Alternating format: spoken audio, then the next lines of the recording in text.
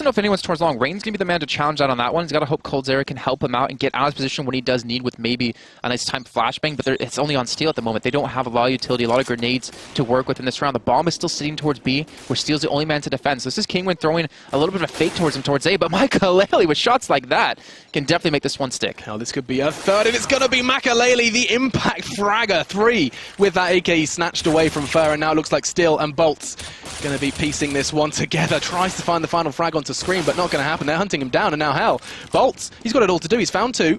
Scream incredibly low, but that's not going to stop him planting. And I think if Bolts had just gone for that bang, he might be able to take Scream out of this one. Gets away to safety now, and this could very well be the round for Kingwin. It shouldn't be. They have absolutely no reason to get away with this one. Oh no! They're not going to check it. Scream! He's pushed up too far. Oh, but he stops it. That could have been it, but still has a hope of it. Pushing on towards Dennis. He gets it, and Bolts brought down to 8 points of health, but still manages to acquire the round. Kingwin testing them to their max there. 4 kills, and if he just stuck that, he would have had the defuse anyways. But he's like, you know what? I can get the defuse later. I can get the 2 kills on top of that. Wow, well done by him. Tying things up at 4 apiece. We have a game in our hands, so this is what we expected. And again, we mentioned so many times during the entire show so far that we've heard so many good things about Luminosity, so many good things about how they're performing in their boot camp, and I think they're bringing that here today. Yeah, absolutely. It seems to be time and time again. Oh, gee, I was going to say f0rn goes aggressive, and he's going to do it again this time. How far does he go, though? It's maybe a connector peek, maybe a peek towards Fountain. He's going to go towards Fountain. His teammate did this just the round prior, and here it's going to be a flash waiting for him. Doesn't stop him, as he doesn't quite connect the shot, but he wasn't, didn't have his vision obscured.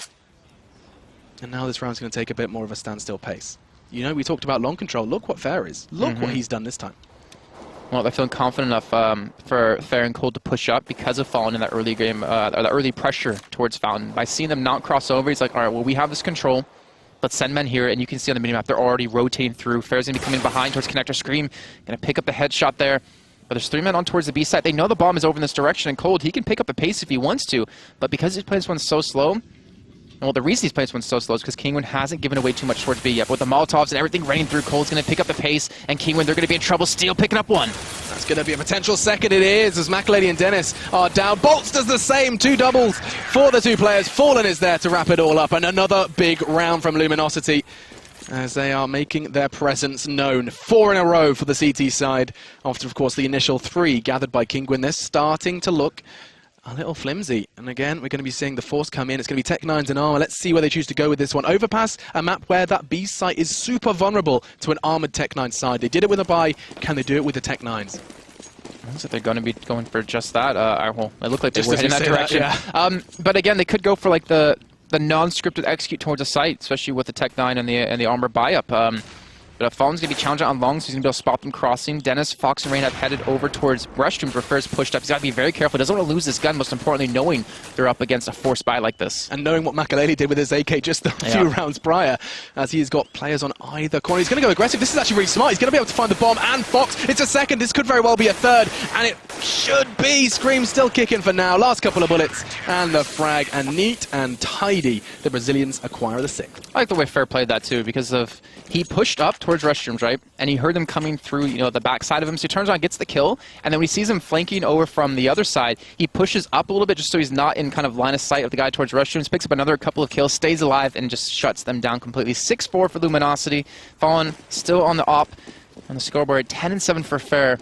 8-6 for Bolts. On the other side, though, Dennis being relatively quiet at 2-8. Yeah, Dennis, of course, the in-game leader. Maybe sometimes the in-game leader effect is there on the scoreboard, but looks like that Molotov's going to be perfectly placed from Steel. Slows him down. I think they're pushing over it. They are. They made that decision, the executive decision, to try and push straight onto the site, get some early presence, but a flashbang pushes them straight on back.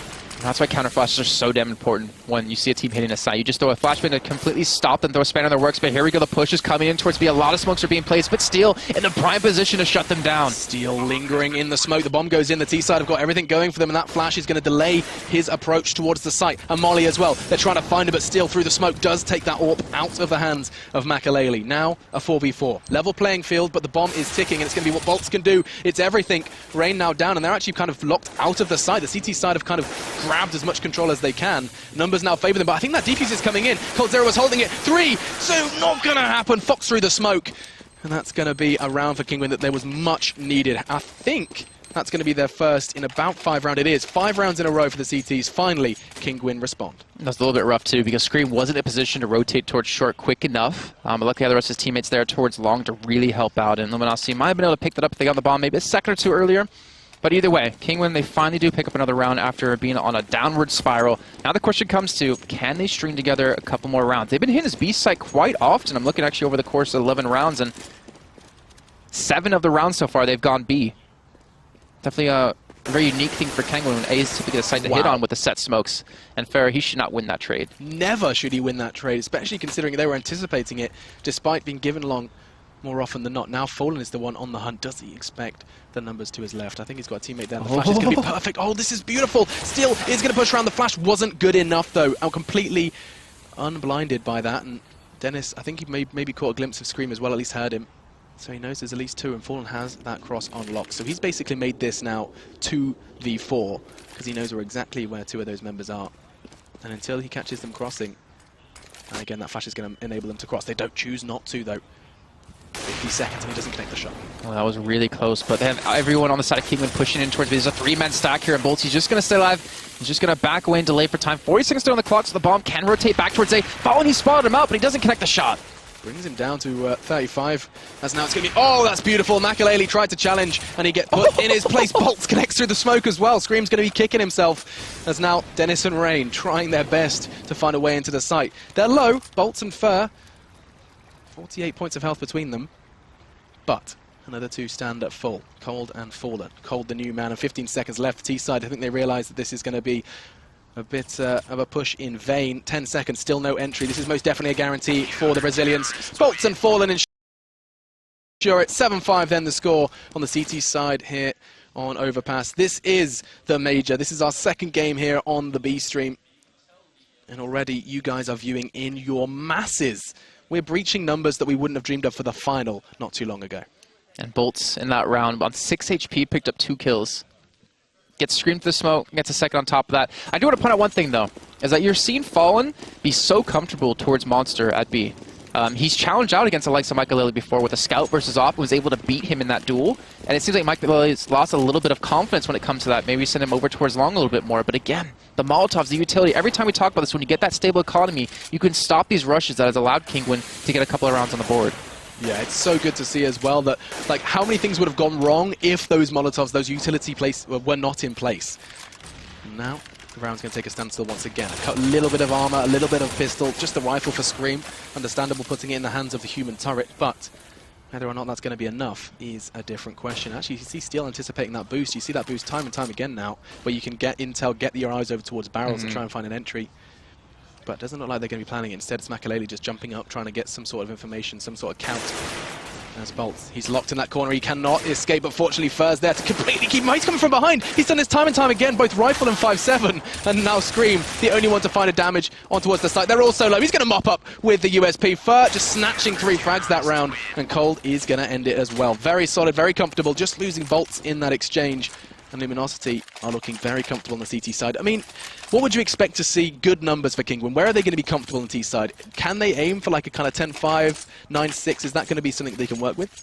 I think it's definitely something they can work with. Just the fact you have Makalele on the team and Fox, who can definitely op really well. But the thing is, like, you can tell they're kind of running out of strategies. Like, the fact that they've been going B 9 out of the 13 rounds so far, and the fact they've been shut down a majority of those times, and not having anyone just kind of watch Luminosity getting aggressive. Like, they don't have anyone punishing Luminosity for pushing up towards long. Fallen.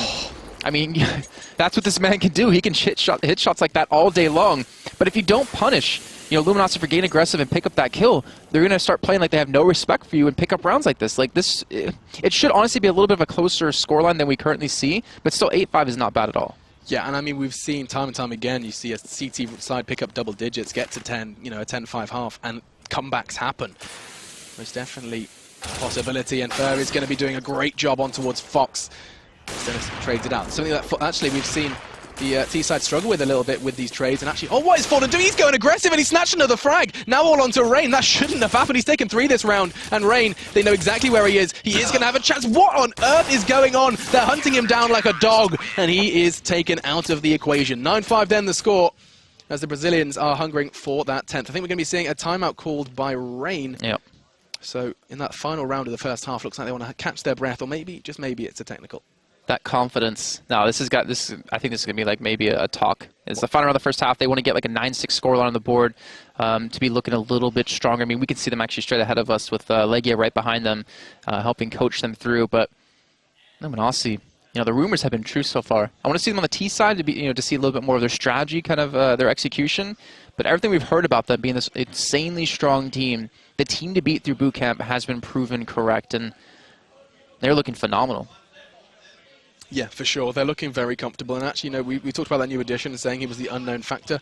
So far, sitting at the bottom of the scoreboard. It has to be said that doesn't, you know, it has to be taken with a pinch of salt. Your first major, you're going to have, you know, a little bit of nerves, a little bit of everything coming into this one. You're wanting to prove everyone at home that you are the right fit for the team. And I'm sure this is just going to be a case of the team behind him letting him know that everything he's doing now is good. You need to keep someone's mindset comfortable. And so far, I mean, look at that, 9-5. Can they pick up the 10th as well? Very important if they want to keep this one comfortable. And sounds like lots of action going down on that other stream. Yep. If you guys are interested as well, there is another game transpiring over on the A stream. ESL_CSGO.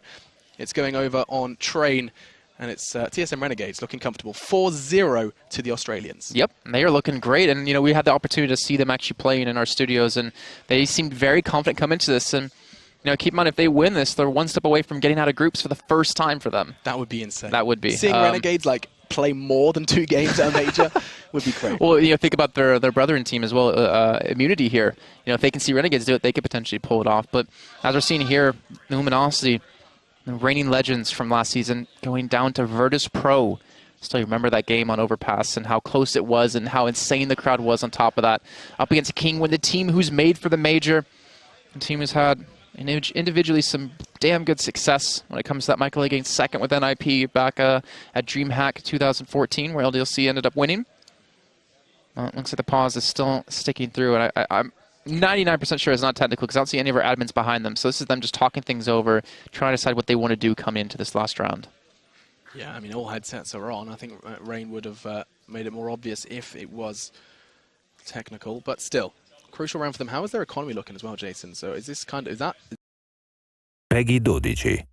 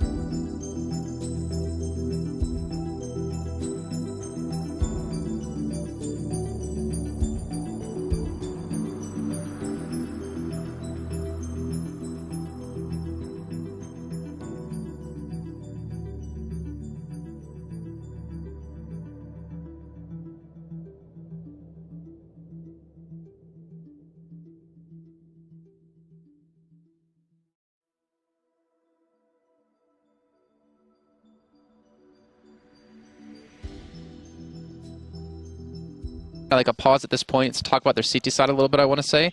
But also, most importantly, you know, if you're in a game and you're playing and you see a 9-6 scoreline, that's less daunting than a 10-5, right? Like seeing 2 digits compared to 1, it's completely different in your mindset. And you know, between these two teams, mindset is a big key when it comes into this. You know, if we look at, you know, kills and deaths across the board, Fox at 8 and 11. Machiavelli only won actually even at 10 and 10, and Dennis at 5 and 11. But we talked about Fox. You know, typically when they win games, when he's at a 1.1 KD or higher, he's more impactful. Or he's like 26.7% more likely to win with him than any other person on the team having a higher rating.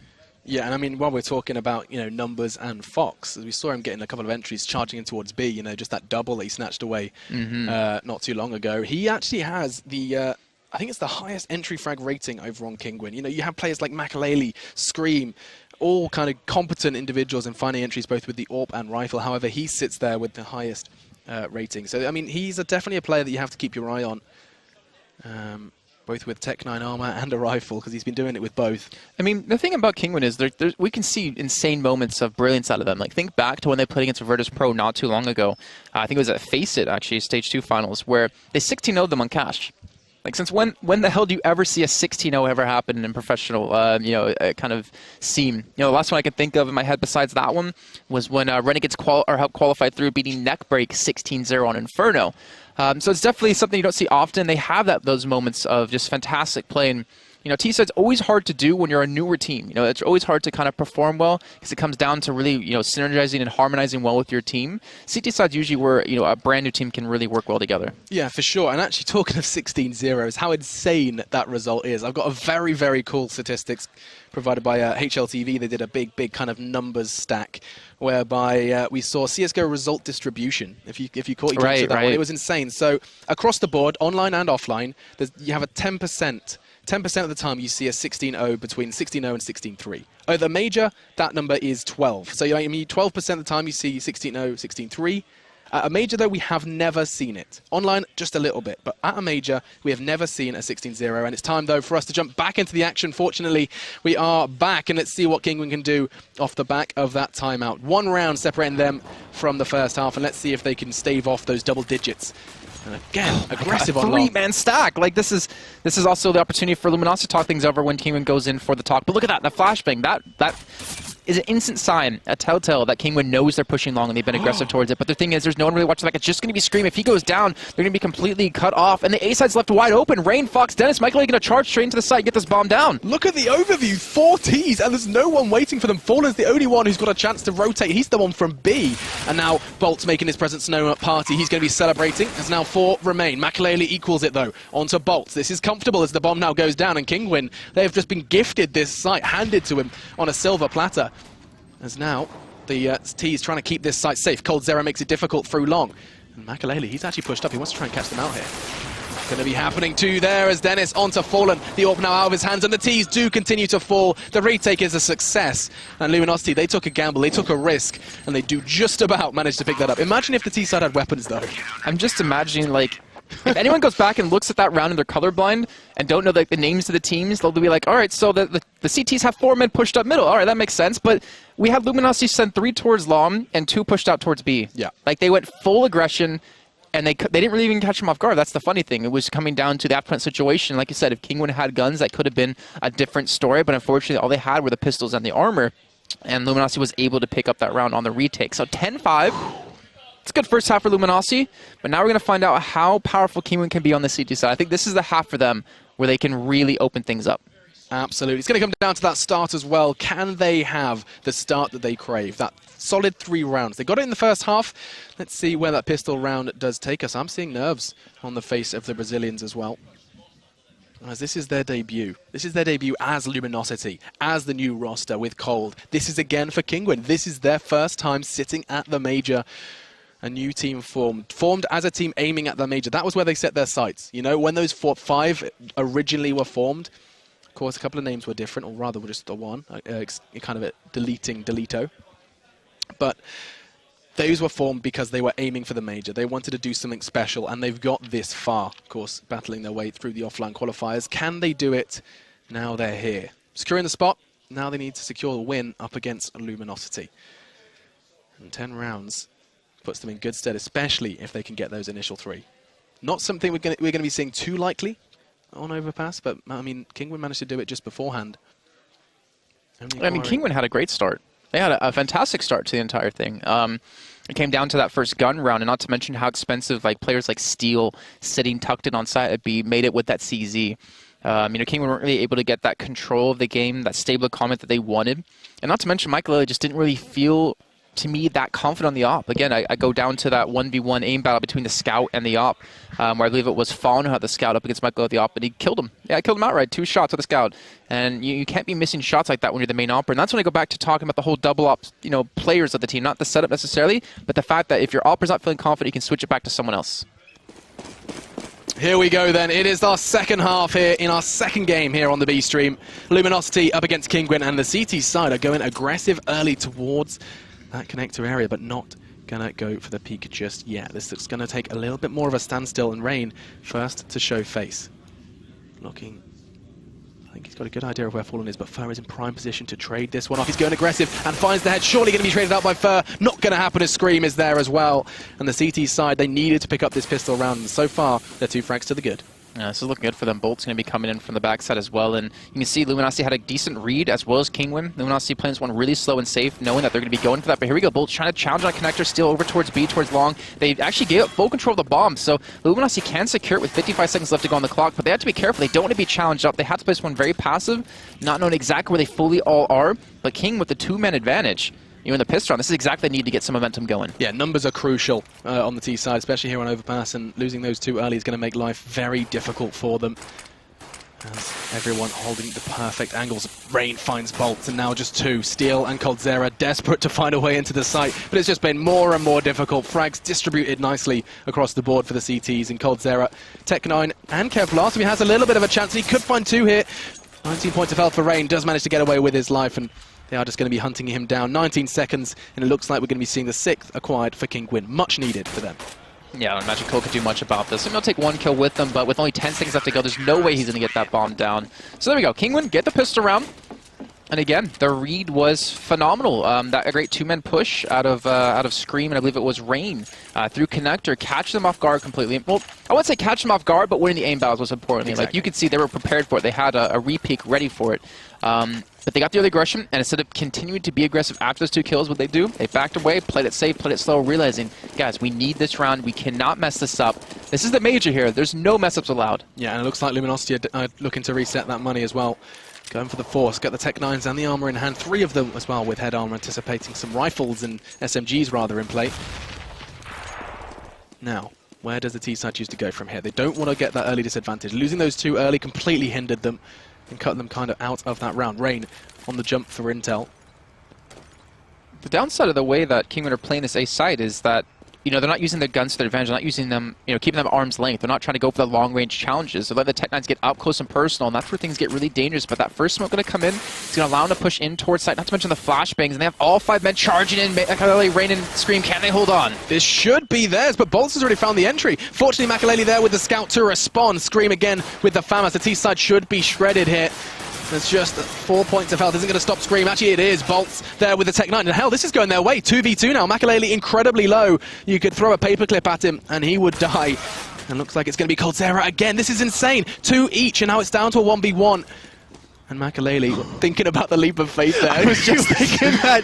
Don't hit the ground. Don't hit the ground and die. Now, 7 points of health. 83 for coldzera. That's 2 shots with the scout, or aim for the head. Makaleli thinking about it, the pressure is mounting at the man, looking to try and keep their economy stable. coldzera holds the perfect angle, and a Luminosity fight back with the second round on the second half. That could have gone really bad for Luminosity too, because they had the great smoke off towards Bank and towards Stairs to stop them from seeing them come out long, but they didn't have another smoke over towards Optimus to allow the cross through into side to get the save plant down. Scream, he got overrun, and if he just would have stayed alive, he could have shut down that push, but Luminosity investment, it pays off for them. They lose the pistol, they pick up the second round, and they're forcing Kingwin to just be on pistols, and yeah, Scream even with head armor on this one, that's a little bit interesting out of him to go for that, because now he's sitting on 0 money. The rest of his team has, 12 to 1700. Yeah, that was such a crucial round. Kingwin needed that one. Letting that slip has almost cost them this one, because Luminosity, they're going to start rolling now.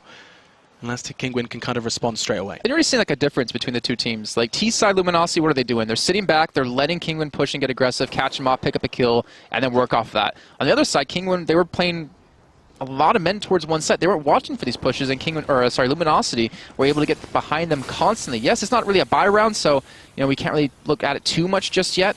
But when we get into that one, it's going to be interesting to see a Kinguin going to play and steal. Again, just waiting for them to push, waiting for them to get aggressive and catch them off guard. Yeah, I mean, you can tell that's exactly what Kinguin go into this one saying, like, let's get a couple of weapons and start rolling. But the T side a little too wise for that trickery. As Bolts has actually got his own signed Galil. You can see that. He's got his own Sharpie out and signed his Galil. But coldzera in the meantime finding Scream, and this should most definitely be a comfortable 12. And I like the way Luminosity are playing this one. It's just so smart. Like, they're not going for any 1v1 challenges. They're going for, like, the 2v1 so they can win out like flat, that, right? Yeah. Go for the trade, if anything. Don't allow them to pick up a gun. Keep a stable economy. They haven't lost a single man. They've barely lost any health in this round. And now Michael going to be up 1v5. He maybe will get a kill, but there's no way he can win the round. coldzera has actually risen through the ranks of that scoreboard as well, as he now finds himself at the middle. He was sitting a little lower down beforehand, but it's all just a bit of a team effort at this point. He's got a FAMAS, and he's desperately trying to keep himself in it. Fallen says no, though, with the scout, and that's going to be 12-6 then, the score. As Kinguin, they're running out of room to maneuver here. They are. They don't really have many rounds that they can throw away. In terms of being able to buy up in this round, well, they're not really sitting too pretty. They're going to have to just go on pistols yet again. Okay. So if Luminosity played out like they did last time, they're looking at 13-6. So where do you go? You're in Kinguin's shoes, 12-6, with just a couple of P250s. They've tried going aggressive. Do you stack? Do you mix it up? What is their plan? I mean, this round, I think it's more about information gathering. They're sending 3 people out towards long. They're trying to figure out how Luminosity are playing. It's kind of hard to say, what they should do when they haven't been able to have a gun round just yet. It's really difficult to say, the way that Luminosity are going to play this one when it does come to fruition. But I think a stack in this round wouldn't be a bad thing. I mean, they have 3 men towards long. Unfortunately, Luminosity really aren't walking that direction just yet. Again, they're playing this one so slow. They have so much time to work with, and they're being very wise about how they use their time. Absolutely. Now, bomb returning to the hands of Fallen. They're looking to maybe set their sights on towards B. Scream's the one holding it, but this stack from long, they're being so consistent, so persistent rather, in towards long. And I think finally, 54 seconds left in the round, we might see Bolts challenge. Flash comes in, they do manage to evade it, but they weren't anticipating the second. That's a fully flashed Dennis hiding behind the rock. coldzera finds him. Looks like he's going to be pushed back, but not enough. That's a double. It could very well be 3. It is! coldzera just turrets 3 in long, and it's going to be all too easy then, as Fox on the prowl, hoping to try and find just one. Fox v Fur, battle of the 3 letters. And it's going to be Fox who's just going to get a consolation prize. And surely Fallen going to be able to wrap this one up, or not. Bomb now loose, and he's got 17 points of health. Fortunately, Bolts is there to mop up their mistakes and put that one under the rug. 13-6 though, as Kinguin, it's time for some weapons, and it's time for them to try and claw this one back. That read out of Luminosity, just the...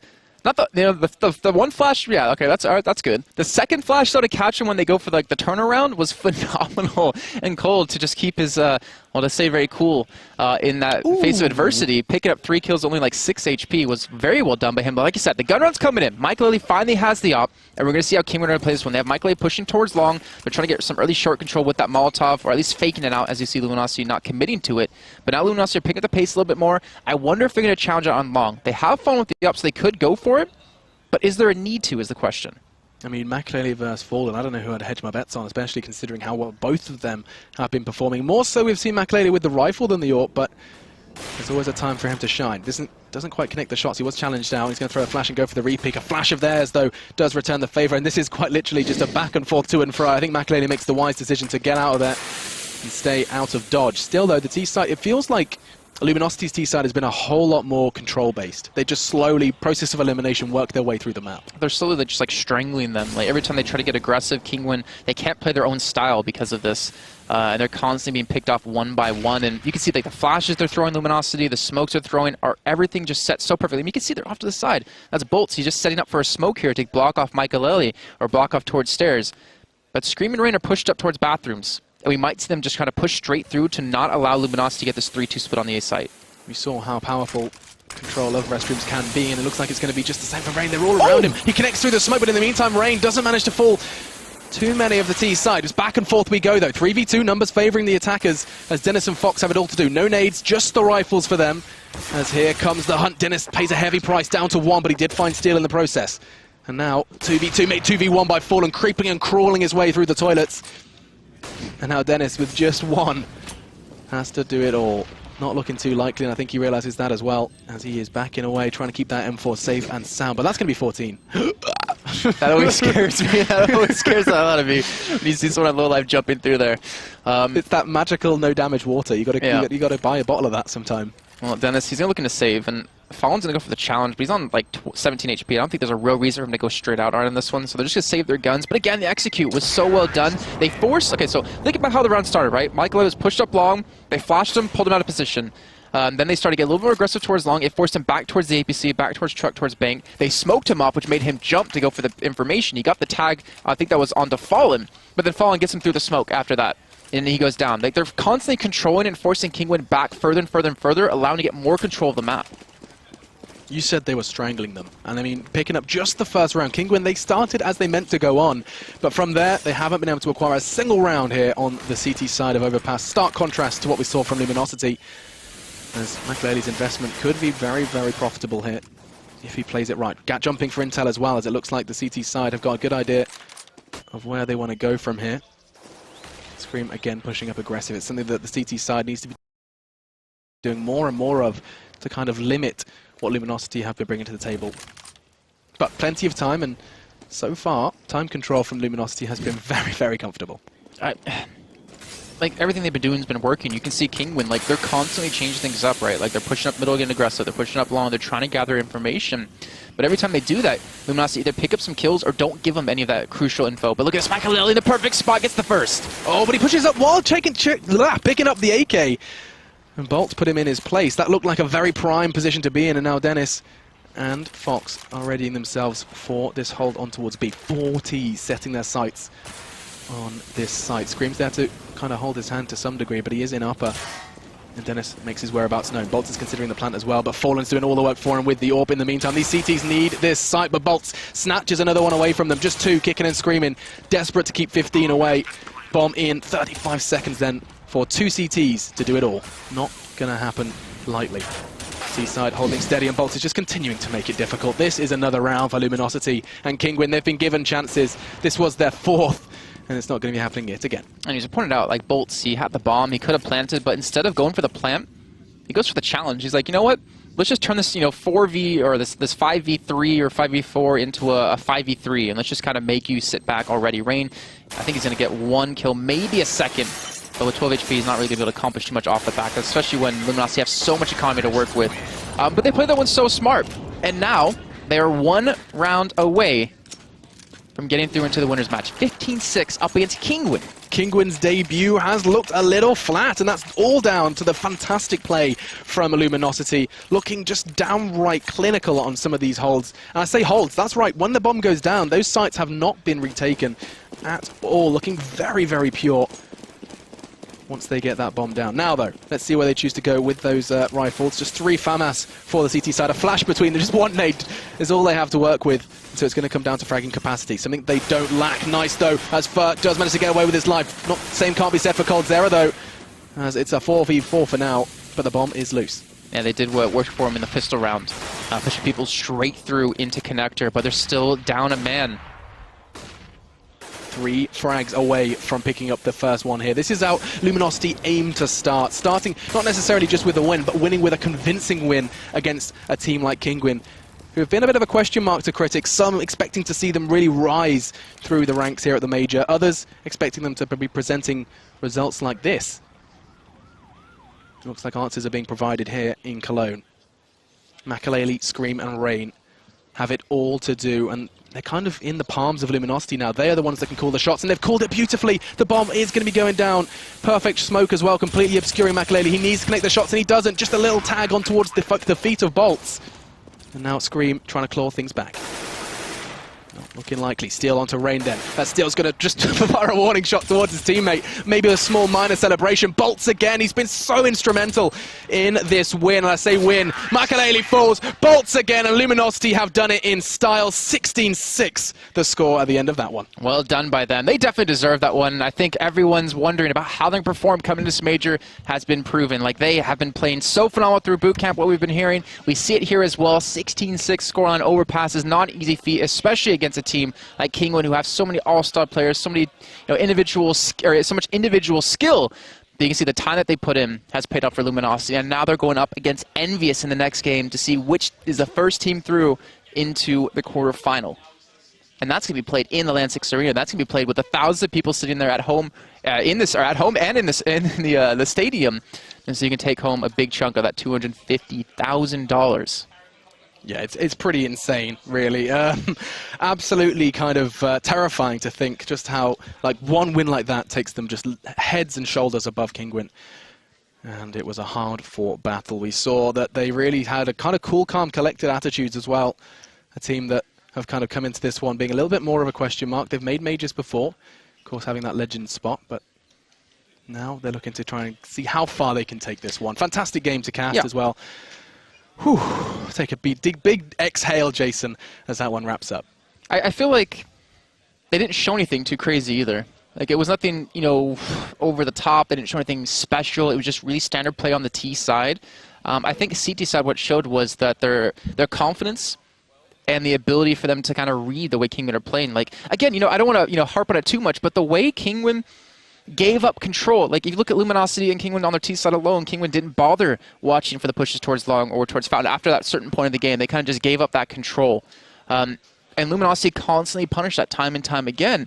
It's just Kinguin, they wanted to play a little bit more fast-paced than I think Luminosity wanted to let them play. And because of that, I mean, they ended that kind of scoreline. That was just really well done. I mean, 16-3, now 16-6. We've seen some real kind of... I mean, what do you expect? It's a group stage, but we came into this one. I cannot explain just how excited I was to see the debut of Kinguin versus Luminosity. I was expecting, like, overtime. Give me an overtime, please. I will be so ready to cast that. But, again, equally as exciting, seeing Luminosity on form. Something that, again, Jason will kind of, you know, keep harping on about it, but there's a real reason to it, is that Luminosity were beating everyone over at Boot Camp. How much can Boot Camp be kind of brought into the major, we'll see.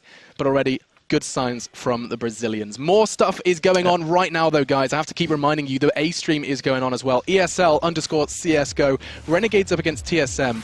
They started well. Things have gone a little downhill for the Aussies, but we will be back. I say we. It'll be Pansy and Henry G bringing you the next game. Virtus Pro versus Immunity. Stay tuned.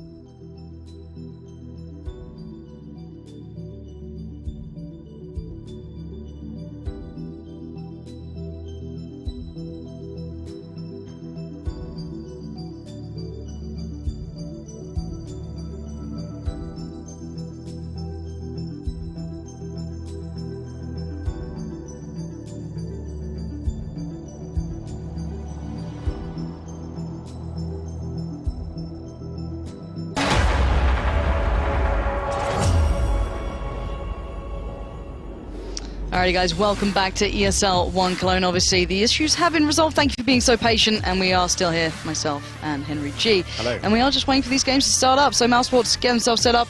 Can't see Cloud9, they're over the other side, but they're looking pretty ready for this one. You can see them on the weight screen there, just chilling themselves out. I think Freakasaur is warning people about their skins. He looked like he said, like, I don't care about your skins, don't even think about blaming me. I get worried when you mention skins, to be fair, already. No, I don't know what you mean. I don't know what you mean. Alrighty, so hopefully the veto process will start soon enough and we can start seeing what they're actually going to go towards. But I haven't actually asked you a flat-out prediction yet, so I'm going to put you on the spot. What, do you want a score line? I want at least a winner.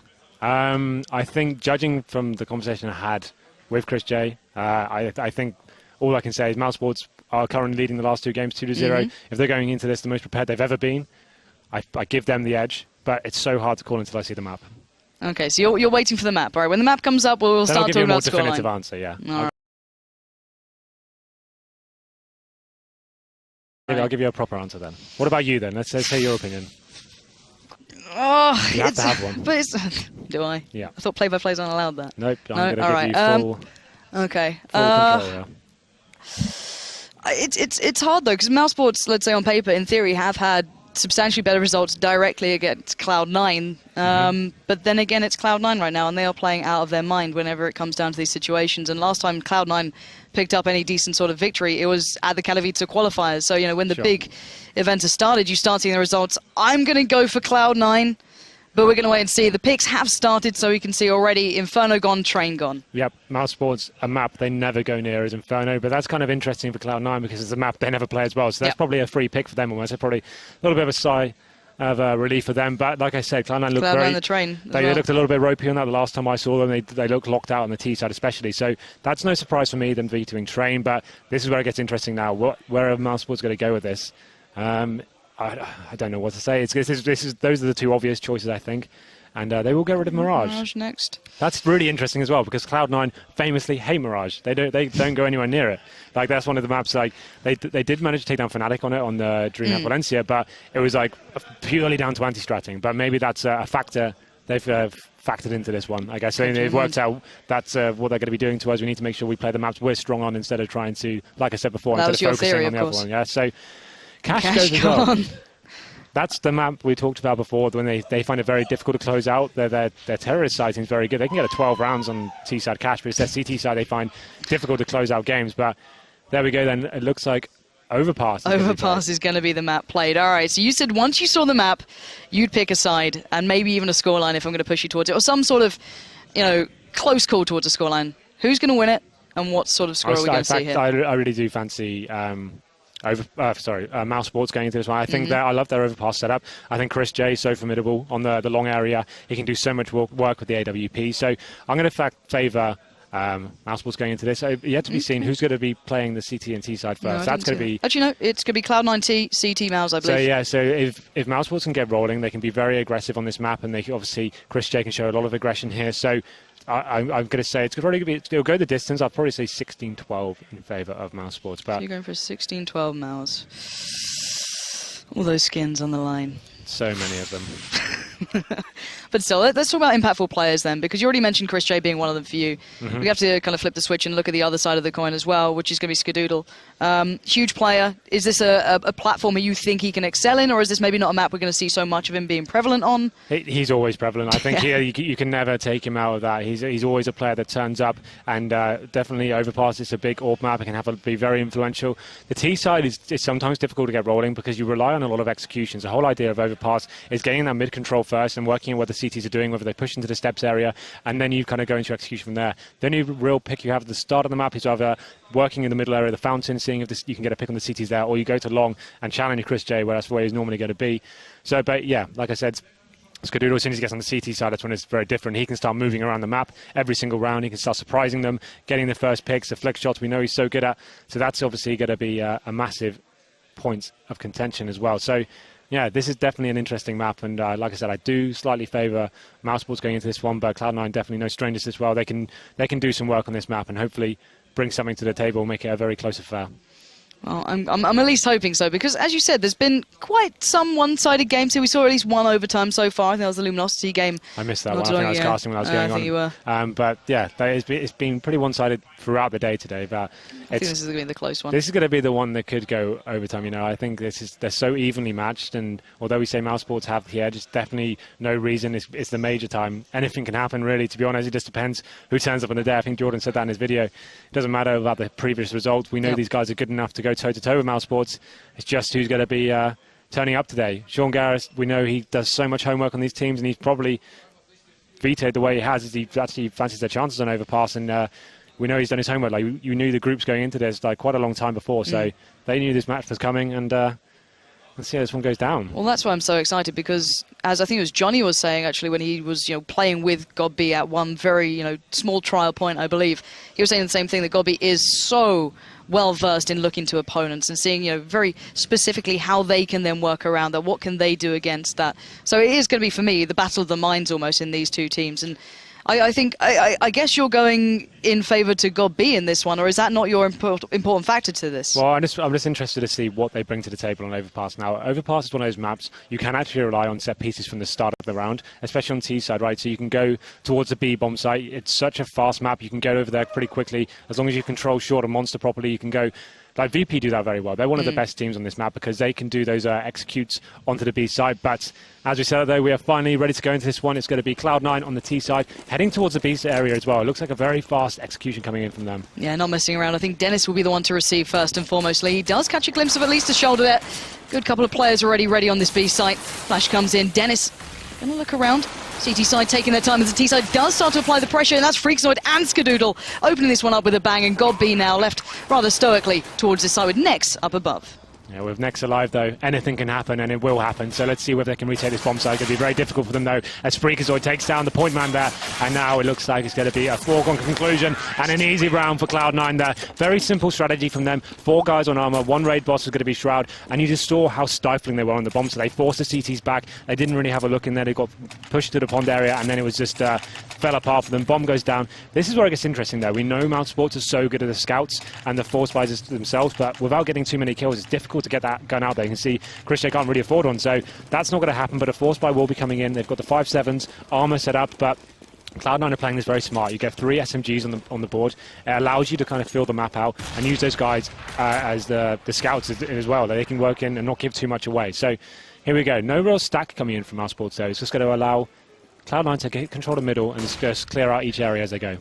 Yeah, pretty cautiously until then. Dennis will at least find Freakazoid, get one down, but a fair exchange Sean will find next. So, slowly working themselves up towards 8. I think Spiddy will be waiting just towards the other side of things, so not going to be the easiest walk in the park, quite literally here, as Sean will be switching up towards that Molotov as nothing will find Chris J, and one by one they are putting the pieces together, but surely they're going to be where Dennis is here, but it doesn't matter. He's going to find Sean Garris, bring back to a 3v3. CT side's doing a fair bit of work here. Absolutely, they're doing very well holding the T side off, and they need to work out whether they can commit to this site. Not too much in terms of utility left. They need to find a frag and get themselves onto the bomb site, but the CTs are well aware of what's going on right now. Next frag is going to be very important. Where's it going to come from? They're just sitting back with the AKs in hand and just trying to find that pick to get them into the site. Yeah, and it's cautiously does it right now. Spiddy is there still, just keeping eyes on him, keeping the rest of his team fairly fluid. Godby not too far behind either. Bomb is down. Now Dennis looking for more. Already done brilliant work this game.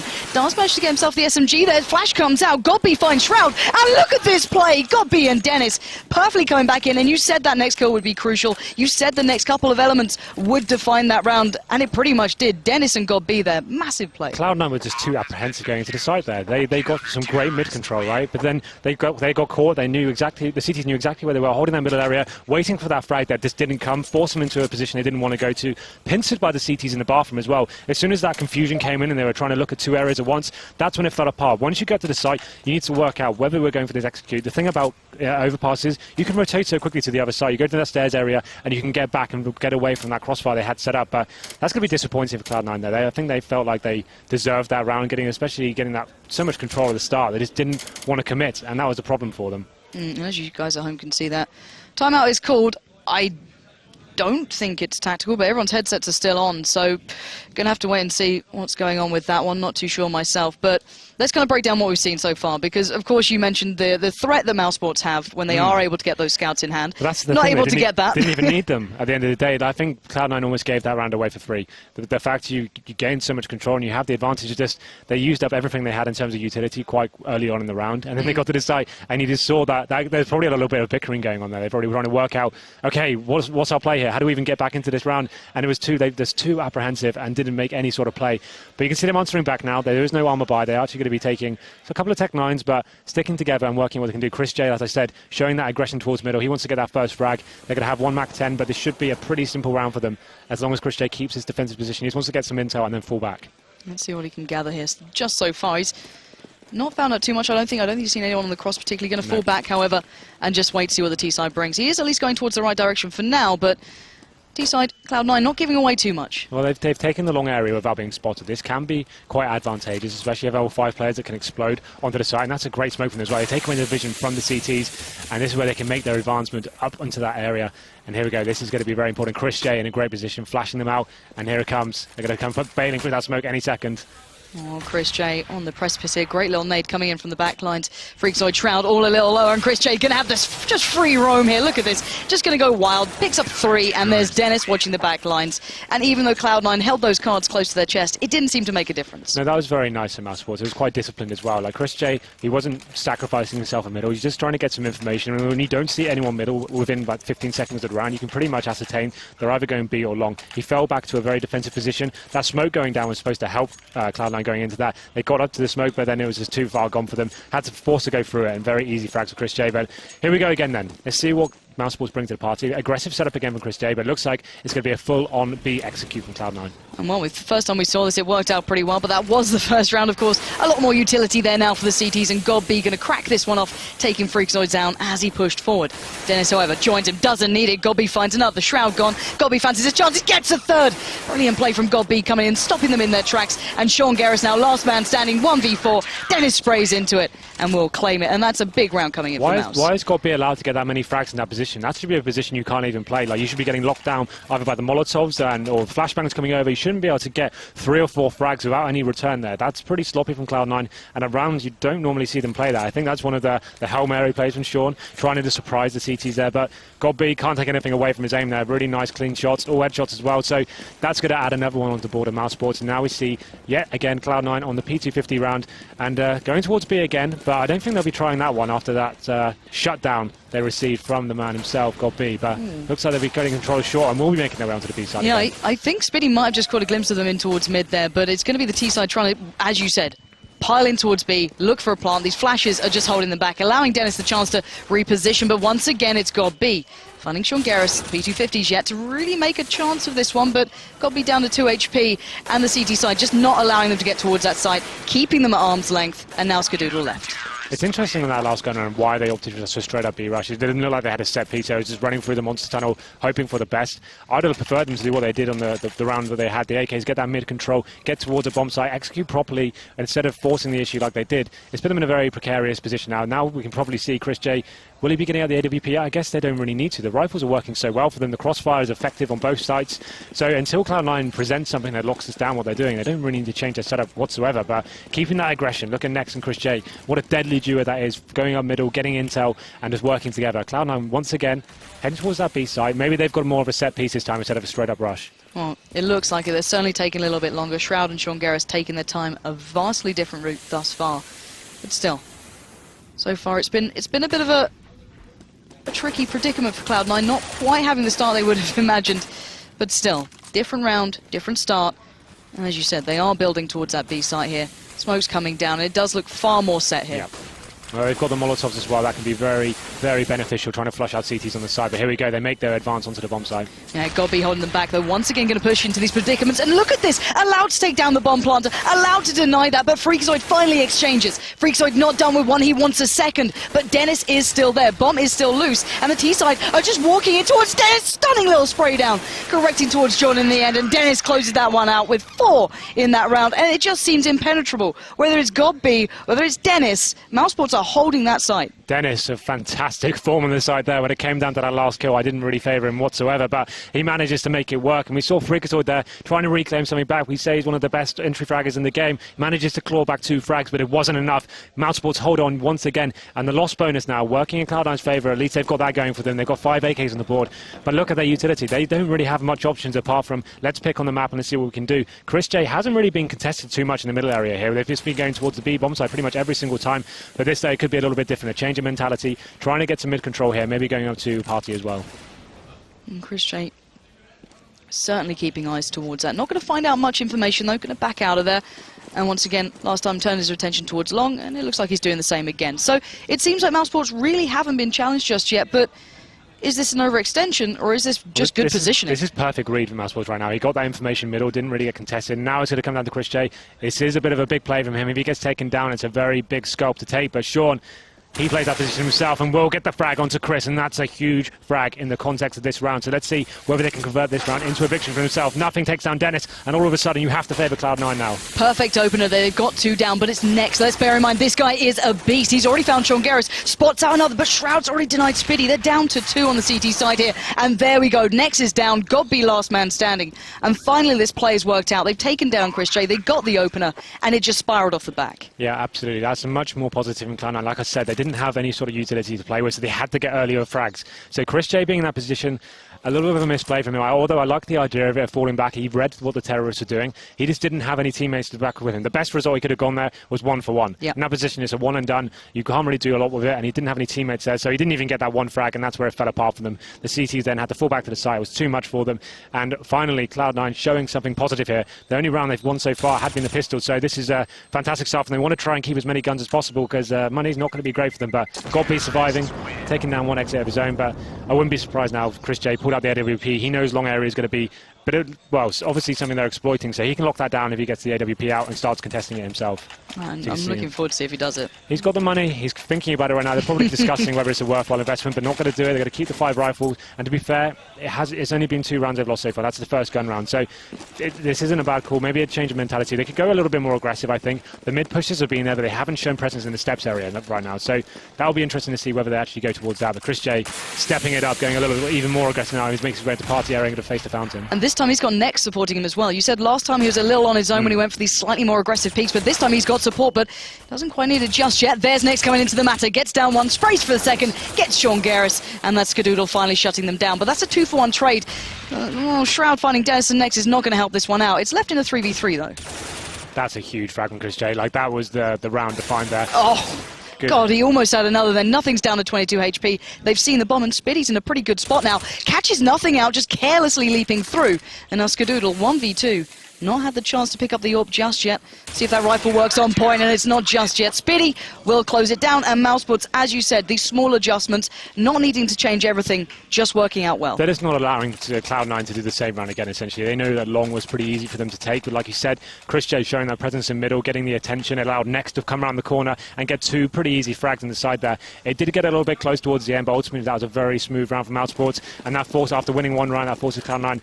The money's been reset, they're on the pistols again. It's not going to be a force buy. They have 1 smoke and 2 flashbangs, but I guess they're just going to try and execute onto the A side. It looks like maybe just try and get a bomb down in this situation, but again, Chris J showing so much presence here. He hasn't really been shut down too much. He's been playing this area very well. Now falling back, we see him do a lot. He goes for the initial confrontation, then he'll fall back to the side. And there, Speedy getting some great information here as well. Just working out what the T's are doing, saying there's no presence here whatsoever. So let's see how this one unfolds. And it looks like Chris J's going to get some action. Yeah, he certainly is, but there's about 3 players with a possible peek, but he denies 2 of them, takes on 1, takes down 2. Perfectly done again. The T players are just having no opportunity to challenge him freely. Finally, Freakzoid has a bit of a shot at it, and the P250 will at least come up good. But Spitty, knowing now there's very little attention towards that B site, can start building behind. Bombs loose, spots out another, and this is a walk in the park for Mousesports so far. We've just not seen much of a contest from Cloud9. What's going on with these guys?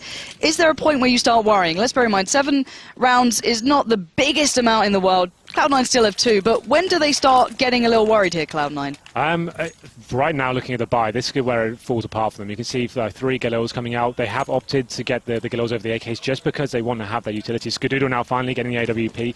This is where it could get interesting. The fact that CTs haven't got an AWP to contest it, he can maybe start doing some big work here. They've got a full set of utilities, so potentially getting onto the bomb side. They have been able to get into B. It hasn't been a problem actually getting the side. It's been getting the bomb down and converting that round. So they're playing things a little bit slower here. They are showing more presence again towards the B side, but Skadoodle is going to be the point man. He needs to make this work and find an opening frag just to give them an advantage going into the site. So far they've been going in 5-on-5 and it's kind of fallen away from them. So definitely banking on Skadoodle doing something. Here's the glass cannon as well. No armor for him.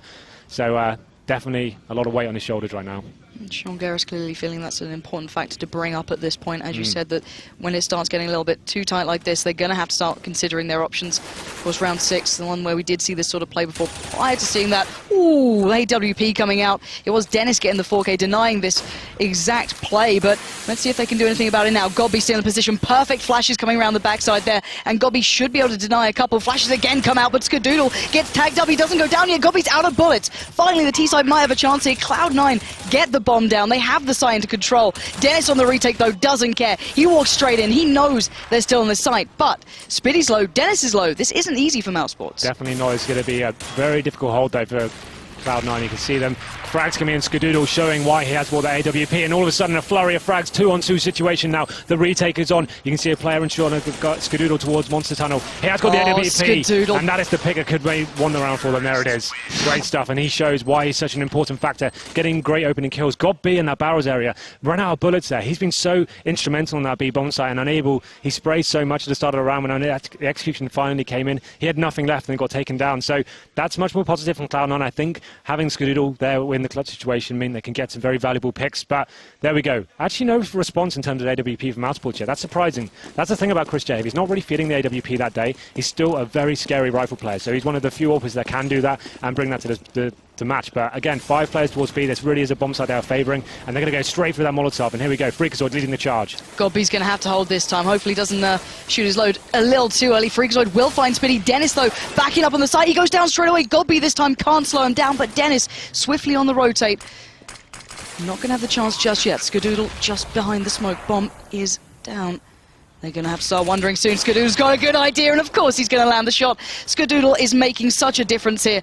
Already picking up kills into this round. Chris J and Nex not really fancying this one. So we discussed this, like I said, they are getting into the bomb sites. It's been the initial exchange has been letting them down. Now they've broken it with the AWP picks. We can see Skadoodle pick up another valuable kill there, but Freakazoid with the Galil getting 2 free kills as he came into the bomb site. That's so important, and he's so strong at doing that. That's why he plays the role he does. He may not get the most frags in the team, but the frags he do get is very important. Sets his team up to get into these bomb sites, and there we go, the 4th round on the board for Cloud9. I wouldn't be surprised if this broke the economy for Mousesports. They have saved 2 guns, but let's see how they go into this next round. I think they're going to be too far gone to force this one. You can see 3K on the board there. Difficult situation for them. Obviously having 2 rifles.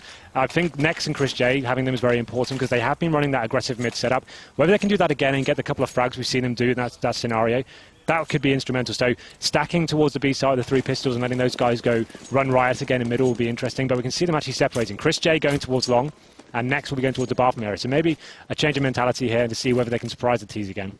Let's find out. T-side taking this one fairly cautiously. Not hammering in towards B, as we've seen thus far. Dennis going to position himself down towards that connector tunnels area. Shroud isn't too far away, but Nex is waiting. So Mousesports holding these slightly closer angles, still not wanting to give up the map completely. And Dennis might have just had the perfect opportunity to make that one hurt. Doesn't quite get the shot off, and we have already seen Nex go down as well. That rifle is now lost. Skadoodle just watching Chris J walk into that. And now g0rth and Spiddy last to alive. Yep, so that's the 2 rifles down. 2 PT-15 and 5-7 to hold the bomb site here. Shouldn't be too much hard work for Cloud9 to hold this one off. Speedy getting some decent damage off. g0rth is going to be a last man remaining, but Cloud9 played that very nice. He didn't overcommit to any bomb sites, didn't get himself in a difficult situation. We see maybe a frag there, not going to happen, but yeah, so they worked out what was going on. Those 2 rifles saved. They're well aware of that. They needed to find out where those rifles were. They took them down, and then it's a very simple procedure from there. But the money isn't great in the Mousesports camp. But all of a sudden, Cloud9 looking very strong, and they could potentially win this half still. So definitely can't take anything away from this. Skadoodle, as soon as he picked up the AWP, has been really, really strong. He's getting some very vital frags. What will Mousesports bring to the table now? I think they need to be exploiting that steps area a little bit more, trying to get the first frag instead of allowing Skadoodle to get the first entry kills. But he will be going towards the B side again. And Chris J, of course, showing aggression. as he does so well, but this is a very important round. This could knock Mousesports onto a full eco after this.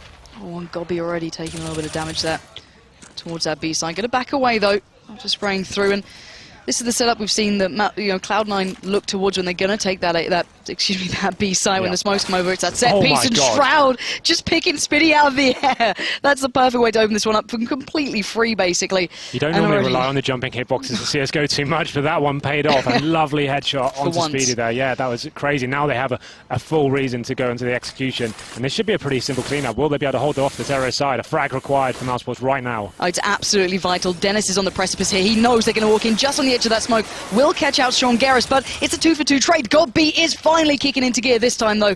2 kills this round, but still, g0rth4n standing has been a massive factor for Cloud9. Bomb is down. It's him and Shroud up against Gobby and Chris J.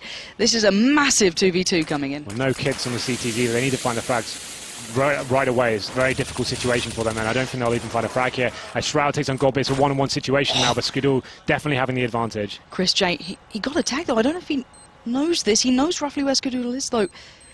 Chris J just backing out of it. He knows he doesn't have the defuse kit. You pointed out earlier on, and nicely done by g0rth4n, just holding his nerve, not going to be playing too aggressively on that. He just waited it out.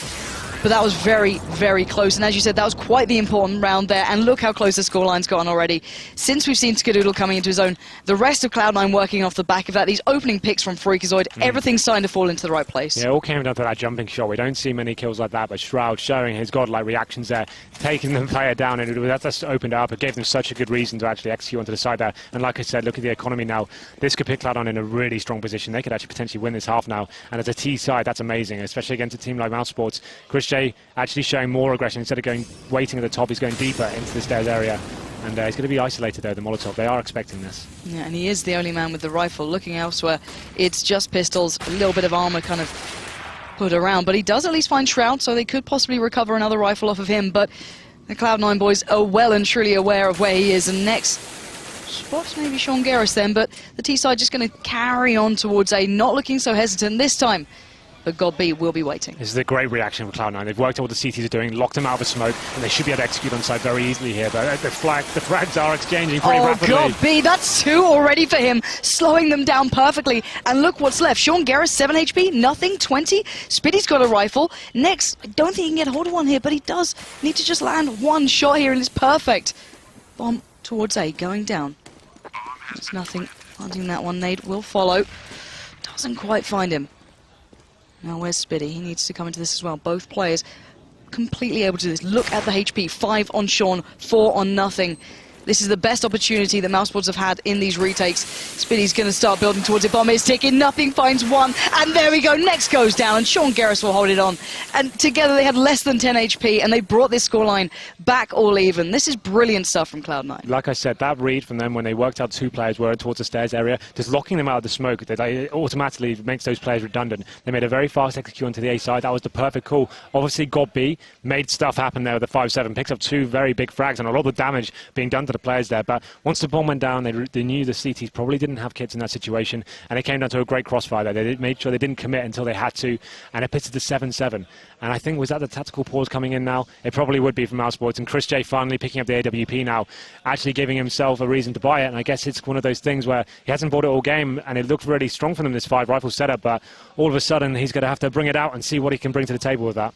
Yeah, we're going to have to find out. I think they've just unpaused it, so we should be back underway soon. It may have just been an issue. I'm not actually too sure, to be completely honest, I at this point. wouldn't be surprised with tactical pause, just I'll because assume for this one. When they brought the AWP out, they need to discuss where they're going to place him, where he's going to be most valuable to the team. So far, I think that's 5 rounds in a row now for Cloud9, so they really have dropped off this map. Chris J going towards a long area. Got the Zeus in hand as well. That gets disposed of pretty quickly, but here we go. Obviously, the last round will be very important. Mousesports want to win this one and take the half home. Let's see if he can make the big difference here. It's been a factor that has been a little quiet so far, not seen this debut just yet. g0rth4n has been certainly letting his presence be known in towards this game. Will Chris J be able to step up? We are seeing that slower, cautious approach from Cloud9 towards that A site, so not speeding things up here. We might just see Chris J have the perfect opportunity to put this to good use. Here we go. Finally has a bit of a glimpse, but he will back out of this one. No one's going to push for that to try and catch him off, but here we go, 3 players lined up, another flash. Chris J just not having the chance just yet, but soon enough, he's going to have the perfect opportunity here to maybe put put that AWP to good use. Well, they're more than aware of what he's doing, so they're playing this perfectly, and that's the big pick they needed. Sean going down to the hand of Chris, and now they smoked them off, isolated them a little bit more. They need to run the timer down and force the T's to come into the side. They don't want to. So the rotation isn't really an option for them right now. You can see they're so committed to that long area, but what's their reply to this? How can they get back into the round? And Chris J's already going roaming. This is very aggressive stuff from Chris J. Just wants to cut off completely one side of this, just leave them on towards long. He's got Next to back him up, but Dennis is going to have to deal with the 3 players now pouring through towards the side. He's got Freakazoid there, Shroud and Skadoodle, all waiting to just chomp at that bit, and Next will find nothing. Dennis finds Freakazoid. They're actually holding it this time. Shroud and Skadoodle, last 2 standing. Chris J didn't make the biggest impact, but he certainly put his name on that scoreboard, and Skadoodle not going to have the opportunity there, and Mousesports will at least close out with an advantage, but a very slim one. I'm kind of bewildered why they didn't bring the AWP out sooner. Like, that could have been a very viable option for them. Taking the AWP towards B, for example, in some rounds, and there was a site they favoured. Chris could have gone for the initial kill on Monster Tunnel, for example, and then move back to middle the next round, go towards long. We know how good he is in all those positions. I'm not sure it took them to the last round to actually make that decision. Peggy 12.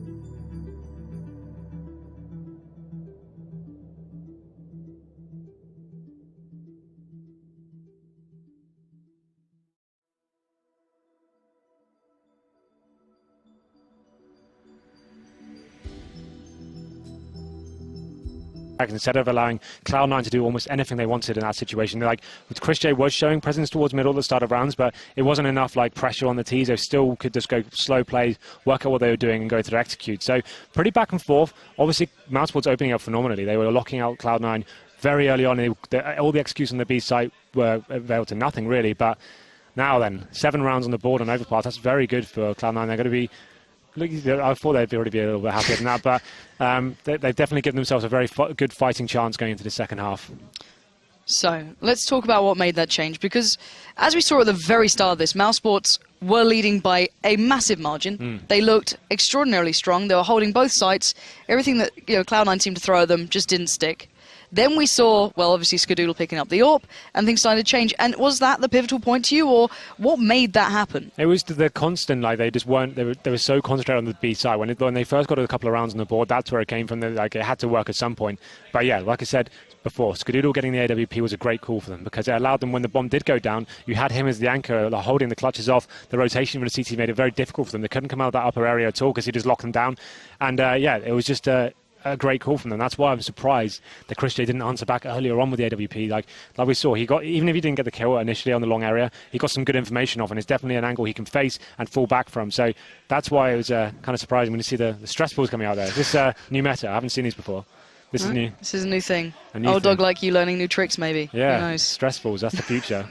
Hey, it's working so far. You know, let's see how it goes in towards that second half. Of course, if you're just tuning in, God knows where you've been, but it will be Cloud9 switching over towards that CT side. Mousesports have to try their hand at the T side here. And so far, you tipped Mousesports to be the victors in this matchup. Are you sticking with that still? Well, let's see how this pistol round goes down. Obviously, a very important round. We saw a very simple round for Cloud9. They just rushed B, but it seems like a change of mentality. 2 smokes for Mousesports, but the CT's going very aggressive as well. They want to get some early kills, and this could be the perfect response. Skadoodle, Sean Garris, nothing, all pushing up here, and they're going to get a face full of information, but that's Chris J picking up nothing, and God B follows on towards Sean Garris, next towards Skadoodle. They've just steamrolled through that. Yeah, it's the only thing you can really do as a CT. You either sit back and allow the Ts to crush you with a 5-man execute, or you try and bring the game to them. You try to get that early frag, and that's what Cloud9 try to do there, but unfortunately sometimes it doesn't work out for you. If you lose the first man, you need one person isolated, it's very difficult to hold off a T-pistol round, but exactly what Mousesports needed after that first half. They get themselves a pretty convincing setup here. They should be converting this round to a victory, but 2-on-4 situation, Freakazoid and Shroud left on the map. Very strong players, obviously, and I like what Mousesports are doing. They're not committing too heavily. They want to find out and make sure they go together. They're banking on the CTs making the first mistake here. Well, Freakazoid was certainly starting to go looking, but not overextending here, not wanting to put himself out of place. Of course, Shroud is over towards that B site. Freakazoid towards A. Neither want to make the mistake. The interesting thing is here that Mousesports still have 2 smoke grenades as well. So as long as they go together and choose the right area of the map, I'd say B is probably their best bet. Either smoking out some of the key choke points, going together, that gives them a really strong chance of getting into the site uncontested. Yeah, and Shroud will have a very good idea very soon as they do start to pour through. Great work comes out. Shroud already dinked up, has to back away. Freakazoid's en route, but by now already, as you said, smoke's in place. It's made it so hard for Cloud9 to get back into this one. Shroud going to just try and catch something on towards Dennis, but at the moment Freakazoid going to have to be the one pushing in. Doesn't get any of it. Shroud will at least find next, but it's Dennis to close it down with 2, and Mousesports at least will pick up this pistol starting on their T side. Yeah, very calm play from them. Like, they locked down the initial push from Cloud9 in the long area. You kind of put that down to a 50-50, but Chris J got the opening frag. And what I liked so much about that was they didn't, even though they thought, oh, that's the round probably over, we can just run into a bomb site, they utilised the grenades they had in their inventory, made sure they waited for the CTs to show any presence. Nothing was shown, but went towards the B side. And like I said, once you smoke out those key choke points, the CTs are forced to face angles that aren't very favourable to them. But the double scout setup coming from Cloud9, they're going all in, and we know how deadly they can be with these weapons. It's going to be Shroud and Skadoodle, but will the Ts be away? You can see, look how passive Look how, exactly. If you open up the map right now, or just look at the mini-map, they are literally as far back as you can almost get. God B next, Chris J and Dennis just wanted to find out the lay of the land. They don't want to walk in towards those scouts. They don't want to allow those 5-7s a chance here. But it is getting Cloud9 starting to get a little pushy. They are starting to look around. Sean Garris and Freakazoid having a bit of a glimpse, but at this point, surely it's just about being careful and cautious. You just want to make sure you go as a team. That's the whole thing in these sort of rounds. Even if you lose a frag, it's fine. You just need to make sure the response is there straight away. So you can't allow the scouts to do the jumping shots. You need to smoke off key choke points like this, go together at that stage, and not allow him to pick up multiple tags. That's what it's all about here. So they need to be careful. They don't leave too many people spread out. We can see Speedy holding towards the B flank there. That's fine as long as he doesn't overcommit and get taken down. But it looks like they're working their way up long, but they will have a scout waiting for them. Shroud just needs a tag, and he gets enough information there just to rattle the terrorist team.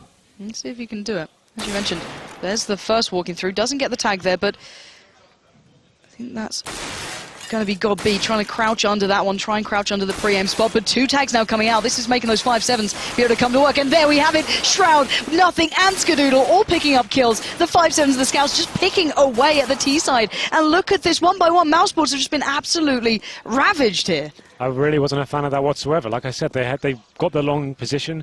They worked out the scout was there. Like, no one even got tagged initially. All they had to do was just smoke off the bank area there, or just utilise some flashbangs they had. They did have 2 smokes there, but just went in clean. God B just walked into the side, got tagged down. And like I said, as soon as the initial tags come in, it makes it very easy for them to clear up. And Speedy holding the flank, not what the team is doing, the kind of lurk roll there. He saves a UMP, but that's not going to do much as he doesn't save any money there. He goes with 150 this round, and the response from Mousesports now is going to be very interesting. And looking, of course, at Cloud9, they got 4 rifles out of that. They didn't miss a beat, and the UMP was the one item that would survive for the T side. And Tech 9s, P250s, and a bit of armor.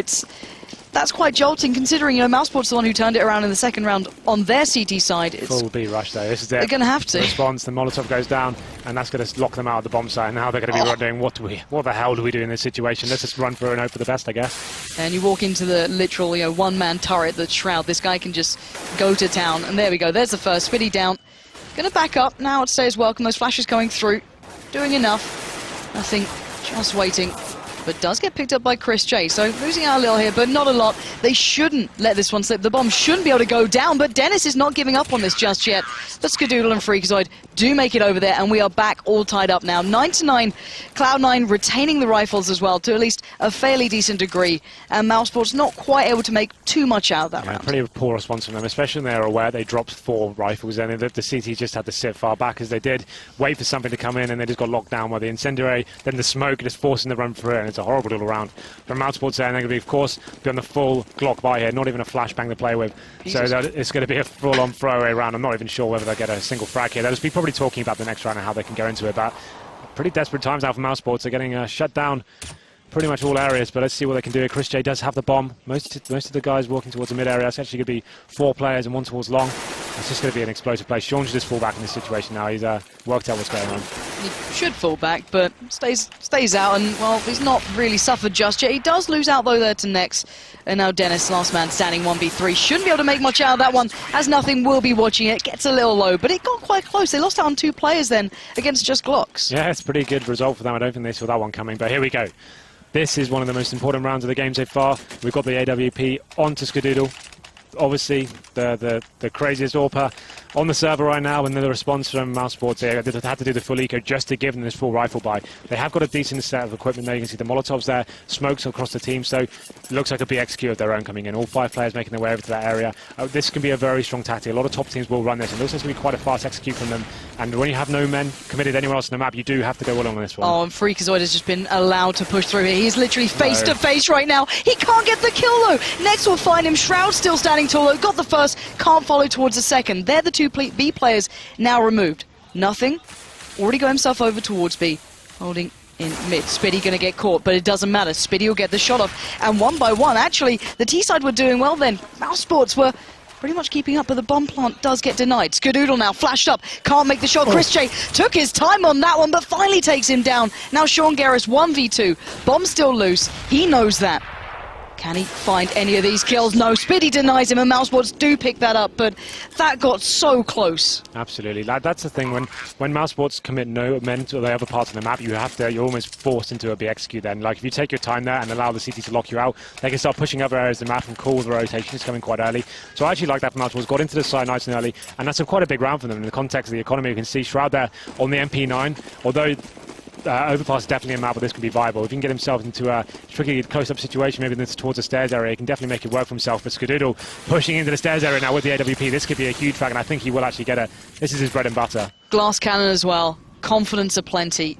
Dennis there does actually flash himself up some way. Oh, beautifully done by Skadoodle. Just makes it look so simple, yet not many people can pull that one off. He will back out of this as well and get away a little more damaged up, but still in place, still just as potent. That's the perfect play. When you're up against the ropes, your economy is not very good. You need someone to get that initial pick just to lock out the T from performing a full execute or a bomb site. Now they need to assess their options and get a pick of themselves. Chris J got the scout in hand, so he has a disadvantage in this matchup as well. You can see them just trying to bait out a little shot there and see what they're playing up against. But the T's getting mid-control here, but they haven't really got too much in terms of positional advantage because they haven't met any CTs yet. So let's see what they can do. 50 seconds remaining on the clock. God B does have the bomb, but they don't have a lot to work with right now. No, they certainly don't. And Sean Garris is still slightly pushed up, not by much, but enough that could catch them out. Nothing's going to put himself towards A as well. He's going to be watching the push towards long, so Sean knows he's still fairly well covered. He might just hear these footsteps coming forward. He gets 2 down. That Spiddy ain't going to be denied. Nothing's going to find next, and that's a brilliant little shutdown coming in towards that A play. And Chris J now, last man standing. He's got a scout on a Tech 9, but it's nothing to close him out as well. And Cloud9 keeping all players alive, and the power of Skadoodle getting that first one, slowing down the T's, allowing Cloud9 just a little more control. Yeah, it was the perfect response, making sure he gets that first frag. It's allowed his team to fall back, and you saw Mousesports then didn't have a reaction to it whatsoever, or even a response. They just held the middle area and then just chose the time, went in together, and Sean Garris locking them down with a really nice spray down there. Some good synergy between them. Shroud keeping the MP9 here. Really good call from him, especially we know he's going to be up against an eco here. You can see yet again, pretty much a Glock buy, but they're just going to get some mid-control here. Shroud trying to utilise the spraying power and just farming some economy there. Chris J gets taken down straight away, and that's good stuff from him. Again, they can just work out. No armour on the player. It's going to be a pretty simple round. They can fall back here, but Sean Garris has got other ideas. Yeah, and God be next. Thought they could maybe pop around behind Sean Garris, catch him off a little there, but truly and utterly aware, the smoke held them back, and it was just shooting fish in a barrel this time. Spiddy gonna look for, he will at least take down g0rth there, but there's still Shroud. And he's still doing so much damage here and getting so much money for it as well. Spiddy knows he's in trouble, but he will go down in the end. So Cloud9 keeping numbers there, keeping the rifles in hand. And it looks like they're starting to really get themselves building into this game. Yeah, absolutely. You can take a look at the money of Shroud. They can see he's on 6k after that round, so very nice stuff for him. Another eco, it looks like, from Mousesports. Not going to do the quasi-buy, not going to be getting the armor so much. They're going to be getting the smokes, which suggests they'll be going for an executor, trying to get the bomb down. The best place to do that always is going to be the B bomb side, because it's so easy to try and get a bomb down after you do all the smokes. You can see players actually not going to be options that way. Maybe they'll be going towards a long area, but you can see this aggression. Once again, Shroud going for that initial kill, and he should be able to shut them down pretty convincingly there, and that's the bomb going down as well. So any ideas Mousesports had, completely shut down, and now they'll be looking down the barrel of a 5-on-3 situation. What can they do here? Difficult times for them. And let's bear in mind, Freakazoid's with him this time. He's another factor that's been pulled over towards that aggressive play out of A, and it's played off brilliantly. Him and Skadoodle, joined by Shroud, keeping those T's as far back as possible, not even letting them get a glimpse towards that side with the bomb. Spiddy Shaw will get attacked towards Freakazoid, but there's still 5 players standing, and Cloud9 are completely up in his face. Yeah, I actually like this buy from Mousesports. They're not overcommitting themselves and getting like Galils and AKs out, for example. They're making sure they go into the next round with everything. I wouldn't be surprised if this is when Christian needs to step out now. He probably does need to get the AWP out and have the answer back. They're not getting picks on the map. They're getting locked down with this aggressive play by Skadoodle, etc. So this is where they can slow it down a little bit more and try and work on their pick play. You can see the money there. Chris J wouldn't be able to justify. It's going to be the glass cover. He hasn't got the head armor. I guess that is quite a big factor going up against the M4s, though. So he has got the AWP out, and let's see what he can do with it. He's going to be the linchpin here for Mousesports, and I wouldn't be surprised if you saw even more aggression from Cloud9 here. They know they're in the driving seat. Skadoodle making his way down middle again. Just barreling straight through. Not a second of doubt in his mind. He wants to go straight back up there, and why not? He's going to have 2 players possibly close by, and that was God B, but they have backed away, as you can see. Spiddy as well, making his way towards that B side. Chris J joining. Once again, of course, it's Shroud and Nothing will be waiting on the other side with Freakazoid as well. So, not exactly easy to break through, but Mousesports seeming like they want to slow it down a little bit more and just make sure they don't rush into something here. Well, they don't want to get shut down by their early aggression. They want to make sure they feel out the map and ascertain what the CTs are actually up to before they lose the round. So this is good from them. They've pushed the CTs back to the bomb sites now, and they should allow Chris J to even just face some choke points. You can see them are going to be favouring B, and here he comes. Very deadly in these sort of situations. Will he be able to find the frag, and misses it? That's a big miss, and that's going to be costing the round, I think. He's been such a linchpin player for these boys for so many times, especially with the openers, but if he's not landing them at this point with the AWP, when it finally gets in his hands, this is going to happen. Freakazoid already finding 2. He gets a 3rd, and Freakazoid's just on a mission right now, and why not? They're walking into him. He's not even been challenged. Sure, Godby's finally broken through towards A, but to what end? The bomb's still over by B. It's finally in the hands of Spiddy. He might be able to hold them back here, but he's got 3 players just knocking at that door. Flash comes out, a little bit of a boost here from Shroud, and well, last time Shroud was able to pluck the player out of the air. This time he's going to have a little bit of trouble, as Godby will be caught off by Nothing pushing through Bank, and Spiddy has to just reconsider his options here. 13 seconds left, not much hope, and Freakazoid just had free reign then to do what he wanted. Well, that's the whole thing. We talked about Chris J. He had to find that frag there, and I'm sorry, that's one he should have hit. That's a shot Skadoodle would have hit all day long. So going to that site, fluffed his lines a little bit, hit the shot, got taken down to 9 HP, I think it was, and then from that's the moment I said they're going to lose that round now, because Freakazoid gets all that information. He's able to face after a flashbang, got 3 huge frags, and that's what he's so good at, is locking down those bomb sites, and it takes them to 14 rounds now. Looking at the money over the Mousesports off that big investment, it's going to be dire times for them. They've saved 1 AK-47 on Speedy, but the rest of the guys now trying to work out what's going to be the best play for them. Do they allow Cloud9 to go on to match point here, or it looks like they're actually going to be just doing some body armor? Kind of questionable when you go up against 4s, not really worth the investment, but I guess it doesn't really matter considering how much money they'll have to go to the next round. And a select shot coming in for Skadoodle. And there's the nade. Touchdown. Just Kobe Bryant makes his appearance on the server, why not? Skadoodle, you know, give him an AWP, give him a nade. It doesn't seem to matter. He can just land it with anything. And now 4 players left alive for the T side. They've been struggling with 5. Spiddy's the one with the rifle. He does have the armor. Dennis as well, just body armor. Nex and Chris J with the smoke and Tech 9. It's really not ideal, and Skadoodle knows he can challenge these out. He's still holding the angle. Can he make any more? A little bit of a shoulder peek from Spiddy.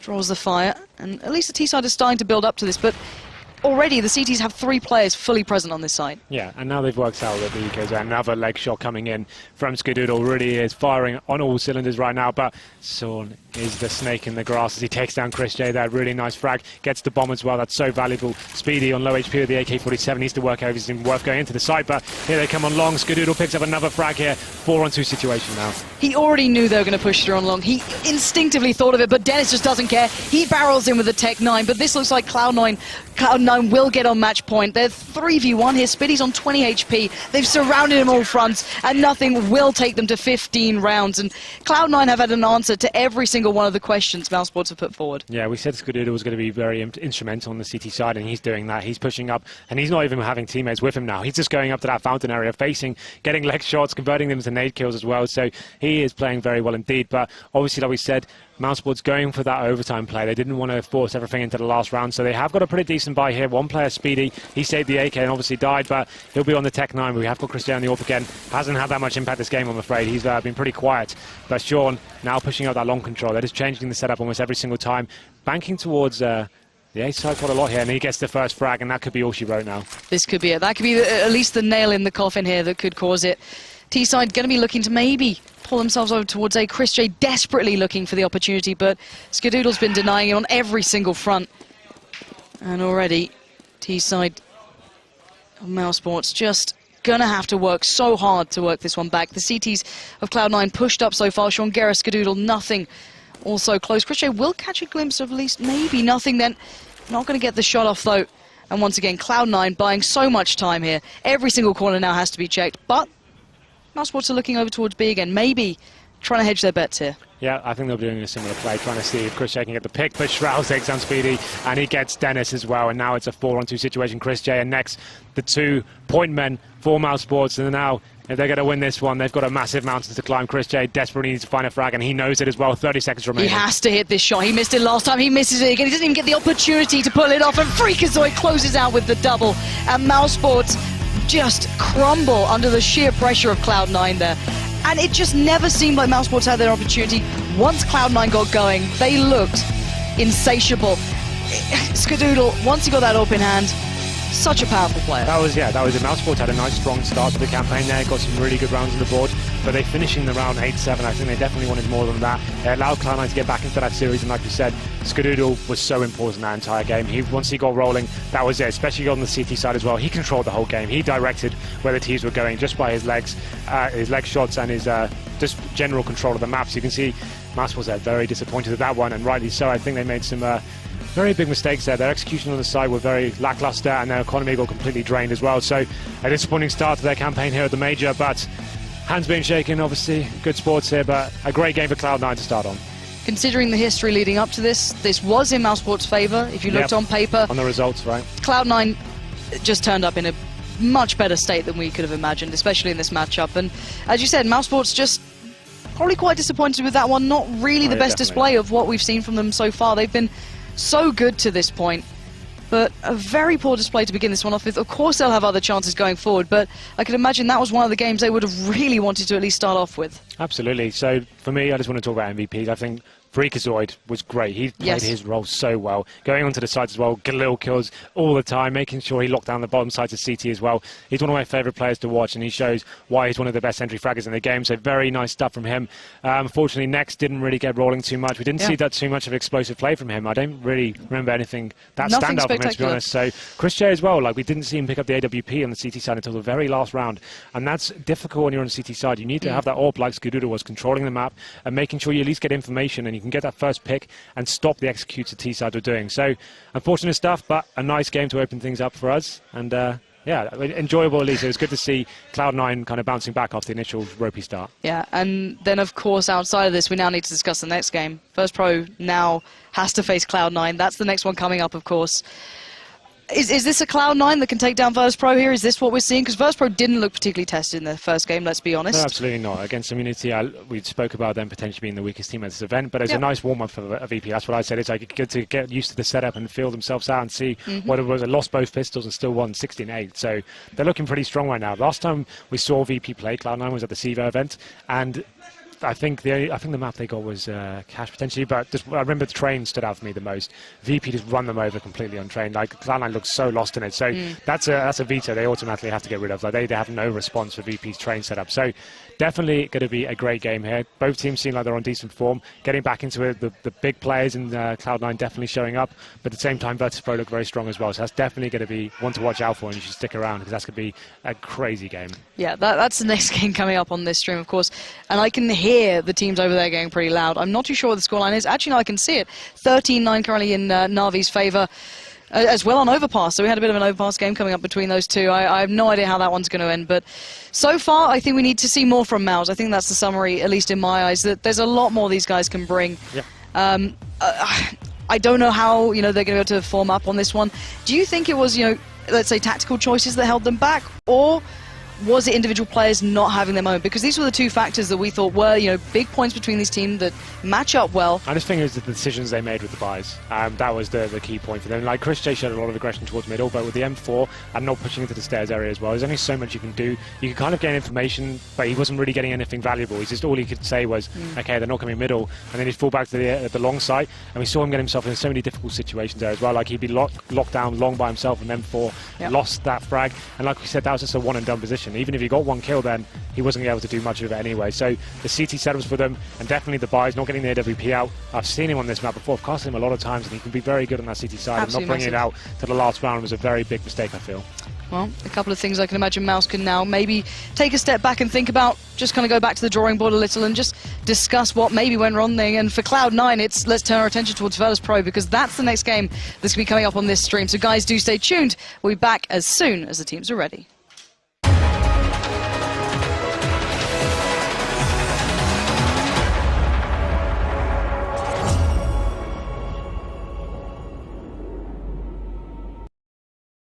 Peggy 18.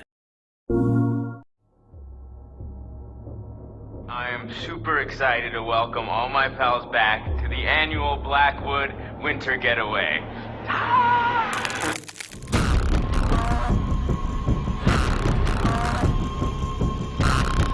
Here we go. Right, adventure begins. Given the choice, I prefer not to spend my evenings plummeting to my death.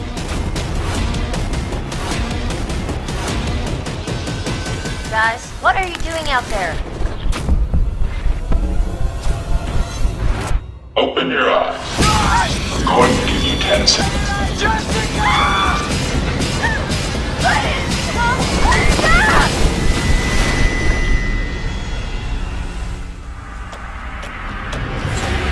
Adventure begins.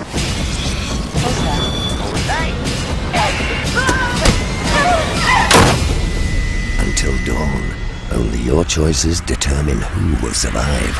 Exclusively on PS4. This is for the players.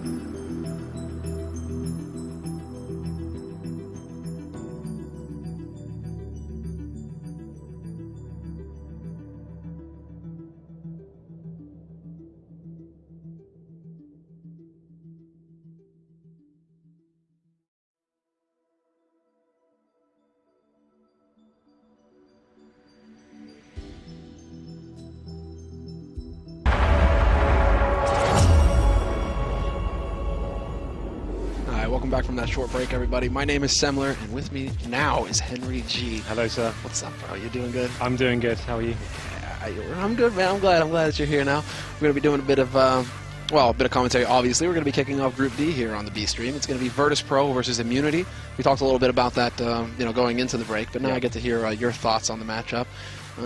Start us off. It's a difficult one. I'd say Immunity here, arguably the weakest team at the event, without being offensive, I think. I think that's pretty clear. And then Virtus.pro, obviously, they've bounced back recently. The change in formation for the team, they've had some lineup changes, not in terms of new players, but switching the roles around quite a lot as well. So we see Neo with the AWP now, Pasha more of the AK style, and it seems like Taz is taking the helm on the tactical side as well. So they're looking very strong, actually. After their performance at SIVO as well, winning that event, it's kind of their resurrection. It felt like they actually found some form and got back into the driving seat in CSGO. Now, do you think that they're like one of those real threats, though, to be able to make it deep into the tournament, Virtus Pro? It's yet to be seen. This game's going to be interesting to see what kind of form they're in right now and see. The thing about Virtus Pro going into this, they've got such a strong map pool, and teams like Community, they should be wiping the floor with. That's if you're being objective and looking at this as the game as a whole. This should be a very good warm-up for them. Get used to the playing conditions, the tables, and see how they feel. I almost want to say, get ready for the real battle that's going to be coming up next. Yeah, like not to take anything away from Immunity. I haven't casted them that much, but from what I have seen, it hasn't been very impressive. They're always like the team that can potentially get like 10 rounds against someone good, but they don't seem to be closing out a lot of games. Yeah, that's the tough thing, is that like the last time that we really got to see them play, I think, was DreamHack Tour, and they just got demolished. Demolished. Yeah, it's a tough thing, and they themselves, have come to this tournament just saying, we're actually really happy to be here, just so we can get more experience, right? That's the whole thing. This is why CS:GO is in such a great state right now. We're having these different regions starting to develop great teams. We have Renegades from the Oceanic region. Now we have Immunity as well. Obviously, coming to these events, that's what it's all about. It's getting the experience, learning how to play against the best teams in the world. You're never going to get better than just smashing the same people over and over again in your region. You need to come here and get this experience, and what a better place to do it at the major events. So definitely a team to look out for. They have got some great talent there, but I don't think they're ready for this kind of scale of tournament yet. No one's really expecting them to get further than the group stages, unfortunately for them. But hopefully they can bring something interesting to the table. If they get a map in their favour, they've got some new ideas, can kind of surprise VP a little bit perhaps. But ultimately the best result I can see for them is getting into double figures, and then they will just slip away. But yeah, that's kind of what we were talking about as well. How long before Renegades, then Vox Seminor, right, really started to become a threat? How many times did they have to go to a major?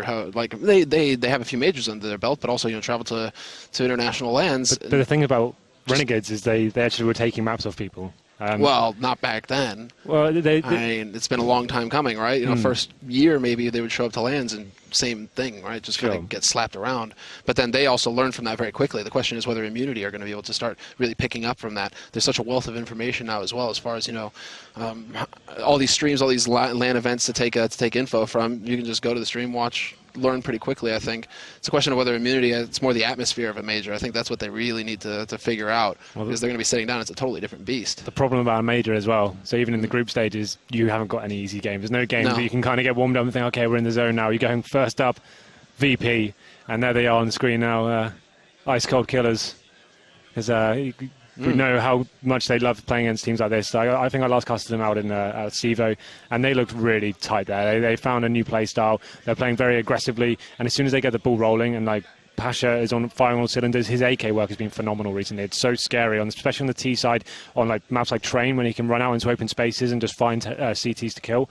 He doesn't seem to be missing any shots right now. So he's a real instrumental member of VP. And whether Immunity have the players to lock down monsters like that, I'm not so sure. Especially with the AWP style Neos has right now. He's not like the flashiest AWPer in the world, but he hits the shots that count. He's very defensive, makes sure he hits 1 or 2 each round, and it's a very difficult force to shut down.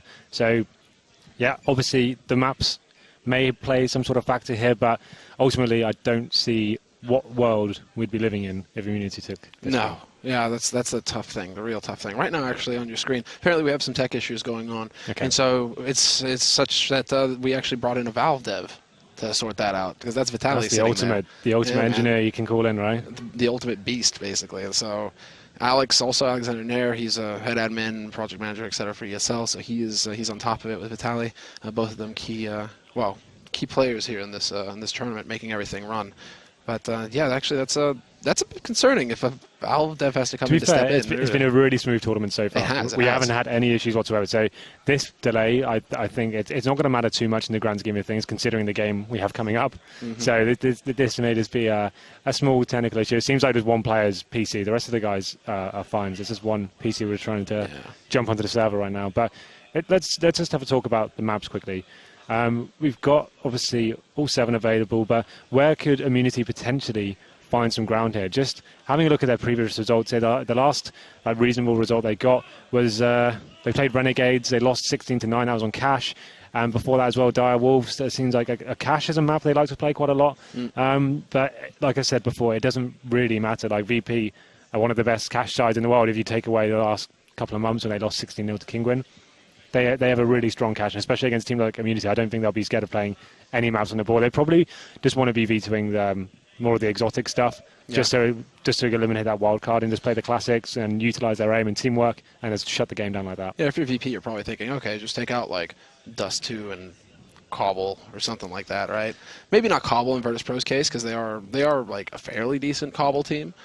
But well, like they're kind of hit or miss in that map, I feel. Like, do you remember that G0rth4n recasted together when they got run over like 16-2 by Fnatic? Which was so weird as well, considering like just a couple months before that, Virtus Pro were a team to be feared on Cobble. Yeah. So they just kind of slipped away from that. But that's something that they should have been aware of as well, and that they should be looking to rectify coming into a major like this, where we're on the desk talking about how these teams need to be solid on 6 maps at least, right? If not all 7. I mean, it's a huge task on their hands. Especially when you living in the Oceanic region, and it's very hard to gauge as to how effective your strategies are being implemented and stuff like that. And that's one thing we need to mention as well. The fact that, Immunity are coming from the Oceanic region, Australian team, but also that they don't feel like they've had the best practice going into this. It's hard. They haven't had the time. Some teams have been boot camping for a couple weeks now. Immunity apparently showed up just a few days ago. They got a crash course boot camp where they just kind of like piled into a room. I can only speculate. I don't know the guys personally, but I can't imagine they're on the same sort of level as Renegades are. Like a full-time job is their full focus going into this. Like it's definitely going to be a part-time thing. They definitely don't have the same kind of backing really to go boot camp in Germany for 2 weeks before an event. Like it's a big commitment to take, and unless you're actually doing very well at these events, it's hard to justify even suggesting that for a team. And when you're up and coming, you need to start getting results first and prove you're worth the investment in that sort of sense. So these are the kind of events they need to start stepping up at. Obviously, we said before, it's one of the hardest ones to attend and get decent results, but just showing that there's some glimmers of hope here could be even enough. But we just watched NIP get completely rolled over by TSM, and that's 2 big names going at it, right? So even if they did lose 16-3, like that does happen. You can't say, oh, they're obviously not ready for this. I guess it's one of those things. Sometimes one team will absolutely smash the other, but happens at the top end of the scene as well. Like we said, Immunity, probably one of the weaker teams at this event, but I'm hoping to see something from them. I always like to see developing teams come and show some sort of promise at least. Even if it's just getting the frags and doing the fundamentals of CS, getting the exchanges and having the right ideas approaching the rounds. But that's the thing. It's like if they're looking to try and win the game, they're probably going to try and go for crazy stuff, right? Like unorthodox plays, things that they're hoping are going to catch Virtus Pro off guard rather than try and get that groundwork done, get the steady, solid play that they're going to be able to look back at and see, okay, what did we do right, what did we do wrong, and actually learn from. A bit tough if they're going to try and just throw random stuff out there. So it is a bit of a mystery. I know VP, though, they're going to be so aggressive. Yeah. They know like every player on their team is going to be better aim-wise, game sense-wise. The synergy between the players as well is just going to be on point. So they're going to be so aggressive. It's going to be very hard for them to approach a tactical sort of game. Well, we actually, I believe, have a video to show you all, detailing Virtus Pro's journey here to the event. I mean, this is one of the top 8 teams from the last major, so they did get invited back as a legendary team. But let's go ahead and take a look at that now. At some point, that gives us the advantage in the game. We're the oldest team here, so many years of experience, but at the same time, sometimes it's a curse, or it doesn't help sometimes because you overthink stuff instead of just going wild and into action like a young player. We've been preparing pretty much, playing a lot, and I think we're ready for the group. We're definitely gonna be strong in this one. Prepared and confident coming here.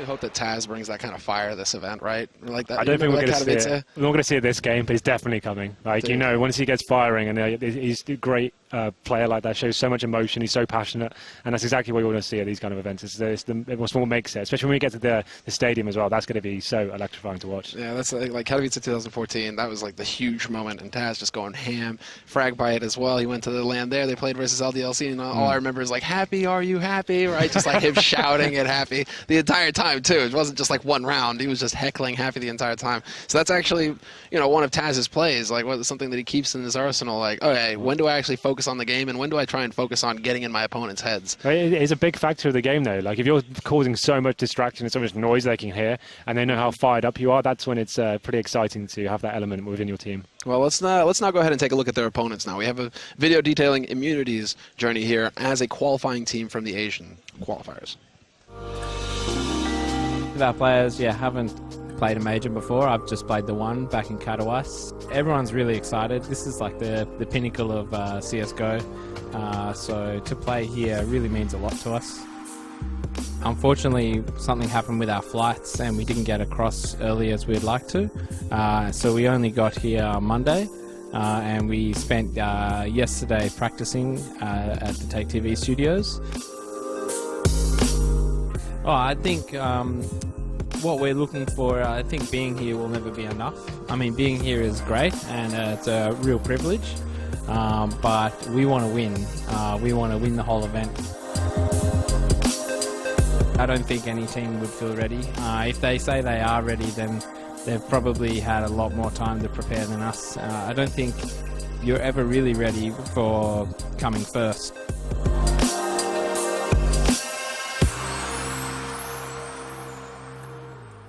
I mean, no, there you guys got it. God, the koala is here, and even the koala looks scared. That video didn't really fill me with confidence. No, look at that koala right there. Does that koala inspire confidence? He looks a little bit sad as well. He looks a little worried. The whole thing there, they're like, obviously that they've got a little bit messed up with their flights and stuff, but they seem like the message here is like, guys, don't worry, we haven't had much practice here, but we'll give it our best shot. We'll give it the old college try. Yeah, there's a bit of a sad video. It's like, we needed some sadder music there, just to kind of. But there it was.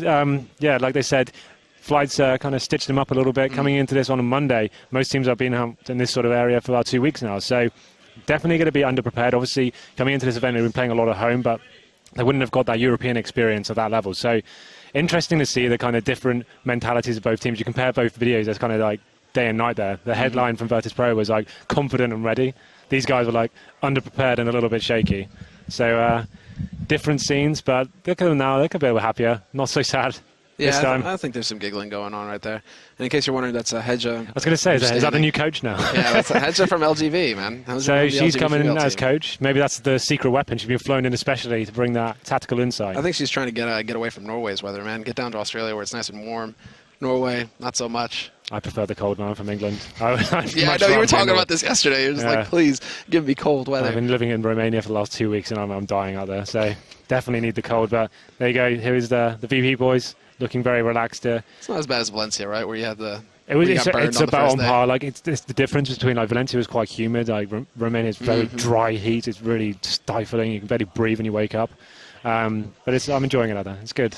It's nice to get some sun on my pale skin. Yeah, but it's coming in. Yeah, a little bit. But when you stay indoors playing CS all day, you don't really get that much of a tan, to be honest. But yeah, there we go. So the guys just warming up here now. You can see them kind of maybe looking towards the middle screen and trying to work out some last-minute ideas of what they can implement into the game. Oh, we might have the pick ban going on now. I hope that's the case. Yeah, there it is. So we got the veto underway. Dust 2 removed by Virtus.pro, so yeah, no random shenanigans there. And Train taken out by Immunity. Well, that's a very good idea. Like, VP's Train right now is scary as hell. And get rid of Inferno as well. So they are getting rid of like the classic maps. Kind of, I think that's what you said. Is maybe just get rid of the ones you think Community are going to be prepared on. Exactly. Like that's where you start as a CS team, right? You go in your Dust 2s, your Infernos, but then goes Overpass as well. So Cobblestone it is then. Interesting.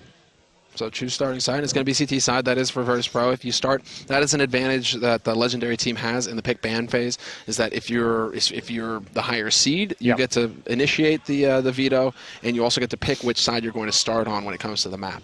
So it is quite an advantage, having that top seed in the groups. Definitely, it's one of those things that just rubs it in for the lower team a little bit because you're going into a map that's almost randomly decided, and then you have to go against the guys on their favoured side. But that's what this whole event's about. If you can't keep up with this event, you shouldn't be here really. So that's what they're trying to prove. You can make it to that legendary status. So going to be decobble. We said before that VP, they've had some very strong performances in this in the past, and also some very weak ones, especially against the likes of Fnatic. But going into this matchup, I don't think that's going to be a factor for them. But as long as they concentrate on their own game, the key thing is CT, right, is economy management. They need to make sure that, although they probably favour themselves quite a lot buying the scouts and doing the force buys, I think it's not really justified in this matchup. You don't need to do it.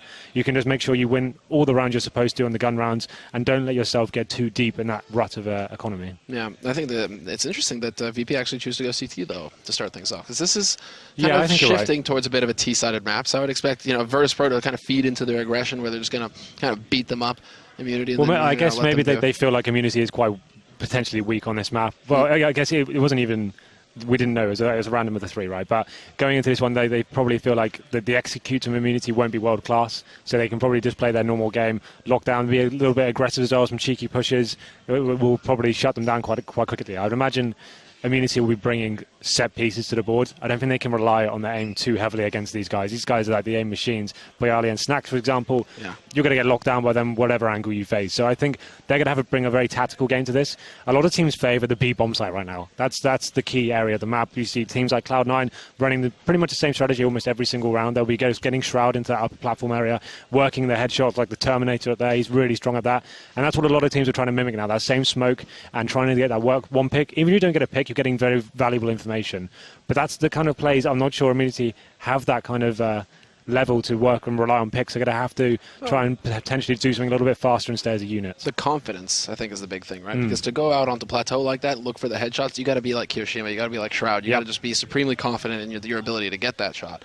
And I'm wondering right now, especially in this kind of atmosphere, this major atmosphere, once the game gets underway, they're going to have the confidence to just walk out there and start taking those battles. Well, judging by that video we saw, they don't have that right now. Like, I really couldn't believe the look in their eyes. It was just always like they're just giving up at that stage, and the video was being recorded yesterday.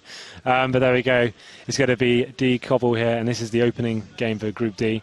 And VP definitely got to be the favoured side. They're going to be firing on all cylinders here.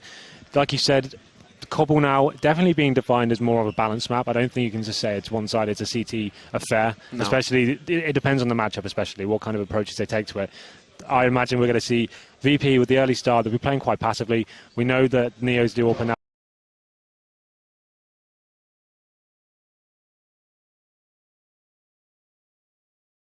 He'll probably be towards the back of B side, kind of just going for the simple plays. Maybe he'll push up on the platform sometimes to get that early pick, but he knows he can just get, like I said, he's not the flashiest AWPer, but he's reliable and he's good for 1 or 2 kills pretty much every single execution. So that's where he factors in so well to this. And then we can see a little bit of flamboyant eyebrows there. We see a lot of those from VP, actually, Taz especially. Yeah, Snacks, though. Snacks.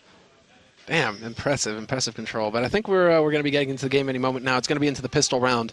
And as we saw earlier, Virtus.pro will be starting on the defense on the CT side, whereas Immunity will have to see what they're capable of on their T side. So that should be happening any second. We should be getting live. But this is the first game of Group D as well. At the same time, well, not at the same time, happening next will be Mouse Sports versus Cloud9. That's going to be an excellent match. That's going to be something to look forward to. That's one I've been waiting for like a long time.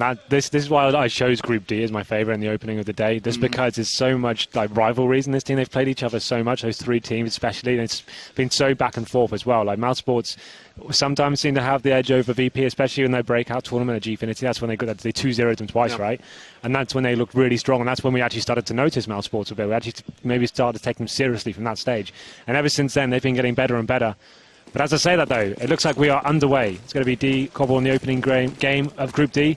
We have VP starting on the CT side, and let's take it away. Well, there's a few decoys already going out, so Immunity trying to make it a little bit more confusing here for Virtus.pro, but Neo shows no fear whatsoever, decides to step out of A apartments and get some information, just spawns the one man, doesn't see anybody else, but he has left the underpass open, and he does have Snacks rotating in to support him, but Snacks gets completely overwhelmed. There's the Glock train. Perfect play there by Team Immunity, and they're going to be prepared to go straight up onto this A site and get the bomb plant. Definitely not what Virtus.pro were expecting. Yeah, absolutely, and here we go then.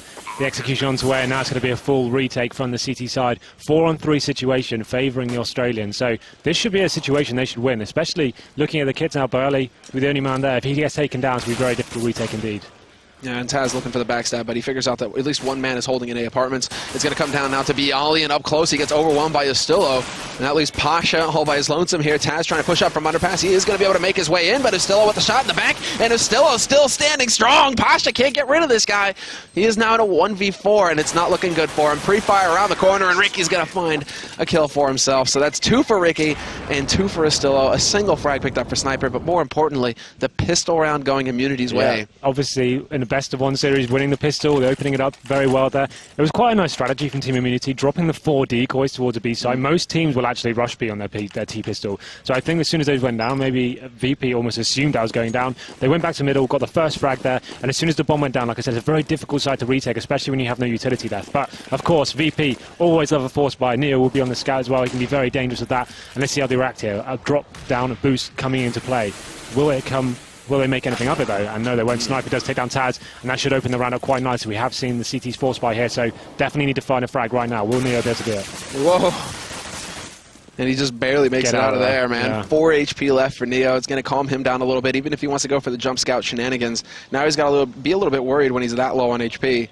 But you have to give it to Sniper as well, taking such a far back position in case the boost happened, he'd be prepared, and he didn't miss the shot when it was given to him. Yeah, absolutely. Like, being aware of those situations is so vital, especially when the CTs are just trying to find one frag and open themselves up.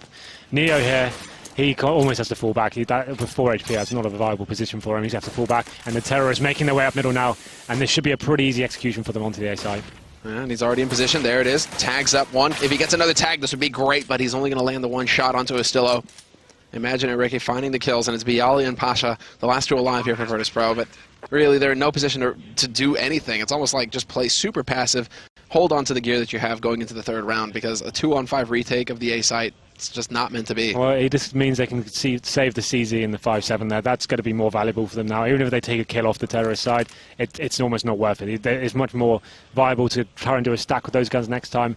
This is what I was saying before the game. I didn't really fancy VP actually taking this buy. They didn't really need to. I think going into the gun run now, they won't have the AWP play. They're going to be lacking utility, especially if these 2 guys die. Pasha looks like he's going to be getting some exits here, but Ricky has his number definitely, and he takes him down, and it's going to be Bialy being the remaining players. Just to continue my point there, as soon as you force buy in the 2nd round, you really do stitch yourself up going into the 1st gun round, because look at the money now, they're going to be having some difficult decisions. How do they approach this next round? Definitely can't buy anything here, or they're going to be in a world of pain going into that 1st gun round. So they'll have Famises and M4s, but it's going to be a difficult round to win, especially when Team Immunity are in a good position now, keeping the SMGs very viable for them. Yeah. They can run into any bomb site, potentially clean up completely and make some great bank there. Well, it was like worst case scenario for Virtus.pro in that last round as well, because 3 of those kills went to MP7s. So that's $600 a kill with those SMGs. Exactly. It's massive money for Immunity, and that's exactly what you want to avoid. That's kind of why you do go for the Kevlar, helmet buy, but they just weren't able to make it work that time, Virtus.pro. They got overwhelmed. And so now Team Immunity, they're going to be able to keep farming, and it's a boost over on the, a stack. Yeah, this is what the only option they really had here, is just try and get 4 men and try and guess what's going on. But as long as the T's plays correctly, you just work out, you feel the map out, you see where the stacks can be. If they can play someone out to the B platform, for example, that'd be great just to get that info to start it around and see whether there's any players there. But looks like the CT's trying to show some presence now and get some information of their own. And I am admiring Immunity's patience, not really rushing into any kind of dangerous situation, taking their time, clearing out the angles. I'm not sure if they've picked up on the fact that it's a stack, but they are making the right call. Yeah, that's making the the way towards the B about, site. Right? So you can get some information there and work out where the CTs are doing. It's just going to be Bialy now, and he needs to make a kill perhaps, but that smoke's going to be very dangerous and hard for them to hold off. He's got that 5-7, but nobody's going to be coming through drop-down room, so unfortunately he's not going to have the chance to go for an easy headshot. So he's going to have to wait for them to come around the corner. There it is, gets peeked, and he gets dropped down at 82 HP. Now Team Immunity, they're going to be able to get the bomb plant easily. They're taking their time with the bomb, checking out Pigeon Coop and Bialy. He does get 1 kill, so a 1-for-1 trade there, but then Sniper chimes in, takes out Pasha, and Estillo is going to be right on top of them as they go for a cheeky boost, and it's just not meant to be. They spot out Taz on top of everything else. Yep, so pretty simple day at the office there for Immunity, and this is a great start for them. Going 3-0, I always was waiting for them to drop around there, but they've done, like you said, very patient, methodical CS there. Didn't do anything too silly, made sure they felt out the map before anyone commits to anything. You see a lot of teams sending in 1 player just to get that information. They didn't do that. They played it very slow and waited the CTs out. They bled them dry before they even had a chance to find a frag. That stack came to nothing whatsoever, and this is what I'm talking about. Look at the buy for VP now. They've got next to nothing. They haven't got a single kit. They haven't really got any utility to hold the T's off, and this is a B rush. This is perfect call from Immunity here. They could really get into this game now. Yeah, now it's all about just running coming in. Run and gun. They have the nades coming in here. Virtus Pro, what little nades they've all put them to use. And Pasha, he's able to follow the wall and get him behind. Taz takes out Ostillo, and there's Pasha in position. Slaps James out of the air. Down to 3 players now, Immunity. And Virtus Pro, they were ready. They were prepared. They're already landing shots. 2 headshots go in. Imagine and Ricky both so very low. And Ricky is gone. The op laid low. Immunity, they just get completely hammered in this rush attempt. Yeah. And what went wrong there, Henry? So they had the right idea, but they weren't utilising drop down at all. All 5 players went towards the upper platform. They had the right idea. Like I said, rushing B there was a great call, but they needed to shift the attention from one area. All 3 CTs in the bomb site were looking at the upper platform. And we know, like we said, that was the main headline here, that Immunity haven't got the aim to keep up with these players. They need to utilise the tactics and kind of separate the attention from drop down, upper platform, and maybe have the CTs panic a little bit. When you're all coming out one area and you're not hitting your shots, it's pretty easy cleanup. So we saw Pasha, he had so much opportunity for headshots. He was missing shots as well, but somehow found a couple of kills just because they weren't really doing anything once they got out. They just looked a little bit lost. And when you have 3 CTs looking in one area, yeah, you just take turns peeking. The terrorists don't have a chance to even take you down there. So imagine to be a last player alive, and he will pick up a kill onto Neo, but it's not going to lead to much as Taz takes him down. And 3-1, that's the first round on the board for VP, but that's the money situation for Immunity. It's not as good as I thought it would be after that those SMG saves. It'll be interesting to see how they approach this round. We can see an AK being brought there. Will the rest of the team follow suit? And will they, oh, here we go, the force buy is coming out. They will keep themselves a decent amount of cash. It's a quasi buy. It's not even a full commit here. So you have 1 AK and then they're keeping the rest of the team on about $1,600. With some armor as well, but this is where the Neo starts getting aggressive. He's got the AWP. We talked about him being the AWP now. Not showing so much presence as I thought he would, but 4 players from the T side going towards the B bomb side now, maybe trying to work that slower play and get the pick with the smoke. Yeah, that might be it. I mean, they still have Pasha. Pasha does tend to like to lurk over here towards Plateau, and he looks like he might get boosted up here. Yeah, Bialy going to give his teammate a helping hand, get him up into position. And before that smoke clears, Pasha's going to be able to clear out these angles. So this is where it gets a little tricky here for Team Immunity. Deep smoke, though, from Pasha, and Ostillo's actually within the radius, but I think Pasha spotted the gun barrel. Yes, he did. Uh-oh. Oh, he's got the Molotov. This is it. He's toast Ostillo. Well done. Oh! Okay, then. Well, really that'll teach us to assume. Yeah, that was a kill you thought Pasha had tied up all day long, and then all of a sudden that's a huge kill from Ostillo, and all of a chance they have a chance in this round because they have 4 pistols here, but they have the man advantage. They need to choose where they're going to go. 1 smoke remaining. Do they just commit to the B bomb side? Do they rotate it around and try and peel the CTs back a little bit? Yeah, that 1 AK actually getting something done there for Immunity. I was about to say how good VP are at stifling teams with their utility, and that's what we were getting demonstrated there. It seemed like a masterclass, but the kill not going in their favour, and all of a sudden they're on the back foot. And, well, nice smoke going down to block off drop, and they're just going to run right out through, and it's a complete and utter slaughter. Okay, so the hype has died, and the pick doesn't really come to much, but it was a good initial try, I guess. You still got that pick onto Pasha, maybe could have made things interesting there, but ultimately, it's a pretty simple round in the end for VP. We can see Neo with the AWP. We saw him going towards long A at the start of the round. Didn't go for an aggressive face there, but he's just going to be basing that on spawn to see if he can shut them down. But look at the money now for Immunity. There's going to be an eco this time, but they will have a full buy going to the next one. I wouldn't be surprised we saw the AWP come up for themselves. A change of mentality perhaps for them needed to get themselves back into it. That's 2 in a row now for VP. Well, again with the flash, and this time Neo doesn't go far enough to spot the man, so that might actually catch him off guard somewhat. Snacks holding down. Mouse 1 gets a triple spray, gets the quad. Eco Cobra in the house. And now Neo, he figured out where Ricky was playing from as well. That's the bomb. They're going to box him in. There's nowhere for Ricky to go at this point. Yep. And a very solid hold coming in here for Virtus Pro. Snacks in particular. Yeah, well, you can when you get 4-man spray down without dying, that's always a lot of fun for him. Ricky has got the bomb, no armor, P250 in hand. And if he finds a kill, I'll be very surprised indeed. It looks like he wants the ace. He'll be coming in. And there it is. He takes it down. First ace I've actually seen this tournament, so he sets the bar for VP going into this one. So 3 in a row for VP now. As I said, there's the AWP for Immunity. Change of pace for them, slowing it down, see if they can work the picks instead of trying to commit 1 player out to the upper platform. But yeah, right now VP seem to be firing all cylinders. The round's been very convincing so far since the initial first 3 after the pistol. It's the second ace that I've seen, but again, it was an eco ace for Fallen in the last game. Yeah, nothing to write home about yet. Exactly. You know, it's like eco ace, okay, but you know, we need to see the real ace. And that's going to happen eventually here. But a very quick approach this time from Snacks. Pushes in through underpass, and imagine just wrapping back around. We'll pick him off. Astillo holding the line. Takes out Pasha as well. And Virtus Pro, what a flick from Neo, though, taking out James from underpass. That's going to bring it back to a 3-on-4. But Virtus Pro still have a lot of work ahead of him here. I mean, Bialy, I do like his position. Bit of a tricky spot. Looking towards drop, looking towards connector, and up on plateau as well, so it's not too shabby. Maybe he'll get lucky and actually catch somebody asleep here on Team Immunity's side. He has committed himself, though. There's no way for him to get out of here short of fighting his way out. The Molotovs are there, though. He's going to get flushed out. If Immunity know what they're doing, they can flush him out and get a free kill. There it is. And he will be spotted. But how's he got a kill? How's he getting away with that? That's unbelievable. Perfect timing on the flash. Perfect timing on the flash from a teammate, basically. And that's it. He actually manages to battle his way out. 2 kills for Bialy, still alive. Ricky on the angle, not going to hit the shot. Flash goes in.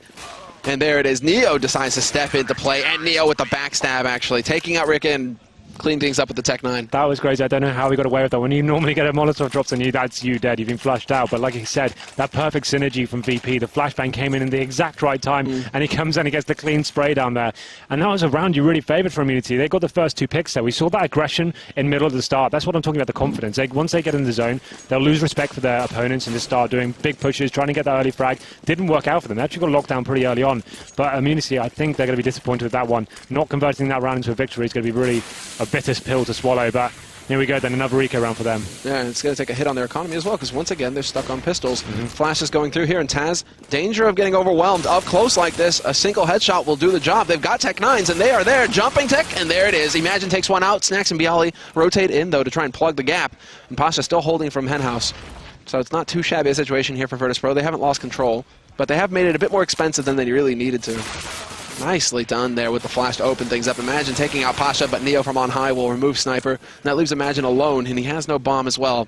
It's been dropped over in Connector, so virtually an impossible situation for Virtus Pro to lose at this point. Well, the fact he's got 16 HP, had he had a little bit more, maybe he'd have had a chance, but the fact he's got to go through Connector to get that bomb, that is a horrible, is that the hell situation here? He should get shut down in about 5 seconds time. Yep, there it is. It's a simple clean-up for Snacks in the end, but definitely a competitive round. Getting 3 kills on the board is decent, but that's the 5th round in a row now for VP. Their money situation is not going to be tight whatsoever. You see, who's that? Snacks on around almost 10k there. 11k for 11k for Neo. So yeah, even the kills they're getting doesn't really affect VP's economy too badly. But here we go, then the AWP out once again. We did see them get some valuable picks, but they're unable to finish the rounds off as their execution onto the bomb site seems to be the problem.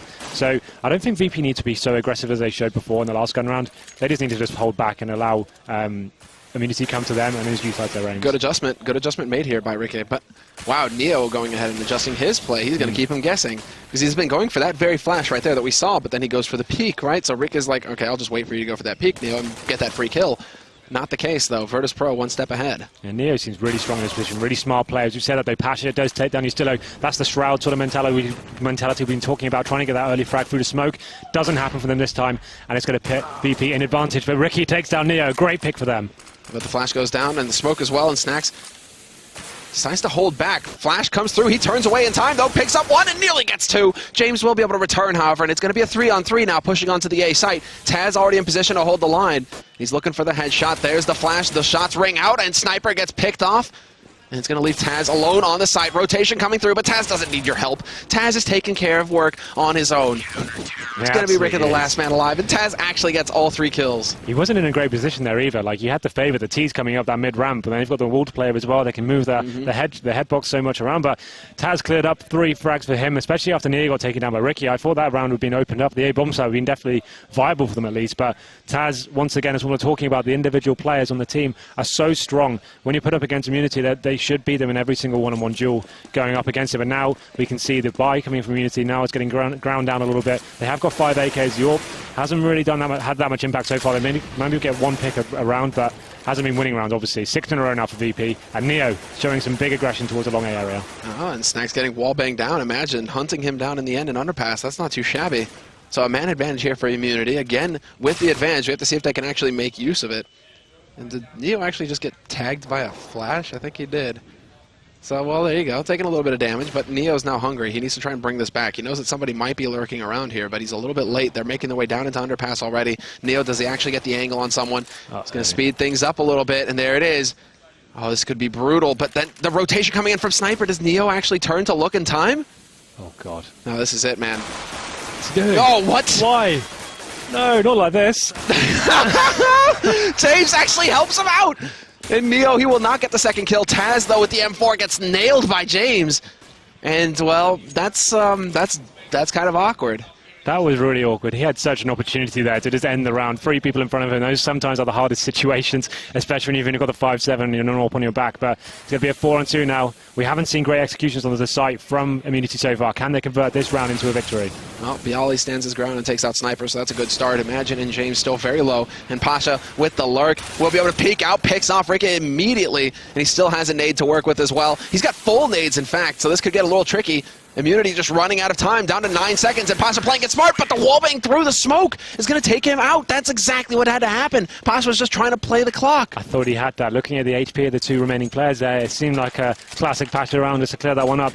Great lurk from him at the back of the site, but I think his teammate dying up in the balcony there, that was the differential there. He didn't have the crossfire to work with, but there we go then. Immunity finally get themselves back on the board, and that round from Neo, heartbreaking after doing such a great lurk in the back.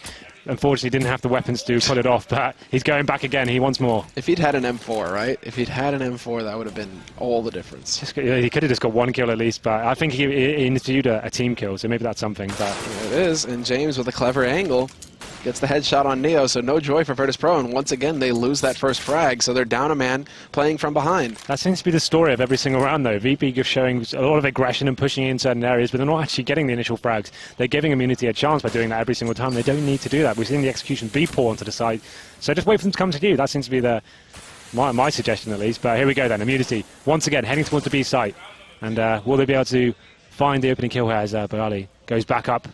We saw him get flushed out with a Molotov last time. Will the same story happen again? And Pasha joining him as well. This could get tricky. Pasha kind of giving it away that he's here, however, but a nicely timed flash, and he gets counter-flashed, and he's still around. Bialy will be able to pick up the 1 kill, but that's just not good enough. 2 kills go Immunity's way, and this is shaping up to be another Immunity round, unless there can be some big plays coming out from Snacks, but good smoke's going down to block off that site, and Snacks, for now, has no impact. He's looking for the shots through, and we do see him tag someone, but he's going to miss the spray that would have got him a kill. And now it's a 2-on-4 retake situation. Snacks all on his own now in a 1-on-4. He loses his teammate, and he loses his life afterwards. Ricky just locking it down in the end. 5 rounds on the board now for Immunity versus, well, Virtus.pro 6. Well, this is going to be a situation I'm going to call it now. VP will force by this, I'm pretty sure. Although they definitely don't need to. You can see them considering it now. I really don't want to do it, but of course they will. You can never tame these guys, especially against teams they don't really respect, I guess. But again, just to reiterate the point I was making, they're pushing and giving away early frags when they don't need to whatsoever. They're winning rounds convincingly, and now they're giving Immunity a chance back in this series. And I'm not really sure why they're allowing this to happen. And this force buy as well is very questionable. Losing this round will put them onto a full eco, and then they're in a world of pain at that stage. But Neo will have the scout holding the stairs area there, but as long as Immunity play it slow and work out what they're up against, they see an MP9, they should be able to convert this one pretty easily, and we'll see a very slow round coming into the board. Well, they are trying to pace things out. Neo's got that scout. Let's see if he actually gets a target. Yes, he does. There's a leg shot, and he backs off, playing it safe. He knows that just doing the damage is already annoying enough.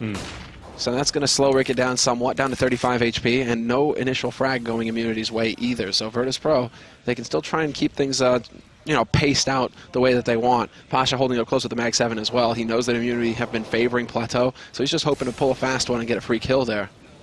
Well, again, the bomb coming as well towards that upper platform area. And Pasha's going to be waiting with the Mag 7. He can cause a lot of trouble in this position. Definitely favours him if they do phase 1 by 1.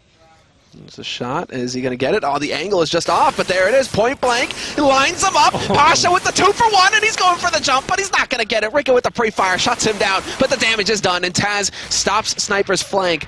Sniper attempting to go through drop to get a crossfire going, but it just wasn't meant to be, and Bialy will be able to pick up the last frag on Rick. So Virtus.pro, they make it happen in the end, and what's worse is Pasha gets 2 kills with a shotgun, so he just made massive money. That's so weird. So the whole time Immunity have been utilising that smoke properly and stopping that angle even being a situation for them, and now this time they just walk straight in and allow Pasha to have that. Obviously they don't know he's there, but at least cover yourselves, take out some of the choke points going into the bomb site. Now they had to look at that. Pasha got a double shot, I think, a double 2 kills with 1 shot, so amazing stuff there. But that's Virtus.pro 7 on the board now. They bounce back with that force buy, and it's going to force Immunity now onto the quasi buy, I guess. They've got enough to buy next round, so just trying to work something with the Tech 9s. Have got some smokes as well, but looks like they're favouring the A side this time. Yeah, Neo this time around, he's trying to make up his mind if he wants to go aggro or not, and it seems like he's still content to kind of hold out in the halls.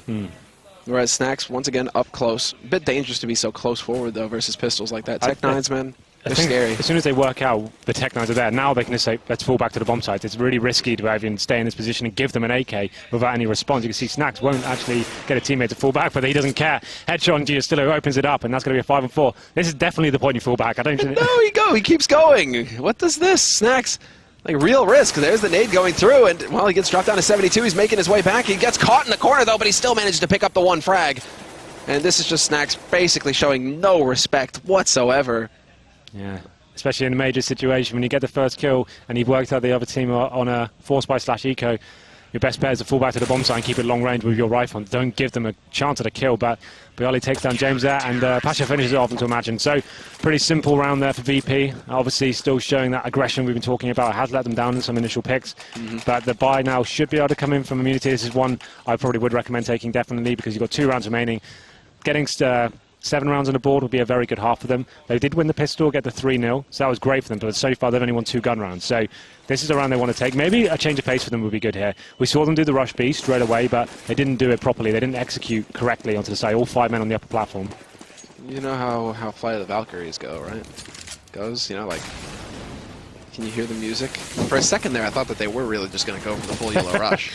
I think that's probably like when you've got nothing left, then you think, oh, getting out-aimed everywhere. You might as well take the chance in the B rush and see whether you can find that first entry kill. That's what it comes down to, really. But they have slowed it down, and this is what VP is so good at, slowing teams down with their utility usage, especially when they have full buys. They've got the incendiaries and the smokes to play with, and they can just run down that timer all day long. They're so good at it. It's one of the best teams in the world, in my opinion, at locking terrorist teams out. But opening kill once again from Pasha. But exactly, that's the kind of thing. Once it starts getting down to duels, where you're like, okay, we're going to play for picks and then try and execute, right?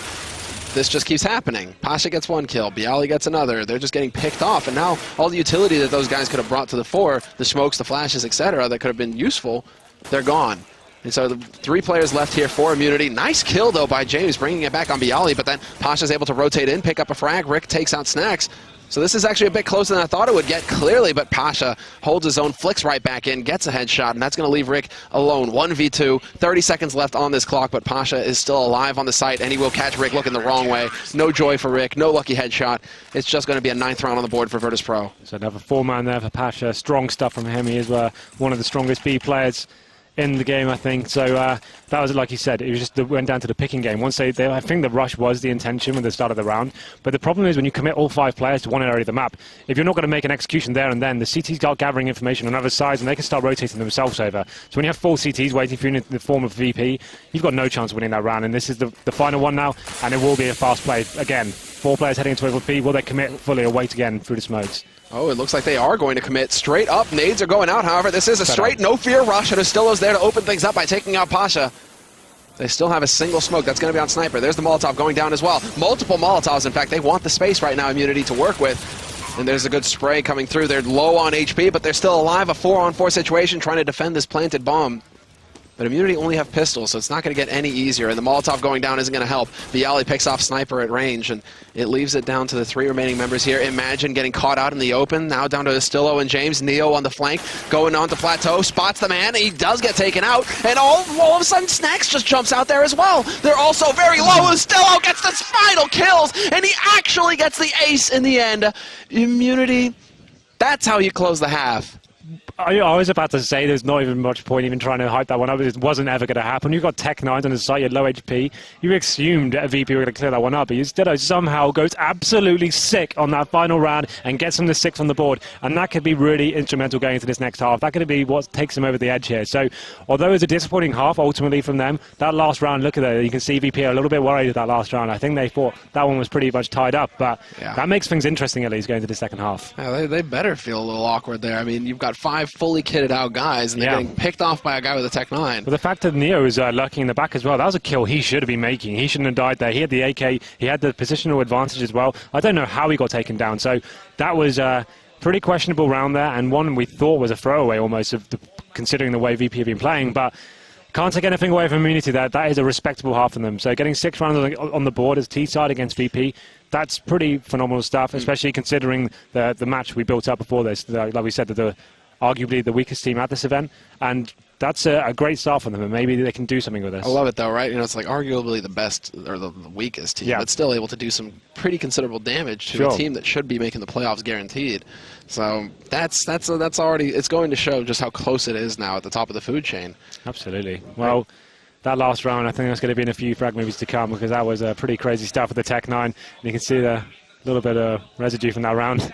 They better be frustrated, I think, on Virtus Pro. But this is also the time now where it's like, okay, talk it out and figure out what you're going to do for the next half, right? You're going to be on the T side now. This is where you can put, bring the Tech 9s to the 4. You can open things up with the op if you want, or just go full rifles and take the fight. That last round kind of summarizes VP a lot. They let those kind of rounds happen all the time. Do you remember at DreamHack Valencia when Rain got that 1 and 4 on Train? On Train, yep. Same mistakes. All this kind of guys just going one by one, thinking it's over, it's all tied up. They just wanted to end the half as quickly as they could. And all of a sudden they went into overtime against Kingwin there. And then that was a very similar situation. A round, if they had just waited, the bomb had only just gone down. If they'd just taken the round properly, they still had grenades. I think they thought, oh, it's a foregone conclusion. Let's just run in, let's get it over with. Yep. And down they went. And that's a mistake they need to rectify because it's going to lose them at tournaments one day. But here we go, they go to second half. VP now on the terrorist side. They have 9 rounds to play with. And normally we will see them do something very simple on this, but let's see how this unfolds as the CT's actually stacked towards the B-bomb side. Yeah, they are fully. And then they have the man pushing out here. Imagine up in the apartments, getting massive amounts of information. But he's going to be able to spot the first man through. He gets dropped down. Instant headshot onto him, though. That's going to force him back. Pretty sure he spotted the bomb as well, so that's going to force the rotation out of Immunity. We can already see an extra 3 players making their way towards the A site. But Virtus Pro not wasting any time, just go barreling up. They get caught in the crossfire. Sniper and Rick already going to work, managing to pick up 2 kills, slowing things down. James will take out Pasha, and that's going to leave Taz and Snacks, the last 2 alive. Taz will take out Sniper, though, and bring it back, and Snacks finds a headshot of his own, bringing it back to a 2-on-2, but that bomb needs to get up onto the site. It needs to get planted, and it's just not going to happen. Astillo has his say, gets 2 kills, and another pistol round, the second pistol round, going for Immunity. So we see a lot of CT teams doing that right now. So you try and stack one area, you try and predict a rush coming in. A lot of teams do the B rush, but what was great about that, we saw the CT player pushing the long A area and getting that vital information. He called it was the same sort of thing. The decoys went towards B, but he had the position where he could call them coming back in. He did get a headshot, but like I said, that information gathered allowed them to kind of pincer the terrorist team. And of course, VP do answer back once again with the Tech 9s, but this obviously makes it a lot scarier for Team Immunity. They've got SMGs going into this round. They're going for the split. I like this. Virtus Pro, instead of all going onto Plateau, they just decide to split it up, going drop, going Plateau, and there are the kills coming from it. 2 kills for there. Sniper nearly taking out a teammate. Little tight there, a little wired. But it's still a 2-man advantage now for Virtus Pro going onto the B site. The bomb will make its way there as well and get planted. Pasha with the backstab will take out Rick. And it's going to be Imagine now. Last man alive here, already getting flanked. And another kill for Pasha. Questionable decision to buy SMGs on Cobble against VP. You know they're going to force buy against you, and you're going in against Tech 9s with SMGs. I'd have preferred to get the Famis's out and just sit at the back of the site and just utilise the long range you have, force the bomb plan to go down. And as soon as you go into that drop-down area of an SMG, unless you get the first headshot off and you've got a great spray down, it's going to be impossible to shut down. There's going to be 2 or 3 Ts jumping down there, Tech 9s. They can keep running and shooting. You can't kill all of them. And they lost those first 2 frags, and that's where it all fell apart for them. You can't really take the side once they've made it that far. But full eco now from the CTs, and we can see the ball has been exchanged back into the VP core as they take the SMGs. 1 kill there, but they know the CTs have absolutely nothing to play with here. Yeah, that's pretty much it. I mean, it's almost a hard eco coming out. Sniper will invest in a 5.7, but Rick, he wants to get that AWP, so he's only on the USP. Astillo and James as well, just holding back from spending any money. So it is going to be, oh, wow, okay, Virtus Pro, double kill pretty much instantly. And they only need 6 rounds now, Virtus Pro, to get into that winner match here for Group D. So this is it, pretty much. Everything going according to plan now in this round, at least as far as Virtus Pro are concerned. They're getting kills with the SMGs. One of them gets robbed by Neo with the CZ, but that's not a problem because you're making pretty decent money already with the other players. Yeah, now they know where Sniper's playing from as well, so bomb plant and everybody out and hunting. They want that bonus $600 if they can get it. Yep, and I think they probably will. Sniper is going to be at the top of mid-area, but Ali can smell blood in the water though as he swarms down, and Sniper's going to be hiding. I think he'll probably get 1 kill out of this, take down Neo perhaps. No, it's not meant to be. Clean round there for VP, looking very strong right now. Interesting to see how they approach the next round. I think they'll probably keep the SMGs.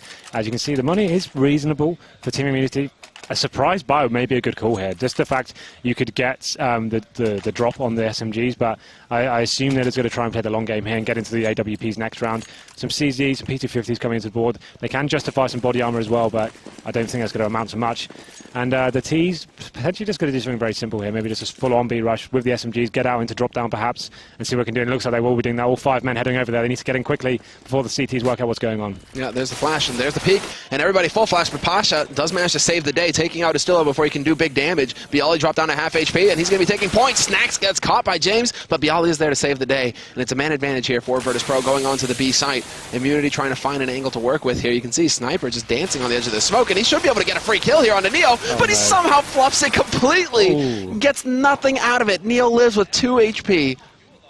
That's twisting the blade in the wound. That was difficult to watch. I think it's one of the situations he thought, okay, I've definitely got this kill. I've missed a few. Oh, I've actually missed it. A little bit disappointing, but not a huge deal here considering that there's still SMGs for the terrorist team. You have to assume they'll be upgrading this stage, chucking them away. That's probably a wise idea, I think. Get the AKs out, AWP out on Neo, and we can say that the AWP has come out on Ricky as well, as I was talking about, making sure they went into this round with that strong setup and have the turret moving around the map. Yeah, but Pasha, man, starts this round with 12,000. 12,000. Starts it with 12,000. 12-7 as well. That pretty much sums up they won't be ecoing anytime soon. So let's see what Ricky can do. He's going for that aggressive face down middle and looking for the early frag, but I don't think VP are going to give it to him. They look like they're playing a pretty passive game here, doing very similar stuff, going for that upper peak and the upper B platform as well, but they're going to have some confrontation now. Yeah, you already have the plateau play coming out, and James does manage to get into the position that Bialy was favoring earlier as well. And we could actually have some shenanigans. Two guys holding on plateau. Pasha's just trying to put some shots out there, and he actually does tag up James. But Virtus.pro slowed it down either. They're not going to go for the ultra aggression. They're not going to try and force things. They're taking their time because they could be very happy just forcing the utility out of Immunity at this point, making sure that the smokes, the flashes, they're going to be limited on nades. So when the real push comes in for Virtus.pro, Immunity, it's going to be that much harder for them. Absolutely. So quite a slow round from VP here. Haven't really shown too much here, but the CTs have been forced back. They haven't got much information. The utility now running very dry for them. No smokes available. There we go. 2 frags go in their favour. And here we go. The CTs have arrived onto the map. And what can VP do to get back into this? Time ticking away. 45 seconds on the clock. Bomb is down. They need to find a frag and get some leverage on one of the bomb sites. And it comes down to Bialy right here, I think. Gets the kill on Astillo? Yes, he does. And then he looks to get the flank. He could be going straight into connector here. James at the back of plateau he isn't going to spot anybody out for now, but he gets caught out in the open. Sniper's there to save the day, though. Backstab onto Bialy. Taz will take the fight to him, however, and take out James. But it's still a man advantage, and now the 2-man advantage here for Team Immunity going onto it, and they drop the bomb carrier out in the open as well. So Neo doesn't really have any hope here. He has to get up onto this bomb, hope that Rick misses the shot, which he does. Misses 2, in fact. And Neo, is he actually going to get a bomb plant out of this? That's crazy. He gets some bonus money in the bank as well. It's not over yet. This position, that's the shot they needed to hit. Ricky locks it down, but that could have got very messy quickly. Had Neo hit that first shot, all of a sudden we know how strong he can be with the AWP. But there we go, Immunity finally answer back, get around on the CT side for themselves, and 12-7 now, but like we said, the VP money is so strong right now. We saw Pasha with the 12k, you can see all of them rolling pretty high. He'll better drop a couple of guns. His comrades who potentially don't have too much, it's going to be snacks. But the double AWP setup coming now for Immunity. Maybe this is the ace up their sleeve. They can maybe lock down both bomb sites, have the fragging unit working between their calls and see what they can do with it. But this is definitely something, well, here we go. Ricky go for that initial pick as well. That's a great idea for me. I'd actually like that. Go for the first pick and lock it down. Double smoke, though. Miscommunication there on That's an interesting approach. That's a little unfortunate. You don't want to be wasting smokes like that at the beginning as well. So now Virtus.pro, they're going to have even more time. They do get control of A apartments very quickly. Virtus.pro just completely changing the focus. Well, they know there's no presence there whatsoever, so Ricky's got the job. Ricky's got nobody watching his flank either. The timing, that could have been brutal, and he does get caught out in the open, trying to make his way back to the site. Imagine just not in position to support his mate. And well, there's a man advantage, and nearly 2 as Imagine gets dropped down to 22 HP. He's kind of dancing on the edge here, behind the smoke, using Virtus.pro's smoke against them. Pasha will find Astillo on the rotate, and that's actually the lurk, and Bialy flips around, takes out Imagine, snacks with flat sniper. Let's forget this round ever happened. Yeah, that's actually just really unfortunate. Pretty gross stuff, because that double smoke really set the tone for it, right? So that went down, and then the fact that Ricky was taken down without any sort of...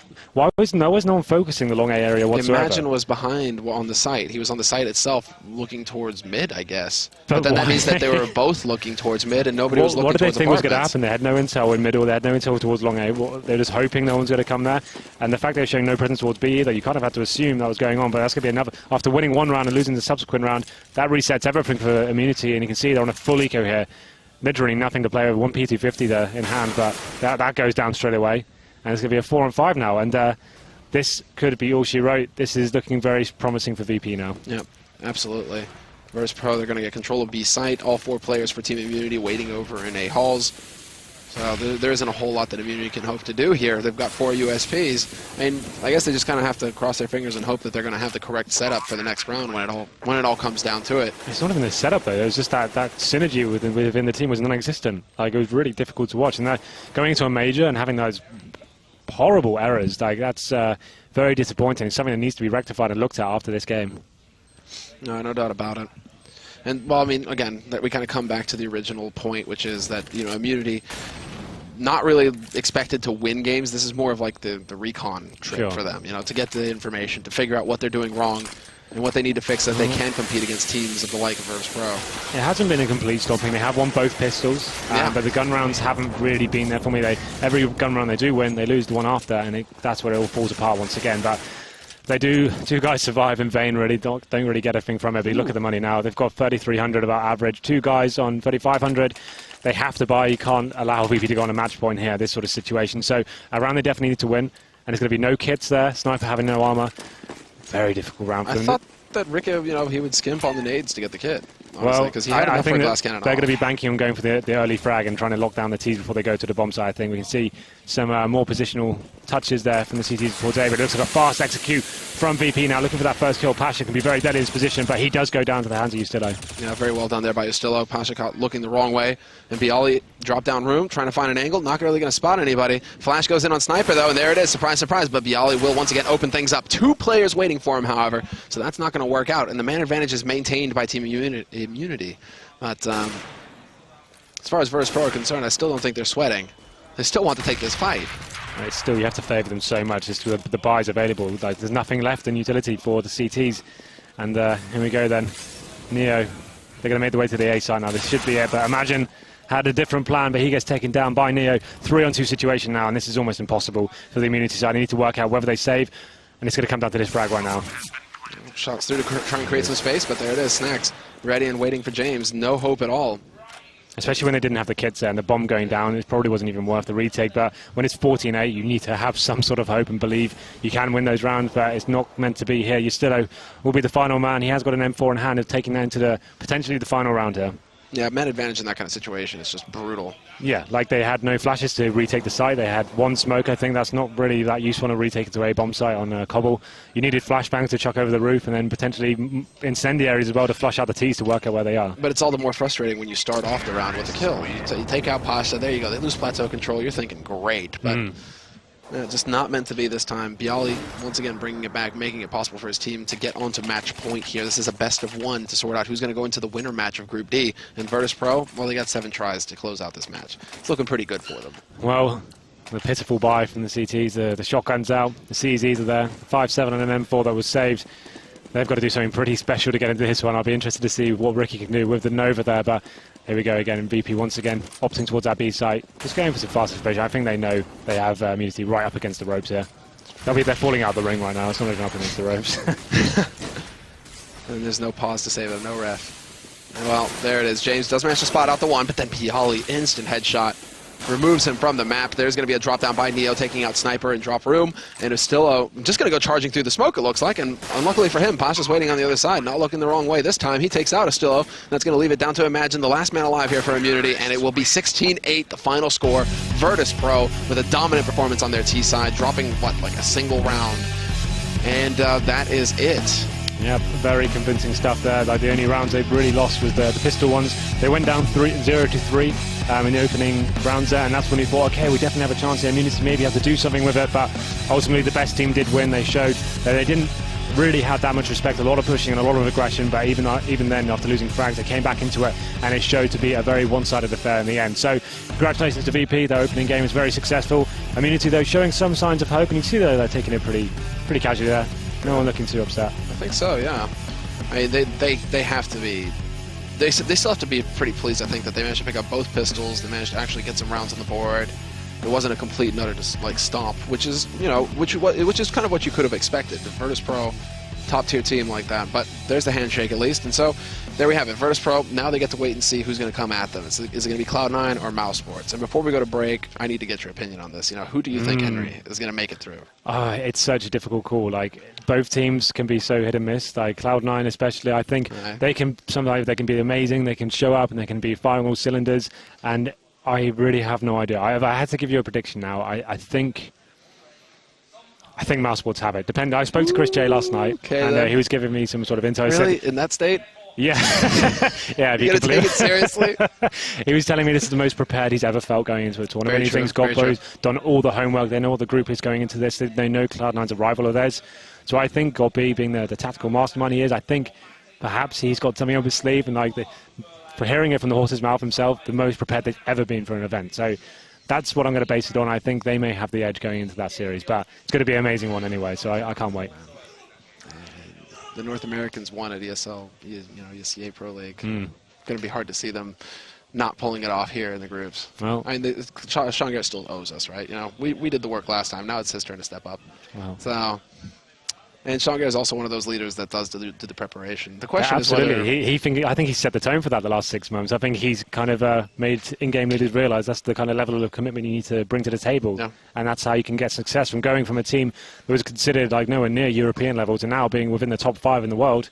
You have to hand it to that man. He really has put in the homework and showed that hard work does pay off. Yeah, that's exactly it, right? So the fact that now Cloud9 are a true threat, it's what makes this group very interesting. And you said it yourself. You called it out as the most interesting group for yourself. I mean, I kind of have to second it just because you really don't know how it's going to go with the top three. It's not like you've got all the big names here, like your Envious, your Fanatics, the favorites stuff like to that. take the whole exactly. thing. But you've got so much rivalry here. That's what I love about it, and I think it's going to be some really interesting games going forward now. Yeah, well, Cloud9, I'm going to put it out there that Cloud9 will be in that winner match. So okay, we'll see who. There we go. We'll see. Okay, but guys, we're going to take a short break before we get into that match. Not sure which match is going to be coming up on the B stream next, but it should be happening in roughly 20 minutes time. So we'll see you then.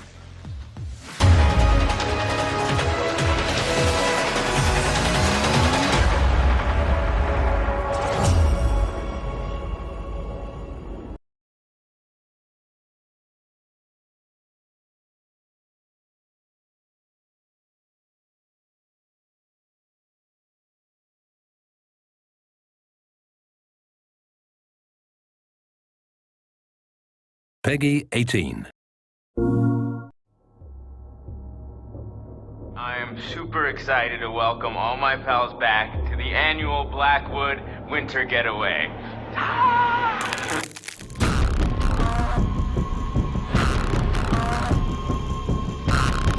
Here you go. Right, adventure begins. Given the choice, I'd prefer not to spend my evenings plummeting to my death.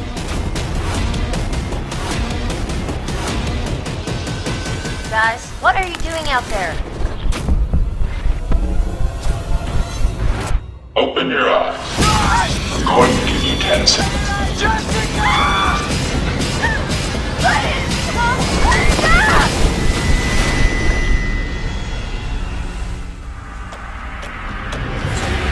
Adventure begins.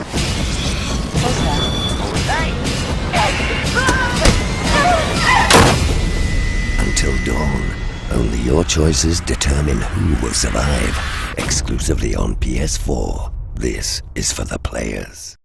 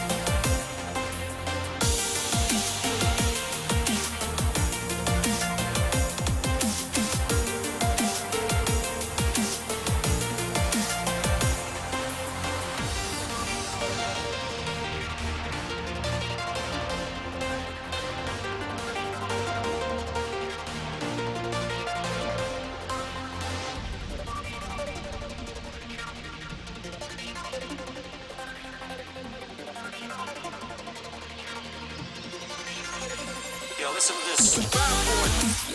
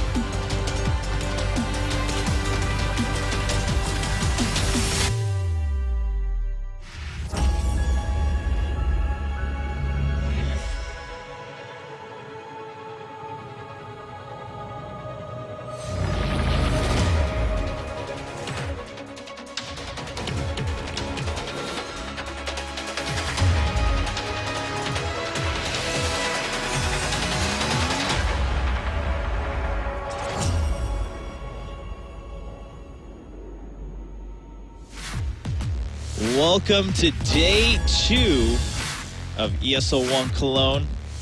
Here for the major. We already went through one day of the groups, and now we're here back at the MMC studios. We are joined by a new guest on the NVIDIA Expert Desk, as will be Cadian. Welcome here for day 2. And yesterday we were discussing it briefly at the end for the guys who were here, that, yeah, so far it is living up to the hype. It is looking to be one of the best majors that we've had so far. What was your impression of day 1? I feel like we got the answer to several of different questions, but there's still some big question marks out there. NRP was called out to be a fairly strong team in the practice up to this event, and they really didn't deliver yesterday. A close game against CLG and getting smashed by TSM. Yeah.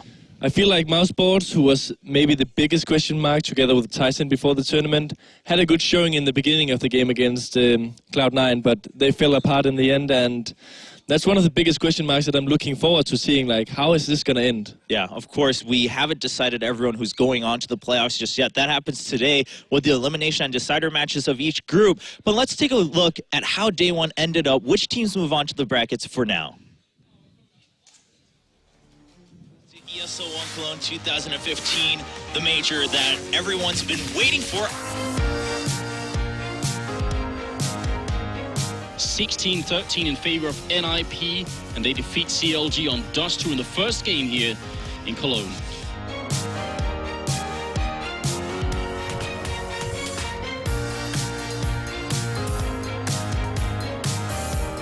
Time is not exactly on the NIP side, and one by one here they're going to be picked off by Device. Congratulations to Priyan, of course, to your team. TSM moving on as the first seed of Group A.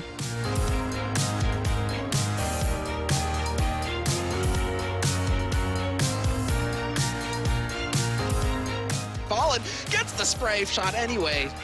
What is what? What was that? 5 seconds, he's not gonna have the time, and Kiyoshima, he knows this, he runs away. Impossible situation, and Envy will be taking the first seed.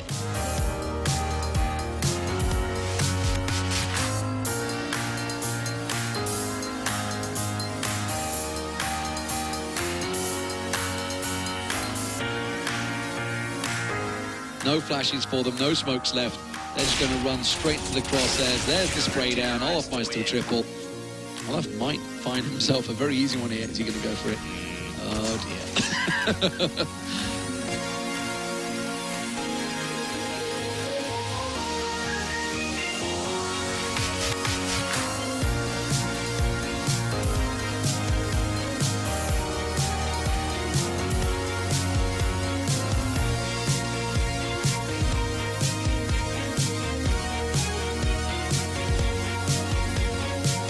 Maybe fully, but certainly aware of it now. Taz does get a stunning start, triple kill. Congratulations, Taz, and of course your team moving on to the playoffs. We'll see you play at the Lanxess Arena.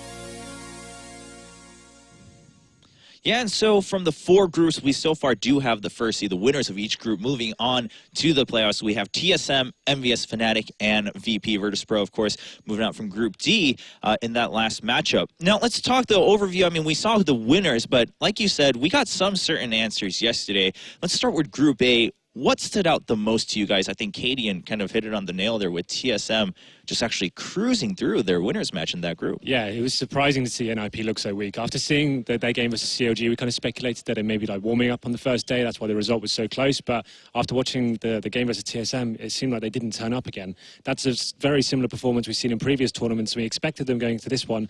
Maybe they'd evolved and changed their approach to the game, but it seems like there's still fundamental issues within the T side, especially on their approaches to the strategies. Yeah. Yeah, for me, I mean, it was just they still haven't kind of figured out. They've turned into this team that doesn't know how to adapt. And they have so much experience on that team. And, I mean, even like just the way that TSM was abusing them in middle on cash and then never changing that defensive style throughout that entire match, I mean, that's what led to it. And it's just surprising to see a team with that much experience not able to find a solution. Now, overall in Group B, moving on, we didn't get to watch all the games too closely, but I think some people, if you weren't really keeping track of all the teams, were a little bit surprised about Luminosity showing up. Of course, Envy is still taking the overall matchups in that group, but what's your take from Group B? What's the big takeaway here, and what are people looking out for in terms of the teams left? Yeah, I actually called out Luminosity to win against Kinguin because they are just insanely talented at being the underdog team. They have this mentality where they're not like going in as a big favorite, they're just taking one game at a time. That's really giving them this kind of edge as well. And just a matchup against Kinguin, being more strategical and not relying too much on individual level. And if then Kinguin doesn't hit the top level, that just seemed for me to be something which was very likely to happen. I didn't expect them, though, to go this close against Envious. I don't know about the other ones, but that was out of my reach. Yeah, going very close, taking Envious to overtime, actually. And this Envious team so far has been looking as good as most people hoped. Well, there's still a new lineup. We have to remember there's going to be a big event. There's going to be situations, especially on some of the more exotic maps, like Cobble, for example. It's a difficult matchup, and we haven't seen that much of Envious yet. We can't speculate how good they can be across the whole map range. So I think them winning the game ultimately shows us a positive result. After Luminosity beat Kinguin 16-6 on arguably Kinguin's best map as well, you can't argue with how good those guys are and how talented they can be, especially play strategically. That's what they've been famous for in all these big tournaments. Like, I think they defined themselves as like the best Mirage team at the last tournament. Like, everyone was so scared of them on that map. So there's definitely more things to come from them. I think they're a really exciting team to come and keep watching. Right, so that's something to look forward to for all of you guys today. Now, Group C, I think you can take multiple angles here, but of course the big thing a lot of people are already talking about is Fnatic only dropping, what, 4 rounds? Yep. And winning 32, of course, taking 2 match wins yesterday. What does that really say at that point about Fnatic coming into this major? There are 2 things really about Fnatic, and I'll tell you a little bit of a secret. Everyone who's on these desks, we always try and find a way to vote against Fnatic. Like, we don't want to do it every time, but they're just insanely good. And they showed it yesterday. And the other thing is just the mindset of some of these players is awesome. Like Olaf in the post-game interview yesterday said something that was really, really cool. He's I don't like being called the best player in the world because I have the best teammates in the world. You know, they have this team environment where it really helps all their players improve to a whole new level than they would without them. Yeah, it wasn't just him simply being modest. It was really the fact that he complemented that by saying, well, it's easy for someone to be the best player when all of you guys are the best, and so anyone can shine at any moment. And he was it was a big team performance yesterday, I feel like. It wasn't like one player went absolutely sick. You saw everyone finally turning up. JW's been pretty quiet recently in the last month or so, I'd say, and now he seems like he's firing all cylinders again. He's getting opening picks with the team, and the Crims-Olaf combination, especially towards that banana area, just seemed so formidable. It was so strong, like no one could, even when they had like MP7s, they were taking down AK. It was really impressive to watch, and it's great to see them return back to that form. They're like that world beaters and the godlike status. Like against eBettle, we thought, okay, that result's kind of justified. But when you go against Navi, that score, you just like, okay, something's up here. So maybe they're back, and it looks like they're very strong contenders to take the title well. Yeah, so Fnatic, of course, have a rest day today, but we'll be seeing them at the Lanxess Arena starting tomorrow. And then Group D, we had VP moving out, but Cloud9, Mouse Sports, Immunity still left from that group. Kaden, what's your take from Group D? I expected Mouse. Actually, I think that was the only game I was wrong on yesterday. Like, I expected Mouse to win against Cloud9, and when I saw they got that CT start on Overpass, I was like, okay, it's actually happening. But I would actually like to give, like, Sean Gass has been getting a lot of credits, and I think he should be getting credits again, because the way they played that T-half was they utilized the B-bomb side on Overpass so much. Like, Henry knows this as being a former in-game leader. When you have a strategy that works, like you go B, the normal thing to do is like you do some defaults after that, and then you maybe hit B late in the round, or you go for a execute. But they hit B, then they hit B one more time, and then B again. Like, it was just like 4 or 5 rounds in a row. And that's how they actually got this momentum on the terrace half, by just utilizing the weaknesses of some of the Mouse Sports play on the B-bomb side. Well, the fundamental issue for Mouse Sports yesterday, again, one of the things I'm always saying about them is their economy management. They know they rely heavily on Chris J's AWP potential, and when they actually force buy every single time they lose a round, and then they don't actually have him going into it, it was at the point, I think he only bought an AWP the last round of the CT half, and that was the round they won very convincingly. So it's when Skadoodle turned up with the AWP, he was just locking them down, and he just had free run on the entire map because he had no one contending him really. Like, as soon as he picked it up, it was game over. It was at that point where they realised, okay, they're not even AWPing against us. Let's start utilising that. And I think, obviously, Chris J is one of those players. He's an AWPer that can rifle as well, and he can be world class with it. But his AWP power, especially on a map like Overpass as well, he can hold positions like long. He can rotate it and go face B at the start. They just weren't doing that, and it meant that they couldn't have the same sort of aggressive start they have at the summer rounds. I had a talk with him at the boot camp at the office, and what Chris said was he's not that confident in doing the aggressive moves anymore with AWP, and that actually Dennis is also going to be opening fairly quite a lot. But I feel like, as Henry says, that the aggression on the AWP is also going to make them way more scared of doing these kind of executes, because he's going to get so much intel, so much information early on in the round. Also, you don't even have to be insanely deadly with the AWP. Just having it is insanely hard to play against, because you know that if you step one step too much, you're going to be dead instantly. Just one shot, one kill. So. Well, Moses, you've had a night to think about this. I mean, what do you think about Skadoodle being on C9? Are you still convinced after a little bit of discussion with Semler yesterday? Oh, yeah. Semler can't sway me. All right. Well, good to know. Good to know you stand by your own ground. Skadoodle's the best. It's good to know that you're a strong man. He's one of the best. Yeah, one of. No. All right, we'll still save that discussion. We still got a couple days to figure this out, gentlemen. Don't worry. But now, of course, we had that redrawing of the groups, the reshuffling. Let's take a look at now what groups we're looking at for day 2 here, where we will be having every single match here on the main stream, so you can catch them all without ever leaving. So at the very top, you have the teams that already moved out, but these are going to be new groups, E through H. So we have Na'Vi up against eBettle and CLG. Cloud9 with Team Immunity, and then Kinguin actually joining the fray for Group F. And in Group G, you have Titan joining Renegades and NIP. And then Luminosity Gaming and Flipside will be joined by Mouse Sports for Group H. So the second team listed here, they are in the winner's match still of this lower bracket of the new groups. And so you'll see the bottom two teams duking it out going forward. And do you think, let's talk about the reshuffle a little bit. I mean, this was interesting because this allows teams never to have to play like the same matchup in groups again. Do you think any of these teams are actually kind of happy about what result came about? Or it's like, all right, well, you know, that's pretty cool, but no matter what, we still have to win best of ones? It depends. If you are in the group of Group A with Renegades, TSM, NIP and such, you can be lucky that if you play the team and they loses, you don't have to play TSM again, and NIP would have moved on to the quarterfinal, and then you would maybe get an easier draw. Right. But in this scenario where Renegades play against TSM and they win against NIP, they are now in a situation where they do not only have to win against Titan, but if they win that one, they have to win against NIP. So basically, without saying too much, they're out.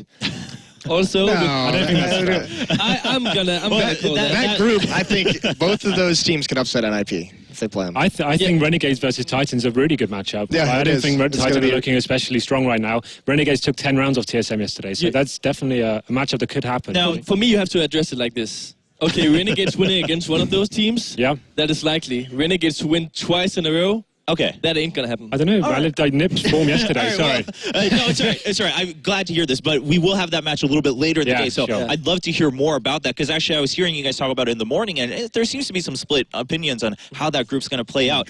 Now we will start with Group F, though, of course, going forward, and that's going to be the group with Cloud9 sitting at that winners bracket, or the second match rather, in Group F, and then Immunity and Mouse Sports will have to play it first. Mouse Sports is the group. That's wrong. This is before the redraft. Oh no, excuse me. That's my bad. I was just reading it off. That's what happens when you rely too much on the program monitor sometimes. Mouse Sports was in the group. They get shuffled out. Kinguin actually joins in, and now you see they have to match up against Immunity. Thanks for catching that, gentlemen. Now, Immunity versus Kinguin, and of course, Cloud9 sitting forward. Let's talk about the whole group before we start with the first match, Immunity, Kinguin. I mean, Cloud9 generally, I mean, they already were in the group in Immunity, so that didn't change for them. But then Kinguin comes in. Does this change the dynamic for any of the three teams? I think Cloud9's got to be happy with this draw.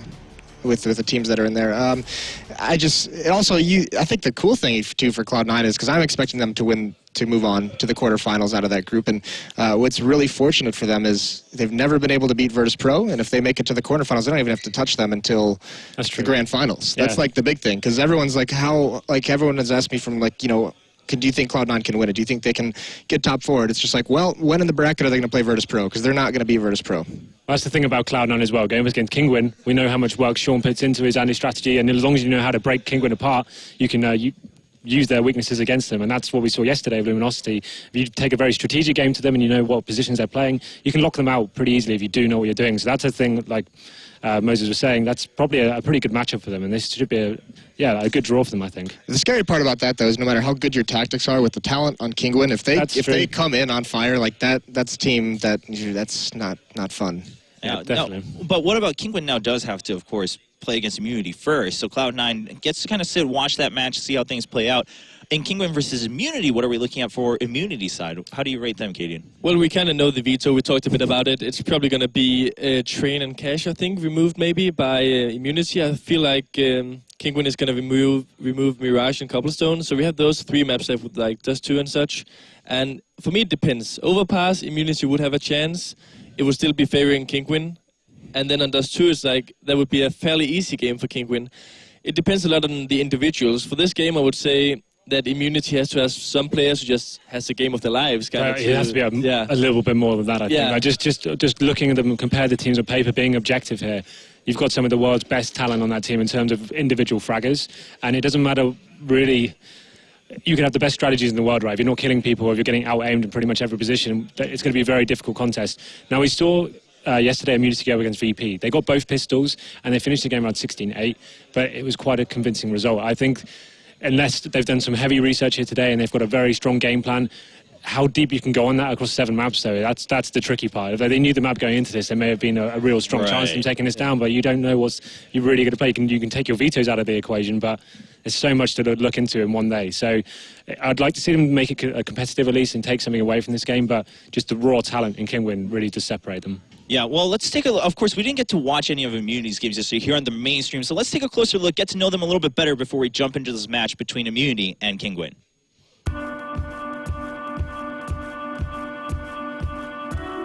So Team Immunity are a team from Australia. We've all been playing CS for quite a long time. We all are very good friends. We've been traveling the world quite a bit recently. So CSGO is pretty much like a sport to us. We get to travel the world, meet new people. Coming from Australia, it is quite a long way. Like, it took us 30 hours to get here. But, you know, we do it for the game, we love it, and can't wait to do it more.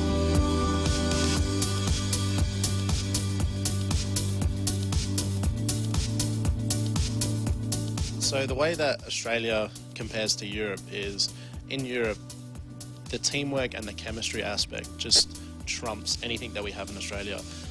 Also, the talent pool is a lot bigger in Europe.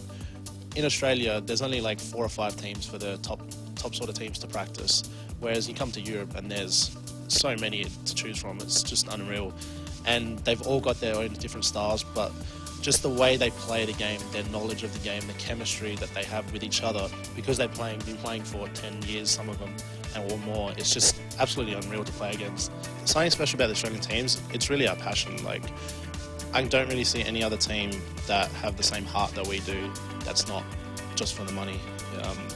We never give up. We're always, you know, trying to stay positive, always trying to give it 110%. So I think that's a little bit coming from our personalities in terms of being Australian. So coming here, you know, we've got our goals. We've also got our expectations from ourselves, how we would like to play, how we want to play, where we can take it. Just getting to this sort of goal, and that's one of the reasons why we love coming to Europe and competing as much as we can. And it's also a massive goal for Australia, because it's just going to bring more support towards, you know, down under and even Asia. The Asian teams, all they need is support, and they'll also come past our Australian scene. So getting to this point just means so much to us.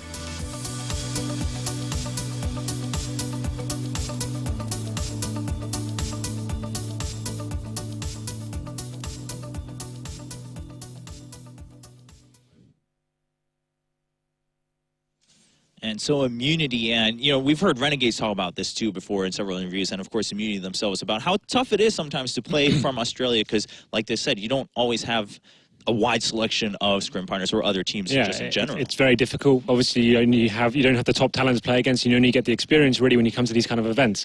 And it's not like that's going to be good practice for you. You need to be trying to win those events, get results. That's the whole idea of being in the organisation, right? So it is a big challenge coming to these sort of things. But it's the difference between Renegades and Immunity right now. Renegades are full-time players. They're professionals now. They get paid salaries. They get flown to boot camps all over the world. Right. Immunity don't seem to have that same opportunity yet. They haven't got to that level where it can be their full-time job right now. But definitely, like, it's great to see them here, and it's always good to see CS getting back to its former glory right now, of where we had top teams from all over the world, in different continents, coming to these events and actually standing a good chance. So it can be nothing but good for the CS community right now, having these guys here. And like watching them yesterday, they are getting there. It's going to take time, but they're going to get to the level where they can compete at this sort of tournament. But unfortunately, here they are one of the weaker teams at the events. But definitely some players to look out for as well. I think Ricky is one of their strongest players, and he can cause some damage on that team. And one of the main things to take from saying that you don't have a lot of scrim partners and that the talent pool in Australia isn't that strong is you build in all these bad habits where you don't get punished for the small mistakes.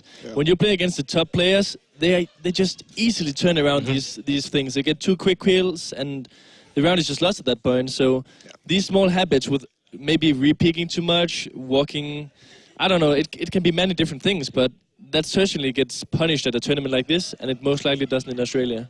Right. I mean, you bring up a good point. In any scenario, right, and it's things you're not going to notice in general because it's so small. It's just something that's like a muscle memory or something. Yeah. And then you get punished for it. You're like, we don't really understand why we lost. And it's simply that you don't get punished for it in like 3 out of the other 4 months that you're going to be competing at a big tournament. Moses, what about you for Immunity?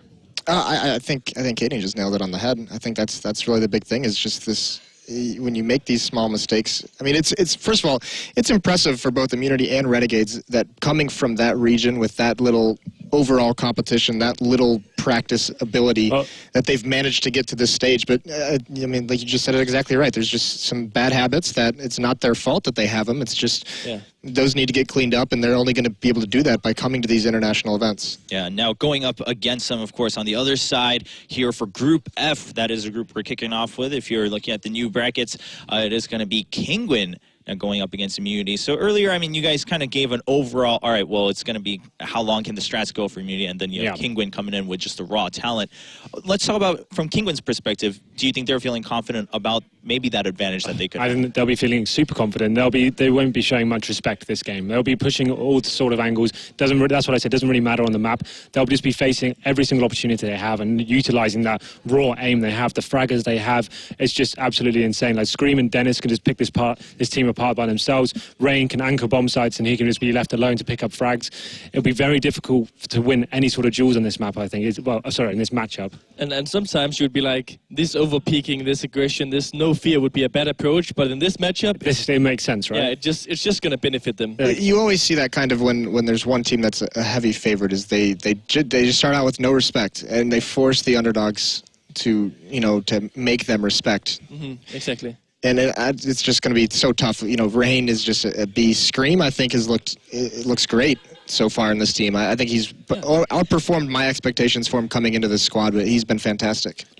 He's been more than just the headshot machine, just getting the good stats and such. I actually also think that he's been playing very well. I want to throw the question out, like, at what point do Kinguin get nervous in this game? Like, if they're down 10-5, do you think it's gonna get to them? I don't see them losing the half. I think if they lose a pistol and they lose a subsequent gun run after that, went to like 5-0 perhaps, but you maybe see them kind of reel it in a little bit and realise, okay, we have to kind of play with a bit more respect, more passively perhaps, let them come to us. But I still don't see...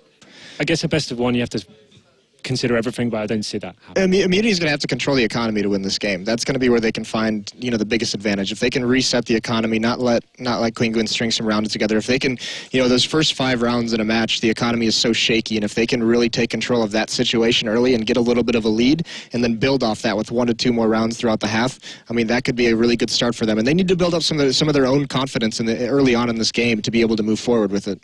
There was actually a lot of rounds yesterday against VP that Immunity could have won, right? So there was they got VP right up against the ropes in terms of they were the T side on Cobble.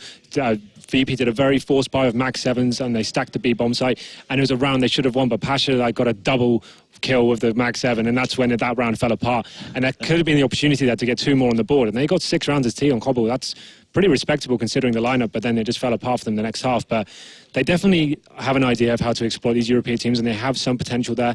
But going into this tournament, they knew they were playing VP, right? So they planned for their VP. I spoke to the guys this morning. They haven't really prepared that much for Kinguin, but we're going into the Vita now, so let's see how this goes down. The map veto comes out, and Overpass being vetoed actually kind of interesting. I mentioned that shortly when we discussed this with Jason Kaplan, and they could actually remove Overpass in order to maybe let Cobblestone be in the pool, or maybe even Mirage. I would rather... I think they're going to remove Cobble, right? Yeah. Okay. Well, I know, like, you think about Overpass, that's a map that has a lot of choke points. I think Kinguin's just going to want a map where they can just deathmatch. Sure. Yeah, but how I feel is, if any upset were to happen, it would be on either Cobblestone or Overpass or something. Oh, this is a disaster. This is awful. Yeah. You hate to see it. This is not good. That is really Scream and Dennis's playground. That is going to be a horrible, horrible situation for them. Now, but earlier, Kaden, when you were saying it, just if we were to try to shed a light on Immunity's booth right now, this was a map that they were expecting as a possibility to play, right? They had it as one of the 3 with, like, it could be one of these, but they also know that on Dust 2 they're going to have a hard time. What they told me was that they were going to hope a bit for Ricky to step up with the AWP and he can do that, though. He can be very good at the AWP, but I'm sorry, when you especially if Kinguin at T side as well, what they do up on this short area, I don't even know how you stop it. They just send Scream up there, and he seems to find 2 AK headshots every single time, against top teams as well. So I think the CT, especially on the CT side, Immunity need to find something. They need to start maybe surprising the T's, being aggressive, taking possession elsewhere before you allow Kinguin to do a full execute into the site. I think that the key is Immunity on their CT. I'd like to see them play an aggressive defense. Yeah, I'd like to see them be taking over the B tunnels, relatively frequently. I wouldn't even mind them doing it often. Yeah. Being aggressive, taking the fight. That's an area of the map too where it's confined. It's not going to have that wide open aim duel that Kinguin's going to thrive on. But they need to be aggressive. They need to find ways to take the fight as a team, because if you're just getting spread out and you're getting picked apart across the map, it's just going to continuously turn into these one-on-ones. If you play passive and you let Kinguin do their thing, that's when it's going to get really hard. Also to try and give people an idea of how good Kinguin actually are on this map. A team that has been rated as top 10 in the world, Dignitas, played this team, Kinguin, in the offline qualifier on Dust 2. I think they got 2 or 3 rounds, starting as CT on Dust 2.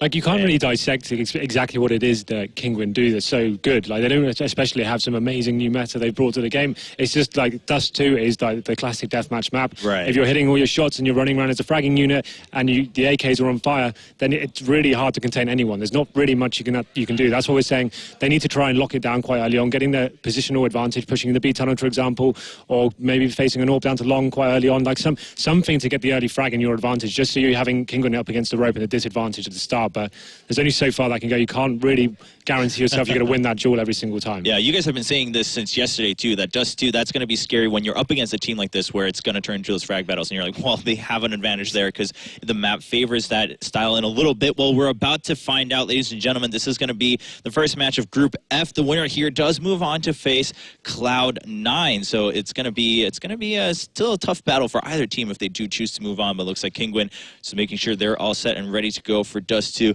Moses, overall, so are we all in agreement that it looks like it's going to be Kinguin that can take the lead, and that's where people should be looking at this matchup? Yeah, I'm going to pick Kinguin to win, and they're heavy favorites. I do think there is a decent possibility that Immunity can take this, but I think this is just like an uphill battle across all fronts. I don't think you can really make an argument for them to be the favorites. So Kinguin for me.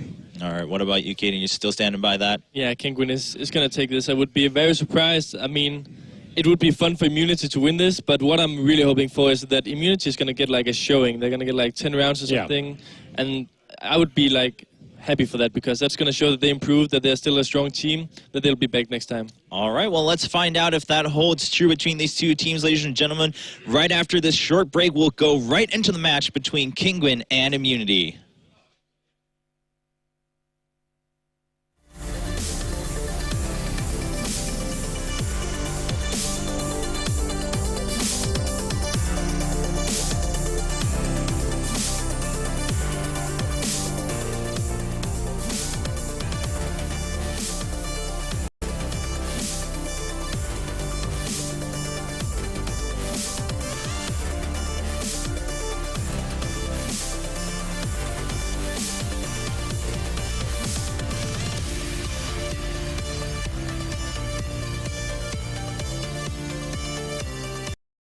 Peggy 18. I am super excited to welcome all my pals back to the annual Blackwood Winter Getaway.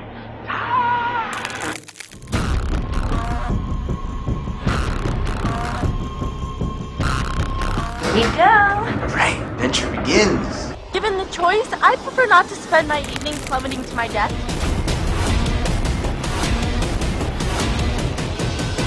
Guys, what are you doing out there? Open your eyes. I'm going to give you 10 seconds.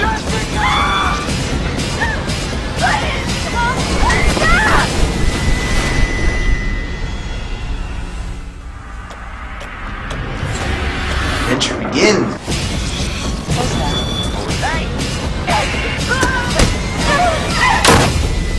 Until dawn, only your choices determine who will survive. Exclusively on PS4. This is for the players. To play Dust 2. They said, no, in our luck, we'll get Dust 2, and that's exactly what they got. And I saw Sniper across the room looking at me like, I told you, man, it's going to happen. Dust 2 is going to be a rough match. You heard on the analysis test talk about Michael Lee and Scream. This is their playground. Immunity, I don't know if they can pull this off. I have hopes for them. They played well against Virtus Pro. They had good signs, but this is going to be on a whole different level. Yeah, pretty tough matchup, obviously. I think the panel went through it pretty well. I think some slightly split opinions, but I think everyone ended up favoring Kinguin, even though, you know, there's always that best-of-one upset scenario. There is, yeah. It feels like the skill gap here is just so huge, isn't it? Well, I mean, we we saw Immunity actually talk to HLTV and saying coming into this major, they're not expecting to get, into the finals, not get into the semifinals necessarily. Yeah. But they wanted to come into this as a learning experience, to get that experience under their belt so they can come back next time and be a bigger and better team. And it has to be really helpful for them. Dust 2, traditionally a map where you tend to do pretty well even if you're the less experienced team. It's a map that anyone can pretty much play. But at the same time, they are up against a team that essentially features 3 different snipers. Michael Fox, Dennis, all able to pick it up. Double up setup on this map is going to be huge, I reckon. Yeah, and I actually like how you point out Michael because I was paying attention to him really on purpose yesterday when they were up against Luminosity and Overpass, and he seemed to lack confidence. Fallen was kind of outpicking him quite a few times, not to mention just scouting over towards Monster, hitting him two shots, killing him off while he was up against the op. But here we go, Anders. Yeah, we're going to lead into it. Pistol round starting off, and just 2 armors on the CT side, and just 2 on, actually 3 on the terrorist side here. So just a little bit of a difference. Again, there was a while when armor was the most preferable. Now, Sniper in the middle is going to try and get something done, but in the meantime, look at this. They're actually sneaking up into the middle. Ustilo leading the charge here on the Australians. They might be able to catch Mike Kilele here. This is perfect. He's got no chance, and Ustilo's going to take him down. Oh. Ricky's in a fantastic spot as well to spot them coming down through lower B. You heard, I think Henry G on the desk talking about how they need to get aggressive, get those early frags, then get that man advantage, and they've done just that. And the pistol round, most importantly, too, because you're looking to pick up the next 2 off the back of that. Ricky trying to snipe away, which we might see him do later on, especially if we win this pistol round, be great. And there's Imagine taking down Rain. What a great start here for the Australian underdogs. It's now 5v3, and I mean, the clock, it's still got plenty of time here for Kinguin, but they're running out of people to play with. Dennis making his way up with the Glock, and they're waiting for him. They've got the perfect setup. 3 people here at the A-bomb side, and more coming in. Imagine with a headshot taking down Dennis, and it's up to Scream and Fox left, and they've got no chance here. Scream very low on health, and as he tries to back up, he's going to get shot in the back as well. Ricky's there. Could have probably been a kill. Flashbangs left and right, and it's now just a single person. Scream jumps down. Ustilo picks up the last kills and makes it a triple. What a great round from Immunity. Yeah, and credit to Immunity. Just push up early on, get the early kill most importantly, but there, even when they had the man advantage, they still played really safe. You saw Imagine on Catwalk, he picked up a kill. He ended up falling back as well towards CT just to stay alive. They had a 5-on-3. There's no point to, overcommit, go down and kind of equalize things for Kinguin to give them a chance to get back in that round. But now we're seeing them buy up the Tech 9s. They got the Scout as well. They bought up some armor. Immunity going for, quite a few SMGs and even a couple of FAMASs here to get a little bit aggressive and catch them up. With the 3-man stack towards long, they really want to lock down this area early on, and I like to see this. I am a little bit curious, 2 Deagles and a Scout. Pretty heavy investment, especially Dennis with the Deagle armor as well. This is one of those signs that makes me think Kinguin really do feel like they're going to be able to take this match no matter what, because otherwise, even without the bomb plant, they might be tempted to just say, well, should we really invest this much into a round like that? If they're on the CT side, sure, because they know eventually the terrorists are going to show up, but this time you kind of have to gamble a little when you're on the terrorist side, and it's going to be tricky. This could be a 3-2 split as well without a smoke smoke to actually help them get across. Sniper sitting towards CT spawn. Ricky can be staying alive inside as Dennis picking up 2 quick shots. This man is insane. Oh, wow. Ricky finally shutting down Fox here, but he's in a lot of trouble. He gets the second one. Can he get the third? Very important that he does, but Dennis comes in for the triple Deagle headshot, and it's going to be Imagine and Ustilo left here. 2v3. Bomb is about to go down. Kinguin making this investment work very well. And already tagged up a bit is Ustilo there. They've got 1 flashbang left. It goes through a Molotov as well. There's Imagine picking up a kill. Ustilo going down, and there it is. Mike Kilele with the last headshot from the Tech 9.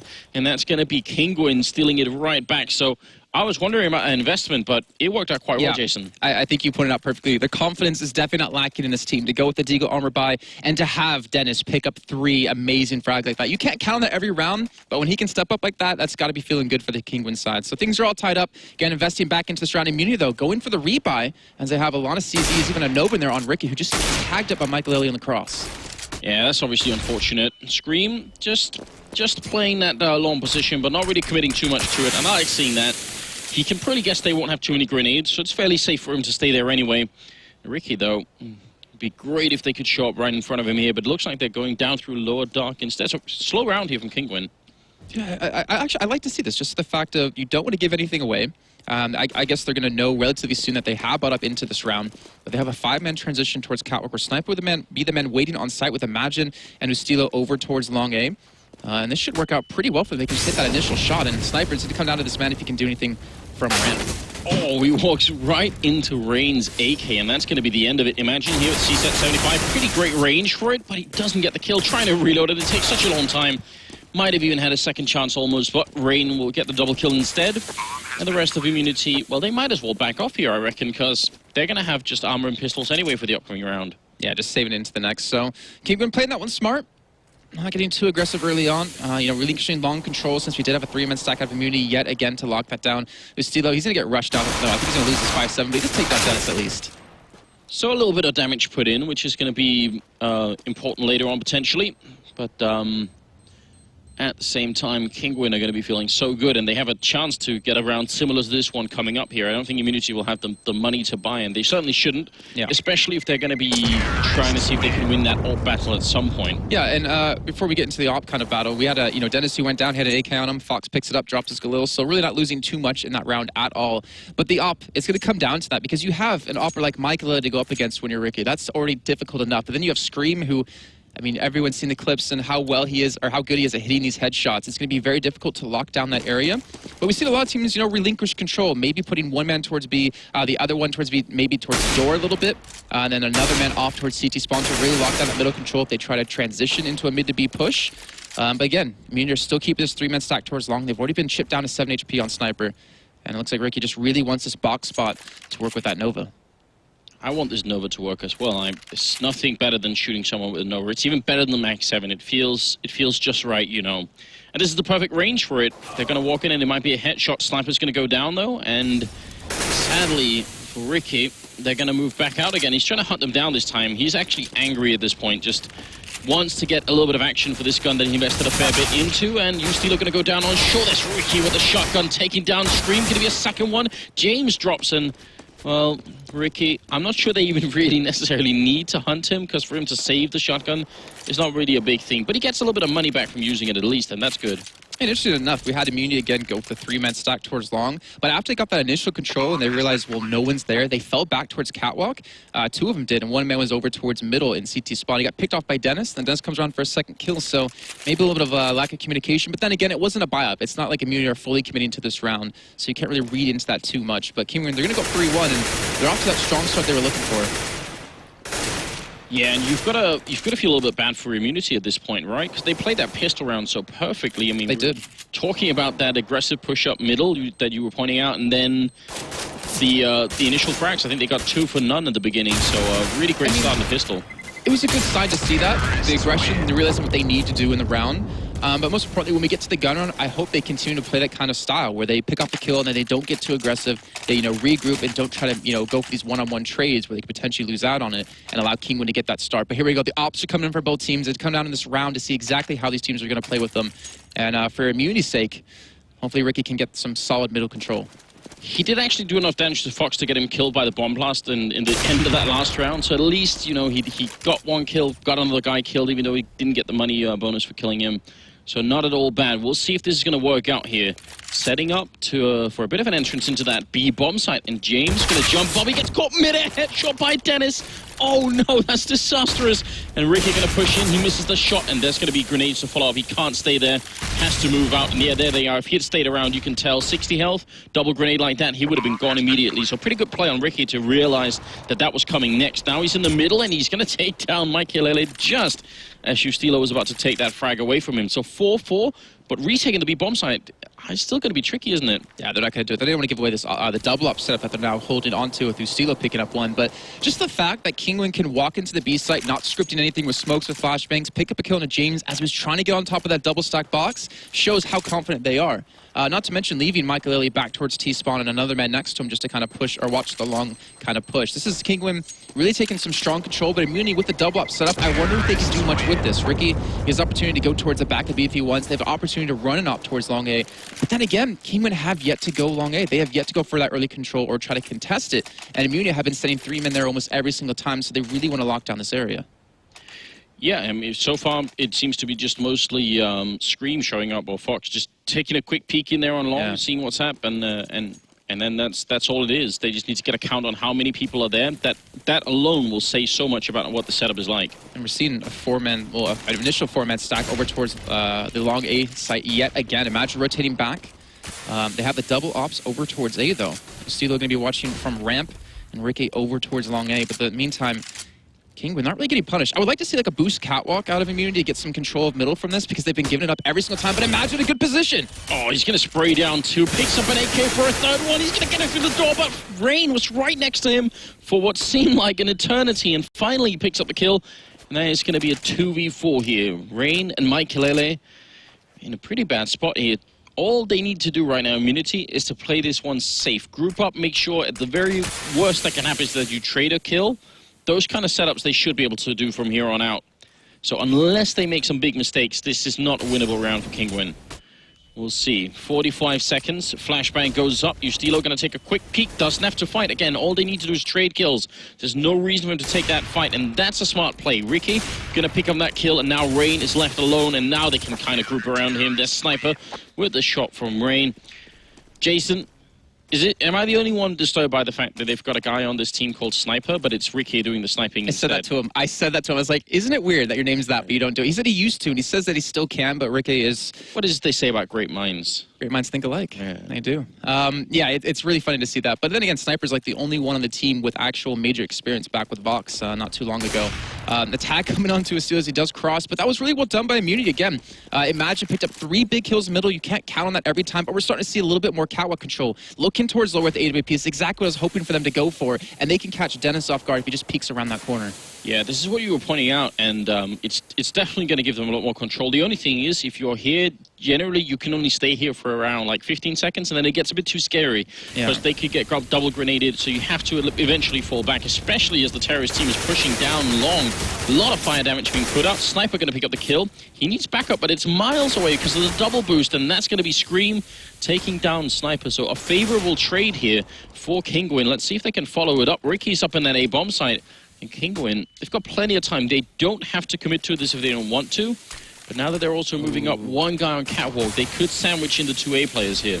That was a missed smoke as well. He wanted to smoke off catwalk so he can get a better position to watch towards long, as Dennis can be the one pushing up. Fox and Scream pushing towards long as well. Imagine going to get overrun in sight.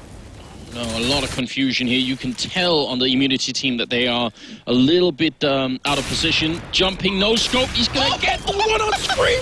Oh no, Fox gets one in return, and he keeps trying. Ricky feeling lucky today. It's going to be a 2v2. Bomb is just down. If he pulls this one through, that's going to be one for the history books. It's Michael Elliott and Fox left, and James pulls up here. Headshot on Fox. Now it's Michael Elliott down in pit. The bomb is planted for him. Ricky, now it's your chance. He's going to miss the first shot. Pulls out again. He goes down to Michael Elliott. Now it's on James. He's holding it down. He's going to get it as well behind the box. The bomb was just out of position, and James is going to get it. And Immunity, they win that round. It's ridiculous. Oh, my Lord. Ricky, that jumping shot was fantastic. I mean, it's luck like half the time. But we saw a great one with Fallen yesterday. We see a great one there as well. But that was really, like you said, really miscommunicated within the team of Immunity. You had Ricky drop off short because he really wanted to watch towards long A or maybe towards CT, which was already smoked off. And it left his teammate Imagine all alone at the A side. And he got overrun and taken down before he could pull off anything. And then for some weird reason, they ended up having 2 people on the A-bomb site while both of them were being both Molotov and grenaded down. It was actually a horrible position for Immunity. And you could sort of tell that Ricky realized halfway through that, wait a minute, we can't possibly stay here. And then he tried to get out, but he was almost caught by Dennis coming up on the short as well. So there were a lot of things that could have gone horribly for Immunity that round. Now, we're going to be into the 8th round, and it's 4-3 at the moment. So not really anybody's running away with this game yet. I mean, what they did last round was really well called for, too, considering that Kinguin has not gone long a single time until that round. They've been constantly 3-man stacking it with Immunity. They let Sniper there alone. They went for the 2-man stack towards Catwalk because they realized they're constantly losing middle control. They're constantly losing lower, not quote-unquote lower control and Catwalk control. So they're able to challenge out a little bit more. And Ricky, if he can hit this shot, this would be amazing. And unfortunately, he does miss. But there's 5 men on Kinguin in the B tunnels, and Ricky gets the first. Nice shot there. And actually, they were baiting that shot as well. They were jumping out in front of Michaelele so that he would intentionally take the first shot mid-air. In the meantime, look at who's sneaking up through middle. Sniper here to take down Dennis. Easy kill, gets a headshot on screen, but he can't finish it. The AK is a one-shot headshot at that range, at any range, so that is going to be a little bit sad for Sniper. But still really good effort and still a lead here for Immunity. If they win this round, they might be forcing an eco on Kinguin, and it might be a good job here. And Imagine's in Goose as well, so he can come out really big. James pick up the first. Rain going to get a return there, a double headshot, a triple headshot, Rain! What is going on now? He's going to get a chance to put the bomb down. 8 seconds, no grenades on Ricky. If he misses a shot, Rain might destroy him, but mid-air, he jumps to peak, and Ricky not hesitating for a second. What a round, Jason. What are we witnessing? Well, we had Dennis pick up the 3-1 Deeks earlier on in the second round. Then we have Rain there pick up 3 fantastic kills that he should not have gotten. They challenged out at different times and then allow him to pick up the kill after kill. You challenge together so you can, shut him down completely. That could have been really bad for Immunity. They pick up the round, luckily, though. They tied things up. And King, they're going for the force up here. Mike Lely on the op in the body armor. Galil and even a CZ in there. But Immunity, that was too close for comfort. Honestly, Rain's mechanical skill is ridiculous. He is essentially just like an aimbot built into a human being. It's very, very frightening, but he's also an incredibly smart player, so he's got that going for him too. They're going to try for the boost again, but this time Kinguin are playing close, and that's very scary. One missed shot here, and there it is. Now they're going to get closer. Imagine goes down. Rain with that AK. Ricky has to move, and he realizes back up and down into CT spawn. Grenade goes up, and it only tags up Kinguin a tiny bit. Not going to kill anyone just yet, but they're all on short, and maybe they're just going to think twice. They've got plenty of time. They want to know if Immunity are moving up behind them, which they've done a couple of times. There's James in the middle, and Ustilo picking up a kill. Each Rain with a refrag, and we're back into a 3v3 here with about a minute left. Yeah, great read by Immunity, too, to rotate the men from B, to hold on towards middle, realizing there's a lot of men on Cowboy. But Sniper, again, he's pushing long for a second time. Rain's going to be the one to challenge out as he comes around the corner, though. He's going to get that frag. That's another triple kill for Rain. It was the last round where he got 3 headshots. This time it's a little bit less fast-paced. Ricky moving up. He has to hit an instant shot once again. He gets that one and falls down. Great play here. Almost catches Scream. You can actually shoot to the top of the railing there, so you've got to be a bit careful when you're only on 22 health. But is there going to be a bomb plant? Again, no grenade to stop it here for Immunity, and we're going to be in a 2v2 retake. Ooh, this is a catwalk plant, most importantly, and Ustilo's going towards long, so he's actually not trying to challenge out. They're going to try to do it together, realizing that they have gone towards cat. And this one is going to be an interesting hold. There's no utility to work with, but Ricky picks up the first kill. Now it's on Fox and a 1-on-2. This is a very important round here for Kinguin. They're running out of money. They need this round. Fox going to pop flash in, sprays, but can't get it. Ustilo, great team play. Ricky holding it down. A lot of confidence and faith in each other there, and it's going to be Immunity now winning the round and putting us at 5-4 in their favor. And Kinguin, they have just enough to buy all AKs, but they're going to have very little utility. So what do you think about this? I mean, you've got basically only grenades on 2 people now, Jason. Well, they're trying to keep the pressure on, right? I mean, if you look at the past rounds, it's been really rough between the two teams where Immunity haven't had like the full 5 or full 4 people left alive. So Immunity's going to be struggling a little bit in terms of economy. You can already see that as well with 1,500, the most on Ricky at, currently. So the pressure is constantly coming in for King when the game is still relatively close. And Ricky pushing up middle gets the kill to Dennis. But I was talking to Immunity actually earlier today, talking about the Virtus Pro game, and they were saying, Australia, it's really hard for them to play CT side or CT side because the teams in Australia aren't that great T side. So when they were playing against Virtus Pro, they really struggled, but their T side's pretty damn solid. And so far, I have to say, the changes they've made from yesterday till today, the peaking together minus 1 or 2 rounds has been phenomenal, and they've got a relatively good read. Sniper's done his homework. Yeah, I like seeing that. I mean, right now, it seems like Immunity are at least being competitive here. Ricky also at, I think, 11-2 right now as a scoreline, which is incredibly good. He seems to be the backbone right now of the team. Still about 45 seconds, and look who's sneaking out middle. It's the Kinguin team. James needs someone to pop flash him in here, but there is no one near to do it, so this P90 is not going to be good enough, and in fact, he's going to get flashed himself. Michael able to pick up the kill. Now they're rotating in. Ricky picks up the shot on Fox, and is almost going to get tagged up here. He gets down by Rain, who doesn't even bother to actually peek the full force, but look at the bomb just being picked up. Sniper, he's going to get it. That's the bomb down 20 seconds and 2v2. He's free. Sniper, he gets the headshot. Now it's all on Michael here in a 1v2, and he's creeping out back. Sniper playing this so well. Michael trying to get in here. He's going to go down. Imagine to pick up the kill. What a great clutch there. Sniper getting those 2, and that is huge. Picks up the bomb just as it walks past, and Rain is going to initiate the pause. Oh, wow. Okay, so again, the analysis, they talked about it. If Immunity wanted to win this map, they need to be really aggressive, at least on the CT side, get really aggressive, get in their faces, and catch them off guard. And this is something I want to point out that we saw against Luminosity with Kinguin. They were put on an overpass, and constantly they would send, 4 or 5 men towards one site and leaving the flank completely left open. They wouldn't have I guess, the foresight to just sit back, let the other team get aggressive against them, and then punish them for it. And you're looking at what's happening now. Again, Snipers constantly pushing, constantly getting aggressive, constantly getting behind them. So I want to see Kingwin, if they want to turn some rounds around, is just sit back passive. They know Immunity are getting aggressive. Use that against them, pick up a kill or two, and work that man advantage. Very impressive, because if you look at it on the other side, it's not like Kingwin are actually ignoring the fact that these aggressive pushes are coming out. They've had multiple setups now where they've been waiting around, hoping to catch Immunity doing just that. But they somehow seem to find the right timing where this sort of fits into just when Kingwin are feeling a bit safe. It was mostly the beginning. I'm trying to think. Like the one round I was thinking of where we saw 3 men push out of Kingwin towards the B site, and James was jumping on top of the box and got headshotted because they didn't script it all the push. They were waiting for the pushes there, but Snipers had a fantastic read. And I'd say that's kind of one of the strengths of Immunity, thinking back to the offline qualifiers in Malaysia, is that they're a team that can be very smart. Sometimes it takes them quite a few rounds to adapt and change things up, but Sniper's a very smart player and knows how to control his team and knows where they excel. And many times we saw them, behind on maps like Mirage where they're relatively strong on. But once he finally figured out how the team was playing, he just adapted and they're able to come back and obviously get themselves here today. Well, right now, at least in terms of fragging, it seems to be sort of a competition between Ricky and Rain, both of whom have 12 kills, and it's 3 deaths on Ricky and 6 on Rain. So overall, this is sort of these are the 2 people carrying the show here. And you would, with the team of all-star players like Kingwin have, you would expect Michael and Fox to be up there a little bit more. Michael, I think his confidence was shot a little bit yesterday against Luminosity. He was not hitting any of his shots, up against Fallen many times, losing out in those duels.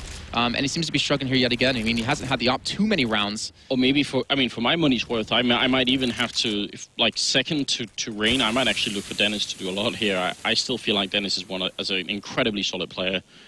So I have really big expectations from Dennis. That's what we've been talking about with the whole having 2 oppers on your team, but we'll get back to it in a second. Looks like they might want to push off the back of that smoke. There's all 5 men grouped up in tunnels. James, Ustilo, Ricky, all here waiting to receive, and he's just spamming through, potentially going to walk straight into this bullet.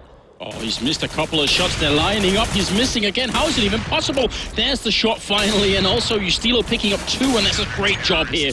Triple kill from Ustilo, saving his teammates. It seemed almost like statistically impossible that you'd miss a shot at that point. What's going on? Well, they pushed out like the right time to get around it, and then of course the flashbang coming through as well allowed them to make that happen. But the read again out of Immunity, rotating men across. I think they got aggressive, gathered some information early on, and were able to realize they're heading towards that B site. But again, having 2 oppers on your team, I was trying to talk about that a little bit before. You look at Envious, you have Happy and you have Kenny S, right? If Kenny S isn't feeling confident, Happy picks it up and does well with it. But we're not seeing Kingwin switch it up, and I agree with you. I hope to see them switch it over to maybe Dennis, or even maybe Fox, to be honest.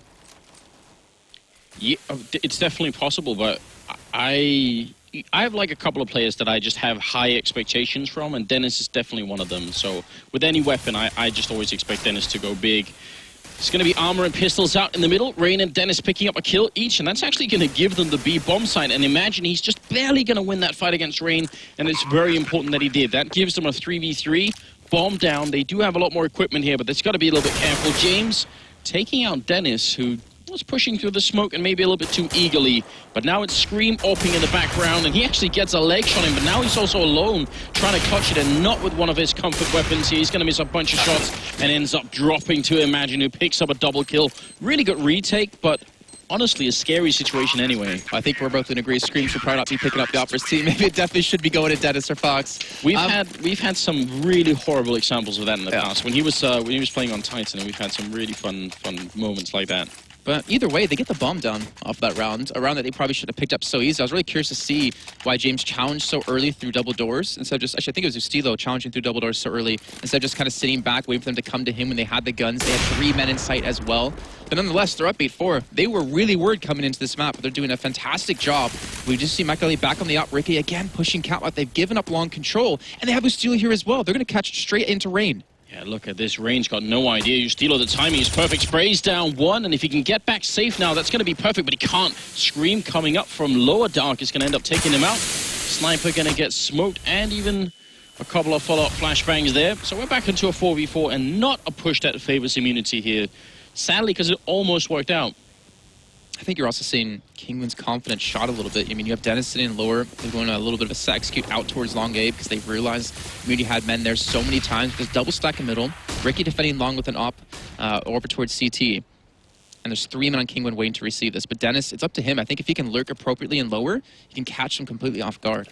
I'm not 100% sure what I was expecting from Immunity, but I feel like they've already exceeded my expectations anyway here. They're playing super well at the moment. And it's really, really good news, obviously, for the Australians. Seeing Ricky almost with a double shot, but he himself gets tagged down to 16. Sniper in the middle actually loses that fight to Dennis in spite of him jumping, and Fox takes down Ricky. I might have cursed them here, Jason, because it's going to be a 2v4 now. Imagine goes down to Scream, and that is going to leave James alone. Not a lot that he could do here. If he can get some exit frags with 13 rounds, and it might actually be worth it. They don't have a lot of money, so at the same time, neither do Immunity. But that rounds, it should have gone Immunity's way. With that early push, getting that kill was on terrain was a great job of them. But what came down to was the fact that Ricky wasn't watching lower. He wasn't watching Scream push out. So Scream gets a return frag right onto that. It kind of equalizes things. And then they get a nice little execute onto the A side, just walking straight through. Ricky missing quite a few shots. I mean, it might be too soon to call it off with just one best of one against Kingwin, but if both Immunity and Renegades could turn out to be two pretty good Australian teams, then, like, in an international scale, then, you know, think about how many other countries actually have, like, 2 or more good teams. There aren't that many. Most countries have just a single one. I think it's Sweden. Sweden is one of the few with 2 really good teams. Yeah, Denmark has been close like a couple of times, but I mean, we need a little bit more out of Dignitas still, but they are doing a pretty good job. But America, maybe, if CLG steps up today? Yeah, I'd say definitely America, I think, has potential to even have 3, in my opinion. But, yeah, there's not that many if you start counting, really. So this is pretty good news. We're seeing in Kingwin, actually. Again, they went for the set execute out towards long A.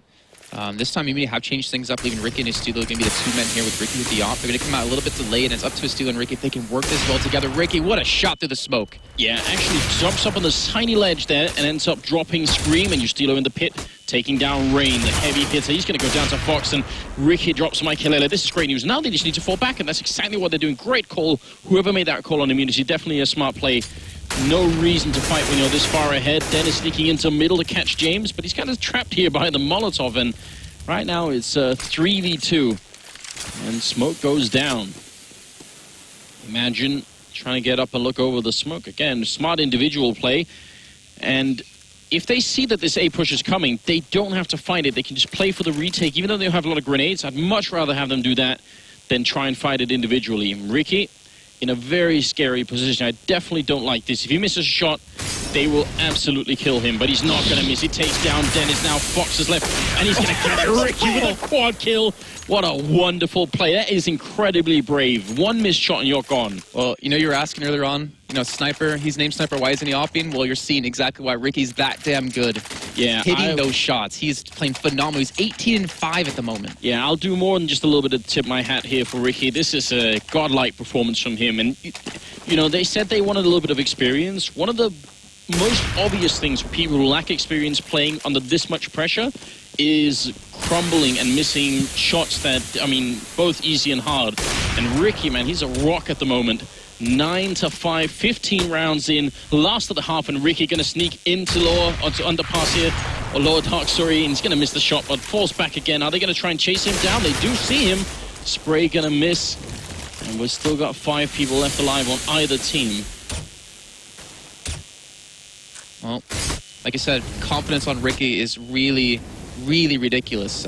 You compare him and you compare Michael. Michael is sitting at 4 frags, the bottom of his team. Ricky at the top. Like, you're seeing this clear difference of what confidence can do for an AWP or for a sniper for your team. But Kingwin now pushed up on Catwalk. You got Ricky and Imagine there. You got Acelo still watching towards long A, and Sniper and James over towards B. They're going to need to rotate in as quickly as they can, though, with 48 seconds on the clock. But it's not like any utility to work with Kingwin. That's the only flash they had, and Ricky's getting caught out. Or anything, they're all coming around the corner. He sprays down 1. It could have been a wonderful triple, but he's going to miss the remaining shots. And now it's a very tough retake here, but obviously they're going to go for it. It is the last round after all. Michaelele, good shot there on James. And Sniper and Ustilo are going to be left. Bomb ticking away. Good tab there for Scream, what he's so well known for. And he goes for another one.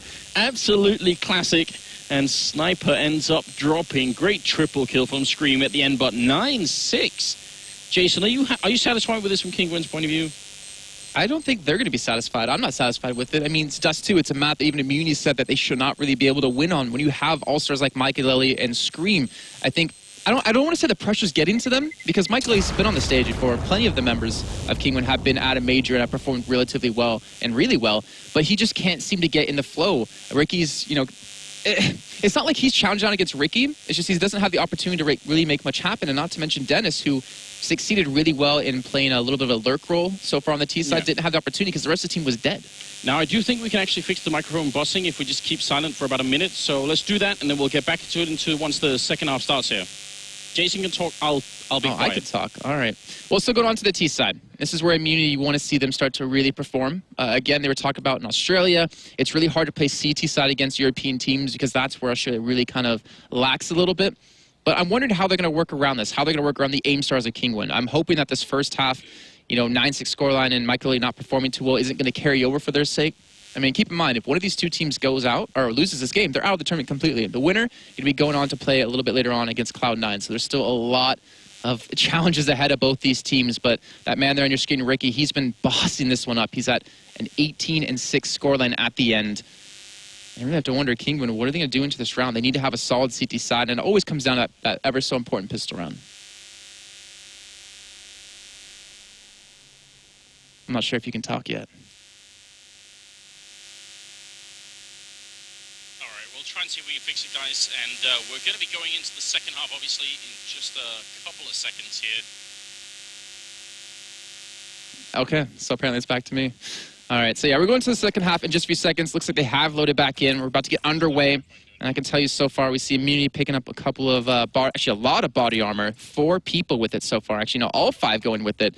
And decoy. So if they're going to go anywhere, they're going to be rushing it extremely quickly and trying to go for the challenges outright. We see Scream, Michael Lee both with some flashbangs. We have a nade and smoke in for him as well. And they're going for a 3-2 split, so maybe trying to catch him off guard a little bit.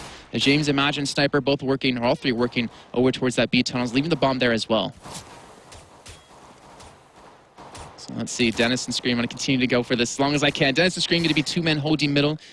They do have the defuse kit on Scream, so they can play for the retake. And you see Estilo trying to challenge out middle already. We see Sniper pick up a great kill on the Fox in the back of the B site. Now Scream and Dennis have to quickly rotate in, but the flashbang might allow them to peek. They get completely blinded up, but they're not committing to this just yet. Ricky rotating back in through tunnels, trying to get all 5 men here, but Scream picks up the first. Dennis looking to come in through window. Scream gets a second. This man is on fire in this round. And now Dennis coming straight through gets taken down by Ricky, but Scream picks up another. He's on 2 kills in this round so far. And Ricky, Imagine in a 2-on-3 situation, not able to get the bomb down. Ricky, a great shot of him. And Imagine they equalize things, and now they have the man advantage themselves. As Michael Ellie's now in a 1-on-2 rush straight through, and Ricky picks up the kill. They get the pistol round, and I'm sure as hell you guys can hear Sniper just cheering for his team. I'm even hearing some laughs in there too out of Ricky with some phenomenal shots out of that man.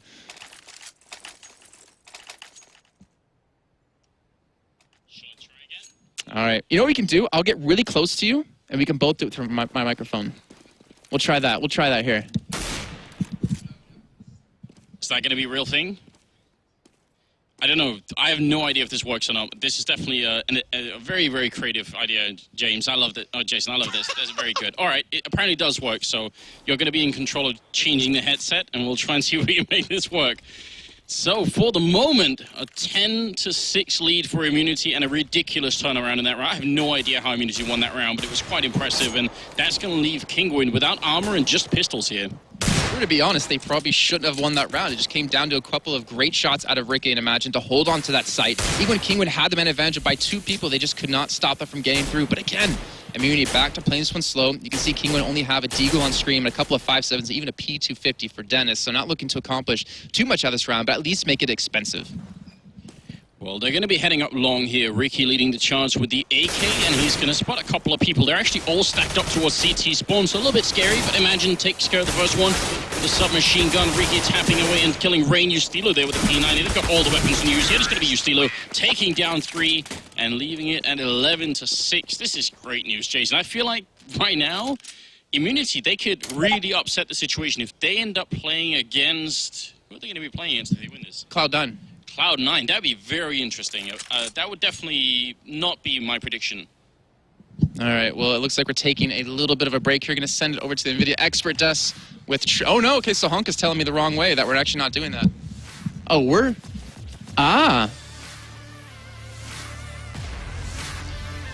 Okay.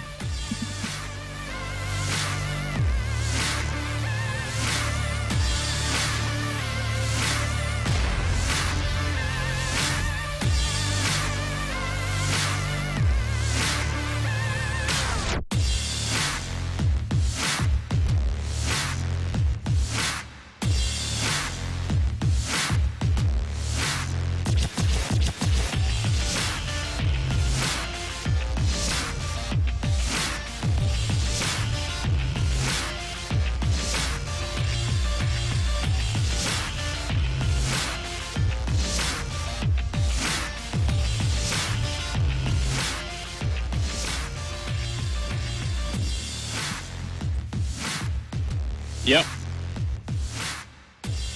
All right, here we go. We're back, and this time the microphones should be working, so of course we do apologize. Soundboards, they're very complicated machines, and sometimes they do weird They're very difficult. You know what I'm happy about, Jason? I'm happy I'm not the guy who's going to try and fix that, because I'm nowhere near smart enough for that. Luckily, we do have have backstage a little bit. We do have some really, probably the best production people we can have in the industry, so they're working on it quick. So we're going to be right back into the game here. It's Immunity with a lead. Huge surprise. Rain is playing his heart out on that Kinguin team, but he needs help right now. He does. He needs other people to step up. Mike Lilly, again, struggled in that first half, and he needs him to be there by his side to really help out. Not to mention Dennis.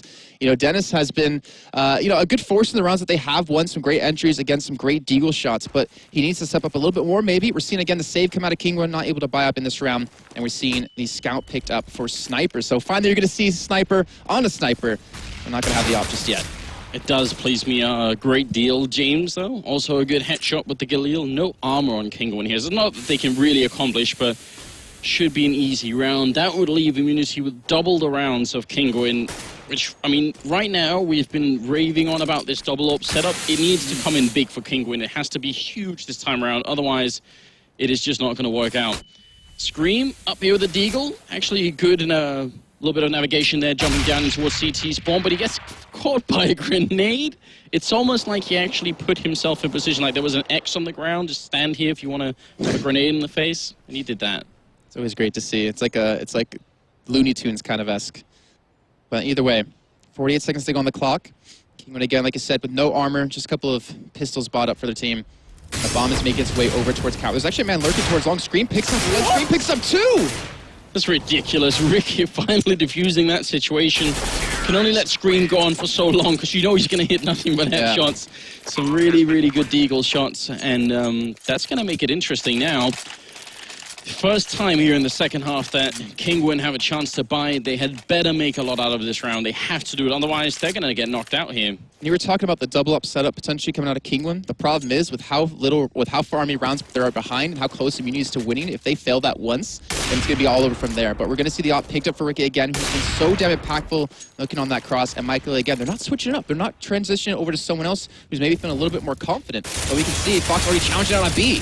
Yeah, good shot there. James going down and Scream killing Imagine while he was in the fire as well. Almost a bit of an overkill there. Sniper's also very low on health, so this push from Immunity has yielded very next to nothing. Definitely not worth it for them.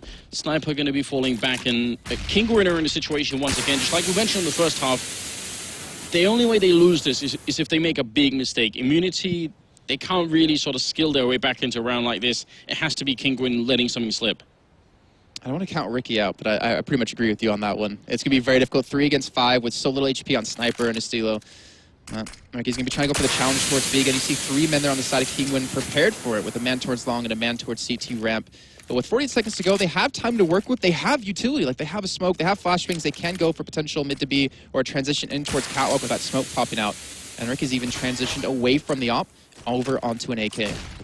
They're making a very good call right now. I mean, continuing into B, I think, would be almost suicide, but walking up catwalk, not such a bad idea. And that's a very likely spot to be able to take an aim duel, and that's what they want right now. They just want one-on-one battles that they can try and win. If they win the first one, there is a chance.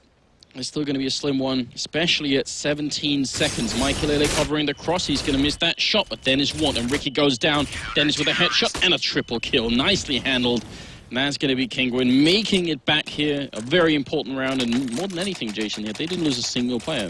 Yeah, so they keep their economy going. They do have the potential to pull up the double up now in this round or the next round. Most likely the next, but Michael, it's all on that man there you see on your screen. I want to see him really start to get into his prime here in this one. You talk about peaking in tournaments, you talk about do you want to do it early on, you want to do it later on, you want to do it mid-tournament. Well, you know, this is the end and the start of the tournament for both teams technically. You lose this game, you're out. It's the end. If you win this one, you still have another challenge to go on up against Cloud9. But we're seeing Unity pick up the pace a little bit. They have quite a few Tech 9s. They don't have any armor though, and Michael is waiting. Yeah, I like this. Just rushing in with a Tech 9, it seems like it's a favorite thing to do, but Michaelele, good shot there with USPS. Gonna get a second one as well.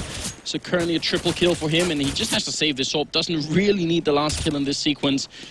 No scope, not gonna hit it. Knife is out, really, Michaelele. Is it time for that? Now he ends up going down to Imagine, who does end his days there. Scream gonna end up getting that kill. It seemed like he was almost gonna get another one. Yeah, it's ridiculous. So And a round that maybe didn't have to be that expensive. Obviously, they get to save the AWP anyway, but 2 kills in the round like that, pretty good for Immunity. It's interesting play to Michael too, because he saw him coming catwalk. He had a smoke come up as well, but instead of sitting back towards ramp and then him come to him, he pushes aggressively into Goose because he has Dennis towards car to help watch the cross, so he can get a little bit of a crossfire going on and to help protect him. So it was a really smart transition out of this man. Sniper again going to be on the scouts, very MBK-esque for his team. We're seeing MBK, or not MBK, Team Penguins, now he's in my head, on the op with Michael still, but they have full utility to work with. Immunity.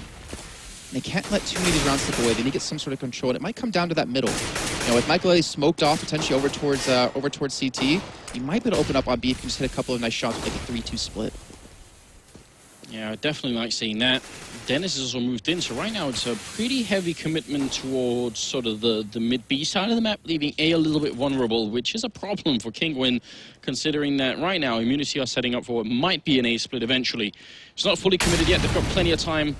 And right now, they're waiting for that Molotov to clear anyway. Is that Mike Lilly in sight as well? Is it over towards A? Because if he's there, yeah. I don't know if I like this position, because if you sit towards car, yeah, you might get flashed up, but most importantly, you can stay alive by rotating back towards pit, have a teammate there to watch towards long, and replay the retake game. But he's going to be sticking up here in true Michael Lilly fashion, trying to be aggressive, trying to be cocky. There's already a man dropping towards C2, picks up the kill, James gets one. Oh, and he did commit to it. Dennis going down, you still are taking down Michael Lilly over at long. James runs in, but Rain will drop him. And, you know, we've been talking so much about Rain.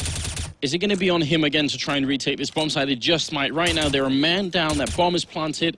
And even better, Immunity have one guy at top mid, which is going to give them so much information. They know nobody's coming short, and there it is. Fox, Rain going down, Scream, last man alive, and he's going to be dropped. Imagine picks up a great double kill, and it's going to be 13-8. I do think that's a really good point, though. The way that Michael is holding, it does mean you're committing to the bomb site. There's no way to really fall back, and so you either get a bunch of kills or you're going to need some really quick backup, which wasn't even possible. Yeah, I mean, they have Leggett behind him. You can see him staying there, acting as their coach, acting as their caller, if I'm not mistaken. So he's going to see something like that and, be kind of upset, I would assume, against Michael. I mean, that's how Michael likes to play, like really flashy, really aggressive kind of style. But it doesn't work out, especially when your tournament hopes and dreams are on this one game. Yeah, they were obviously expecting that maybe Immunity would try and go for a B split, because that's why they had that heavy presence on B. One guy in middle. Guy in middle doesn't need to take many kills. She just has to maybe soften up, maybe get one kill, and that's it. Then the 2 people in B can do a pretty good job of defending, but it was essentially the wrong call for Kinguin here, so a bit tricky. Molotov. Sure. I mean, it's going to actually push on an op if he's there, but other than that, not really going to accomplish too much. So it does give him catwalk control, but we haven't seen Kinguin really do much about this. But look at this, they're trying to be aggressive in tunnel, trying to catch out Immunity, but they're not going to be there for the taking. Oh, that was so close to them committing, and if they had pushed through, you got to wonder how much information they would have had to play off of, but they're not really feeling it, Kinguin, and I mean, they're not a team, considering all the individual talent, they're not a team that can afford to sort of doubt themselves. They really need to come in and say, well, we've just got so much individual talent, we're going to do this anyway. But now Immunity going to be pushing up here. Molotov failed a tiny bit there, but they're going to push the bomb site anyway, and Michael Lilly, he's got back up this time. Does not win that fight. That means Ricky's going to be taking him out, and Dennis up here by the barrels there inside the bomb site. Can he stop them? Ustilo finally going down. And we're going to be in a 4v3 here. Dennis picking up a rifle. There's no bullets left. He ends up going down. Ricky hits a headshot, finally gets taken out, and that's the bomb being dropped on long, which means Rain, he could definitely do this. This is a perfect man to have covering a bomb like this. It's now a 2v2 with about 10 seconds. They need to pick it up. Immunity, they're getting slowed down way too much. Their sniper, he realizes 4 seconds, he can't do it. This round is over. He can't get the bomb plant in anymore.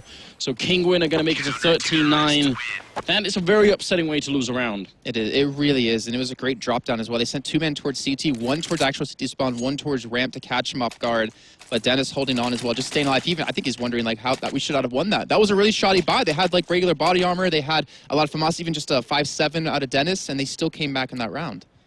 Yeah, very interesting. I think that was Immunity being so deeply immersed in the fact that they're winning this game that they forgot about the fact that there was so little time left. I think they caught onto that fact just a second too late. But look at the speed here into the B bomb site. They're going to try and rush it down, but Fox is there, gets an instant double kill, and the bomb is dropped. Jason, it couldn't be worse, could it? It was a nice change of pace. Like ideally, that was a good, decision by them. But unfortunately, Team Kinguin have been waiting constantly on that B site, and the Molotov coming through did slow and soften them up just a little bit. James made the first kill, but they get taken down thereafter. There's 2 men alive with AK, so there's a possibility they could pull us off in a 2-1-4. But Ricky coming through with the flashbang, he's not going to accomplish much off that. No, they're just feeding all the kills to Fox right now. Triple for him in the round, and some of the easiest kills of his life, essentially. Sniper, just the last man left here. considering how many rounds could potentially still be left here, be very important for him still to pick up a couple of kills. They can't have Kinguin come out of rounds like this with 4 members alive. 3, and they've done an alright job. Even better if he can get a double kill, obviously, but we're asking a lot of him, and he's actually going to fake out that. That's very clever, isn't it? That pop flash goes on over to long just to try and pretend that he's over there, and then walks into middle. They don't care, though. They have the bomb at B. They're like, all right, you can be long all you want. You can try to save your gun. We're still going to just protect this and get another round. It didn't work, but I want to give credit to Sniper anyway. That's a very smart way of thinking. You got to come up with something like that. What else are you going to do? Well, unfortunately for him, he was not able to accomplish much off of that. But, you know, to keep in mind, you know, Immunity, they're playing, you know, for themselves, they're playing for their brethren team Renegades, they're playing for their country of Australia. And the thing is, with Vox, first time they played in a major was back in Katowice in 2014. They didn't get a single map. So if they can pull up just a map alone, even if they don't get much further, they would have already done better than their brethren team and just reassure all the work they put in over the past couple months. Yeah, I feel like until, I mean, at least until this year, Immunity wasn't much on anybody's radar, really. It was all about, you know, the Vox Seminole lineup. That's now the sort of almost the Renegades lineup. And I guess a lot of people did assume that was the only team that was going to come out of Australia then. That was it. Because we have all heard the stories about how difficult it is to find practices, how, you know, they don't have the same level of competition, kind of like the North American scene used to be, but I don't think is anymore in the same way. Great if they can keep it up. Now we've got 2, let's see a 3rd one, why not? Rain down in the pit here, and he's fighting armorless targets, so doesn't need to be so careful. Could just spray them down, and Michael Ellis can come in and show him how it's done. Dennis, good shot there, and it's going to be a complete cleanup here. Nobody dying, and a good triple spray down, which is going to leave Kinguin with a lot of money. That's 1 round with 4 alive, another round here with 5 alive. I mean, think about, you know, a couple of rounds that Immunity has picked up, right? They've gone catwalk quite a few times, and they've caught out Kinguin from having 1 man towards CT and 2 towards B. So they were able to get like a nice 5v1 against Michael Lilly, pick him up when he had the op at the time. Then they had to worry about rain towards long A, and able to get the bomb down. So I'm wondering, Kinguin, they've adapted this a little bit. They're not keeping his, you know, as man in CT spawn anymore. Maybe go for that 3-2 split towards B with the smokes out middle and catch them up. The only thing I worry about, though, is Immunity, is their mental block, because they tried rushing into B side earlier on, and they got completely smashed. Well, this is another way in which experience shows itself. When you're this far ahead, you really should be winning the game. I mean, at most, when we were at the peak here, it was 12-6 in favor of Immunity. So you should be winning that game, but the more you feel it, the more you start to get a little bit nervous. You start to second-guess yourself. All the calls you make, you wonder, you know, this is Kinguin. Are they going to be better than us? Maybe we should do something else. And then you slow down the game just enough that they get to catch up. And you can tell now, Kinguin know, this comeback is very, very real, so they're seeing it. Mid to B, or mid to A, smoking off towards B to try to get in towards CT spawn. It's not going to work out too well. Scream picks up the first, but imagine he's pushed up catwalk. He's going to get Molotoved off for now, but they have the time to work with 45 seconds left to go on the clock. They have a guy towards CT as well, challenge out James, trying to pick up his kill. Oh, but he goes down to Scream, who picks up a 2nd kill, and now they need to get something in return here. It's a 2v5 at the moment. Rain getting a headshot on Dennis, even while Flash doing good damage. There's Michael Lilly cleaning it up, and it's going to be 13-12. Oh. Well, let's talk about this. We talked about earlier on saying that one thing that's really good about Immunity is Sniper and how smart of a player he is. He can adapt to calls, you know, relatively quickly. Also, the downside is sometimes it takes a little bit of extra time. You know, he's good at adapting, but sometimes it takes a little bit too long. And we saw that happen quite a bit in Malaysia. We were at the Asian offline qualifiers for ESL 1 Cologne. And I think we might be seeing a little bit of that as well. They're not able to really vibe into this round. I still say maybe a mid to B kind of strategy would work out. There's still only 2 men left alone there, and Kinguin still have rotated quite a few men towards long, with 2 there and 1 towards Goose or whatever. But Dennis, he's going to be the one rotating back. The smoke's coming in. They're going for B. They don't have any armor. This is going to be a bit of a miracle if it works out. Scream takes down 1, and James going to take a little bit too long there. Fox picking up a couple, and there's no way in here. Perfect shutdown. Money on Kinguin is going to be disgusting at the end of this round. And that means we've got a tied scoreline here. It's 13-13. It's now looking very scary. You know what I think? This might have to come down to Ricky and that AWP. If he can win a couple of fights with that, that might be the one opening. You know, never mind how many strats you try and pull. You've got to get that opening kill at some point. I mean, that's 100% true. He was so impactful in the first half with it. Wait, did he get the close B spawn? If you get the close B spawn, you can actually run here quicker than, well, almost as quick as he does, but he does miss the jump. Still got a chance here, but he goes down to Fox, who crouches into the angle with the AK. Ricky saw it coming, and he was even there on time. That would have been the kind of opening that they need. I still think Ricky had exactly the right idea. I think if he maybe questioned that second question, I guess himself when he missed the jump, could have saved his life and would have been a little bit more impactful in the round. But I mean, they're still going to play the man down. They have Now imagine picking up the op, still looking for that pick towards B. And you can see in this on the minimap, the Kinguin have rotated the men over towards it, 1 towards pit and 2 watching towards catwalk. Still just ticking past the minute mark here. And they are trying to test out catwalk as well. You can see Immunity really want to see if they can get in somewhere in and find that opening frag. They just need to get back into this round. Otherwise, Kinguin are going to be quite far ahead. I'm not even sure that Immunity can really force Kinguin to eco for the rest of this game. I think they're going to be able to buy no matter what here. So this is going to be a very hard-fought battle indeed. Dennis in CT spawn going to take down Sniper next in line. Scream to drop James. And imagine Ustilo are going to be left here. Good shot with the AK. Maybe a bomb plant could at least help them a little bit. But a Molotov goes up and all of Kinguin are rotating in here towards the B bomb site. Still, bomb plant is going to be helpful if they can do it, and looks like they're going to be successful. Keeping the bomb site is quite a different matter. That would require a bit of a godlike performance here. Molotov goes up, smoke behind. They've got the utility for it, and Kinguin, look how patient they're being outside. Not too worried about anything. Another grenade, follow-up, tag, scream a bit. Rain comes in, and that's going to be it. No issue at all.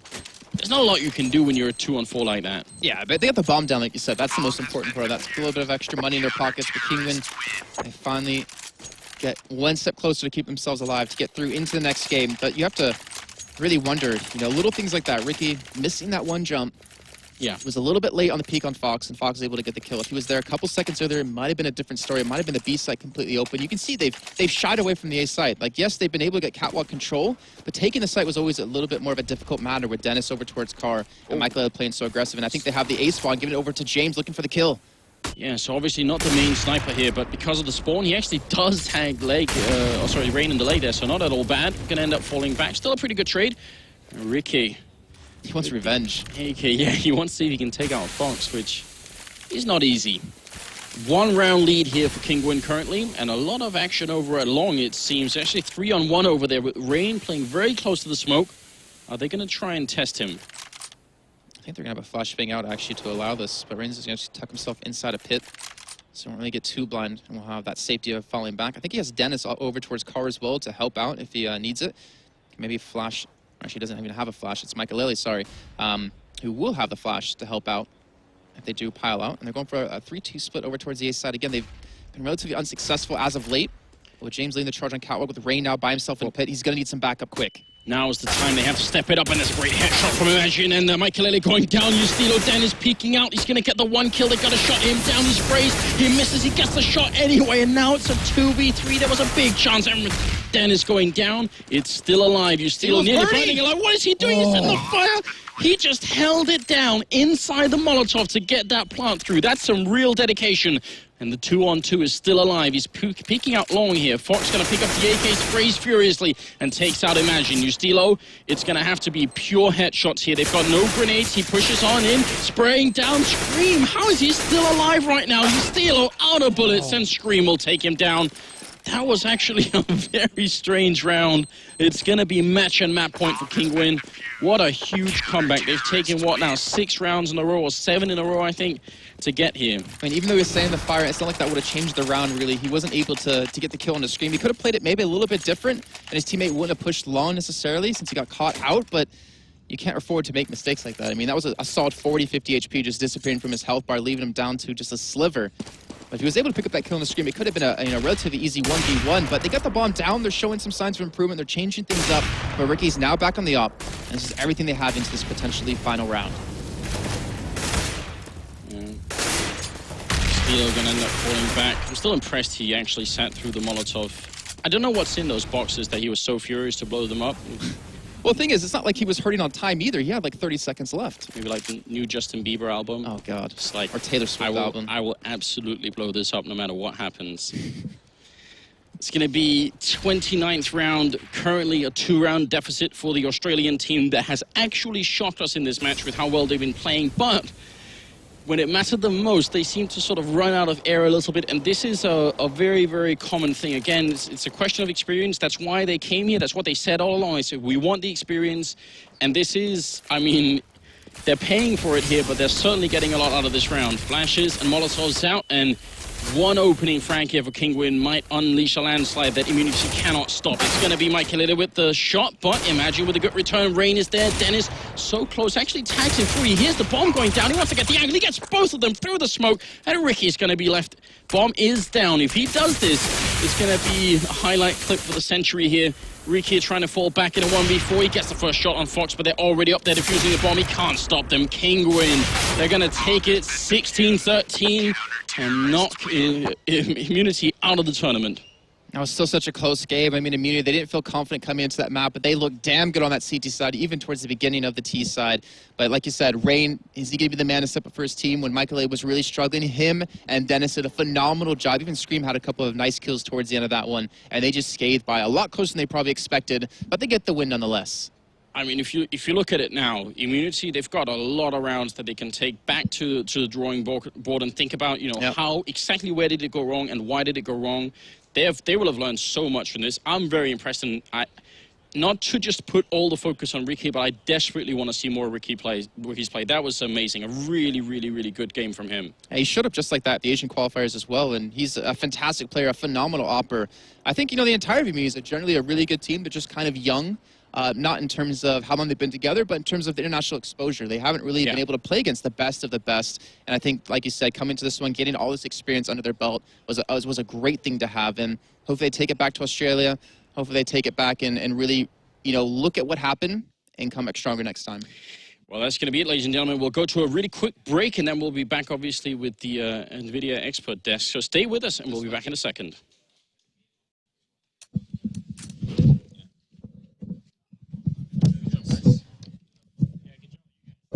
Ew, you have sweaty ears, man. Right? Fucking gross, dude. Thank you.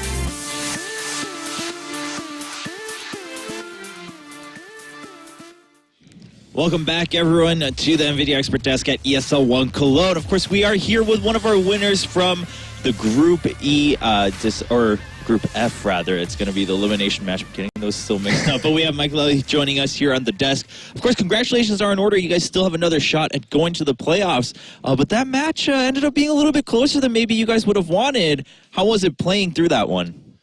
I mean, we didn't know what to expect in this game.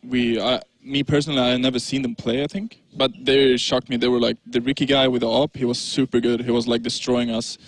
But then we managed to, I tried to tell my teammates that they're super good in this game and they'll never stop believing themselves. And they just started to hit their shots and we just managed to close out the game. Yeah, Katie, and how did you view that game between Kinguin and Immunity? I was, I think, even more shocked than Michael at that point. I was like, what's going on? But credit to Immunity. They really played well, as you said. Yep. Ricky must be getting a lot of credit for this performance. Yeah. Also, just in general, I actually felt like at some point Immunity might have been throwing this game because they had a big lead. And on that terrace half, they opened up the A-bomb side. They win the round. The round after that, they only lose because they don't realize that they don't have the bump and it's dropped in CT spawn. And then from that point till when they do A execute again, like 8 rounds, like where they just do random stuff, rushing into B, these kind of things where they just got destroyed.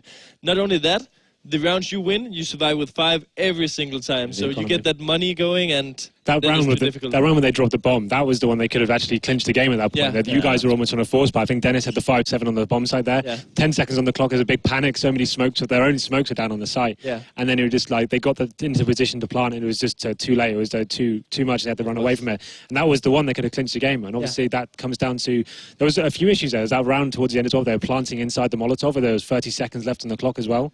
Some really interesting rounds going there. I think it does come down to that clutch situation when you're a big tournament like this, when you haven't experienced that sort of pressure before, it can be very hard to deal with. So, unfortunately, a few rounds slipping away from them. I wanted to know, because when we saw that Dust 2 was picked, we were just like, Kinguin's real happy about this. You got the deathmatch map, you got all the Zane battles. Like, what were they doing? Because they like kind of neutralized that for that good stretch where like you guys weren't finding those one-on-ones that normally in Dust 2 you'd think for you guys would be a huge advantage. I think they pretty much knew how we were playing on this map. I mean, we might play random, but we were playing kind of like the same structure all over all the games. So I think they just knew how we played. It felt like when we always tried to do something, they always knew it. So as terrorists, we just try to focus on taking some rounds because we know we're super good CTT on that map. And I mean, they were good. I mean, they were super good. It was the op and their team that was so strong. So you've brought in Legia for this event, right? He's now the in-game leader. Is that correct? Now has he taken over that role? Yeah, kind of, yeah. So how has he helped when you're in those situations up against the rope? What is he doing to you guys to get you back into the game and keep your heads high? Well, first of all, he's like a sixth voice. Can you say that? I mean, he's telling us exactly what we should do, because sometimes you can watch like aiming at the same spot or whatever, and he's like helping us in that kind of way when we're gonna push sites. But in the long run, he's helping us with structure and like how we're gonna play defensive and tactics. And so he's not necessarily the in-game leader as such so much. I remember at DreamHack Valencia, you were saying that's how you saw the game going forward and developing the future. Well, he is the guy talking in the beginning of the rounds. Like, you should do. So he gives you the general idea of his opinion going into it. Okay, right. Yeah, but sometimes we also have our own opinions. So if I want to rush long, for example, he lets me do that. So. Yeah, sure. Okay. Shortly about the veto, we were expecting you guys to remove Cobblestone for sure, and then maybe Mirage, but you went for the overpass removal after looking a bit shaky on that yesterday. What's your take on that? Is that because you would feel confident still going in on Mirage because it's such a basic map? I mean, we have the overpass or Mirage is our the maps that we can play, but we prefer not to play them, and we just tried to see, like, against these guys, we went to hltv.org and just tried to watch what maps they were playing the most and winning the most. That was the only information we got about them, and we tried to think that, like, okay, let's ban out something that we think they're good at. Oh, okay. Yeah. Cool. All right, yeah, because we had a little bit of a discussion on that going into the match, but at the end of the day, you guys get the win. Of course, we don't want to keep you here too long because you have another match coming up. You do have to go up against Cloud9. Before we jump in there, how are you guys feeling now after that win? I mean, coming in, were you guys like, all right, let's win this and let's take down Cloud9 too, or is it just like, take one game at a time? Yeah, take one game at a time. But I mean, Cloud9, they're so good at the moment. They're like, I don't know how to say, they're like super good. But I mean, we got our revenge from Valencia. They crushed us there with like 16-5 or something. So we got a revenge game, and hopefully we can do something better than we did in Valencia. All right, sounds good. Looking forward to that, of course. Ladies and gentlemen, that match is coming up right now. Group F winners match after this break. And also, if you haven't yet, still just a couple left in terms of tickets for the Lanxess Arena. So if you want to come watch live in Cologne, Germany, in that great stadium, tomorrow, go ahead and get one of those few last tickets. And of course, thank you to all of our sponsors making this event possible. Thank you going out to Asus, Intel, PaySafeCard, HyperX, The Score Esports, and of course, NVIDIA. We'll be back right after this.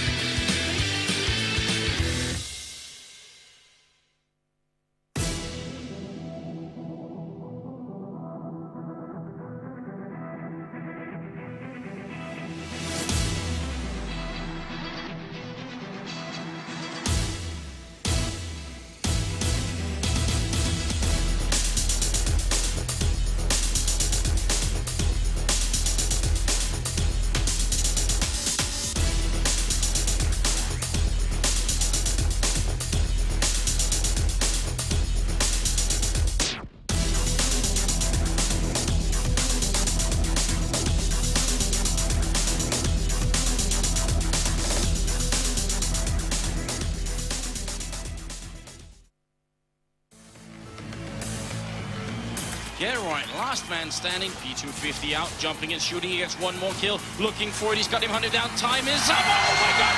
Get ready! You're gonna be kidding me! The last kill in 1 second left.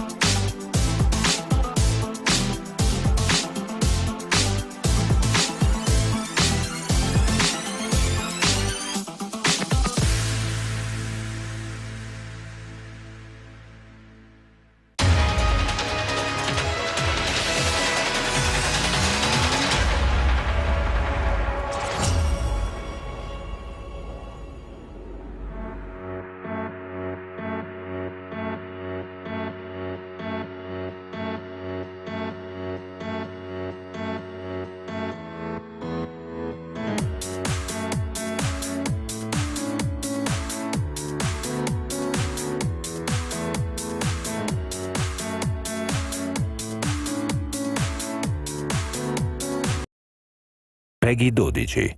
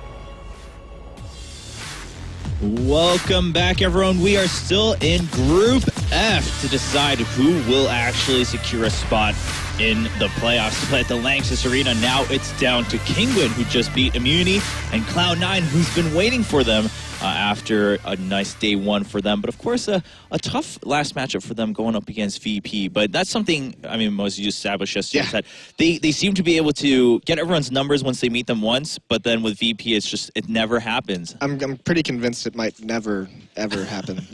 You think so? I'm getting there. Like, it's just rough. It's always a steamroll, too. It's like a beatdown. It's hard to see. But there was a glimmer of hope yesterday. Like, the fact they got 6 rounds in a row on the T side of couple, it looked like they had the number. They worked it out and they turned around real quick, didn't it?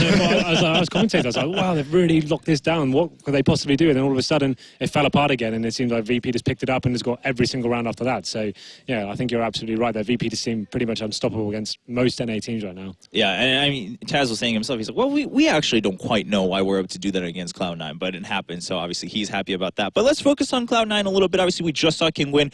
We got to talk to Michael a little bit about their game, and they're just going to take one game at a time going in. Cloud9, though, earlier you guys said, all right, they probably shouldn't mind either team here. They're going to be looking forward to the matchup. But going a little bit into specifics, now that we know it's Kinguin, how does that matchup look to you, Katie? It's a fairly big contrast I see between the teams. Like Cloud9 having a very strategical approach, but also having some really good individuals such as Skadoodle and Shroud.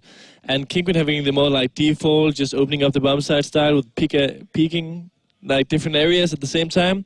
It's a big contrast, and both can work on different times, but I feel like Cloud9 should have the edge in recent results and such, but especially when you see Kinguin and that some of their key players just weren't 100% on point in that game. And I mean, the key for me is that comeback that just occurred doesn't happen versus Cloud9, because that wasn't Kinguin taking control of that match. That was Immunity letting that match slip away. And against a team like Cloud9, you have to be able to take control, and I don't see Kinguin, the form they were just in, that's not going to cut it. No. Yeah, exactly. I agree with that statement completely. Like the fact that you can get away with that with the lower tier teams, you can't if you go that far down against Cloud9. Although Cloud9 have had similar issues closing out some games in the past, to be fair to them. But I think ultimately Cloud9 are definitely the favourites going into this, just based on the fact I think Sean would have done his homework here. He's probably been up all night considering this will be the likely outcome, right? Like if you look at this matchup, you probably would predict there's going to be Kinguin going up against Cloud9 didn't believe their own eyes when Immunity nearly took that one away. They were all watching from the sidelines. They were like, what's going on here? Like, we didn't look at Immunity at all. Like, please, no. Like, previously I said to Sean, like, as in a joke, so all that time you used on watching Kinguin demos, I was just sleeping, man. I was just sleeping, so kind of teasing him a bit. But obviously now he's well prepared, hopefully. And it's going to be an interesting game. I actually don't really mind that much what map it's going to be. No. I feel like it's more just like the contrast between the two compositions and how they're building up their game style. Yeah, I think Cloud9's got advantage on pretty much any map that's going to be chosen. And I think the big thing, too, is, Mike Laley said it, that Immunity was able to come in, and he said the reason they were beating us up on Dust 2 is they seemed to know that what King was doing. They read them very well. Whatever research they put in worked out.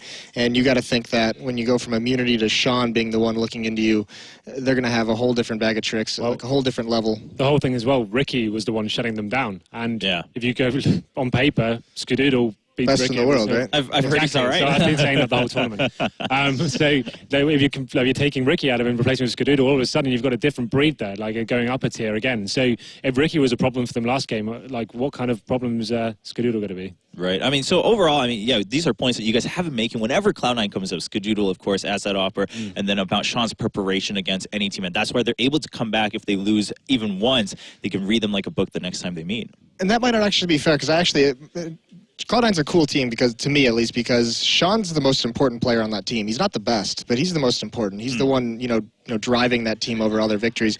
And it's not really fair that we've only mentioned him in Skadoodle, because you have a guy like Shroud, who's been consistent, been one of the better riflers in North America. You have a guy like Nothing, who's probably playing the best over a long stretch of time in his entire career in CSGO.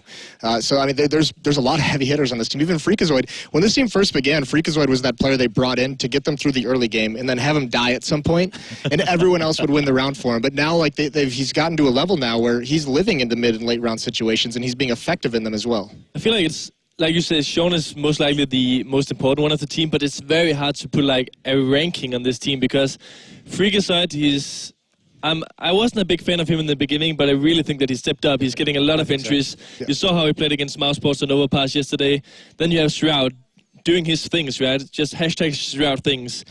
Nothing. I feel like when they have to go big and win against the teams which are ranked above them, nothing is often the key. If he plays well, they will do it. If it doesn't, it's going to get kind of slippy.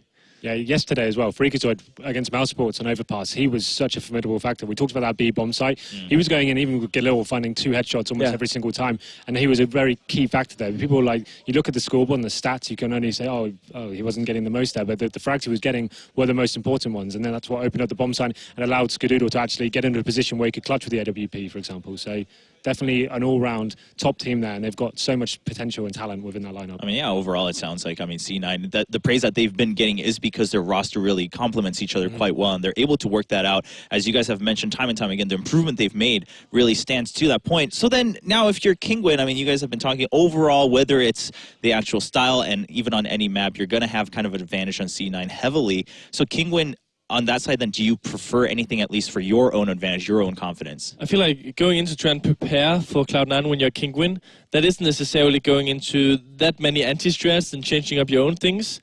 It's these small things where you're trying to look for weaknesses in the defense, like how are they rotating when we're approaching these kind of bomb sites? What kind of players often out of position? These kind of small things which can give you the key rounds during the game. I don't feel like now Legia is like the in-game leader coach, kind of undefined still by Makalele. But with the preparation that he's doing, he should prepare them for the executes of Cloud9, what kind of defaults they're doing, but he shouldn't go too much in depth. There should also still be like the free rolls of Kinguin, I feel. This is a team that has to keep it simple. You have to let the individual talent on this team is what is going to make them move forward in any tournament. So you keep it simple, you let these players have their freedom to do what they want. You don't make things too complicated. You don't want them thinking about the timing of a smoke when, you know, they should have a gun out, things of that nature. So, and they're going to need, Scream and Rain have got to step up more than they did in that last match. Those 2 players have got to come up. Yeah, and got to go big. I mean, that's what you guys said, even against Immunity. So against Cloud9, I imagine it's going to be even more focused on that one. Now, Cloud9, looking at the tournament as a whole, obviously now they've been touted as the best in North America for some time now, and people are saying, well, how high can they go really in the world rankings? The major is going to be a time to prove that. What do you guys think after having seen them yesterday beat Mousesports, but of course having a tough matchup against VP? It was a great showing against Mousesports. I think it was more down to the Mousesports losing against themselves. Their economy management was very poor, and I mentioned before, like, they didn't utilize their strengths within Chris J, but you can't take anything away from Cloud9 in that respect. They did play very well, and they approached the map very nicely, but going against VP, it was a different showing, and they looked very weak. But here we go, the most important part of the show. This is the vetoes, like we said. Smart veto from Cloud9. They've learned. Take it out Inferno. That's the American myth, right? They always think they're better on Inferno than they actually are. Overpass removed, not a big surprise. We talked with Michael here, and he's probably going to remove Mirage or Cobble as the next one. I would probably go for Cobblestone, maybe. I would remove Cobble. Definitely Cobble, considering the way Cloud9 played that side. Cloud9's going to take Mirage. Oh, okay.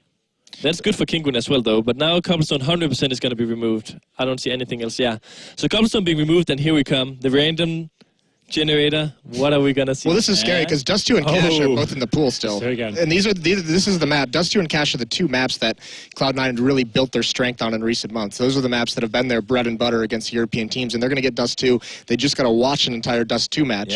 So every advantage now leaning towards Cloud9. Yeah, we talked about Ricky being the key factor there. They've just Skadoodles just watched the whole game and saw how he shut them down. So he can be very aggressive on the CT side as well. He can face a lot of angles. If he can probably do that a lot better than Ricky can as well. So let's see how that goes down. One little gap in the defense for Cloud9 on Dust 2 is at times they leave mid very, very exposed. They play 3 men at 8, pretty far back, whether it's Freak and Goose, it's Skadoodle at the cross, and one player over at long. And that mid is just so incredibly exposed with 2 players in that B bomb site. So there's an area that Kinguin might want to poke and prod at early on in this match, see what the defense is going to look like, see if anything's switched up, and if that's an area they can find some space to work with. And I also feel like the way that Cloud9 saw that game, they weren't like 100% anti-stratting, but what they can take of that was that sometimes the A defense of Kinguin looked fairly poor, so I'm sure they're going to try to exploit that. It was one smokeless. He had Merkalele on the A bomb site. Just one smoke took him out of the equation. It seems like he was almost panicking at some points. When the smoke went down, he was jumping on boxes, trying to jump over the smokes and getting taken down. Like, kind of silly mistakes, really, as well. I was watching that game. That'd be an area I'd want to exploit. Now, as a former in-game leader, and obviously a competitive player. When you're, my question for this is always, Kinguin right now talking, they just played Dust 2. They know that Cloud9 was watching them play Dust 2. Sure. Are they talking? Are they going to switch something up? Are they like trying to throw something at the last second, or is that just going to? It's more of a case of just rectifying your mistakes you made. Like, you can't really change the fundamentals of the way you approach the map, especially on the CT side, for example. They have got a very strong CT side. The T side, I think it was just group errors and people overfacing, for example, but you can't really change that much. You can maybe change a couple of the mentality, if you know certain things. That we said, we know Cloud9 leave middle open, for example. There's no reason why you can't chuck in a fast round there and get through middle quickly, just to kind of exploit the Cloud9 setup. But ultimately, I think you just need to try and work on what went wrong instead of trying to change everything. I feel like for that question, it really depends on what team you are. I've been in some inexperienced teams where you play the game, you know that your next opponent already watched it, and you're like panicking, like, yeah, right, we can't do this, and all of a sudden you're not playing your own game, and it gets even worse than actually doing what they're gonna expect.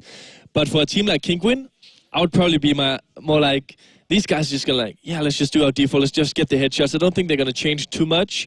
But as Henry addressed, I think they're going to try to look at the errors. Yeah, I mean, Moses, I think you said it earlier too, right? I mean, they got to keep it simple. And so hopefully they're just saying, all right, well, you know what? Let's forget about that last map moving forward. Let's try to focus on this one, even if it is, once again, on Dust 2 after a bit of a tough win against Immunity. Now, you guys were saying, well, C9, of course, they kind of have a bigger advantage. In some senses, they just got to watch that Dust 2. But at the same time, if you were to have any choices here, is Kinguin like, all right, well, maybe this is one of the better chances we have playing on Dust 2 again, given maybe the strengths that they have of the map? I mean, obviously, Cloud9 watched the game, but Kinguin played it, so maybe they're feeling a little more hot now. They were very cold in the end, but at least they warmed up during the game.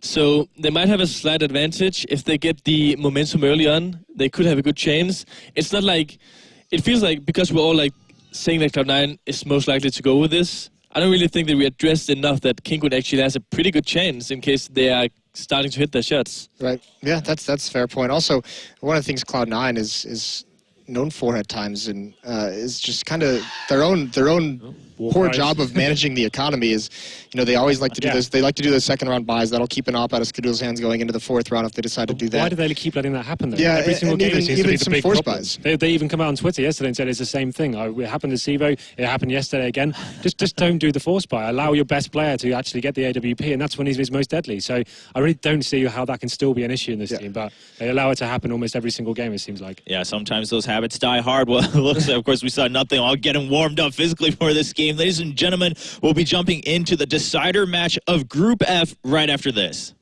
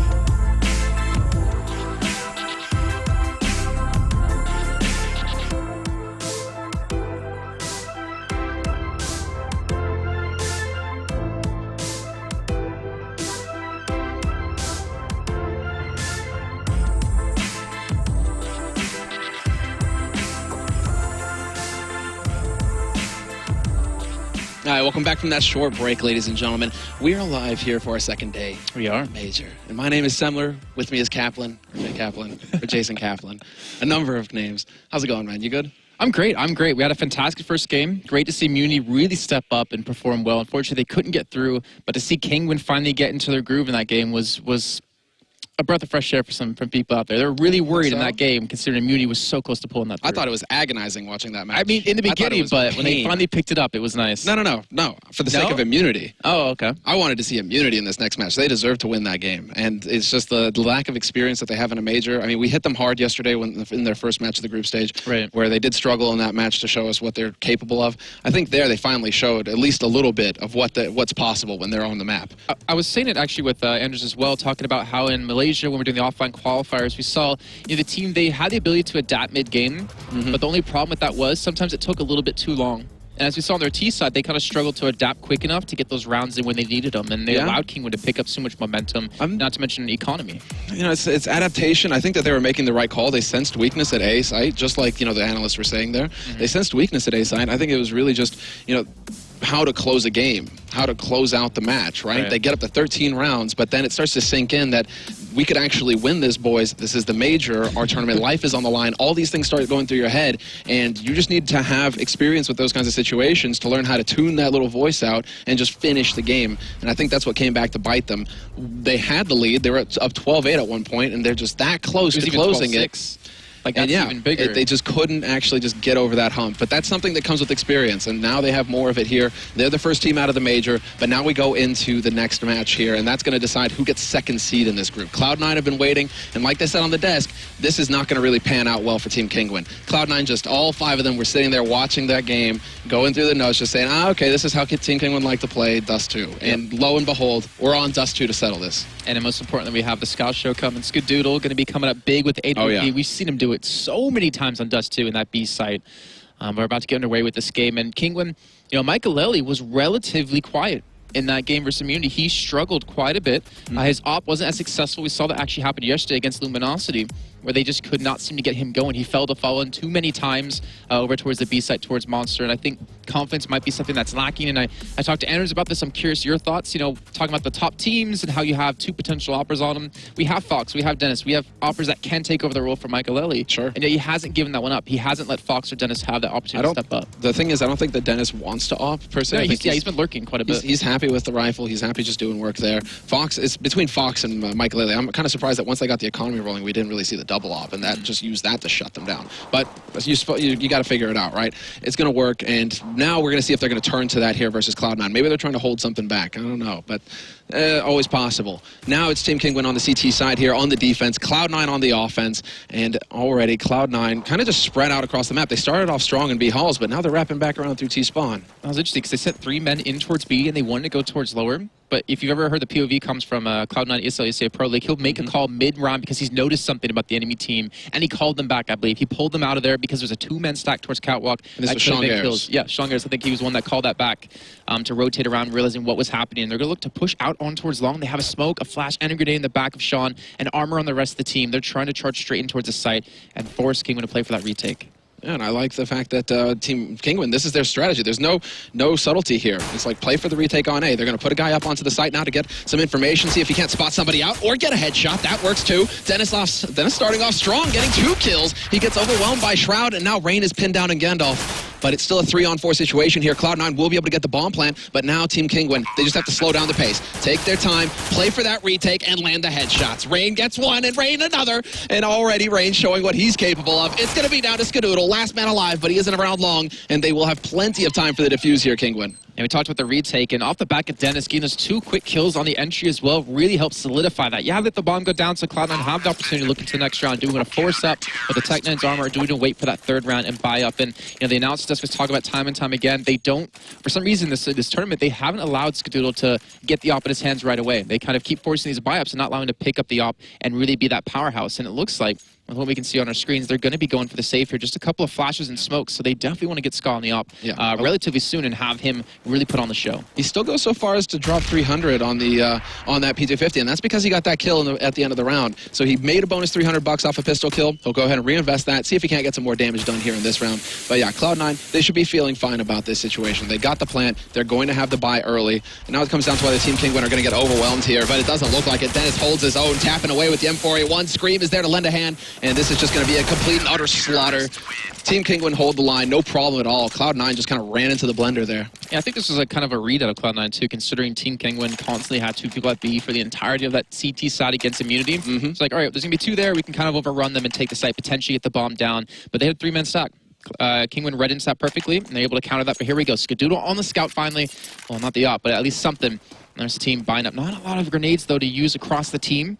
And you can see Kinguin have everything, even most importantly, 3 Molotovs to help delay. And this is the mind game that comes down between teams. Of course, Team Kinguin know that nothing we're watching before, or that Cloud9 were watching before. And yes, they're going to be pushing in here for some information. Early push from Kinguin, but it gets spotted out. Nothing holding on the edge here. In lower dark, he's going to eat a lot of nade damage there. But Kinguin get what they want out of that. They realize there's just one guy holding from lower. We didn't see anybody try and push in from T-spawn. That gives them something to go off of. And now we have to see if they're going to change up their strat. If they're going to decide to rotate that extra man off the B side into mid. And now Dennis starts to make his way in. And information goes both ways, too, because nothing saw the 3 men there. So it's kind of like, all right, well, do we want to continue to go for that? Do we want to push towards A? And they're going just for that. And there it is, Freakazoid opening things up. Shroud trades effectively as well, taking out Michaelele. And Dennis, he's going to get flashed in. He doesn't have a flash of his own, though. It's going to come down to Scream wanting to actually slow down that push-up cat. But the bomb is out there with 2 players on long. And they're going to be looking to get the A split going here, Cloud9. 45 seconds left means that they still have time to play with. But there it is. Skadoodle decides to push forward after g0rth gets the opening kill on Dennis. And it's a 2-man advantage now for Cloud9. They've got everything they need here in this round to lock it down. It's actually going to come down to whether Team Kinguin can sneak their way out of here and get the save going. Throw the bomb across the wall just to make sure to get this one down safely. You're going for that 2-2 split. You really got to wonder, Scream, and I think it was Dennis, they kind of were holding on towards CT spawn together, looking different directions, but they're being pushed from cat, they're being pushed from long. It seems like a really questionable spot to hold from. Why not just sit back and potentially play for the retake when you still have some utility to work with? But they're going to be saving up their guns. Cloud9 will be able to pick up their first round of the half, and most importantly, the first gun run for them. And some would criticize, Cloud9 for not hunting too much in this round. But right now, Cloud9's money is fairly low as well. They just invested everything they've got. So they're willing to go ahead and let Team Kinguin hold on to those 2 guns. This is the confidence that Cloud9 have got. They're playing it smart. They're just saying, you know what, we'll hold on to our AKs. We're fine with that. Kinguin, you guys run along with your FAMAS and your M4. And we'll deal with you in the next round. So Cloud9, they get on the board in their first buy round. 2-1 the score. Team Kinguin still up 1 round. And now this is going to be the big round to determine a lot of the momentum in the beginning of the half. This is it. Kinguin are going to have to spend all their money to get re-equipped, and we see them doing that now. And Cloud9, now they have some options. Now they can just go ahead and get a full buy under them. It looks like we're actually having a pause come out for Cloud9 here. Yeah, we do actually have a pause coming in. I'm wondering, it's a bit early to be taking a timeout here, so might be just a little something that they need to get sorted out real quick. I'm not seeing any admins, so it looks like it's just a tactical pause. Yeah, nobody's coming running, at least. Well, yeah, Freakazoid's being very vocal at the moment, too. And Skadoodle was able to rescue a M4 from that round after having the scout from long. So it's a good upgrade. Yeah, a great trade up. Looks like we're back in the game here. So very short pause there. Probably just needed to get a cable loose or something like that. But we're fine now. And so now we get to see, again, we get to try and figure out where Team Kinguin are going to take this, because Cloud9, they've got a great read on the standard default hold that Team Kinguin were really favoring versus Immunity. So now it comes down to whether Team Kinguin can show us something, show us that they're a bit more versatile, that they can hold from different positions. And we see that now with Dennis kind of holding in CT, kind of dancing around over there. A real focus on long this round from Team Kinguin. And Michael and Ringy, the 2 men there to defend. And we saw quite a few times up against Luminosity on overpass where Kinguin were just getting really aggressive on that CT side, constantly pushing out, trying to catch them out. Cloud9 have a fantastic hold. So going for the delayed execute on towards long as well. Michael and Ren give the 2 to receive. Oh, great flashes. Look at that. The opening is there. Freak! Whoa, I thought he hit the second shot, but Shroud is in quick, and he finds that headshot, clearing out Pit. 2-man advantage now for Cloud9 going onto the site, and they've already started the push as well. They're waiting to see if somebody's going to get antsy on Team Kinguin's side, if they're going to try and peek out to get the info. But Dennis playing it smart, backing off the CT, and the smoke is going to be there to block him off. And look at this. Team Kinguin, they don't even want to have anything to do with this push. They're backing off to hold on to their guns already. Now the question comes, as you pointed out before, are Cloud9 going to hunt this down? Are they going to go for the 2 M4s that they have and the FAMAS? They know they're towards B. g0rth's even pushing out towards long. Nothing pushing towards Catwalk. Looks like they'd be going just for that. But a great take, not to mention that delayed execute towards A. They knew, like you said, King would have been playing long A quite a bit, and they just challenged him head right. It's a little bit worrisome to see a team like Cloud9 push into you that confident and able to pick up the kills without losing a single man. Yeah, they're doing a very good job, and yeah, they can afford to throw away a couple of AKs here, Cloud9. So if they can, it's going to be great if they can get a 3rd kill. That's the most important thing for them here. They want to make sure that at least somebody, if they're going to go for a Force Kinguin, somebody's going to be spending all of their money. It's not going to be getting off easy just dropping that FAMAS, for example, on Fox. So Cloud9, they figured out where Kinguin are holding from, and they seem content to kind of just sit. Nothing goes for the shoulder peek, and there's the spray battle. Scream comes through. And they will end up just losing the one player there, Cloud9. All 3 members surviving for Kingwin. Smart, considering Skadoodle can donate the gun to nothing and he can buy an op for himself. So it's like, all right, we'll just send 1 man in, maybe pick up a kill. We can donate a gun and be fine nonetheless. And here we go, Skadoodle on the op. He hasn't been as impactful as I would have hoped so far in this tournament, but this could be the perfect time for him to really step in. We're seeing a quick boost towards Catwalk as well out of Kingwin, trying to change things up, trying to catch up Cloud9. They might be able to do that. Shroud, you can see pushing Freakazoid as well. Fox is coming around the corner. Holy hell, yeah, he really steps in. 2 kills as well as Fox pushes up on Cat, and he's going to find Sean Gares. It's going to be Freakazoid hunting down Scream, but still a man advantage here for Kingwin. Quick push out onto the B site, though, and they will be able to close in on Michael. A pair of pincers, nowhere for him to go. And now into the 3-on-3 retake situation here for Kingwin, as the bomb will get planted for Cloud9. They do have a center grenade and smoke in the hands of Rain. Freakazoid's got a nade as well, and you can see Skadoodle in this position. He performs so well. Dennis able to pick up the first, and now Skadoodle's going to have a lot of work cut out for him with nothing to back him up from tunnels. Yeah, but this is where he can excel. He can hit these kinds of shots. He spotted the man drop, and he gets the kill. Nothing is there to take out Rain, and they know, but he takes a step too many, and he's out in the open when Dennis comes through window, and Dennis will be able to pick up the free kill onto Ska. An easy defuse here for Team Kingwin. And you can see what Cloud9 did in that round, though. The fact that they changed up their pacing. You know, they've been playing really passive. Go for these delayed executes towards long, slow executes towards Catwalk. That they've changed up the pace. They push straight through middle and through B and catch Kingwin off guard. Not letting him get comfortable at all, but fortunately not able to hold on to that retake. Kingwin did a fantastic job and get back in the lead at 3-2. Not to mention, they get an op picked up, and Fox seemed to be the one running it. So they have changed it. Michael is not feeling as confident as maybe he wanted to, and he's finally relinquishing that role over to his teammate. Yeah, it seems like it. He's willing to take the hit and just go for the FAMAS. Flick shot there by Skadoodle down mid, but not going to connect with anything, and so far pretty even. Good use of flash there by Kingwin. In case somebody was peeking from long, Cloud9, they would have been blinded, and Rain could have taken that fight. So far we're seeing some good teamwork, and Rain, was that just random spray through the smoke, or did Sean Gares take a shot first to give his position away? It sounded like we heard an AK shot, but still, that's perfect for Kingwin. Now they've got the man advantage. They're really going to start twisting the screws on Cloud9. Well, Cloud9 looks like they want to head over towards middle. They got the smoke to actually make this cross work. They got nothing back in tunnel yet again, and Skadoodle, you can see, already pushed out with the op, donated from his teammate Shroud. But Scream and Fox, 2 men to wait. They have flashes and smokes to work with, so they could potentially hold off. Glad to see the Fox changing up his position there. He was in a bit of an awkward spot. Now he's going to be able to get back plateau. Smoke went down to block off CT as well. All 4 members are collapsing onto the B side for Cloud9. Good choice on their part. It's going to come down to the 2 defenders here. And Scream holds well on the side. He gets overwhelmed. Just a 1-for-1 trade. And Fox, easy pickings, takes out Shroud. Could get another, but nothing strikes first. And they do manage to stabilize here, Cloud9. 2-on-3 retake, though, and Rain doesn't waste any time. Jumps onto Freakazoid, and it's going to be nothing. The last man alive, overwhelmed by Michael. So Kingwin, they do manage to keep their cool in that situation and just keep that man advantage. That opening kill given by Rain at the beginning of the round on Sean Gares made all the difference. And then you had Fox staying alive in the back of sight. Like, he didn't actually go for the initial shots because he wanted to stay alive, provide that information for his teammates. And then when he finally did go down, the rest of the team was already at double doors to help out. And that will be Kingwin again, picking up another round. But we see Fox on the op again. It was really just to see him going towards B, relinquishing control towards long, where Michael has been the one holding it towards ramp or towards that pit area. Cloud9 changing the pace. They got only P250s. It looks like they want to, again, maybe go out towards middle. This is the read they tried to do earlier on, trying to go for that mid to B push. Except they were up against a 3-man stack at B, but this time there's only 2 there, and they also have the opportunity to switch it up and go towards Catwalk. Well, if anybody is going to notice the fact that a lot of the time Kingwin were leaving mid open, it is Sean Gares, right? So there could be an option to just kind of YOLO into mid, and they are going for those B splits to take advantage of that. It's just a matter of dealing with the guys who are actually on the site. But it does look like, for now, it's just going to be a bit of a fake. They have the option to back off of Cat if they want to, now that that smoke has been established. But they're just going to make Team Kingwin think this is a B push. And Michael nearly getting caught out. There are 2 people there with pistols, and they will get the kill on him. But in the meantime, Den is doing work from the site, and Rain to pick up the final kill from long. So a steady defense there from Team Kingwin. But for a minimal investment, Cloud9 still succeeded in picking up 2 kills. Yeah, the way Kingwin's been holding these sites has been a little interesting, too. They've had either 2 men towards long and Dennis over towards CT spawn a little bit to maybe watch the push towards middle, but you're right, they've definitely been leaving mid open quite a bit, and we've seen Cloud9 already so many times in this game take advantage of that. Unfortunately, only able to net those 2 rounds, but again, they're back on the Skadoodle, back on the op, and he's been relatively quiet so far. And you can already see the 3 men in middle. Looks like the flash will be coming in. Fox, actually just a smoke. I thought he was going to go for the flash peek over the wall. And Fox challenging, this is a change. Challenging mid, and there it is, a free kill, and I don't know if Shroud was expecting that kind of play. Sean Gares is going to go jumping through that smoke, looking to get the punish. He's not going to be given a target after that initial kill. Just the timing of that flash, impeccable. Dennis stopping him short. That would have been a dead Dennis for sure.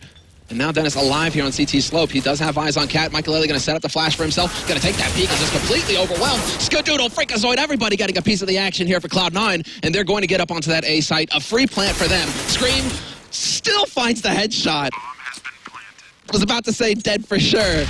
But somehow he gets the job done. He stays alive, and they even save the op on Fox. If he can stay alive, this will be a big save for them. $4,750 rather, is what that gun costs. It's a very big investment. So if he can hold on to that, it will have a big impact here, seeing as how they are very low on money, Team Kinguin. I'm really wondering why Michael A, Rain, and Dennis challenged on Catwalk.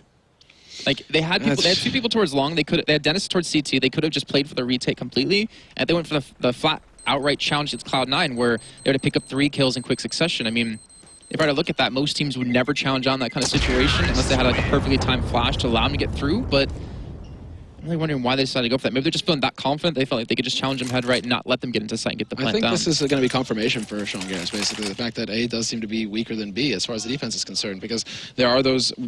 Henry G, for example, kind of called out Michael earlier on the desk, saying that he was making some questionable decisions, trying to take these weird challenges, maybe feeling a little bit of pressure. And it seems like we've seen that again here with Michael trying to take the fight when he really didn't need to. They could have played for the retake. So a bit of a different situation there. And Cloud9, we see them adapting. But Kinguin, they do manage to get a buy out of this situation. And Fox, so aggressive, straight up Longhouse, looking for that peak. And Sean Garris goes jumping past, but not scot-free. He gets dropped down to 45 HP. And they have changed things up. So they've given Fox the op, but also, most importantly, they've taken Michael away from that A side. I think realizing, like you just said, we're a little bit too weak there. Michael, his positioning's not been great. Let's put him towards B. We'll have screen to back him up and allow Fox to hold on to the A side. Now the question comes for Sean. Can he read into this after seeing Fox there and change things up and maybe punish again where Michael is playing? You know, as we were saying before, Michael, the position he's been doing, it's not like he's needed to step up. He has a team of all-stars. And when he tried to against Immunity, he really struggled bottom fragging for the team. But Cloud9 with 50 seconds left, they still have a lot of smokes to work with, so you're not exactly sure where they will be going, but smoke in towards them. It looks like they want to push Catwalk yet again, and this is the changeup. This is exactly what Kinguin needed to do. And we're going to find out if Fox can maintain it where Michael Lilly couldn't. Well, there it is, peekaboo moment there from Dennis. He's not going to find the kill. Shroud will take his head off instead. And there's Fox. Key frag there to slow Freakazoid down, takes him out. And it's going to be a 4-on-4 situation here. Nothing trying to push into CT. He gets caught out by Scream. Easy pickings there. The bomb is still in control for Cloud9, though. They'd still have it, but they're going to plant for Cat and see if they can't get that done. Nobody close enough to deny it, although Michael Lilly's going to go for the jump shot. Skadoodle's there to deny him, and Sean Garris pushing through for the backstab. Will take out Scream from CT. Fox gets caught out in the open as he tries to cross to the site, and Rain, the last man alive here for Team Kinguin, pushing up onto A slope, looking to see if he can find anybody, but now Cloud9 slow down the pace. They stop peeking. He has no targets, and as I say that, Sean Garris just steps out.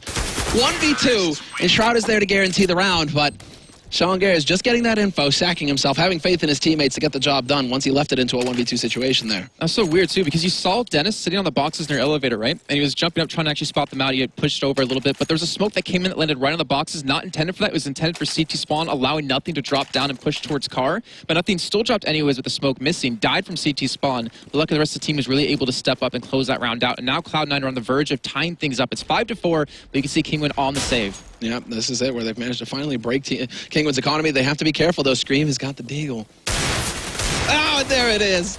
Gets the headshot on Sean. Oh, that's painful, man. Every time Scream picks up this dig, it seems like he's finding headshots. He's an unreal.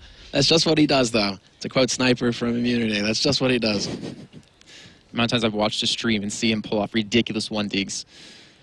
Well, they still have that man advantage. Unfortunately, not able to rescue the gun, though, that Sean had, so not really able to transition much off that. Because Cloud9 respecting this, though. And again, very slow as they have a transition in towards the B site where no one's waiting but Freakazoid. He's going to have a lot of company. He's got Rain and Fox on top of Cat with Scream coming around, and not to mention Dennis pushing middle. He's going to be taken down.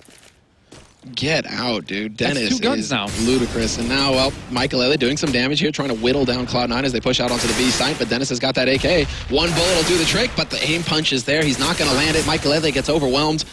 It's going to be the flank from Fox, but Skadoodle is ready and waiting and nearly gets the shot through. Rain somehow sprays down Shroud in the process, though, so that bomb has not been planted yet, and it's a 2-on-3 retake scenario here for Kinguin. They've got the guns. Although, as I say that, Nothing lands a great shot onto Rain through the smoke, bringing it back to a 2-on-2. Dennis pacing himself, but Ska going for the fake plant. Now he confirms. Dennis trying to pull him off of it again. 20 seconds left, and the bomb is planted. And plenty of time here for Cloud9. Just need to hold those angles. Dennis hoping for a lucky shot. Spots Skadoodle, knows that he's holding close. Skadoodle misses the shot, and there it is, but he hits the shot midair on Dennis. Saves his life, and that was the key kill right there. Triple kill for Ska. And Scream decides he's had enough. He's gone ahead and sacked a teammate, and it's not worth it. He's going to back off with that AK. If he can hold on to that AK, he'll be pretty happy. Have that to, well, land some headshots with, get those kills. But there really isn't too much for him to do now. Skadoodle's such a strong anchor for their team. Like, if you saw how they pushed in towards the site, it was a 3-on-5, right? You had Freakazoid already died, and I think it was Shroud, or no, Strongers that died earlier on the round. They're pushing in with 3 men. They get flanked by 2. And Skadoodle knew the timing perfectly that he takes the shot over towards window, picks up a kill, turns around in a 180, picks up the kill in the man tunnel, and then was able to stay alive by pushing to site with nothing there to back him up. Like, to be able to have an operator sit there and do something like that is so hard to make happen, but when it works out for you, you're able to get rounds just like that. I mean, that was a lot closer than it probably should have come down to, losing 3 guns for Cloud9, but they're going to be happy that they took the round nonetheless, and Skadoodle's going for the peek in towards long. And you point out Scream with the AK getting some headshots. Well, he gets one on a Freak. Yep, there it is, man. That's it. He has that AK. He's going to be very pleased with that. Shroud going to lob a grenade over onto the A site. Not really going to do too much damage there. And quite a concentration of players here for Team Kinguin on the A site. To start things off, they have 4 players on this side of the map. Just leaving a single man over on the B site. But it looks like Cloud9, at least for now, they are focused on this A split. They have managed to sneak their way out onto long. Sean Gare's taking point with Skadoodle to watch the angle. And then 2 players up on Cat. That's nothing. I believe that's Shroud backing him, so this might get a little tricky because Team Kinguin, they could have a very solid defense here. The thing is, they invested into the M4s as well. Not to mention the head armor for Fox and Dennis. They don't have a lot of smokes or flashes left to work with. They have 1 left on the back of Rain. Oh, this is looking for the push. That's so sick. Rain, you're roasted. You're dying. Full HP to 0. And nothing. Not going to get the shot, but Shroud is there, and Shroud with the double kill, just opening everything up here on the A site. But that's not something you see every day. He wasn't even flashed. He was trying to go for the mind games, and then he got stuck on the car. That split second cost Rain his life. Trying to go for the big plays. But now this leaves it down to Fox. Fox is looking to just get a single kill here. A single kill and back off, and he will find Shroud, and that's pretty much it. That's all he needs to do. He doesn't have a kit. So that bomb ticking down, he really isn't going to have the time to get in here and actually defuse. He's perfectly happy to get the single kill, force somebody on Cloud9 to spend a lot of money in the next round.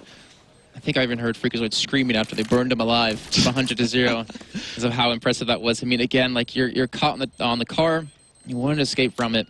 But either way, they're being forced to lose another round. 6-5 for Cloud9. Fox saving the M4 into the next round. You can see, again, Michael Lely underperforming 5 and 8. I hate to say someone's underperforming, but with the kills that we've seen him be able to pull off in the past, yeah, an explosive player. Exactly. This isn't the kind of Michael Lely that we've seen. But you have to admire how thorough Cloud9 are and how good they are at making use of the nades that they have. They don't rush forward and just try and take aim battles.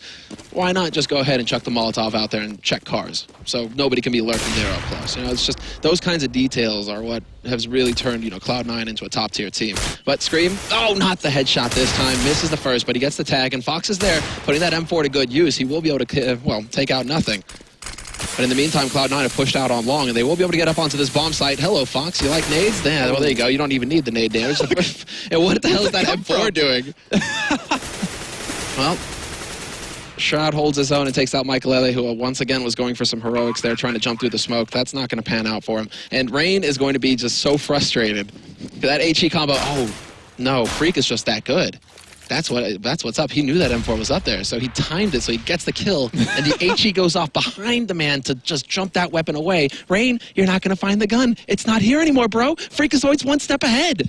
Next level plays. Holy crap. So well done on that take as well, and poor Rain, because he knew that. I mean, Freakazoid, this is something that was talked about on the desk quite a bit. I think it was Moses mentioning it. Originally Freakazoid came into the team and he was just a guy who was going to pick up a kill and die in the round, but he's really adapted. He's really kind of learned how to play a little bit more within the team, and he's been staying alive. He's been keeping his presence, throughout the entire round. You can see he's at 9-9, and for an entry fragger, that's phenomenal. At least, 1 KD is fantastic, and again, his aim has been phenomenal. You see that 1 shot on the Dennis there, just completely destroying him. No, Freakazoid is definitely on. He's gotten there. And he's feeling confident as well. He was struggling mightily before when he first joined the team to get his personal level up there to where he thought it needed to be. And ever since there's been like a click that happened basically where he stopped really caring. Well, he doesn't care now, that's for sure. Dennis just completely demolishes him. And well, that's going to make things awkward. Michael Lely, nice shot onto Shroud at long as well. And just like that, within the space of 5 seconds, Cloud9 have lost 3 players and pretty much all the control they had in this round. It is gone. It's going to come down to Skadoodle now. And if he somehow pulls this off, it will be one of the most godlike plays we've ever seen in tournament. Michael, I can see just Trick under that smoke. Yeah. Trick smoke right there. Guys, take notes. If you want to actually annoy people quite a lot on matchmaking, just chuck that smoke into the corner of the bomb site. And if you stand on the A slope, crouch behind that box, you will just barely see under that smoke, and nobody can see you from the other side. So why you gotta do this? Why you gotta do this, everyone out there? Have fun. They're like, oh. Okay, Damn it, so Sever. many Why you gotta hate tell us messages about now. that? So yeah, we have Team Kenwood adapting though in that round. They're pushing 2 people towards catwalk ASAP, realizing that Cloud9 have had some fairly easy middle control, considering that Team they're not really running an Opera in that position, but they're running the double up setup finally. They finally have it on Fox and Michael. Michael has transitioned back towards the A site, allowing Fox to go back towards B. Seems like they feel a little bit more confident. Michael fairing his chances this time. Skadoodle still has the op in hand, and you can see Cloud on the minimap alone. They haven't left their spawn, basically. They have Skadoodle in the middle to watch the push from catwalk, and the rest of the team is looking for that push out of long A. I think they're going to go for that lead push in that they've been able to do successfully in the past. It comes down to whether Michael can hit the shot if they push up cat. That's going to be it with that AWP. That's the key position. And he's shown that he likes to play from slope instead as well. So usually you'll have players playing on long, but because he has 2 players over at long right now, he doesn't really have to worry about that too much. His sole focus is on catwalk. But Cloud9, they might have something else in mind here. 50 seconds left, and they're starting to make their way towards mid. Once again, not seeing anybody there. They're going to be able to get out here for free. They still have plenty of nades as well. I think they're just going to walk out. Yeah, Ska, once again, I love that Ska actually takes this angle as well. He is fast enough to hit that shot because somebody can jump right there and just peek into mid if you're on the CT side. Ska definitely quick enough to land it, but it's not going to be necessary this time. Pop flashes go through, and Scream waiting on the other side does not get the shot. Double entry kill for Freakazoid. Both defenders gone in the blink of an eye. Michael Lilly with the lucky shot through with the doors just manages to pick Freak off because he wanted to get greedy and throw an HE, so shame on you, Freak. But still, 2 kills for Freak. Free bomb site there for Cloud9. Damn you for picking up 2 entry kills. Yeah, come on, Damn man. you. Not good enough. Why'd you have to go for the nade? Well, either way, I mean, considering Scream wasn't even blind off that. Yeah, he turned for it and was like just a fraction of a second blind, but to pick up a kill like that running through smoke is phenomenal. To depend on a player like that, Freak is really, like you said, and we've been saying for the past couple weeks, has stepped up for his team. It's that split second that it takes. You see it right there. That split second that it takes to readjust your aim when you turn back. Scream was on point, but yeah, Freakazoid just a split second faster there. That made all the difference. The thing is, like, the entirety of Cloud9, they're not playing bad at all. If you have Skadoodle at 9, Freakazoid at 11. Their lowest is at 3 with Sean Garris, which you would maybe kind of expect out of an in-game leader, though he did actually top frag for them in their first game yesterday, I believe, against Mouse Sports. So they're definitely becoming a very strong team. They're definitely one of the teams people are looking at to get top 4. And it's still going to come down to this game. The last round of the first half, Cloud9 currently leading 8-6. Yeah, that looked a little bit too close for comfort there. But the 15th round now, last round of this first half, and now we get to see if Cloud9 can close it out strong. Rain, though, with the double spray, he's going to be able to only to pick up the 1. He gets traded by Freakazoid, so good job there by Freak to bring it back, but it's still a 4-on-4. And yeah, Michael Lele, he's going for that trick smoke again, and Skadoodle, once he figures this out, yep, there it is.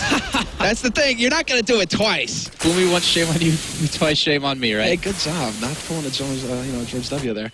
But, I mean, that was a great shot there by Ska, but Dennis just goes charging through the smoke up CT. He's going to be able to trade 1-for-1 again. Man advantage still here for Cloud9. Scream looking to change that, trying to find the shot, but Skadoodle annihilates him, and it's going to be Fox, the last man here. Fox with a great shot onto nothing, though, slowing things down. That bomb has not been planted yet either, so he has plenty of time. He just doesn't have much HP to work with. He cannot take these drawn-out fights. He might actually just have to stick with the op and hope for that 1 shot, 1 kill. And he saw Kingwin like throw in all their eggs in that one basket, trying to push 3 men towards B, but this round's not over just at Skadoodle, just trying to stay alive. Shroud there as well, and Fox trying to push in. And just not meant to be. Skadoodle, he's not here to have fun. He's not here to give people a shot. He'll give you a shot, but he's going to take your life when he does it. So there we go, 9-6 the final score. Cloud9 showing that they were perfectly capable of, after a couple bumps at the beginning of that half, that 3 rounds that Team Kingwin were able to pick up. Cloud9, once again, just kind of slowing everything down and getting a very favorable score for themselves. We could have expected to see like an 8-7 scoreline. The thing is, Dust 2's kind of turned into that map, but now Cloud9 have a fair advantage going into the second half. They took 7 of the last 8 rounds. Yeah, like they really finally got that read. Like we're talking about, you know, Sniper before and his ability to adapt his team and how they play. Sean Garrett's a little bit quicker in terms of that, has a really good read. And again, you saw Kingwin try to adapt, you know, time in and time out, but Cloud9 were always seeming to be 1 step ahead of them. But we're going to be going to the second half, and Skadoodle, the dangerous thing for this is he's on point. He's feeling good. 12-6, leading his team, tied with Freakazoid. He's at 12-12. Having an entry fragger leading your team in kills, or tied him in your team in kills, is so devastating. Yeah, no, that's so important for Cloud9. The fact that it's like the three of them, Shroud is right behind him as well. That's that combo, that punch right there. And surprised to see nothing kind of lagging behind as well. But really, it's just because the three of the others aren't really giving them many opportunities to get the kills. They're just doing work right now. I'm excited to see Rain get an AK consistently now in the second half, man, because he's always able to find headshots. He is lagging a little bit behind in this match, but then he's been hit pretty hard on the A site, so no joy there for him. Now we get to see him swap over to the offense, and now we get to see what he's capable of once he has that AK. Yeah, I think he was their saving grace on the CT side up against Immunity. Yeah, and also it's a good time to give a quick shout out to the stickers as well, guys. There are player signatures in game now, and there are also team stickers. That's all part of the Pick'em Challenge. But if you support, basically by buying those sticker capsules, you're supporting the teams. A portion of the profits goes straight to them. So go ahead and check those out. They're all in game, and they're pretty damn cool. Oh, so, yeah, very. I like Yam's signature, if I remember correctly, because he has like the Y connect to the M, which makes no sense since there's an A in between somehow. I don't know how he signs that, but it works out nonetheless for him. Messing with your head. He's like a biochemist or something. There you go. It all just looks like molecules to him. But we're going to be getting into the second half now, guys. First pistol round here, 16th round rather. And now we get to see exactly what Cloud9 have in store for us here. 3 Kevlar for them. g0rth is packing the nades, and Skadoodle skimping a little bit, just going for the kit to start. I swear, we should call that spot the Freakazoid spot. He's always boosted up in sight. But here we go. Sean B pushed in towards B. Spots on 3. The team hasn't started to rotate over just yet, but Freakazoid's going to be coming in. They missed that nade. So now he is going to get overwhelmed in the end. Freakazoid at window, and there it is. Quick flash here by Freakazoid, hoping to be able to push through the doors, but he's not going to achieve anything. Instead, it's going to come down to a man advantage here for Team Kinguin as they get that bomb plant on the site. They will eventually. Rain pushes into Upper Dark and takes out Shroud, so they don't have to worry about the pincer anymore. All 3 players here outside of B for Cloud9, and they go charging in. Dennis holds his own, 1 for 1, and Fox still alive behind the big box, but Skadoodle is bringing it back. Not going to be good enough in the end, however. Michaelele and Fox hold their own, and Team Kinguin will be picking up the T-side pistol. And their one saving grace of that round for Cloud9 was Shroud coming in through tunnel, who got picked off. He was able to pull off the pincer move, but he got taken down, and the rest of the team just had to rush through. They had no utility to work with, just 2 decoys. Yes, they had a kit, but when you're running into B through window and door like that, you're going to be shot down every time. But Kinguin, a very impressive round for them. Changing up the pace quite a bit, trying to come out swinging strong. Michaelele getting the tag through doors yet again. This man hardly misses these crosses. Yeah, he's really solid, and there's Rain. That's what I'm talking about. He's going to take point, just open things up here on long. Shroud is gone. All 3 players here for Cloud9 kind of gathered around mid. They're going to have to start rotating back around to see if they can't get any kind of info here. Nothing. He has gone for the force. So he's got that 5-7 in Kevlar, and he's going to be holding close to cars. Might still smell faintly of rain, roasted rain over here. So steam? Oh, I see what you did there. It's always steamy when nothing's in the room anyways. All right, 4 players at long still for Team Kinguin. Well, they've got that bomb, and they are going to start pushing up, and Cloud9, they're going for the gamble. They've got 4 players here on the site. g0rth is not messing around. He's got the read. He's got the feel. Now we have to see if it pays off for him as Team Kinguin begin the setup. Scream actually going for a smoke from long onto Cat. Very clever stuff. And now we see, can they actually make it work? Nothing holds the line. He's not going to do it for long, though. Scream and Michaelele, 2 quick kills. Skadoodle doing damage. Look at how low they all are. 1 HE, 1 Molotov would be so big. But Skadoodle just putting the jump shot to work. Look at how low they are. If only his teammates could have stayed alive just a little bit longer. Couple of pistol shots that could have ended Team Kinguin's dreams, but it's not meant to be, and Kinguin, they weather the storm. They are through. They've got that 8th round now. Dear Lord, that was close round. That could have gone either way. If maybe Shroud stayed alive in the beginning, didn't get picked off by Rain, it could have gone their way. In hindsight's always 20/20, and Cloud9 going to be back on the save. Skadoodle has a lot of money on his back, or in his pocket, I guess, most importantly, and will pick up that op into the next round. But Kinguin, they're starting to build up some momentum again, just pushing straight in. No respect play onto B. There's going to be 2 people there, but they're going to be overrun. Rain not messing around. Very quick push into lower dark there. Michaelele in danger of getting overwhelmed. He's going to back off. Decide to play it safe. He's got Fox basically, who's going to be holding the line here. Moving in from T-spawn into upper dark, he catches out Freakazoid, and now Shroud last man alive, but not for long. And a 5-7 as a party favorite for Scream. Very nice of him. So we're tied up 9-9 now going into Cloud9's first buy round. And well, Skadoodle will have the money for the AWP. That's the important bit here for Cloud9. They're definitely going to be counting on him taking control and taking these fights versus Michaelele. I believe Michaelele actually sticking on the scout. So this is going to be very fun here. We're talking about a very fleet-footed scout player here who's going to be able to actually try and just tag him up. And he misses the shot through mid, Michaelele, this time. So he's been so consistent hitting it. No joy this time around. Well, keep in mind, in the pistol round of the first half, we did have Kinguin pick that up and actually pick up the first 2. Because Cloud9 got the bomb plant in the first round, they're able to get a buy up in third and pick it up. So the first gun round they won in the first half. Can they do number 2? You can see Sean Gares paired up with nothing the B side. Freakazoid still just in CT spawn. I feel like he's been in the spot every single time, or he always will be in a lot of the games that I've seen. And then kind of on Shroud. I mean, yeah, like the only downside is I saw multiple times where they would drop from catwalk towards CT, and he wouldn't get the call quick enough and be overrun, and he would just die from the back without even being, or not really being told it was happening. Oh, Freakazoid actually, excuse me, Freakazoid actually boosted up in a pretty clever spot there, able to look over the smoke in mid, but it's not going to be useful this time around, seeing as how Team Kinguin are going to be setting up for the A play. They've got all the smokes, all the flashes, everything sailing in, and now it begins with 45 seconds, straight drop down into CT, but Skadoodle hits the key shot, taking out Dennis. Freakazoid wins the duel versus Rain. And that opens everything up now, a 2-man advantage for Cloud9 going into this retake. They don't have much utility, and they lose Freakazoid, but he takes Fox with him.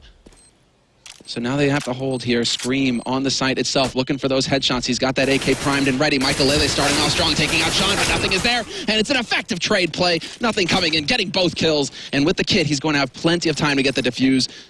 They do manage to save the op from Skadoodle as well, so that's very solid work. Cloud9 getting everything out of that round. I feel like Freakazoid won the round for them there, too. Yeah, gotta say. The fact that they smoked off CT spawn instead of him just waiting, maybe rotating around towards catwalk, he pushed through the smoke and killed off the man trying to rush Skadoodle down towards long A. So you had the pressure still from him to help buy some time and delay it as long as possible. Then nothing comes in with 2 big kills. Well done by Cloud9 there to pick up the first gun round. Again, 2 halves running. And Kinguin, they're able to forward the op on a Michael this time. It's going to become dangerous if they lose this round. Yeah, this is where it gets really tricky. This is the big round here for Team Kinguin, so let's see what they have in store for us. They still have a little bit of money to work with. They could go for a force buy in the next round if they were to lose this one, but they want to stop Cloud9 cold right here. Michael in position, but they've been playing it carefully over on Cloud9's side. Before that smoke goes up, they're just holding in that off angle where Michael they can't get a free peek. So they aren't going to be making that mistake, and there we go. Nade goes in, and they're just slowing things down. You know that old saying of, if it ain't broke, why fix it? Freakazoid's still in middle again, or still in CT spawn boost up.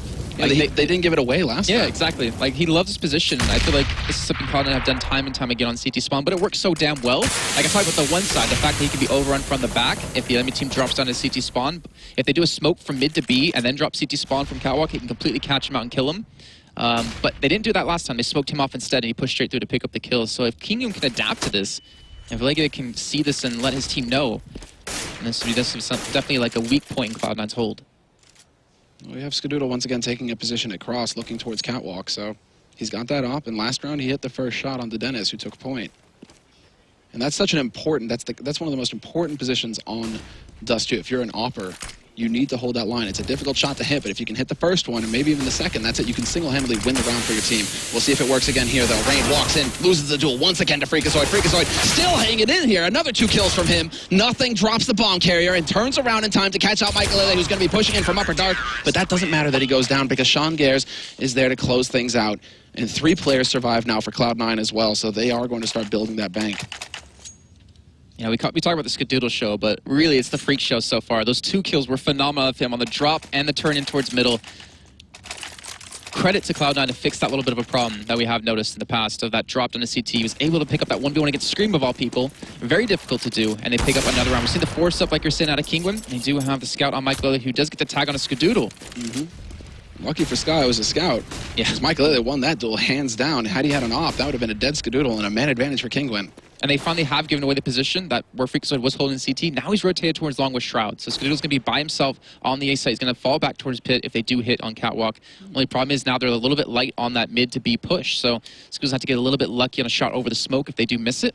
And looks like they're going for just for that. Yeah, they're trying to Molotov him out as well, expecting him to be there. He's been there so many times already. Yeah, exactly. This is good thorough play. Good adjustment made by Kinguin. A real pleasure to see. On the spot, on the fly. That's what you need to do if you're going to win this tournament. And already Dennis has worked his way all the way up to window. He actually catches nothing, full flash. And Sean Gares holds he gets that window shot in. That was so important, but it's a 4-on-4, and Shroud just goes barreling through the smoke. Sean Gares gets smoked, however, and he's going to try and take advantage of that. Kind of dancing on the edge, but 3 players now, soon to be 4, out onto the B side. Sean Gares, another key frag going his way, but it's a man advantage now for Kinguin. This is such a difficult site to crack if you're down a man and you're on the CT side. And what is this? Oh, this is clever stuff. Getting that boost over to see if anybody's holding. A very likely spot there for the T side to hold behind the big bots, but nobody is there. And Cloud9, without that quick frag, that's basically the key. If you're going to attempt the B site retake, you have to get a kill within seconds of that bomb going down. If they play it smart, Kinguin, if they don't give you that opportunity, it's just too difficult. And Cloud9 choosing to take the safe route this time. Yeah, save that off for Skadoodle is already down to 34 health. But that adjustment, like you were mentioning out of Kinguin, like the Molotov in towards CT spawn, then the smoke off, and then you saw what they did. They actually sent Dennis as the only man towards the B site. The rest of them stayed there watching the push out through the smoke. Expected them to just come barely through with some flashbangs. It didn't happen, so when Dennis went down, they rotated the men back towards B, smoked off Sean Garrison, pushed into the site, leaving Scream there to man to flank it out and push in a little bit delayed. But well done by Kinguin. They get another round on the board. Cloud9, they do save that op and M4 most importantly, so I'm actually wondering if they're going to force up off the back of this to try to support Skadoodle. It looks like they won't be investing into armor this time, just pistols. Just pistols, kind of, you know, keeping a fair balance there. It's almost a double eco situation. If they were to go for the buy there, yeah, it would be a little bit tricky, but Cloud9 giving themselves a fighting chance. I mean, Skadoodle, an explosive opper, he's capable of anything, and I like this, actually. They're just going to leave him alone over towards B, and there you go. That's what he gets. He gets one kill, and I think he spotted the second man there as well. So he's already changing up his position here, making sure that he's not going to be easily overwhelmed. But that's the info that Team Kinguin were looking for as well. Fox taking the fight with Freakazoid, drops the M4, however, and Freakazoid was alone. Nobody there to pick it up from Cloud9. This is not going to work for them. As Kinguin, they just jump on that opportunity. They're going straight up onto the A side, straight from Cat, and Shroud not in a position to do anything, but nothing is there. Pushing up very quickly with the backstab. Team Kinguin, the oversight there, just not watching their backs. What was that? A little bit of a mistake, and that might cost them the round as well. Michael just trying to stay alive towards long. Shroud and nothing, the two men to push in towards site. The Molotov coming through as well.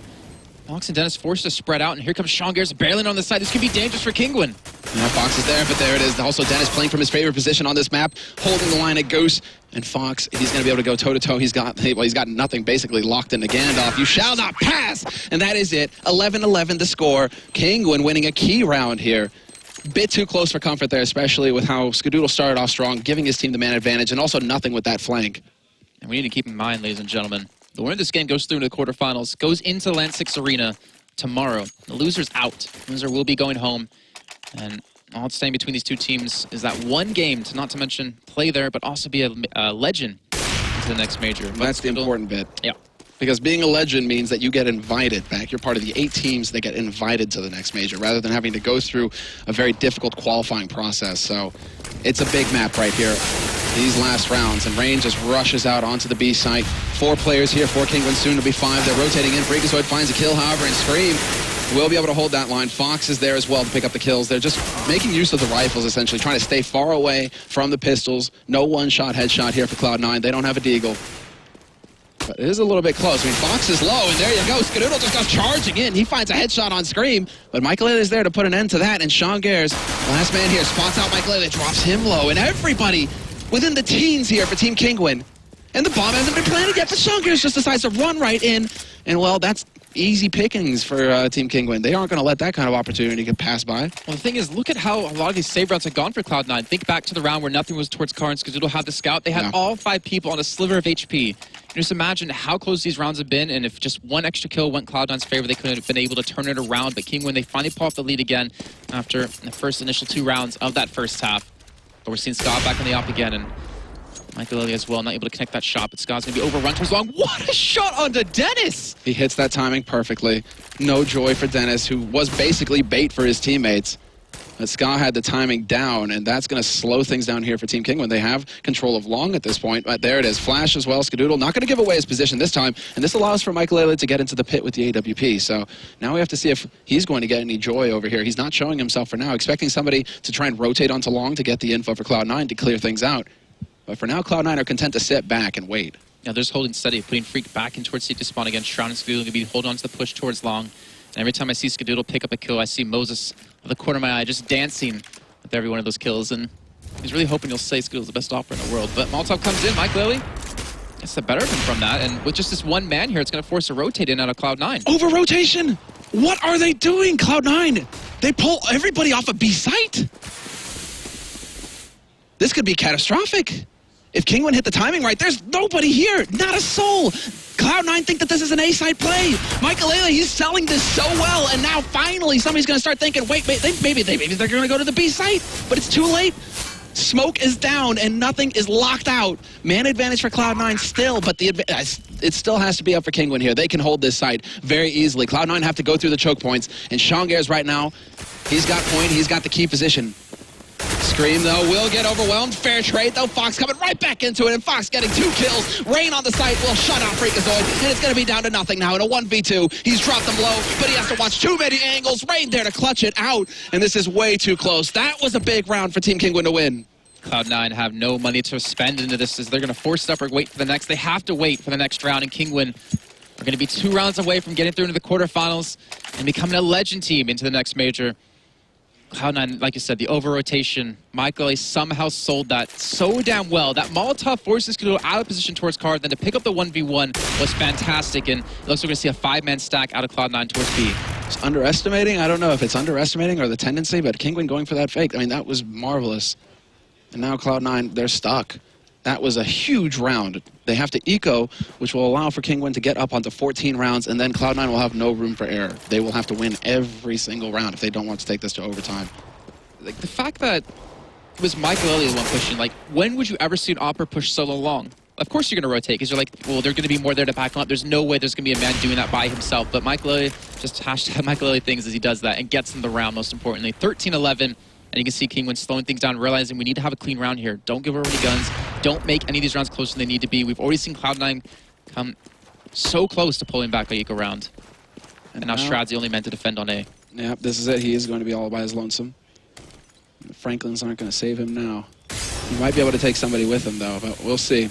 There it is. Spots the movement long. He's got that HE for Cat as well, but this isn't a split. They're just fully committing. Team Kinguin, all 5 members, straight up long onto that site, and Shroud doing tremendous damage. Fox down to 17, Scream down to 75, but the bomb will get planted, although nothing looking to deny that. Barely going to lose out versus Rain, but an HE finishes the job, brings it back to a 4-on-4. And the bomb, they're not getting the plant.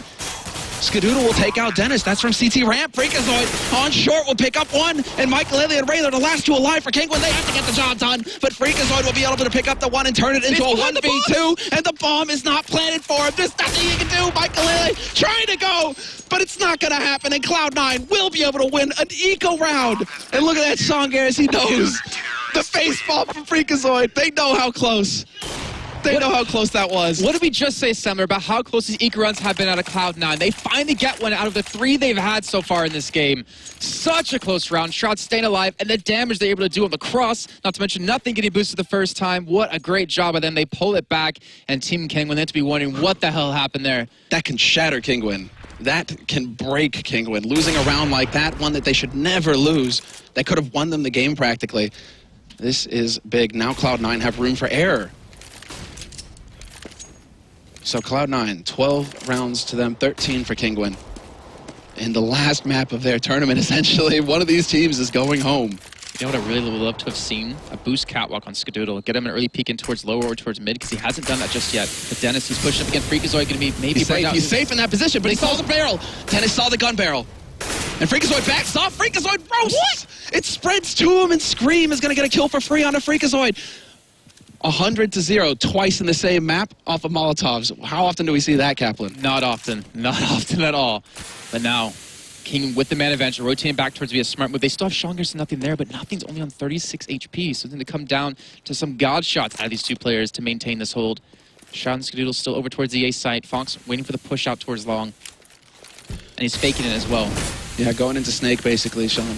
He's going to be holding close, and right now, Kinguin, they're gathered up. No subtlety here, although they are trying to sell the fake. See if they can't make it work a second time. That would be big. Fox looking for the headshot, but Shroud backs off. Stays alive for now, takes the fight, and wins it. He will have the info as well, seeing that nobody else is going to be pushing through. And now g0rth should get a free kill on the Dennis. He does. 1-for-1 trade. Nothing doing work for the back of Plateau. And Michael Elliott misses the shot. 1v3 now, and a wall bang through. Very well done by Michael Elliott, but he has to get the bomb. And he's only got 10 seconds to get this bomb plant down. This is it. All or nothing now. Michael Elliott, is he going to get it done? Shroud and Skadoodle can go charging through, but they're pacing themselves. They're making use of the nades. And Michael Elliott now smoked off, looking to turn this into a series of duels. And there it is, the first headshot on the Shroud. 1v1 versus Ska, but Ska hits the shot. And that is it. Cloud9 keeping it alive. The clutch. hear Freakazoid screaming. Nothing doing everything there.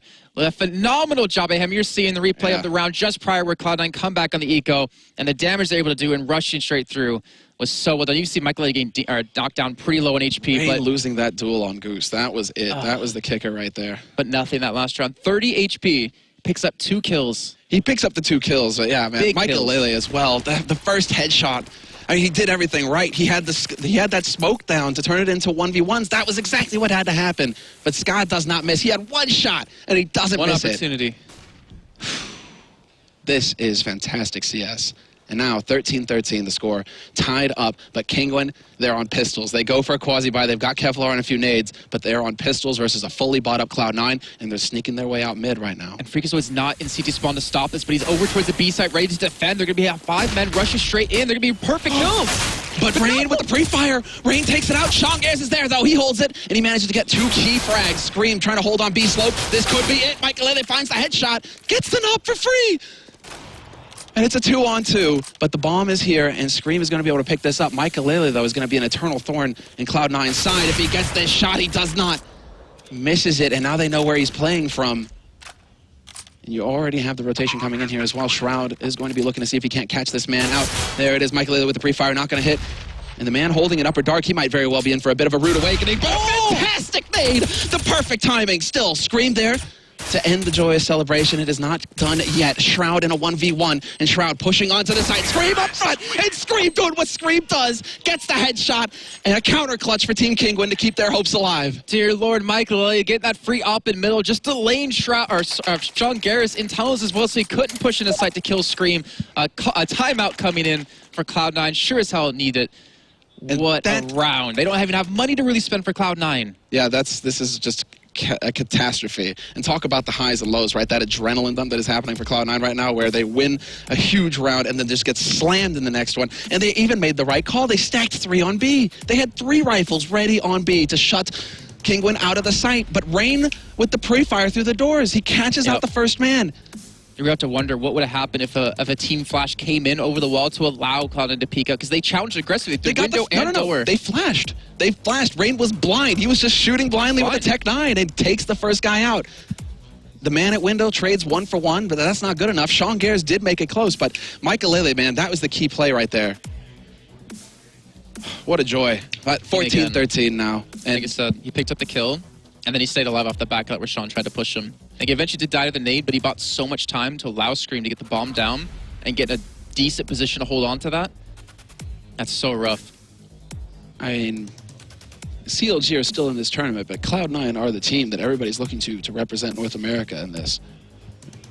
This is a world championship, essentially. Teams from all around the world traveling, and Cloud9 have been dominant in North America for months now. This is the team to beat from North America, and right now they're on the ropes. Remember earlier on we were talking about short control at a Cloud9? I wonder if they're going to boost up, because we've seen time and time again Kinguin have gone lower B, and Cloud9 could potentially take advantage of that. They're going to be going for the save into this, looking for the overtime. But I swear, a boost up catwalk can allow them to maybe open things up. But they've had so many close eco rounds, they're able to pull one off before over towards A site. I'm going to find out if they can do it again. It's a 4-win split. But this is a hard eco. They have a nade, and they have a P250 on Skadoodle. A hard eco from Cloud9. They aren't messing around. They're playing for overtime. This is it. It's going to come down to the next 2 rounds here for Cloud9. If they can pull this off, though. And you got to appreciate Team Kinguin slowing things down as well. They know just how important this is, and they need to get the info. So they've spread out across the map. They haven't jumbled up. They haven't bunched up, and they haven't pushed on to any kind of site early on. Cloud9 have laid a trap on the B site, but Kinguin are taking their time. They're not going to get caught off guard. Yeah, with no smokes or flashes, they haven't given a single thing away, and now Kinguin's still just trying to gather that information, as Skadoodle's just still staying towards long, pushed up this time. He's already able to tag down screen to 53, but I wonder if Kinguin are walking into this trap. They're going to get a sweet, easy plant onto the A site. There's no kit on the Cloud9, so there's no point in not trying to go for the defuse, trying to go for the retake, but the chance of actually pulling it off, if you're not going to challenge them before they get there, is going to be very difficult to redo. This is looking like a big push. They're going in for it. If only Cloud9 had some P250s here. P2000s might not cut it, and there you go. Perfect timing with the flash. Opens everything. And, well, there's a soul man, Freakazoid. He's used the smoke to his advantage. He's pushed in through the other side, but Michael Lele, point blank, just annihilates him, and that is it. Match point here for Team Kinguin to get 2nd seed in the group. We're into this round, though. Potentially the final round, but Skadoodle has money for an op. The Scottish show needs to be true here. Oh yeah, it's all or nothing. If ever there was a time for him to be the anchor, for him to be the man who basically just carries this team across the finish line, or in this case, to overtime, it's now. Oh, the tag again. He gets it again. Michael, how many has he hit? He's so consistent. And wow, Kingwin, they're just going for the straight up rush onto B site. No subtlety here. First shot goes in. Nothing is gone. Scream takes out Sean, but Sean does roast one. Still a man advantage here for Kingwin, and this is a huge advantage to have. Holding onto the B site, Skadoodle attempts to bring it back, but Rain shuts him down. And Shroud and Freakazoid, the last two alive here. A 2-on-4 situation. Bomb has been planted. Freakazoid pushing up B slope. And Shroud trying to get something done here, but the smoke blocking him off in Upper Dark. This is burning valuable time. They don't have a kit on Cloud9. They have to hit the shots of their lifetimes, but it's not going to happen. Michael takes out one. Freakazoid there to take out Dennis, but it is not meant to be. 16-13, and Team Kingwin will be moving on into the playoffs. They have now become a legendary team. Cloud9 denied at the end. Up the back is Scream in that clutch as well. On that B site, able to pull off the 1v2. Shroud's got to be kicking himself as he wasn't able to clutch that, but they pick up 10 rounds on that T side to pull off the victory, to get through into the Land 6 Arena, to become the Legends team, and Cloud9 so close, and yet so far. Skadoodle has never made it through the group stage of a major. Nope. And it continues to be the case. That is soul-shattering. Skadoodle has been to many a major, and he has never made it out. And with Cloud9, I think this is honestly the best shot that he had, and still denied. Incredible. Incredible. What a story. What Cloud9 as well. I mean, this is a team who have been making waves in the scene over the past several months. They've dominated North America. Nobody has come close to measuring up against this team. They've come onto European soil and nearly won tournaments. They've taken out some of the best in the world, and to falter here in the group stage at Cologne, this is the upset. Well, America's hope's not over. You still got Luminosity, you still have CLG coming up today. But Team Kingwin, you know, the team that was put together for the major, the team of all-stars, seeing if they could, you know, maybe put their egos aside sometimes and really come together as a team. Legia has assisted in so much on the team. An incredible performance from Kingwin. Fantastic performance. It has to be said. Legia as well, just recently stepping in as the in-game leader. That is a monumental task. And as well as the sixth man, so it's a different form of leading. He's not in the game. He's standing behind the team. So he's outside of the game, looking at everybody, basically trying to get a feel for what's happening in-game where his players are. And he is making those calls. But you have to give it everybody. I mean, all 10 of these players gave it their all. 11 if we want to count Legia. But and considering the game before, I mean, this is back-to-back Dust 2s. Cloud9 had the opportunity to watch. Sean had the opportunity to anti-strat, and we saw that happen quite a few times. But Mike Lilly, I mean, I don't want to, you know, keep pointing him out, but he did so terribly in the first game. But he really stepped up there when the time counted. That kill on his Skadoodle was pushing through middle to get into B, and he was able to pick up the free op and delay Sean Garris as much time as he could, so Scream could pick up the 1v2 in the end. Well done by them overall. So many clutches, so many smart plays. I mean, huge plays. So many close rounds. That was one of the best matches we've had all group stage long, and it's not done yet. It's still going on all day long. We're going to be going here to close out the groups, to figure out the other 3 second seeds that are going to be making it into the playoffs. There are another 3 teams that are going to be going home, and Cloud9, they aren't going to make it this time. Again, they fall short, and Skadoodle, man, that is heartbreaking. But now let's go ahead and hear what the analysts have to say. Chobra, take it away. Thank you very much, gentlemen. And yes, indeed, after an intense match. We have Michael O joining us again here as the winner. And yeah, it looks like the adrenaline's still pumping through you, man. I mean, just tell us, what are you feeling right now? I'm relieved. I'm so happy right now. I'm enjoying this so much. This is so much fun to play these close games in the best of 1 in a major tournament. Our first major tournament with the team, and my team is super good. Yeah, I think you guys proved yourself very well, and I'm sure you guys watching that game, I mean, you guys had a lot of, I think everyone was very invested by the time that it got that close, watching no matter whose fan you were. Maybe you weren't a real fan of either team, but that match, I think everyone was rallying around. Kaden, how did you view that? I just want to ask one question. Because that's a question. Yeah. That game was so tense, but I want to know who called that B rush in the last round. I think it was Legia, actually. That was ballsy. Yeah, he's the winner. That was ballsy. Yeah, that was really ballsy, and that was so fun because Scream said like, okay, we're gonna rush B now. Michael, you tag him in the mid or you kill him. And I was like, okay, I'm going to try. And then I tag him. And I got the tag. And, you know, when you get tagged to run over to B as a CT, it's annoying as shit. Well, it definitely ruins your confidence going into the B side. You can't really play. You have to play a lot more passively, try and play an angle that's a little bit less favours you. So, yeah, that's definitely a good point. And that's why rushing B on the last round is definitely one of those Hail Mary plays, isn't it? It's a land play. It's a big moment play just to call it off and see what you can do with it. Well, it looks amazing. There were a couple rounds where you guys started out trying to test over at A, and you guys were getting shut down. And then once you started focusing on mid and B, you found a little bit more success. So I actually thought that change of pace was actually a pretty cool call. Yeah, I mean, we played against these guys on the same map in Valencia, as I said before, and we knew Freakazoid is like 90% of the rounds playing on the box is city spawn, so we knew it. So we took advantage to kill him pretty many times, I think. But yeah, we had it was some close rounds. I think I lost a 1-on-1 against some with low HP. I don't know his HP, but they said he was low. And I was almost to clutch like 1 of 5 almost on T side when I was short. So it was all these rounds we lost and we won them. It was super tight. They could have won the game. What about talking us through that anti-eco, going 5-man long and losing it as a terrorist? I mean, it's like we have a strat and we didn't fulfill it. We smoked this spawn smoke, which we're not supposed to do. So they could just camp behind it and kill us. So that was pretty sloppy by us, I would say. Well, I mean, that round that you guys lost that to Cloud9, but similarly against Immunity in the previous round, you won just that eco round that kind of crippled them, and they never recovered from that. You guys recovered from this one. So what is it that you say as a team, like not tactically, but like how do you recover focus from that kind of a situation? It's different in this team from all other teams. It's like in this team we have so much. We're so good friends.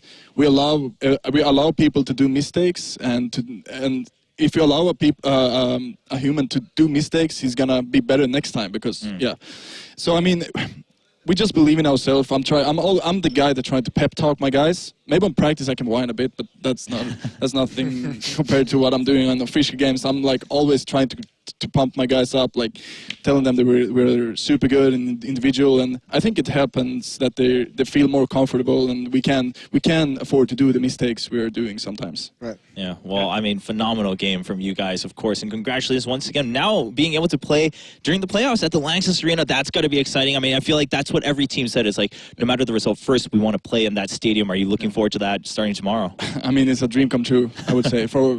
I can speak for all the Counter-Strike players out there. It's a dream. Not just the players. Yeah, for everyone, I think. It's going to be amazing. I mean, yeah, the fans, whether it's the fans who are there, of course, us being able to talk over these games there, but you guys taking the spotlight at that stadium should be really exciting. So once again, congratulations, a well-deserved win here, going out from Group F as that second winner in those groups, and now being able to secure your spot in the playoffs. Ladies and gentlemen, but there's still many more games to go through, as Semler and Kaplan told us.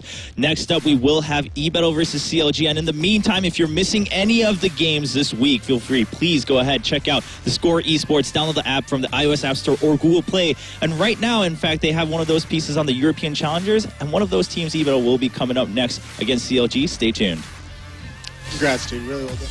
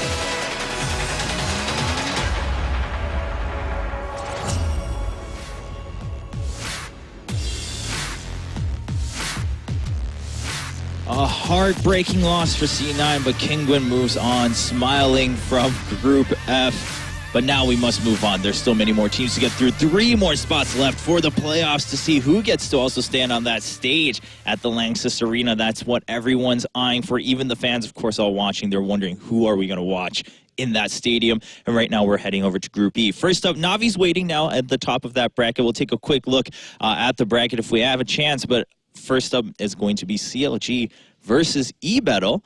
Oh, let's start with the matchup overall. I mean, both teams not looking like the strongest of the favorites in this tournament. You're getting away with this too easy, Will. You say move on. I don't know if I can like that. We can't just move on like that. I'm just trying to save you guys from tears, but you know what? We're going to force you guys to move on by looking at the bracket of Group E. We're just going to forget what just happened. I want to make sure that Most doesn't have a breakdown here. Thank you, Will. But appreciate that. CLG getting shuffled into this group to play against eBettle, and in fact, no, and then it will be Navi waiting for them up there. So a little bit of a mix-up on the later part of the bracket, a little bit of a mix-up, but it will be Navi waiting for them, of course, after they had a tough run yesterday against Fnatic. I'm sure a lot of people also don't want to talk about that one. So again, let's move on to the present. CLG versus eBettle. Walk us through the generic series. First of all, on CLG's side, Kadian. How this works is, this is a time where a team that lives in a gaming house, which has these strong individuals, who's been gradually improving from tournament to tournament, they have to show that they must be on top of a team like eBettle. There's no way to work around this. I mean, losing to Navi and then having lost in the tournament in general to NIP and Navi and going out, that's not a shame. But I would feel like CLG losing this matchup, that's under the standard. This is the kind of heartbreak they like to inflict, though. Yeah. It really is. Are you prepping yourself? American hope. I know. Yeah, so I'm definitely predicting a 16-13 type scoreline here, just for the comedy effect of having them lose to TSM, Envy, NIP on LAN, all at around 16-13, 16-14. Oh man, that would be would that be comedy though anymore? So it's mostly sort of like a joke prediction, but honestly, this is how it works when you're trying to become better. You make a similar mistake a lot of times. You get so close, and one day you break through. Look at TSM in the semifinals of so many tournaments, right? One day it clicks, it works, and it takes hard work. But I think CLG are at that stage now. But for TSM, it took a change in roster. Yeah, that's true. How do you feel about this? Moses, you're more in the NAC. You must know what's going on. I'm not going to touch that one. This is. I have full confidence in this lineup right now, as we see as it's constructed in this major. I'm going to send them my energy. But yeah, this is a match that, for a team that's shown improvement, they didn't do a roster change. They switched their in-game leader to Cutler, and ever since that happened, they've been getting these really, really good performances without winning. And that's kind of the key thing with CLG, is they give you enough to hope, enough to believe, and they never take it to that next step, because we're constantly saying, oh man, really good match from CLG, but they lost 16-12, 16-13. Like, that only works for so long. Yeah, and again, that repeated itself in Group A, of course, where they first played against NIP. Literally, CLG is that souvenir cobblestone box, and it ticks right past the Dragon Lore, and every CLG really match is like that. Is that all that's on your so very upsetting. Just dreaming about it overnight. Well, hopefully we'll have some good news for you by the end of the event. But on the other side now, going up against CLG, we talked about them briefly right now, but eBettle will be playing, and like you guys said, for CLG here, like taking those close games against some of the top in the world, they better be able to win against eBettle. On the other side, eBettle, like, they're like, oh, well, we're going to come in, we're going to enjoy the experience, and so far it hasn't been such an enjoyable experience for them, having to play against Fnatic from the get-go. Yeah. So I feel like in the past couple of matches, we've had like a decent picture of what CLG are like, at IEM, but also at this tournament. I think we've got a pretty bad picture of what eBettle might be like, because they get to play Fnatic, and they got, crushed by them. So what can you really say about that? I feel like we need to learn all over again. I feel like, for me, and we all knew that they were most likely 9,000 out of, 9,001 times they were going to lose to Fnatic. Yeah. But for me, it was more the way they lost it, the way that their strategical approach was. I feel like they were doing so many calls where they were just not understandable for me, with how Fnatic are approaching the game, how they should try and get just a few rounds together. And I don't know, it was these matchmaking strategies with like 4 guys rushing B and the bump going A, and I was like, I know that these guys are better. So the question is, how much they're going to show today, because I think we were all surprised by how they played against Titan, Hellraisers and others in the offline qualifiers, but are they really going to bring that game to this tournament? Wait, it's the manager behind him. He's taken the teddy bear away. All right. That's going to be a big change there. There's Teddy Bear looking over.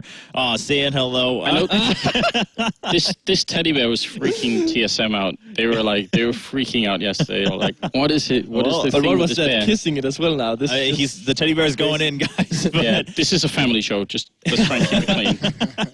E-Battle, of course. Now, many of you guys may not also know too much about E-Battle, so we also have a quick piece here about one of their players, Pete. Let's take a look.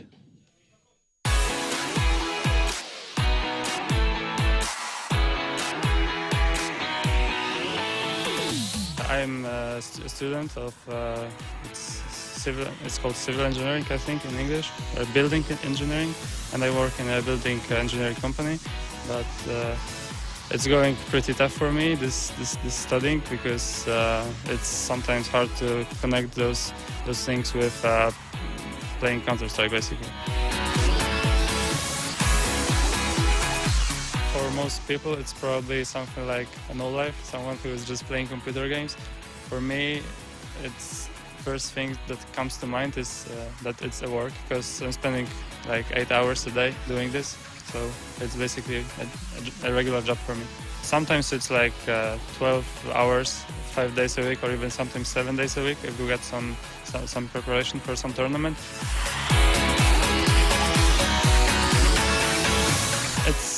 It's a lot of fun for me because I started playing this game to have fun, basically, not to make money off of this. And if you are winning tournaments, if you're winning matches, then it's a lot of fun. If you're losing, it's work you have to do sometimes. Sometimes you don't want to play this game anymore.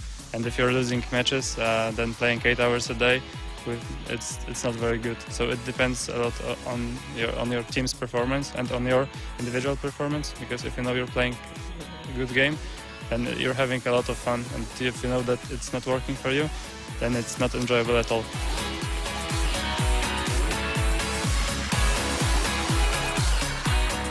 Well, it's not something that comes to be a decision for a player, I think. I don't think there's anyone who is just like, okay, today I'm going to start being a professional gamer.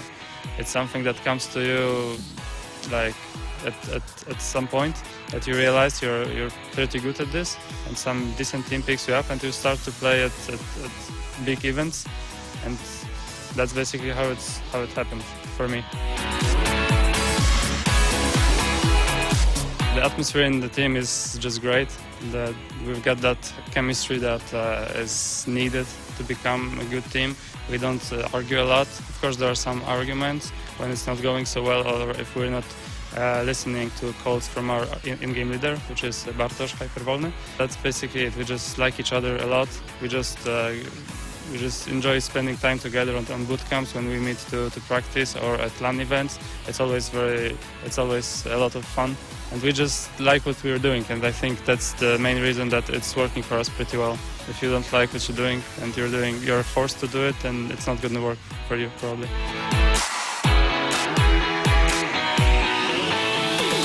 I just want to see how it goes. I don't want to make any decision because it's hard to make plans connected with Counter-Strike because it depends on my performance, on my team's performance. It's not something that we can decide that we are going to be the best team. We have to earn this, and I am not sure if I can tell if we are going to earn this. And I want to be the engineer as well. So for now it's mostly playing Counter-Strike, but for the future I think it's more going to be the engineering thing.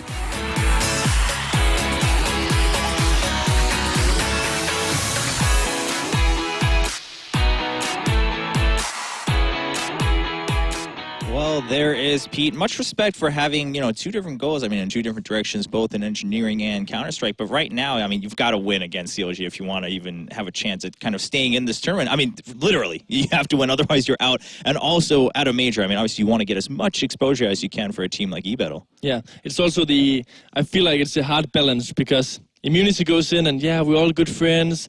We're here to get experience. The same for E-Battle. And then you have the contrast with CLG saying, yeah, we want to go top 4. And either way, you're like, come on. For me, CLG, top 4 is not going to happen. And for me, no team is here to just have fun and get experience. You're here to win. You're here to do the very best you can. And getting the experience must be the second reward of playing here. feel like you can become an engineer any old day. I feel like, you know, playing Counter-Strike at this level is you've got to take the chance when you get it like this. That is to. a good way to put it. Yeah, and inspiring words from an inspiring man. Looks like we are going straight into the vetoes, though, so we have a little bit more of a chat after we see what map they will, in fact, end up. Seems like CLG have done a little bit of homework at least, because they train Cobblestone and Overpass are the three maps that we sort of feel like eBattle might want to try and play, and CLG will end up removing Train first. It makes a lot of sense. eBattle should remove like this 2 and Cash. I kind of feel like that's the strongest maps. And you're right. Yeah, this was the first one at least. Let's see if we're going to get the second one right. For CLG here, they're probably going to remove another one, as you addressed, of the stronger maps for eBattle. Oh, Inferno.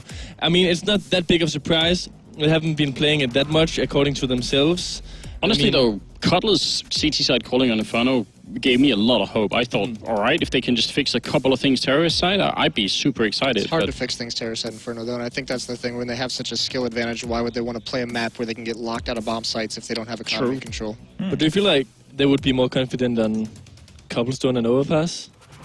I think CLG would be fine with Cobblestone, to be completely honest with you. Oh, well, I think Anders would be happy. Yeah, I mean, it's in the pool for the first time in the day. It can still happen. Anders, hold on to that dream. Just close your eyes and send your energy this way. Everyone out in the chat, everyone watching. Everyone imagine the B-bomb site fountain. No.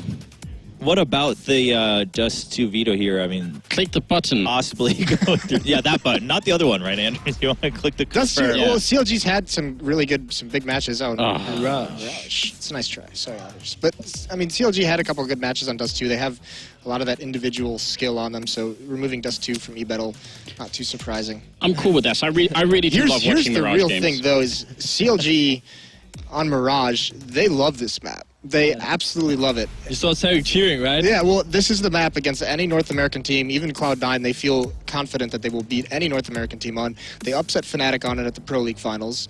And this is a map they're very experienced on because it's probably their most played map. But we can agree that eBattle will make a better showing than what they did against Fnatic on this map, right?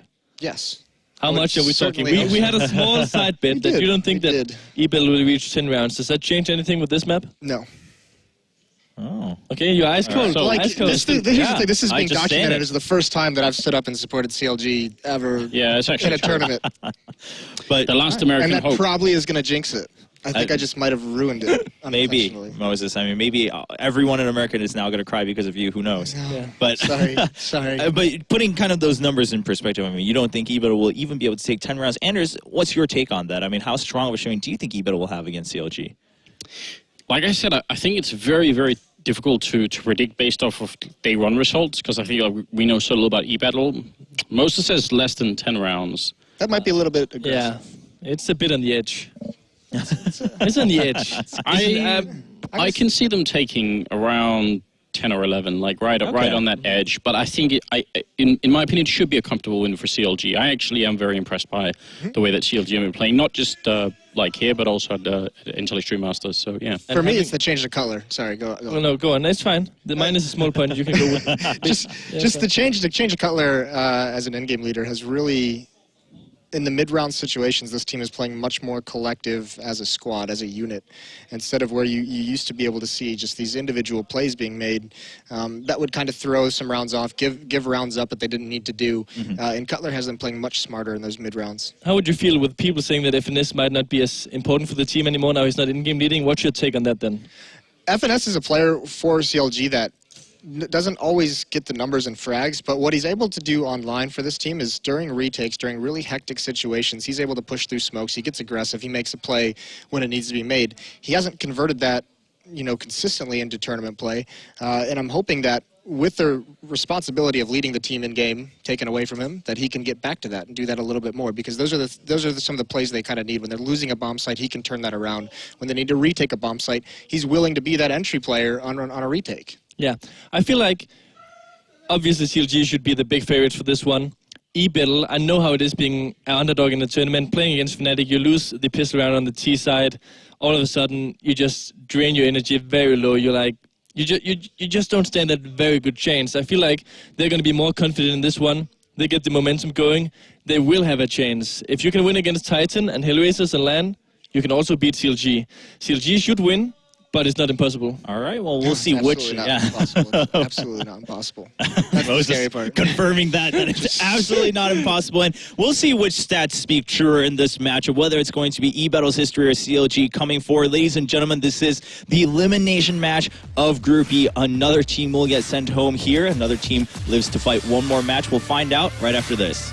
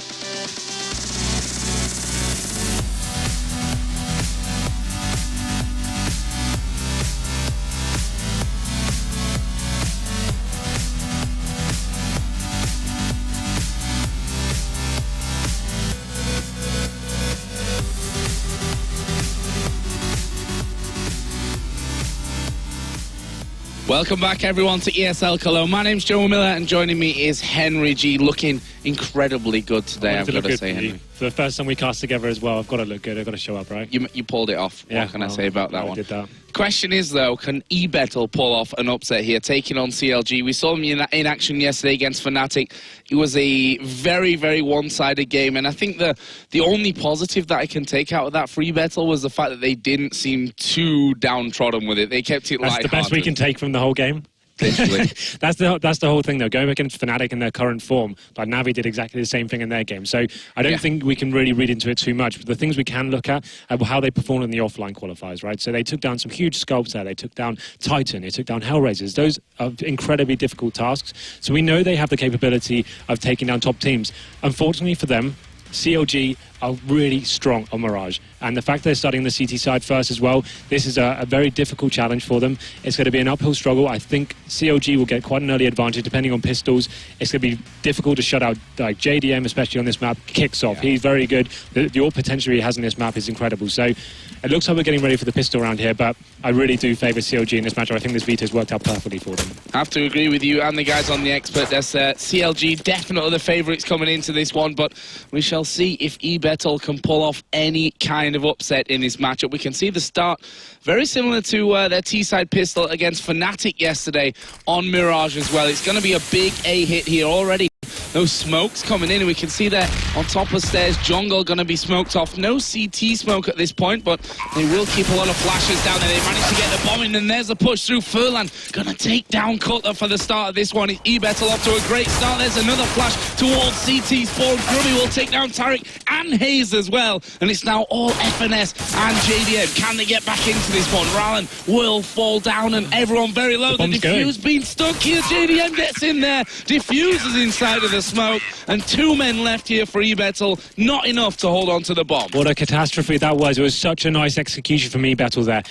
Like you mentioned, the smoke didn't go down CT spawn. That's all part of the plan. They had a perfect wall of smoke, get the bomb down. It means they can send a little swarm of terrorists into the CT spawn, find frags. Exactly what they did, but they just got a little bit too distracted by that. The bomb was getting defused while the retake was going on, and it was just pandemonium on the site, and that's going to be devastating for eBettle. But they got the bomb down. It means they can get the AKs out next round, but it seems like the CTs are aware of this. They make sure they've got 3 rifles out here. They're trying to keep it long range. They want to make sure they don't lose any heads here. JDM did just get deep there inside a window, but here is one up close and personal, and they've traded here early on, and that will be Hayes actually losing out on his weapon. Actually, I don't think they managed to get in there and pick that one up, so not too bad here for CLG, but don't forget that JDM down to just 16 health. Tarek here expecting the push to be, but they've looped back around through T-spawn. So Hayes was the one with the MP7 players. That's the good thing about having a couple of SMGs, just to gain information. Even if he dies, you guys have got the head armor. The MP7 is pretty useless for the Ts when they're getting that weapon. So still advantage in favour of the CTs. You can see them wrapping around the palace. They have one player towards the B apartment. It's going to be Rallen, actually. He's going to be trying to get some sort of distraction off here. You can see him dropping his gun as well, just trying to make that distraction play and give some noise off. That's actually maybe a clever play. You can see that's actually peeling CTs towards the B area. That's quite cool, actually. So the guys are going to come out to the A execute out from Palace, but there's only going to be one CT waiting for them. What can they do here? Roland has looped away underground and will be coming up through connector. And for now, no one will be there to challenge him. There's just that one man. It's Cutler on top of the ticket booth there. But look at this. He's started to move back towards that CT spawn as well. He will finally see the T's come out there. They take a bit of a hit here. And just trying to coordinate himself there. But it's Pete that gets the headshot. And now down to just 3 men left with a bomb planted for eBettle. He is Rallen up close and personal. Almost taking down Tarek. FNS will come in. Now just 2 men left here for the terrorist side. That's a great shot from Grubby. And he will find the last one to take out FNS, but it's still 2 versus 2. JDM will fall there, and now it's just Tarek up close here on Grubby, will get the kill. Now Pete with just 20 HP. Tarek starting to defuse, comes off it there, and with the USPS will take out Pete. It was a close one to the bomb exploding, and a very close round in general for CLG. Yeah, too close to call that one. Tarek, I think he went for the full defuse there and realised he had enough time to get the kill off, made it and salvage around for them. But that was very nice from teammates, but eBettle getting the bomb down again, and they did it in the pistol as well. Look at the economy they have compared to the CTs now. CTs losing all but 1 man there. It's going to be a difficult buy for them, and you definitely favour this team eBettle here. Like, they can just do a simple A execute like they did on the pistol and get into the bomb site and just swarm the CTs. It'll be so stifling. It'll be very difficult to retake in that situation. But here we go. CTs responding with an aggressive push in middle. JDM is going to be looking for that early frag to kind of react to this weak buy they have. Will get blind there. I think that Hyper will have spotted him. Actually, Hyper will peek around the corner, but JDM, great reaction there to take out Hyper and instantly almost knock eBettle down to just 4 men. The push will start to come around, though,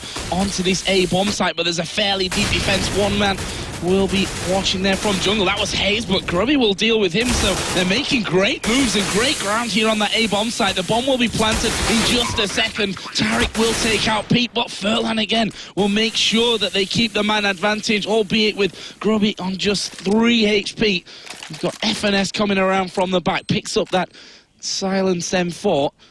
Can they coordinate this retake of the site? Let's see. Rowland gets FNS, and it is now all on JDM. 2 men to find, plus the bomb to defuse. What's he going to be able to do? Actually switching out to the USP. Will get himself an AK, but he's got 1 man at either side, and eBettle really holding well there on the site. Yeah, it was a really nice try from CLG. Like I said, the only thing they could really do there was try and get the early frag, which they did, pushing up middle, but the A execute came in from eBettle, and once you got the bomb down that situation, you had so little to retake with. It just comes down to running through smokes and hoping for the best. You're just in such a weak position. So eBettle do come back into the game, first round on the board, but that's just down to the money. Getting the bomb down twice in a row, getting so many kills, gets you in such a great position there. So you can see now the CTs having to be onto almost a fully 3 P250s in hand, but this is good for eBettle, just keeping it very passive now. They don't want to give away too much. If they commit somewhere like middle and there's a CT push, you can see how they're holding it now. This is perfect. They just want to work out, ascertain what the CTs are doing, and then react to it from there. So they can waste another 30 seconds or so just trying to work out where the stacks may lie. And the stack this time around for CLG is on that A bomb site. Will commit a lot of flashes over there. See the molly coming down on a ramp. And Grubby might get the shock of his life when he comes around. He actually takes the head off JDM there, but Cutler will push through. He does have Pete's backup, so they should be able to keep hold of this AK. There's a push through from CLG, and they've got themselves a 2nd kill. So 2 AKs now in the hands of the remaining CLG players. Up against 3, though, and I think this is likely just going to be them trying to keep a hold of these weapons. Bomb down in the B site. They are pretty much at the furthest point that they could be from that B site, so yeah, not looking like they'll be challenging for for this one, and they're just going to camp things out in Palace and take those AKs through into their next round. Yeah, definitely. Saving the AKs here is probably the best they could have hoped for. They took a stack on the site. It was a fake they fell for, and they got 2 kills. 2 AKs for that. It's definitely not a bad eco for them. They didn't have to invest a lot into the round. There's 3 P250s, got 2 AKs out of it, so that's not bad at all. So going into the next round, it should boost their economy a little bit. It's with those AKs, they should actually be able to get a buy there. We can see Hayes jumping out the server. Maybe we'll have a little bit of a technical pause going into the next round, but eBettle stabilising things 2-2 now. So this isn't the runaway game I expected. I expected CLG to actually get into this one and start running away because they are definitely the stronger team on this map. But yeah, we're going to have a little pause going into it. Technical issue, it seems like. And just to point out, eBettle have now equaled their record that they had against Fnatic yesterday. So that's a good start. I actually predicted, my first game yesterday was a 16-2. The second one was a 16-3. I was thinking, maybe 16-4 today. Let's take it step by step, getting closer as we go. But eBettle, I think you may be in luck, considering the tactics I've seen from them. The pistol round especially, although they didn't win it, I actually really like that strat. It's a variation of just the normal A execute, the wall of smokes. Normally, the idea is to lock out the CT spawns to the players. They don't have a look into the map, but they actually did the wall of smokes and then forced the issue into the spawn and took the players out as they were rotating. It was a really clever idea, but as we all saw it unfold, they forgot about the bomb. That's something you can't forget about normally in this game. But obviously bouncing back, getting them the economy on their side, that full eco from them, getting the bomb down as well, and actually coming very close to winning the round, really did work in their favour. Now we're at 2-2. We can have a look at the CT economy now. It's actually not great. Although they have saved 2 AKs, you would probably suggest it's feasible to force buy this one with the Pharmacists, perhaps maybe some 5-7s just to kind of complement them. But yeah, this is obviously a very important round. If eBettle do take this one, they'll force the CTs back onto another eco. So big round coming up. Be interested to see what approach they take so far. We haven't really seen a full gun round yet. It's been 2 very cautious round. The CTs having a weak buy going into that first one after they lost so many men. They were forced to do that push up middle, for example. But we haven't seen the JDM's AWP come out yet. We know that's going to be a huge pivotal part of their setup. And we should absolutely say as well, despite eBettle having really no chance yesterday against Fnatic, this is a team that did incredibly well at the EU qualifiers, beat some top-notch, honestly, European teams to get to this situation. So I think the biggest mistake that CLG could have made coming into today's game was, watching eBettle versus Fnatic yesterday and saying, you know what, we can easily beat these guys. Let's not forget, Fnatic are still ranked officially #1 in the world. Losing to them 16-2, it's going to happen sometimes. You can't really avoid that. If they're firing all cylinders. Yesterday was some of the best form I've ever seen those players in. Yeah. Fnatic weren't missing any shots. JW, he's back and he's stronger than ever. It seems like he was getting picks all over the place. The Olaf and Crim's combination is stronger than ever. And losing to those guys is really nothing to be ashamed about. So definitely can't underestimate Team eBettle. Taking down huge scopes like Titan and Hellraisers, you can't take anything away from them. So judging what I've seen so far, they definitely have tactics and strategies to work with on Mirage. It's just now CLG just need to stabilize their economy, I think, and then hopefully they can get back into this. Like I said, this round is going to be huge for this.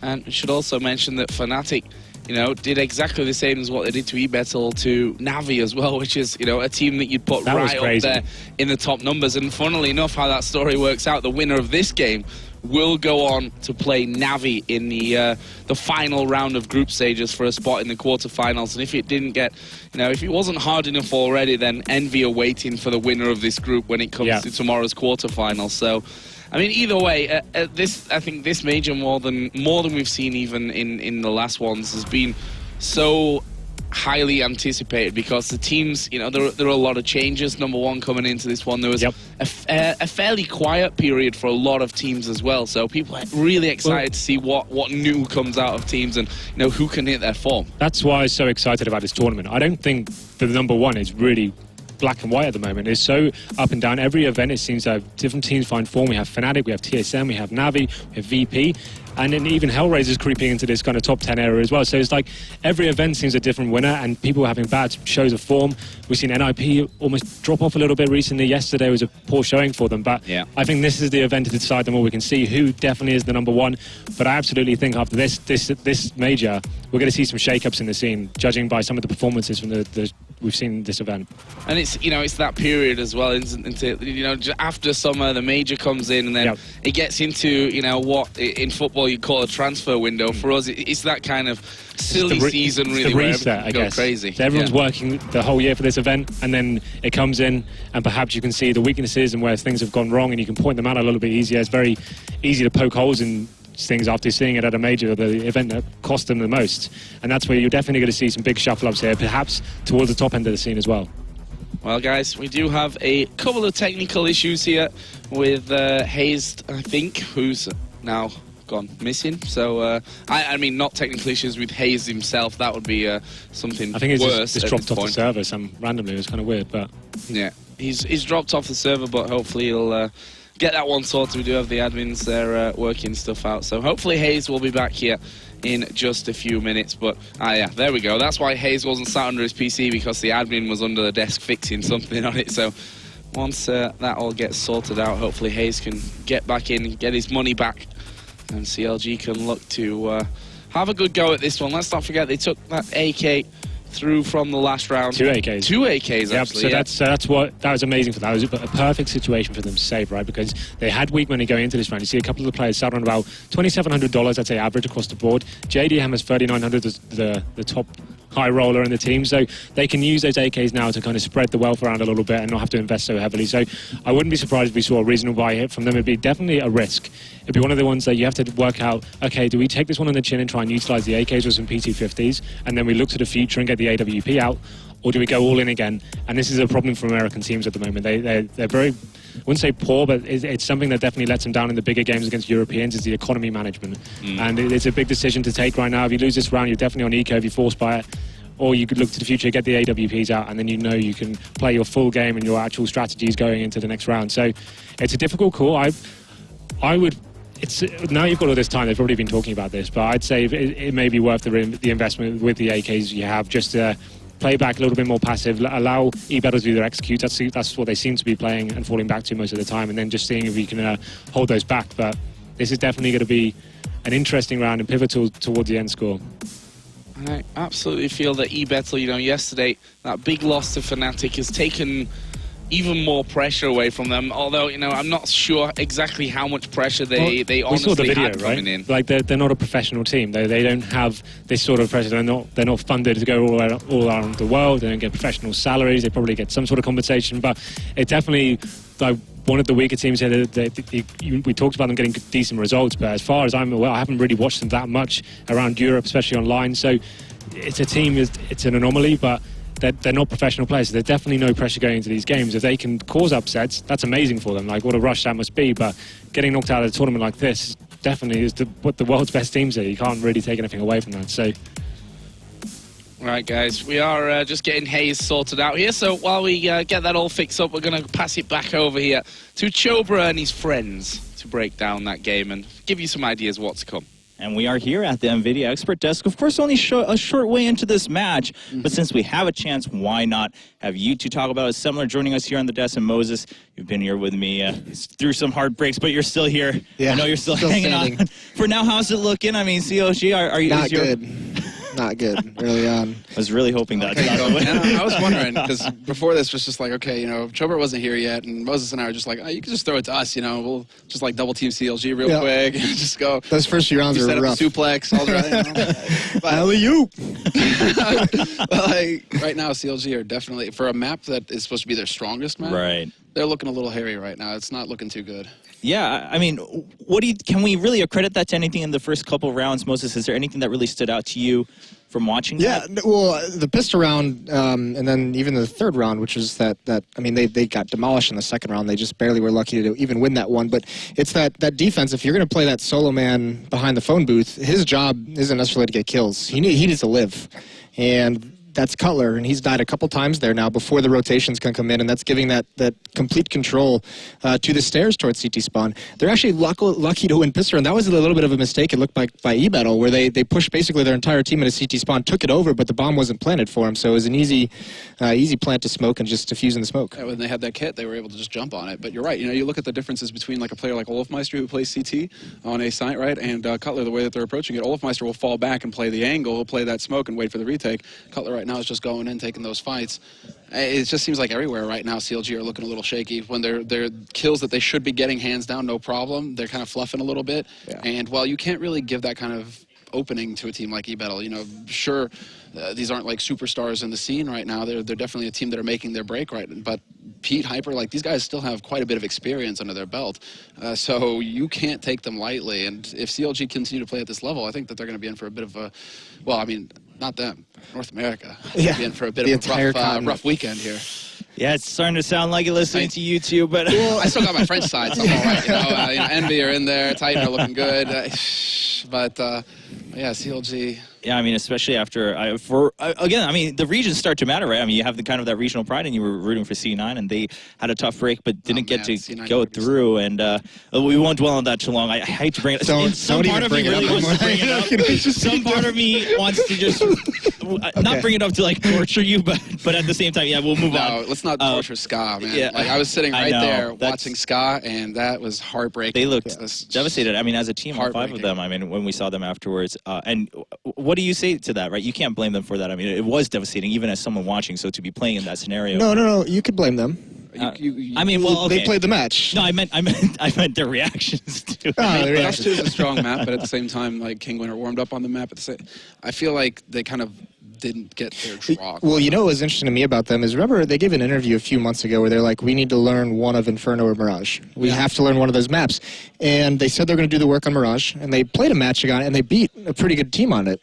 And they haven't gone back to it since. So I'm so confused as to like what's going on with that portion of their map You would pool. think with an opera like Ska, you want to take Mirage, just be like, yo, bro, you know, Yeah. here's Go nuts. mid. You go up mid with the op, you know, just You got lock that as down out of the much Guardian. space as you want. Look at how Na'Vi play the map, right? You know, Guardian is God. Right? He just dominates that map. And Skadoodle could, you know, with the level that he has as an opper, you could see him doing the same. Yeah, well, as much as I've hyped up Skadoodle as the best opera in the world, one area where he has a lot of weakness. Oh, don't set me up like that, bro. I know. But one area where he has a lot of weakness is the fact that he's not a very like mobile opera in the sense that they don't rotate him round to round to different positions on the map. Like you could see Kingwin in that match, they went A couple times early on and just got shut down. Skadoodle will get 1 or 2 kills, the rotations would come in. So then they shifted towards mid and B and they started having a lot of success.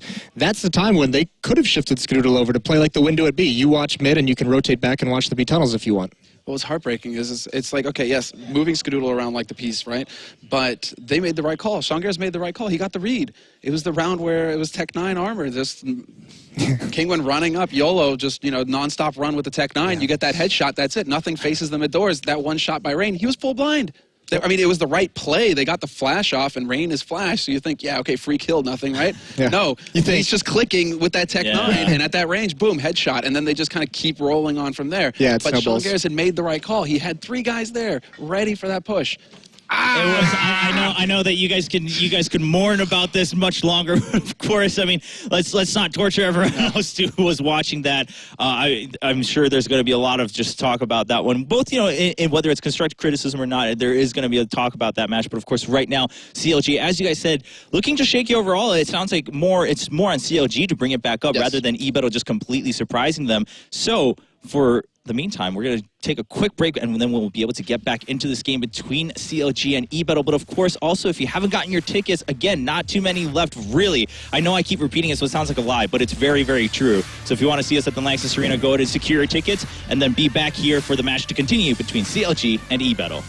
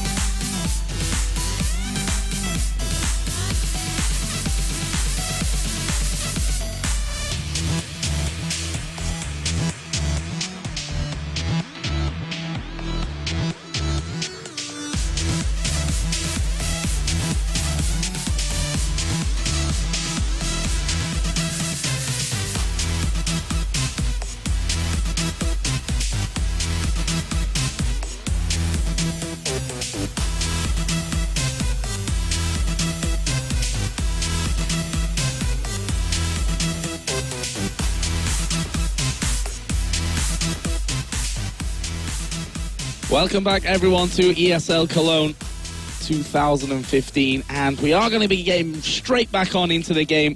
As we said, there were a couple of little issues with Hayes' PC, but that is now all fixed, and we are back in. You can see there that AK that they took from the last round, and an instant push there from Cutler will take out Hyper. So kind of as you expected, just adding a 5-7. They got that extra AK now from that kill, and the CZ looking good for CLG. Yeah, absolutely. And the fact they got the initial frag there as well, it's another AK in their arsenal. And all of a sudden, this looks pretty favourable towards CLG. They haven't got much utility to play with, but the T's being very passive here. You can see they have a player up towards the end of Palace as well, rotating the T's background. You would assume that it's the similar A execute we've seen so far from them coming into full effect here. And this is probably a good call. They know the CTs are on a low buy here. So, again, this should be a nice play from them if they can pull it off effectively without losing a man early on. At this point, the CTs probably want to start pushing when they see the smokes coming over. I see Hayes here sat underneath the balcony, had a flash in hand ready to pop that up towards Palace, but he's going to get burnt here any second. You see the molly coming down there from Rallen. That's going to force him out of his position, may give them a chance here. Hayes will take down Pete, and they've stopped them really on the ramp, making it very difficult for eBettel to get in, but a couple of quick trade of kills will leave us in a 3-on-2 advantage to CLG still, but they've lost the 2 AKs here, let's not forget. It's the 5-7 and the CZ for FNS and JDM, and the bomb has now been planted, but there they come in with those pistols in hand. Will be able to retake the side without losing a single man there, and that will be the defuse as well, and CLG going to take the lead at 3-2. Yeah, we said that was a very important round going into there. The guys pushed into underpass, got themselves another AK, and were able to reset the round at that point. eBettel had no control over the map after losing that frag. They were forced so far back. The only player they had in any sort of advantageous position was in Palace, so he called in for the A execute, but the frags were exchanged too quickly for them. And of course, CLG take a very important round. We talked about them being in a difficult economic situation. Had they a force port there, they didn't even have the force buy and they won the round. So this puts them right back in contention for winning this map, because you can see, look at this from eBettel now. 2 UMPs. Pretty interesting stuff. It looks like all players are going to be committing towards the B side of the map as well. So this is going to be an interesting play. Not something that really you would advise here, but I guess it's going to be a B execute with the smokes, running in with the UMPs, sending them in as your point men and seeing what they can do at close range. Well, we'll see what Hyper can do with that. Also, Pete having one in hand, but we can see on the defense, 2 men in B, including one push right up in apartments. We see the big smoke coming over the top there. That will land right in on the side. And are they going to take down these men? No, they're not. It's Tariq and FNS going to combine. Finally, they get rid of Tariq here, which may allow them to push onto site, but the smokes are absolutely everywhere.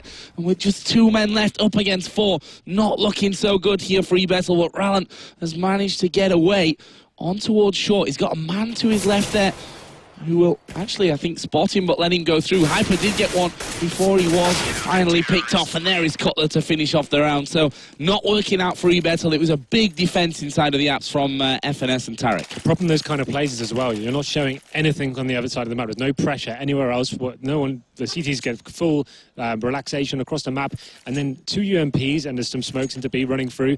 They got completely shut down. It was so obvious as to what was going on. As soon as you see those smokes flying over the top of the map, you drop a Molotov there, and you saw how effective that was for them. So difficult round to watch for eBettel, I'm afraid. And CLG looking very strong now. The AWP finally coming out for them, but a Palace rush coming in for eBettel now, and not much to buy. This one trying to get a bomb down in this situation. Oh, that nade has absolutely wrecked them there, and that's going to be 2 men dying almost instantly, and they're just going to fall like dominoes in this one. Grubby only got 17 health. He's backed away into apartments once again. JDM will find an easy shot, and Rallen is now the only man left alive. He's backed off in towards that T-spawn, but not really much to work with here.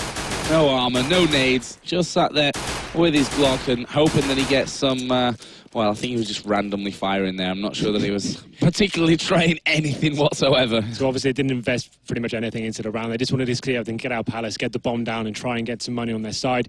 It's going to be a difficult situation for them now. Obviously Rallen's going to be the last man remaining with a Glock, and he will get taken down by JDM. That's the 5th round on the board for CLG, looking very strong right now. And like I said, now JDM has the AWP out. That's when they come into their element. They've got the terrorist up against the ropes in terms of economy. They can't buy their own AWP here. So far, all we've really seen from them is the set pieces. onto bomb sites. We haven't seen them work middle or gain the control, like smoking out key positions and working in to either connector or short. That's what most teams will do and try and push the CTs back so they lose that intel. It's just been quite readable plays so far. But let's see what they do. Again, all 5 players going towards the A bomb site. This can be good in some situations, but when you do it round after round, the set pieces, it comes very readable. And you can see JDM here now. He'll probably take this player down, and that opens up the round and secures it pretty much for the CTs. The terrorists won't be able to do their full execution now, and now you really do have to favour CLG in this round. Losing Hyper, who during the qualifiers went absolutely massive for eBettle, and JDM will just be racking them up left and right here. That's a hat-trick for him already this round. We'll have one man pushing up close. They did get the 1 kill onto Cutler, but again, Pete will be left alone, and he's going to back off again into that T-spawn. Does have the bomb with him, but, well, he's up against 4, and his chances are pretty slim at this point. Next to none, I have to say. He hasn't got the... Well, he actually has got the bomb, but coming into this bomb site, 3 players waiting for it. He may get 1 kill, but it's going to be elementary at this stage. He won't be able to get onto the side, but he's going to try. JDM on that round completely locked them down. Like I said, when you're doing set pieces onto the A bomb site and allowing...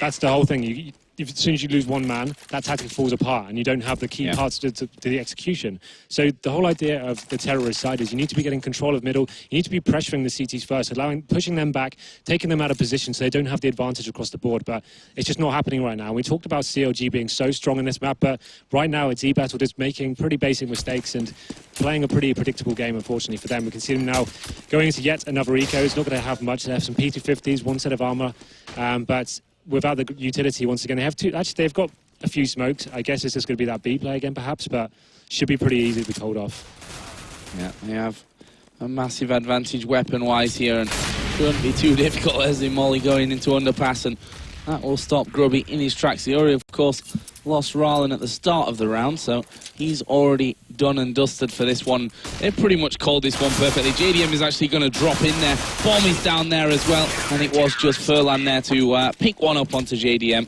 and they'll take the AWP through into the next round anyway. So for eBettle, just the 1 kill. This is the round where you'll see CLG do something pretty aggressive. Like after you know eBettle are going to be trying to react to what's going on and try and bring something else to the board. If CLG are thinking cleverly, they're going to be pushing up and shutting down whatever reaction that eBettle will have here. So wouldn't be surprised. That's what the better team will always do. And let's see what they bring to the table this time. You can see they're going towards that area now, but it seems like it will be a standard play. But for once, eBettle not going to a full-on set piece, but JDM taking down Rallen there, and is going to open up the board once again. Well, it was aggression in Palace on the last gun round that we saw, and it's again JDM, this time sniping down that A ramp to get the first kill of the round. Boost up here onto the bricks, and, well, Hyper will take down Tyrick, so able to bring this one even, but the next kill going to be absolutely massive for them. That flash, as you can see, has blinded 3 of them inside of middle. They were about to push JDM's position, but that forces them back. But JDM here, if he peeked a little further to his left, you would have had a clear shot there. Flashes coming up connector, so they know roughly where they're going to be coming in. Smokes from Furlan from the back, but I still think this is going to be real hard to push through with JDM. They will finally smoke out jungle and connector, so they may now be able to push up short. So this is a much better approach from eBettle. This is how you play Mirage. You need to get that mid-contention, find yourself a frag at least, and put pressure on the CTs. That's exactly what they've done. And here comes the reaction now. They need to find a frag themselves. And Hyper actually answers back and takes down the key player, JDM. FNS gets one of his own. Now it's a 3-on-3 situation. This does favour the T's as they make their way to the B bomb side. Here we go then. Flashes down already. They've passed the first couple of windows here. FNS holding strong on short, waiting for that backup to come in, but Grubby will get the better of him. So only 2 men left here for CLG. They're going to be mollied away as the bomb is planted by eBettle. Hayes and Cutler. It's Hayes coming in from short. The man will get hit there on bench, but he's going to stay hidden as Grubby takes out Cutler. It's going to have to be a big clutch for Hayes, and I think he says, you know what, got a couple of nades in there, kit, full armor, and my M4. I'm not going to win this round 1 versus 3. I will try and make it a little more expensive, maybe carry this AWP through into the next round for JDM, but he needs to be careful on his timing here because Furlan was just waiting. He's not been popped there, so that actually keeps him a little safer at this point. We do see that AWP picked up for Hayes, and they're not going to find him in time here, so he'll pull that through, but nonetheless, 3rd round on the board for eBettle. Yeah, much more standard approach from that time. They actually got the control of the middle area, got a pick themselves, and that's when it got confusing for the CTs. They made their way onto B, and it really came into their own there. So now we can see the reaction. I think JDM still does have the AWP. They did pick one up last round, so no AWP for Team eBettle yet. So they're going to probably be running a very similar strategy. That worked out well for them that round, so there's no reason why not to do the same thing. You can see that smoke coming towards. This is the round I was talking about last time. The CT's pushing up middle now, trying to get the early frag to battle their reaction from eBettle. Well, Cutler will actually go down, and they pick off FNS as well. Wow, and Tarek there from short. So a three-man aggressive push towards middle, and all three of them fall in just really a swap for Grubby. So not exactly the ideal exchange here for CLG, as we see a bit of a distraction over by A. The bomb's actually in T-spawn and running kind of north and south, wondering, okay, are we going to go A here or are we going to end up going B? We're not quite sure about this one, so he's just going to sit back there. But with just 2 men left, they're actually in a better position here, CLG, if that bomb goes over to A. Yeah, so right now the CTs are just trying to stick together and gain some information. They've got the AWP anchoring the A site, watching towards short as well. Obviously, they're putting all their eggs in one basket here towards the A site, but you really do not have much to play with when you're in a 2-on-4 situation. You see the smoke taking away the vision there. That's going to add to the confusion, but he has got vision as well. Hayes could do well here. Let's see what he can pull off. Rallan actually sneaking in below him. Did manage to escape there with just 8 health, but the bomb is still coming A here. They're going to have 3 men coming towards it. It's JDM with the AWP in hand to pick off Furlan first of all. He's got another one connected. That grenade might actually kill him. He does manage to back away, and he missed the shot there onto Pete. That was a close one, but eBettle able to close it out. It's 7-4 now, so a couple of rounds in a row for the Polish side. Look at the money on Hayes as well. He's got so much there, rolling with 12k. So far they haven't really they pushed up middle that time. That was the round I suggested they should have done maybe before, as it would have been the surprise, had the surprise element really. I think it was quite obvious Team eBettle were ready for that. They were sitting at the top of middle waiting for CTs to push up. It's going to be pretty similar stuff here, the exact same setup. I think eBettle have learned their lesson. They're not just running the set pieces anymore, they're just getting in and making sure they get control of the map and then react to what the CTs are doing. So a more of a standard round. We can see some aggression from JDM once again in that connector area. Rallan trying to show some presence towards B. This frag's going to be important. He's got a couple of shots off there. Only took, I think, 1 for his pleasure, but a nade damage possibly in there as well. He pushed up fairly early, hoping to get that opener, but that didn't work out for him. So it's back to that more spread start. But the bomb is coming back towards middle. They've just left it there on their side of middle, just for safekeeping. And they're stacking 3 men towards mid, wondering where JDM is. Where is that AWP going to be stationed? On short for now, and he may have a chance to get involved here. There's the first man actually hopping down in the end. Hayes will open up the frags. There's a chance for JDM, but Hyper hopping around the corner. Instant headshot onto JDM. And Hyper, we saw him getting kills from this position in that last round, and he may get himself more once again. Rallan will be the man pushing. FNS is already backed up towards Kitchen, but he gets the better there of Rallan. So we're down to a 4-on-3 advantage for CLG. And it's looking like this bomb is going to be going to the B side, but there's 1 man defending still. Yeah, that was really nice from Hyper. I actually would have preferred them to stay together and not sacrifice 1 man there, but they're going to be going to this side, 1 CT waiting for him. What can Tarek do to hold them off? 14 seconds remaining. Well, the answer is not a lot. He gets taken by Hyper to bring this to a level playing field. FNS coming in straight through the door. A good little flash might be the death of Hyper, but Grubby there giving him some good backup. The 2 men inside of Kitchen are going to start to push on through. Hyper going to defend from short. Grubby will be up close and personal here and really playing the time to his advantage. It's now all down to Hayes, who's got a big job on his hands. There, the spray down from Grubby, and they will finish it off. A real nice round once again from eBettle. Yeah, taking it nice and slow, working at what the CTs are doing and just reacting to that. It's going really nicely for them now. They are grinding the CT economy down slowly. You can see Hayes there still did have a huge bankroll. So this round should potentially knock them down to an eco here. So this is the one they want to try and win. Again, they're just running the full rifle setup, but they don't really need to change anything here. Maybe like a cheeky rush could like be something they could bring to the mix, but just keep working middle, getting the picks. They are convincingly getting every single time. But see, Grubby is going for some mid aggression. That's a little bit of a questionable push by yourself through the smoke as well. Kind of sacrifice himself on that A ramp, but sometimes, like I said, you go for these big picks to surprise him, but Hayes wants a piece of the action himself and he'll be pushing up mid. This is kind of a weird play. After you get the first frag on the board, you probably want to fall back to the bomb site and not take these risks. It's not really a calculated risk at this stage. It's more like if you die, that's giving the advantage back to the terrorist. But of course, he makes his way back to the bomb site and they reset the round. Bomb remains here in T-spawn. Will get thrown over there. So Bomb will be going direction B. They did have 1 man off towards A, though, to maybe make a little bit of noise. Couple of flashes over the top. That was Furlan, who will then be joining the rest of your teams here his team in apps. The mollies and smoke over towards Connector, and they just clip in the wall there. I'm not sure they quite meant for that to happen. But look at Tarek here on the windowsill. Will pick up the first kill of this push, but they're going to keep coming here. FNS then onto Phil, and it's all of a sudden all on Rallen. 1 versus 4. This is a monumental task for him to pull off. He does manage to get the bomb plant down to his credit. Can he find the kills? No, he can't. It's FNS that will take him out, and bomb will be defused here. So CLG finally bouncing back after losing a few in a row. So that was interesting. That first pick onto the A ramp, that's where it fell apart. And I said that was a questionable decision. Sometimes it can be viable just to go up and see whether an easy frag when you know they're low money. But running through a smoke and like almost having no escape plan in that situation was almost suicide. So that's going to give CLG the cash they needed. We talked about that round being very important. It would push them onto an eco potentially as well. So good bounce back from them, and that's 3 in a row for eBattle, and now CLG finally get one in the board, and we go into the 14th round now, and they get the AWP back as well. But interesting enough, Pete has picked up the AWP this time as well, so a change of pace for them. You can see him actually challenging for the first time in middle. Let's see if he has an opportunity to have a go at JDM. I think he was just in window there. That was smoked off by eBattle, so not really much of a 1 versus 1 between those two AWPers. Right, it's a slow start for eBattle this time again. As we do see Pete actually picking up the first kill onto FNS. Hayes will be bringing things back. And all of a sudden, we are in a 4 versus 4. There's a flash through from Hayes. Let's see what he can find. Will take down Pete there. So AWP is down there for eBattle. I think they will try and bring that through maybe with someone else. Rallen, in the meantime, has pushed all the way through onto those B apartments, so he's making noise and drawing a couple of men over. There's actually 3 going to be coming towards this B site, but look at the minimap. The bomb is actually headed towards A.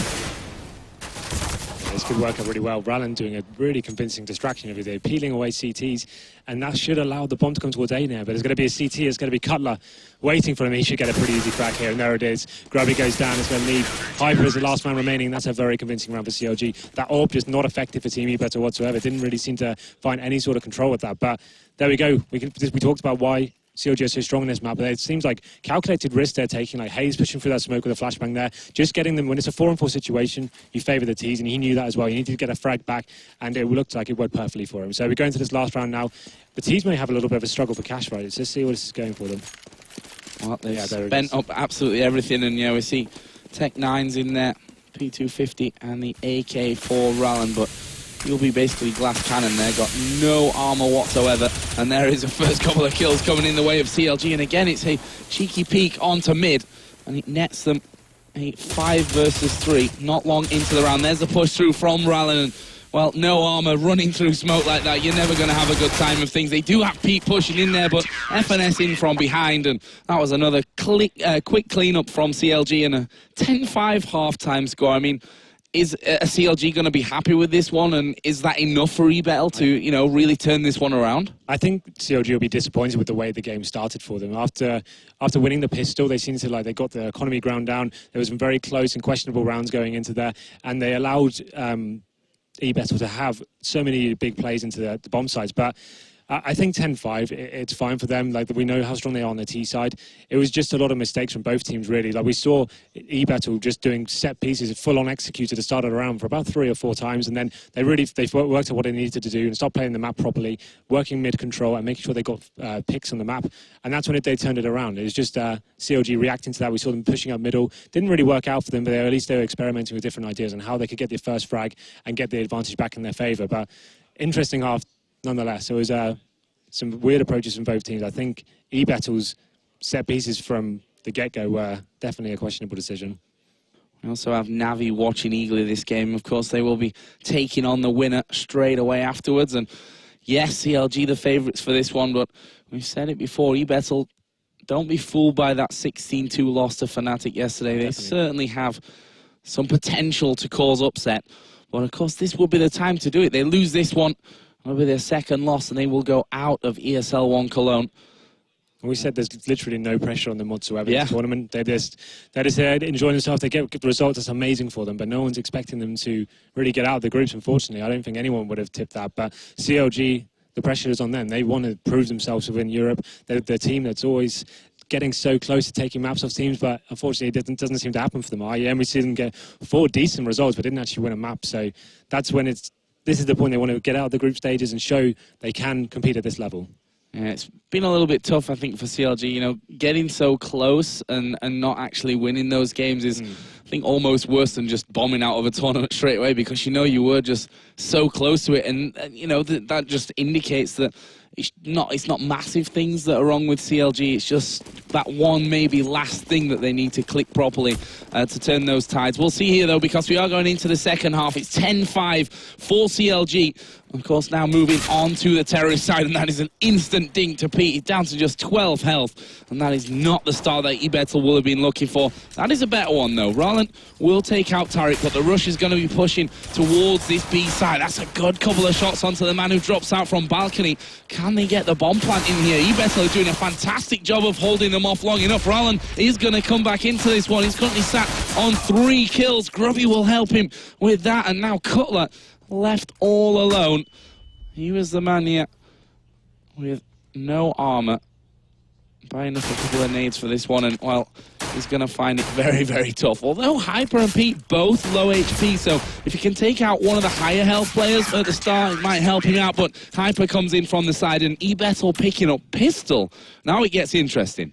That was really nice from eBettel, you know, like that's one of my favourite CT pistols to do. You can't allow the terrorists to go five Glocks into one of the bomb sites. You need to work out where they are, what plans they're coming up with. They pushed down middle, and though he got a headshot, he gained information. He was called, there was one person towards middle, wasn't much more else going on there, and then they saw the spot into B as well, fell back, made the shots, forced them out of the apartments. Actually a really nice round for them. So they get themselves right back into this series.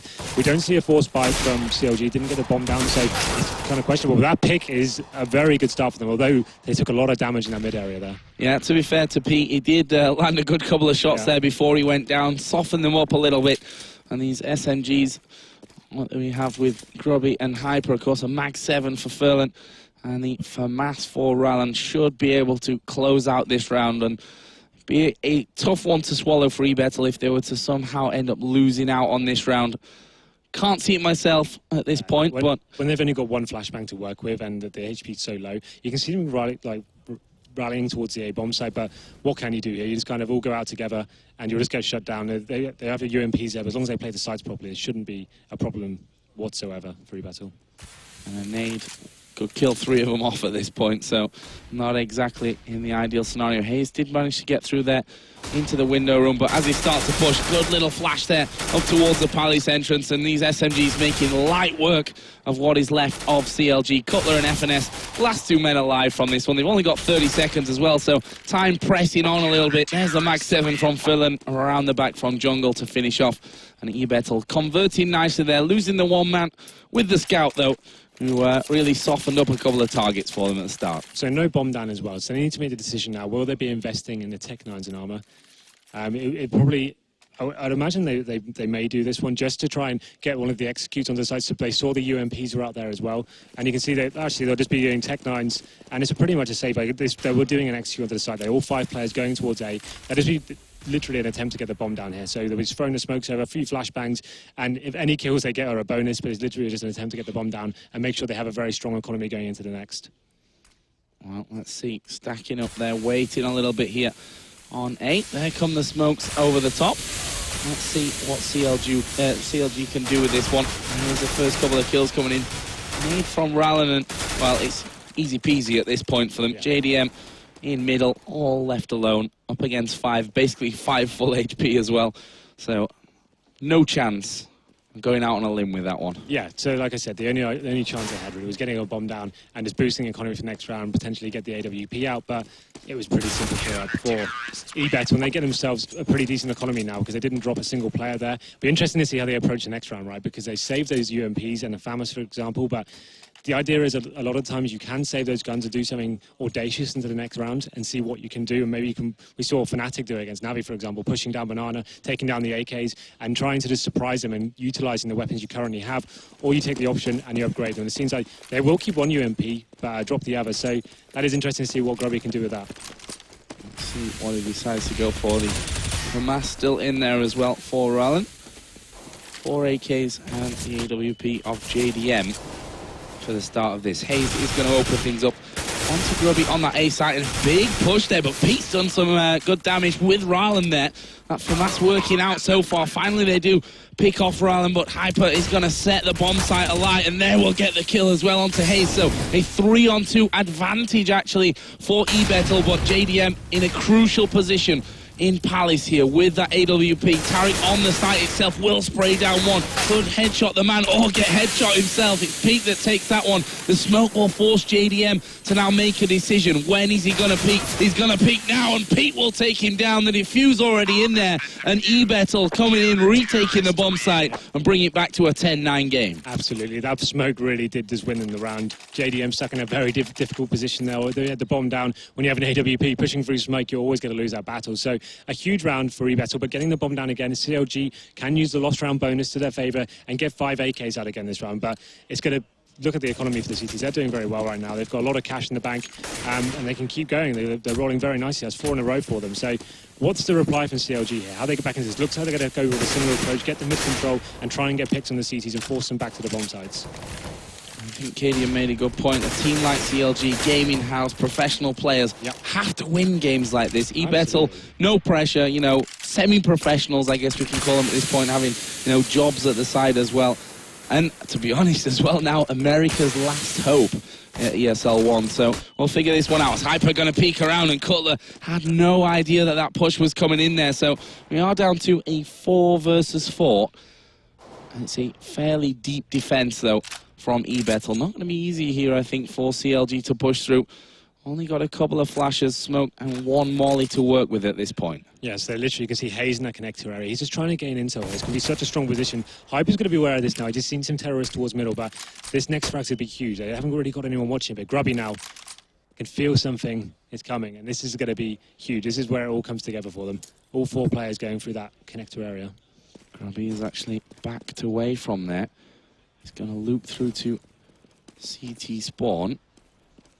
And Rylan playing on ramp. He's expecting to come on T-spawn, but there he is. Peeks around. That's bomb down now, so they know exactly where they're going to be going from this one. They do finish off Rylan, but Grubby will be coming in as well. Furlan will grab one. Hayes is down to just 2 health at this point. JDM has got to be the hero here for CLG. Here is Furlan coming around from connector. They picked off one, and Grubby will double up to win the round and tie up the game at 10 apiece. CLG looking a little wobbly here on the T side. I'm not sure how CLG were allowed to walk into the bomb site so freely, to be honest. That was a gift in itself, but they took so long to actually make that move. There was around 15 seconds left on the clock when the bomb started going down, and then Rylan in that great position on A ramp just came around, shut that down, and then panic ensued for the team. So they're looking strong. That's 5 in a row, I think, now for Team eBettle.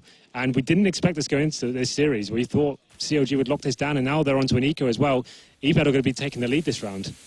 Incredible stuff here. Of course, the loser of this game will be going home. The winners will face Navi for a shot at the quarterfinals. That'll come up straight away after this one. Let's hope you have 2 more groups as well. There is a first kill for Cutler, so this one not done just yet. First kill going the way of CLG, but Furlan here is going to be a big man for them. Sat on the back there by bench. Tariq actually getting over into the A-bomb site, and that's going to bring questions into the minds of eBettle. But there is Pete on the B-bomb site. He's seen the bomb being dropped there as well, and now he will be able to bring his teammate around. It's Hayes and Tariq. Tariq with the M4 might be the ace for CLG, but we'll have to find out about that one, because the defense is pretty deep and very high HP at this stage for eBettle. They've got the bomb as well, so it's going to be very difficult. They need to find a frag right now. They've got one M4 to play with, but CT is just trying to hold them off as long as possible. 35 seconds. Move has to come shortly, and they will just combine there, both hitting their shots, and eBettle pulling off the lead. And, you know, as far as an eco goes, he wasn't all that bad from CLG, Definitely bringing not. it down to a just 2 men left. It got a little bit hairy down towards the B-bomb site. Frags being made all over the map as well. We saw Hayes causing a distraction towards A, taking one down with the P250, and I think eBettle has a sigh of relief there, just because it got so close. But of course, that's a 6th round on the board for them now, and this is the reaction from CLG. They need to work out how they can get back into these rounds. We haven't really seen that much from them, to be honest, and now the CT's actually pushing up. They're changing the game. This is really nice. Grubby's going to be the point man in the front. Doesn't make the frag go. Hayes takes him down, but there's the reply as well, and for the first time in a long time, CLG have the advantage in this round. Yep. 2-for-1 exchange there up mid. Tarek down to just 12 health though, so could be easily finished off. And look at this, Pete gonna peek out. He's got one man just below in there from window, which he'd not quite seen. And JDM will be taking a peek, looking to pick off one more and give that advantage even further to the hands of CLG. But Rallen here up on the box. JDM is going to peek out, and well, your scope's pretty, or your barrel's pretty long at that stage. You see it coming out a long time before you actually peek it. Now Pete, though, will find himself alone as Rallen goes down and wisely backs away so that he can get the support from Hyper, who's going to be coming in through connector. Tarek, as I mentioned, into double figures or low double figures and now dead. And it's just on Hyper, 1 versus 2. We saw him clutch a 1v2 yesterday to win a round against Fnatic. This time around, though, he would have been smoked out there from connector. He's pushed right on through that one, didn't care too much about it. There's one man directly on the site, which you'll spot there as he drops down into Sandwich. There's his first target. Will be Cutler to go down. Molotov is going to be burning off towards that CT spawn. He's got to peek it here. He knows that he can't just hold on to that defuse because of the position on it. There is the fake for him. There's a peek as well from FNS to come out. And CLG finally get around on the board here in the second half. Yeah, so we saw that eBettle pushing up middle, trying to have that surprise factor we discussed before. Again, the same outcome came from it when CLG tried it. Both men getting taken down, and it gave the advantage towards CLG. And I think that was obviously instrumental going into that round. It allowed them, it did come down to a 1-on-1 in the end, which could have gone either way. We saw that retake being reasonably successful, but CLG finally get around on the board, and that's going to be the first and 8 as well. So they've got to work out how they can get into these rounds without eBettle gifting one to them. That's so weird. Look at the money now of eBettle. The rounds have been so close. They're actually on an eco after winning 7 in a row. Incredible stuff. You have a Deagle there in the hand of Pete.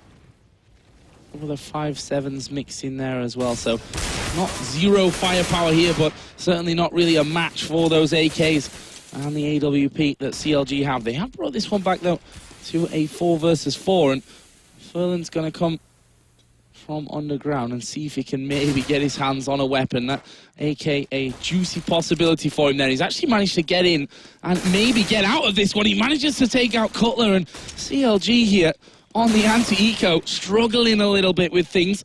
They will all once again be meeting up. Can Furlan... they didn't spot him, I think, there in mid.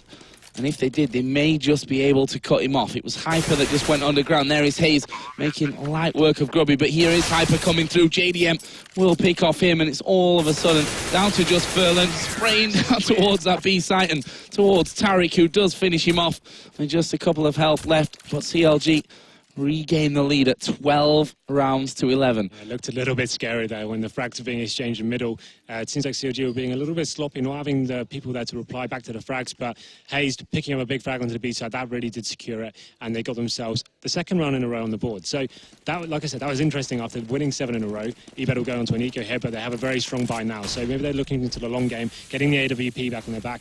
It's going to be Pete locking down this connector area. But you see a very fast strat coming in from CLG now, trying to get control of that connector area right away.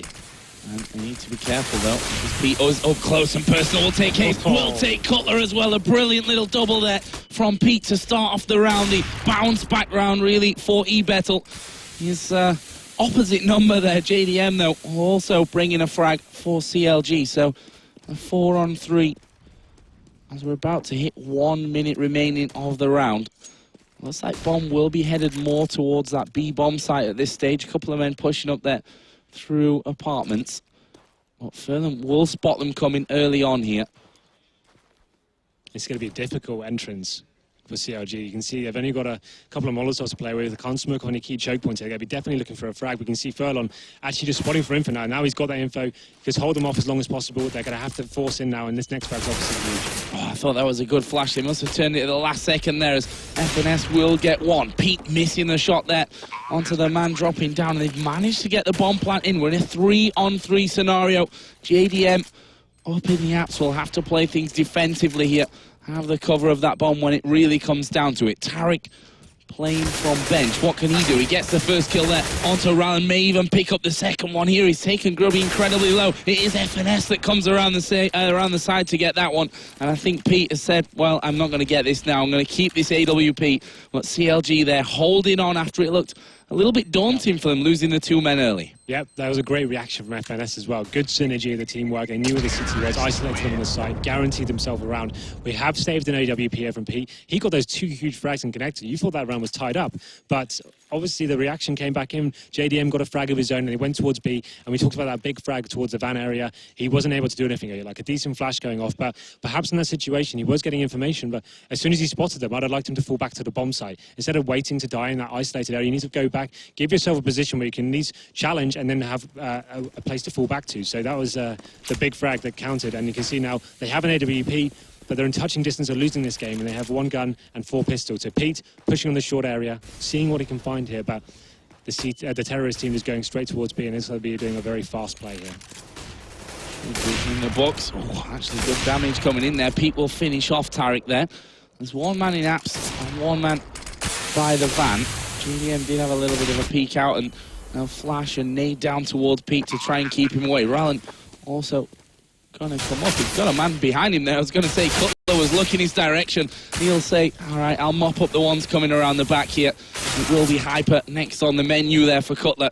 And Pete will once again back away, try and keep this AWP through into the next one, but it's going to have 4 men possibly trying to hunt him down at this point. You can see that 2 of them already in A. One's going to be coming through into T-spawn as well. They now know his position, and Pete is going to have to come up absolutely huge to hold on to this one. He gets the first kill, but Hayes was pushing back in around the back, so they take the AWP, they take the round, and move up to 14-11. Yeah, definitely a wise choice to hunt him down, take the AWP. They can't afford to let him keep that rank. He's so impactful, especially on Mirage. It's all about moving the AWP around, surprising the terrorists, and they've taken it off him now.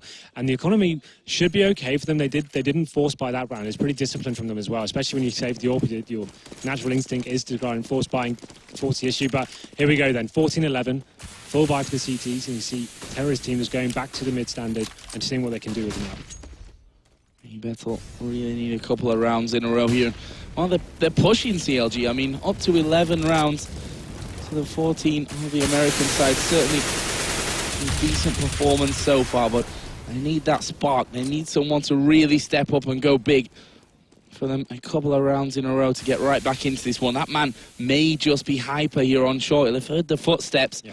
But didn't get a chance to open things up. It's a slower start, more careful start here for CLG. Yeah, we saw Hyper, and then they've got the crossfire with Furlong on the back of the site there. Now, again, they have this information, but they're ready for this time. Pete takes on FNS, and this is beautiful from eBettle. Great crossfires, expected what was coming in, and there's a big play from them, and they answer back straight away. So CLG trying to smoke out all the key areas, get up short together, but it was a little bit too obvious. Again, they didn't show any presence towards A. The CTs rotated straight away towards B, and allowed them to get those crossfires. The AWP was there to back them up this time, and it was a very convincing round for them. So great response, and it looks like they will be taking this all the way. Well, I said a couple of people might need to step up, and apparently Pete and Hyper were aware of that situation, managing to win it all on their own, which may knock the confidence somewhat of CLG. Certainly will start to knock their bank balance if they don't watch out for this one. There is FNS already pushing up, with Cutler now joining him in mid as well. So they've got a full mid control here. JDM will be coming out through Palace, but look at the work that's been done here by Grubby. He's now underneath them. Pete will snipe off JDM. He was trying to find where Grubby was at that point, and that leaves us with just 2 men remaining here for CLG. Rallen going to be watching from Connector. That's an easy first kill. Can't quite finish the second, but he's got 4 teammates left that can do the job for him, and it's 14-13. We heard earlier on 16-13 would be a typical CLG score at this point, but, well, eBettle are giving them a few troubles. They're going to be right up against the ropes now. They need to work out whether they force buy with the Tech 9s and try and do an execute onto the site. So far, they've relied so much on the standard rounds. When they're trying to close the series out, they need to just do the Hail Mary play, maybe just do a set piece. We saw so much from eBettle, but it seems like they're not finding these entry kills anymore. And the reaction from eBettle has been great. They actually rotating the AWP around, making sure they're backing their teammates up, setting up these great crossfires. And we may be taking a pause here by the looks of things. Is that happening? It looks that way. I have my finger on my cough button there. I think that's probably a wise choice here. It seems like CLG need to work out how they approach this last round. Do they allow it to go towards the match point with an eco here? Or do they try and force up and go in with weak Galils, Tech 9s, for example? It's going to be a difficult decision. And when it's this stage of the tournament, knowing your next decision could be the the reason you go out the whole tournament, that's definitely a good reason to take a pause in my book. And how does that decision get made at this point? You know, is it Cutler saying, this is what we're doing, boys, and this is how it's going to go? Or is it more of a, what do we do here? We have to make a decision together. It's definitely a discussion. And this is what it comes, this is the hardest part of being an in-game leader, right? You need to work out what's going to be the best decision. You need to look at the percentages. Sure, you could buy Tech 9s and you could smoke the bomb, so you could potentially get a bomb down. But judging by the buy that CTs have right now and the way they're playing and holding very passively, it's going to be a difficult round to win. And then even if you get the bomb down, you go into the last round without that full buy. So it's going to be a huge decision for them. And you can see them trying to work it out now. What's going to be the best play for them? I wouldn't like to say where I'd go. I'd probably say they've got one round to play with. They've got that bed, so it wouldn't go straight to match point. eBet will just be balancing things out. So definitely take the eco on the chin, I'd say, and try and look to the future and make sure you come into the rounds knowing that you went and you lost the gun rounds instead of forcing the issue with the Tech 9s, for example. May very well be the wiser choice here for CLG, but this is the elimination game, you know, so can't afford to make the mistake at this point. At the same time, you can do the big plays, you take the risks, and then you reap the rewards. Like it's a double-edged sword, really. You need to work out how you want to finish, in style or safely. So let's see what they do. The guys look pretty calm. Not much discussion going on there. I think they're just maybe getting ready to get back into it, but definitely a series we didn't see going this far, I don't think. Anyway, this is pretty crazy, but here we go. And they are going to be taking the full EK by the looks of it. I didn't see any armor for the team, but it's going to put things in touching distance of match points for eBettle. And there we go. Rallen opens it up onto Cutler, and it seems like we are full-on B take towards Furlan, waiting for them as well. He's been playing pretty passively. He gets a position, like we said. He doesn't fall back to the bomb site. He waits around the van area and allows the T's to swarm him. And that grenade may well just kill them all off. Doesn't actually do as much damage as I thought it would, but the weapon of Hyper here, that M4 rattling off, will make it a bit of an easy one for him. And in the end, it is going to be 4 kills for Hyper to finish off the round. So we're tied now at 14-14. CLG going to have money back. This is where we see, was it the right decision there to go in for that full eco? Can they handle the pressure? I think they can. I think that was the right decision. So they can go into this, they can choose something out of the playbook, maybe something a little bit new, but they've got the AWP again. So I assume it's going to be more of the same, trying to take the mid control. They seem to favour Connector, but Pete is doing a huge play right now, dropping down to middle, going for that first frag. He's right in the open as well, missing that shot. That could be him dead. He goes down to 8 HP, and that is crazy that he didn't die there. Huge risk by him, but just about gets away with it. Balls of steel, really, from Pete at this stage of the game. They'll be pushing out there. FNS already pushed up inside Connector. A swift molly, though, will stop them pushing on completely through. And Pete is going to basically have one shot before he's dead at this range. At this point of things, only 8 health remaining after that one. And the push is going to be coming up from short. There is one man. It's Hyper, but they've dealt with him. There's a pre-fire coming in from Furlan. It's not worked out. I think they sent one into Connector there as well. And there are now just 3 men left for eBettle. This is where things have to be stepped up for them. It's Grubby, Pete, and Rallen versus 4 from CLG. Make that 3 as Rallen will kill off 1. And look at the HP there for Hazed. Super, super low, burning off a little bit. What do they have in terms of grenades? Not really a whole lot. 1 smoke and 1 flash to make it work. Here's the push. Oh, he's incredibly low as well. There's the molly actually coming out. They've killed off Grubby, and Rallen couldn't quite connect his shots. There are a couple incredibly low, but he needs to find the man inside kitchen, and that bomb is ticking incredibly fast. And there is Tarek from the side, and CLG are going to breathe a sigh of relief there as they hit match point. That push from Pete at the start of the round could be the reason they lost their confidence there. We saw pretty much the exact same round with CLG there, getting the short control and getting up there. It's very obvious, again, smoking off the Connector and then going up together as a team. But before, they had the full crossfire there. They were ready for it. That time they seemed a little bit rattled, losing so much HP at the start and moving back. But here we go then. CLG on match point. We can see the auto snipers are coming up for Grubby. That can be a very viable weapon on Mirage, actually. It works really well, especially with the smoke takes, for example. But JDM, he's changing up the pace a little bit and going for that first pick and B, and he could get this, you know. The jump hit coming in and it just won't hit the scalp. Could have been huge, but there we go then. The round coming into fruition. Seeing a Molotov thrown up there into window. I'm pretty sure they just saw Cutler crossing over there on short. Another molly thrown into window. So really keen on keeping that man away from things. We'll see once Grubby can chime in here with this auto sniper what it can actually do for them. Pete, of course, with the AWP as well. And they've gone for a 3-man B defense at this point. If you look at the mini-map, that might be the wrong call for them. It's a definite stack towards the A site here from CLG. Yeah, they're going to be doing the set piece. We haven't seen much of this from them. They've been purely about the standard plays, working up together. They have got a snake in the grass up there, and maybe he can cause a distraction and lock the kills here, but the CCs are peeled apart.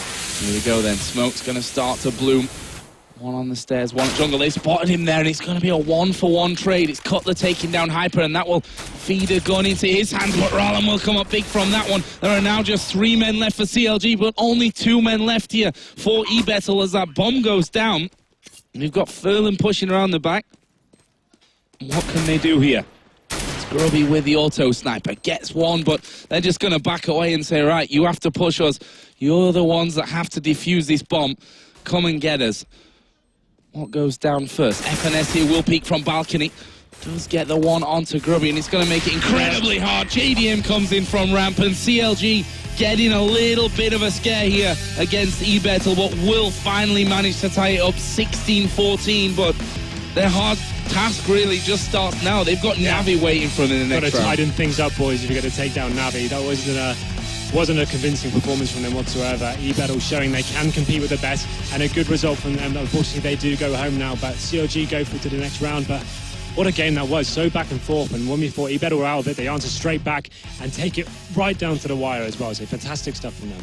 Fantastic little comeback, and you know, I think showing that right now maybe they're not a top team, they're not a team to maybe contend at this level, but they could certainly get there. You know, we saw them yesterday getting absolutely battered by Fnatic in the N16 too, but really pushing CLG the entirety of that one. And, you know, just a couple of kills in that last round was all that stood between them and overtime. So I think they can be fairly proud of what they've come here to Cologne with and achieved. Absolutely. As a semi-professional team, showing that kind of performance against the guys who have a gaming house, one of the best orgs in the world. So that's an amazing result for them, and we can only expect to see more from them in the future. My question to you now, though, Henry, can CLG pull this one off even further and take down Navi? I'm not so sure about that. After that performance, I've lost a little bit of faith, to be honest, but we'll see how that one goes down for them. It's going to be very, very difficult for them.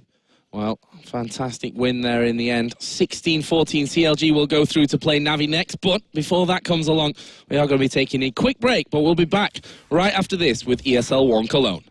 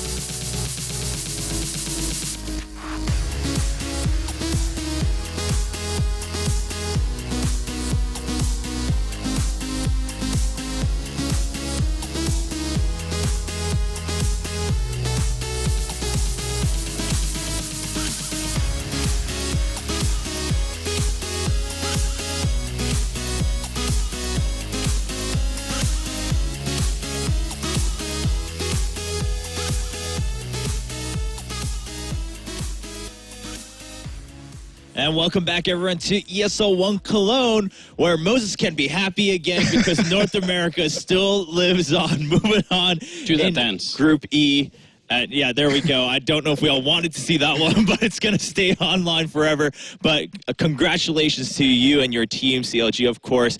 Color, just tell us, I mean, you did kind of scrape through when it comes score-wise, and that map really looked like it could be troublesome. But you took the win overall, and you're still going to move on in Group E. How's things looking for you guys right now? I mean, I feel like no matter who we play, every game's close. And especially in a competition like this, every team, you know, it's top-notch. So, I mean, we're looking forward to playing Navi.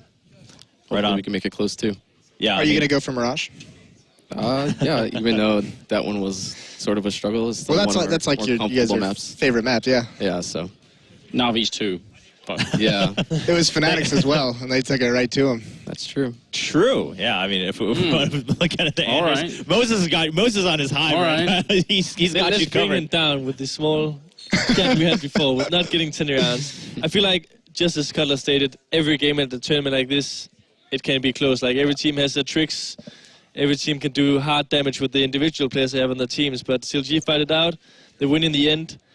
I mean, you're obviously not going to say that you're not confident going into Navi, but how would you rate your chances? I think we have a pretty good chance. I mean, we studied them a little bit, so hopefully the map choice goes in our favor. we need to make it, I think, more concrete. We need some signs on the board here. So if this is how prepared you were for e-battle, how prepared, like, the other hand, how close are you to Navi? How much have you done in terms of homework here? Well, I'll be honest, we watch more Navi demos than so how high is that? So probably that high. All right. All right. On the maps we watched, I mean, that's what I need to know. Yeah, that's looking pretty good. Are you starting to feel more comfortable calling now that you've been in that role for a little bit longer? Yeah, I mean, a competition like this, definitely the pressure's a lot higher. So yeah, but yeah, for the most part, I mean, our T sides usually go pretty good, depending on the map. Sometimes it's our CT sides that are pretty bad. Like Dust 2 is pretty bad, our CT side, but. So when you did the timeout, what were you talking about? What was the general? We talked like Joe Miller and Henry talked about who was going to take the initiatives, who was actually going to make the decisions. How was the spread out in the team? Like, what were the ideas? Well, I mean, I asked my team what they think would work, and I just got all the ideas, like, just collectively, and hopefully then we just came up with the best decision because, you know, I'm not everywhere on the map, so try to see what they're doing on that side of the map, and, I mean, it worked out pretty well. So. Yeah, it did. So whenever there's a matchup between two teams that have really good AWPers, it always ends up being like, you know, the talking point becomes like which is best and who's going to out-AWP who. I think JDM is actually a bit underrated on like an international level as an AWPer. Do you think the match is going to boil down to that, Guardian versus JDM, or are you guys going to try and make it more complicated than that? I think it's going to be more complicated. I don't think our style is based off just AWPer or like Navi. I feel like it is kind of like they base more around Guardians, like him getting picks and stuff like that, and ours is more like, I mean, we go for picks and let JDM do what he wants if that's what he wants to do on like our default setup. But I mean, it's not based off him. Like I don't wait for him to make a call. All right.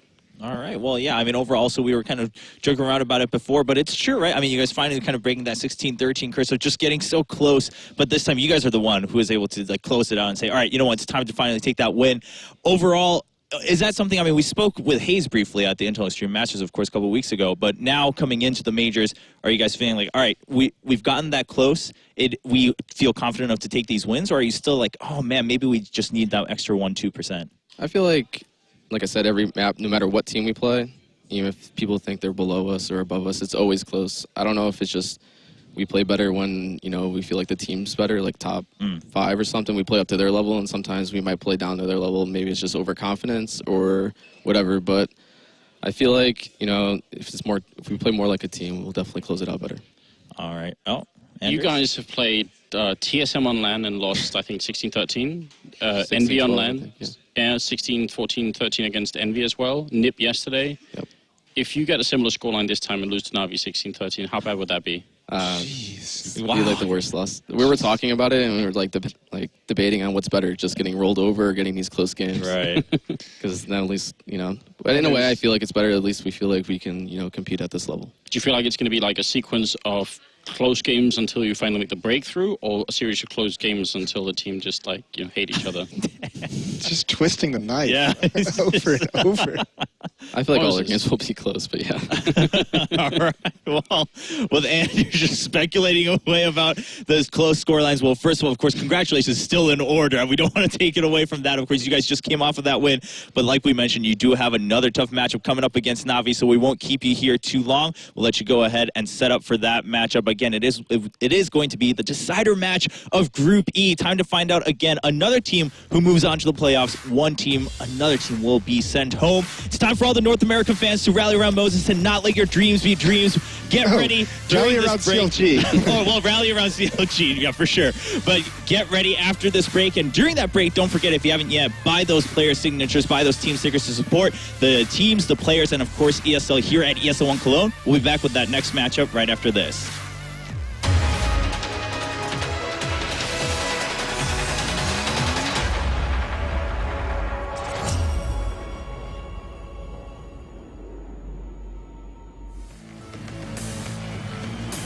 Alright, last man standing, P250 out, jumping and shooting, he gets one more kill, looking for it, he's got him hunted down, time is up, oh my god, are you gonna be kidding me?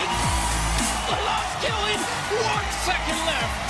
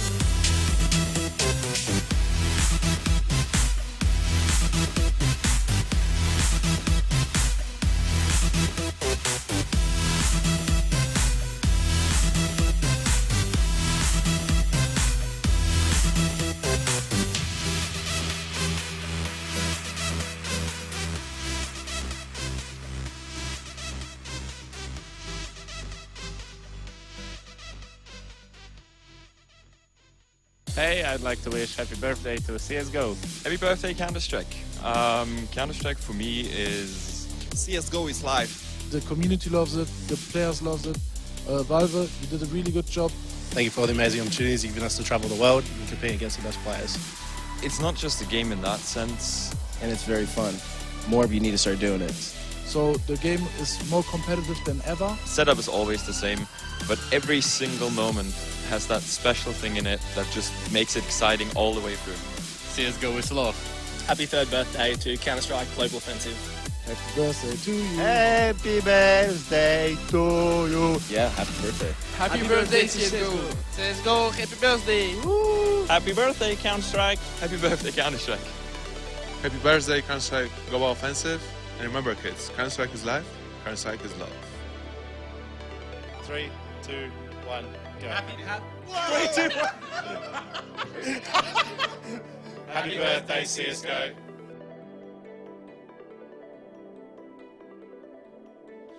Yes, indeed, a lot of you guys may have noticed, but happy birthday to CSGO. 3rd birthday, 3rd anniversary, you could say, of CSGO. And you can see all the players having fun with that and being happy that they're here for that one.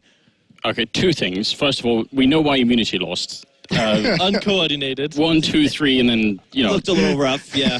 Imagine an A-rush like that, like 1, 2, and this guy just starts running. So that's some key insight there. Second of all, I need like the Reddit and HLTV army, or just the internet in general. I need them to take that one clip of Skadoodle saying more people, more if you need to do it, and then just clip it onto whatever you think of. Freakazoid. Yeah, Freakazoid. Yeah. That's going to be a really, really good clip. Yeah, well, more of you do need to start doing it. Of course, CSGO. Now in in the 3rd birthday, that's pretty exciting. And of course, there's a lot going around all around it, right? Well, of course, we're here for the biggest major. We're going into the Lanxess Arena tomorrow already. We already have some sick matches, but more to look forward to even here on day 2. And it's an exciting weekend. I mean, how does that make it any more special for you, Kadian? I feel like the viewership just growing and growing and more passion coming into the game. I know a lot of people talk about increasement in prize money, but it just really seems like the passion is also growing within everyone because of the viewership, the fan base is growing. I feel like CSGO is progressing in the right way. Yeah. Yeah, I completely agree. 100%.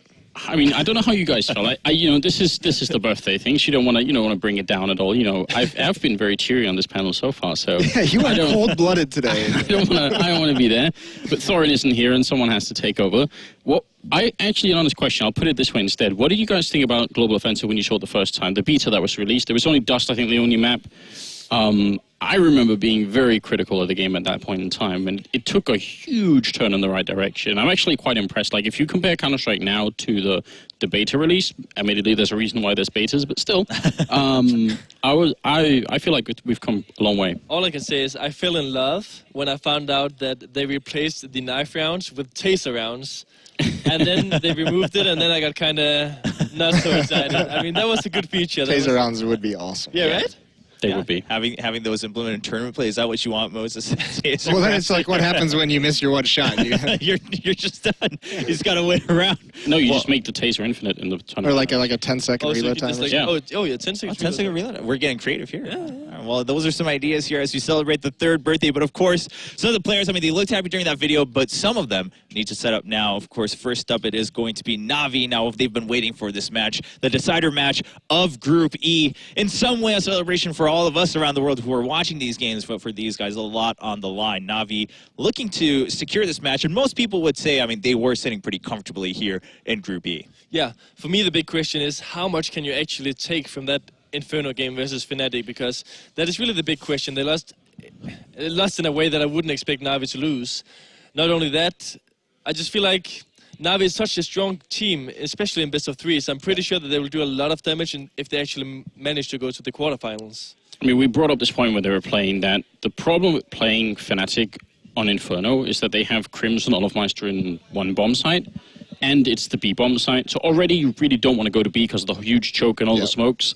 Then you have like the best player in the world and maybe like the second best or like close to it. The combination. Let's say this then, like one of the deadliest duos in the game in that bomb site, which is already a super strong bomb site.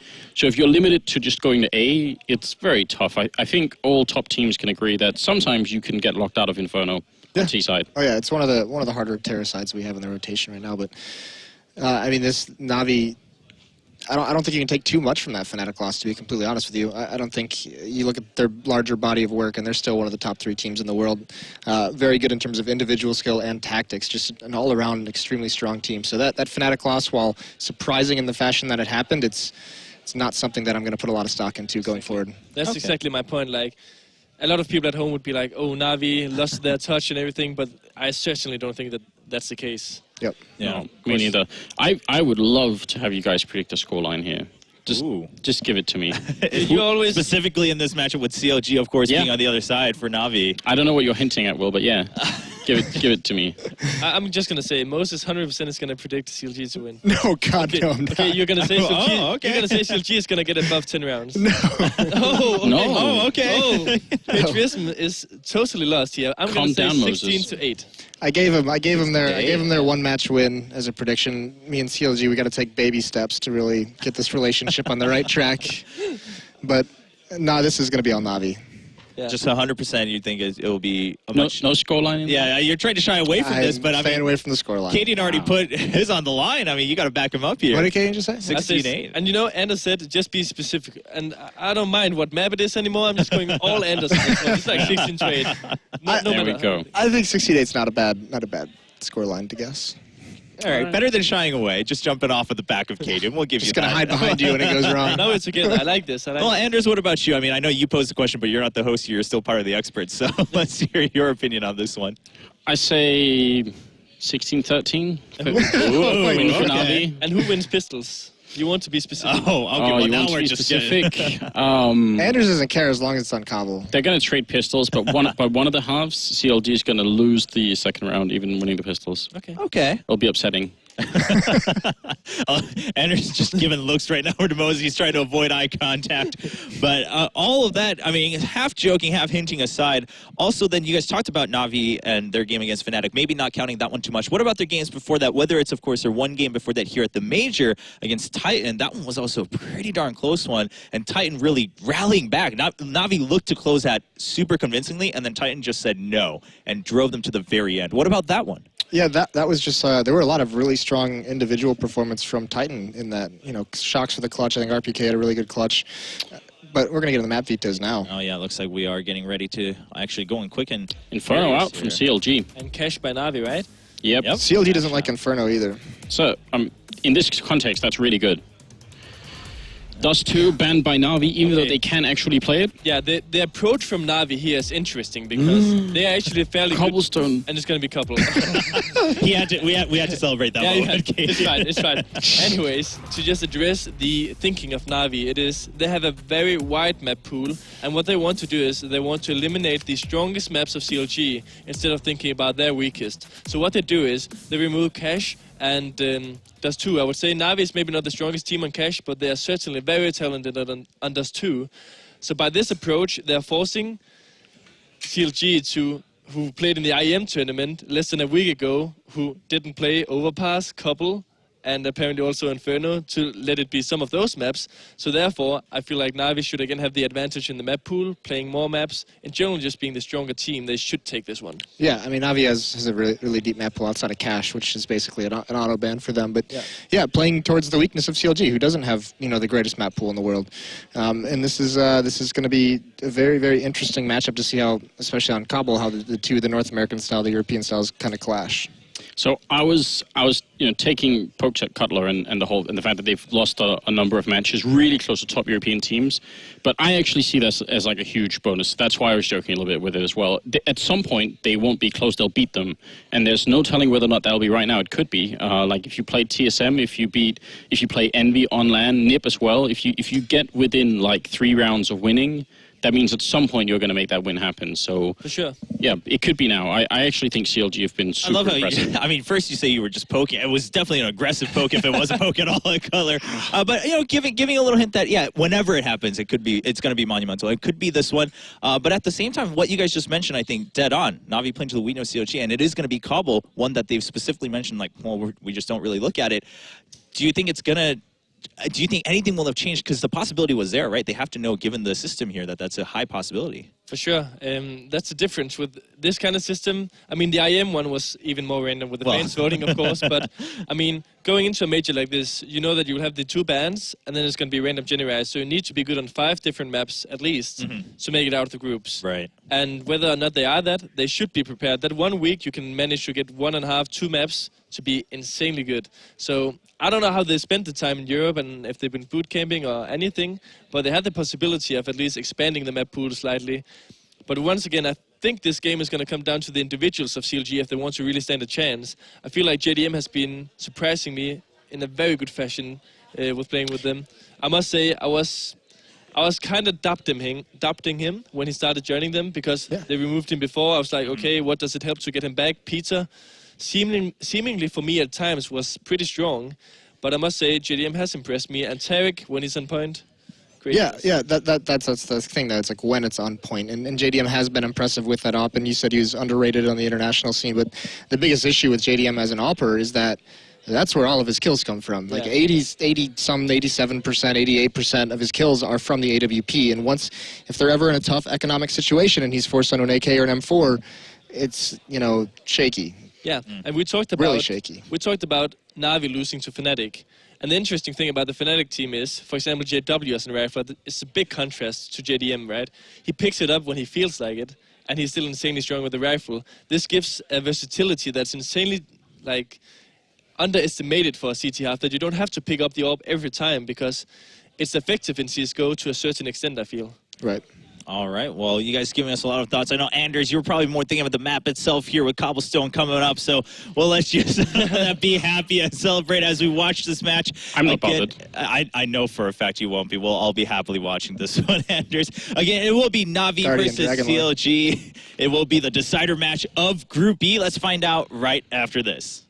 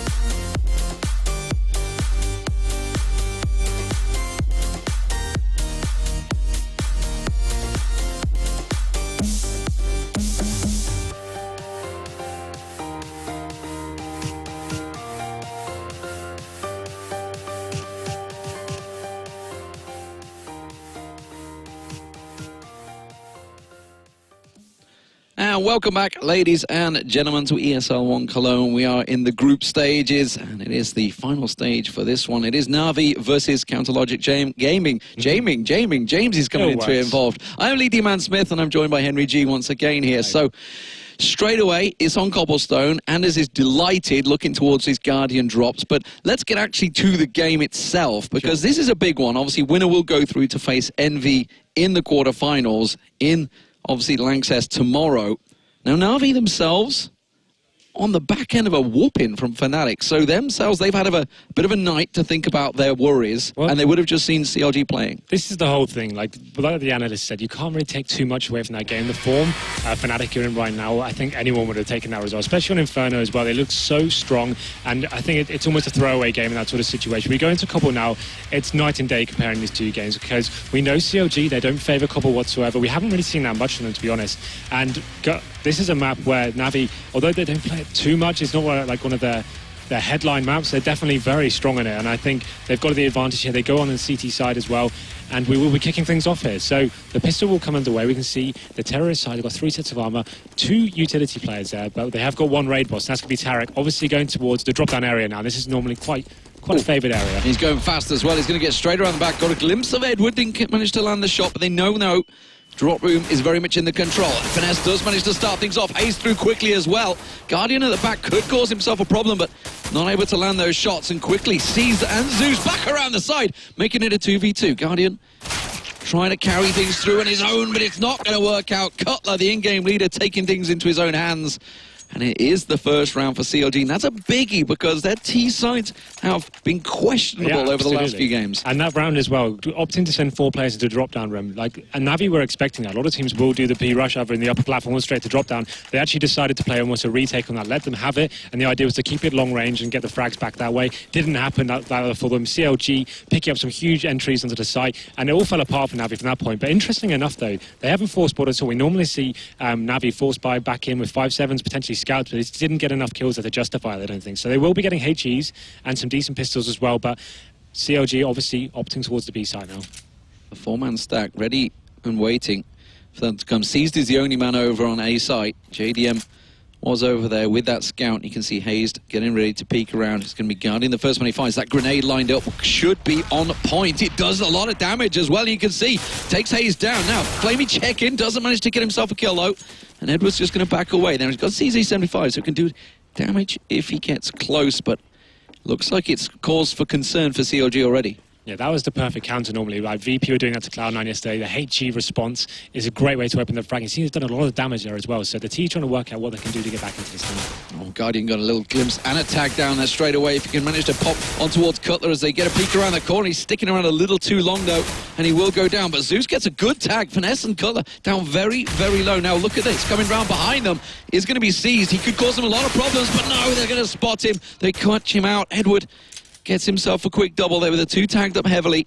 JDM with that scout holding the site while Cutler sits up close. They're still yet to get the bomb down. There's only 18 seconds on the clock, so they kind of have to go for it here. Edward will manage to find the bomb carrier. That's a problem. All he needs to do is stop the plant now. JDM switched across. He's got himself the Galil. He has to find the kill here. Edward's just going to run and hide. He's picked himself up a Mac 10. JDM's in trouble. Is he going to stick the plant in? He's left it too late. Oh, he's still got the kill, though. Edward just had to hide. What? That was all he needed. I don't know. I didn't hear whether there was an actual fake plant coming in there. No, I think he went for it. I think he just stopping in that situation when the time's so low. You would just automatically assume the plant is to be coming in, but that was such a risky play from JDM not to go for the plant then, almost having to guarantee himself the kill, but he pulls it off, and what a round it was there, and gets him straight back into the game. 4 rifles in hand now, but that was too close for comfort for them. Navi, though, going to be a little bit disappointed they didn't convert that one to a victory, but here we go then, 3rd round underway. Definitely would have hurt them economically as well. That's why we're seeing Galils and, of course, JDM back on that P250. Had that scout originally. Now, how are they going to play this? Are they going to switch things up? We saw a lot of tried and tested coming out from Navi yesterday. Let's see if CLG do the same, if they try and stick with what works. This time it looks like they are stacking up for a bit of an A-site hit. You can see it is just sees the 1 man over there. Oh, Hazed in that little troublesome peek around the corner. Yeah, finds strike Flamey's comes head. in though. They're waiting for that B strike to come in, but not going to come to anything this time. The terrorists should make their way into the air bomb site now. They managed to actually get around the back of C's. This is a little worried. And that's going to be Cutler. He will spin around and find him. Tarek's going to get Guardian cleanly there. Zeus also should drop, but he manages to come out on top of the USPS. And now Zeus and Edward, with next to no health left, will get picked off. And CLG do close out that 3rd round comfortably in the end. So, yep, perfect start for CLG. We talked about them not favouring this map too much, and they're going to struggle. But Navi having quite a lot of discipline this time. They didn't force the issue, didn't go into it with full buys and trying to buy armor, etc. So they go into this with 5 rifles and a decent set of utility as well. So it'll be interesting to see how this round goes down. We do see the AWP on JDM. That could be very important. He's got a decent B spawn as well. So he's got 2 options now. Does he take it to the upper area and try and go straight for that pick? And it looks like that's exactly what he'll be doing. And whether we're going to find a frag here will be yet to be seen. Well, he's going to wait around drop. See if you can pop around there. Hayes does manage to drop straight down, gets that one. Remember, this is the rifles for Navi. They have to start trying to lock something down here. Edward in a tricky position on platform while he's flashed out there. Does manage to find himself one, though. That's going to be quickly answered. And Flamey getting the good crossfire on him.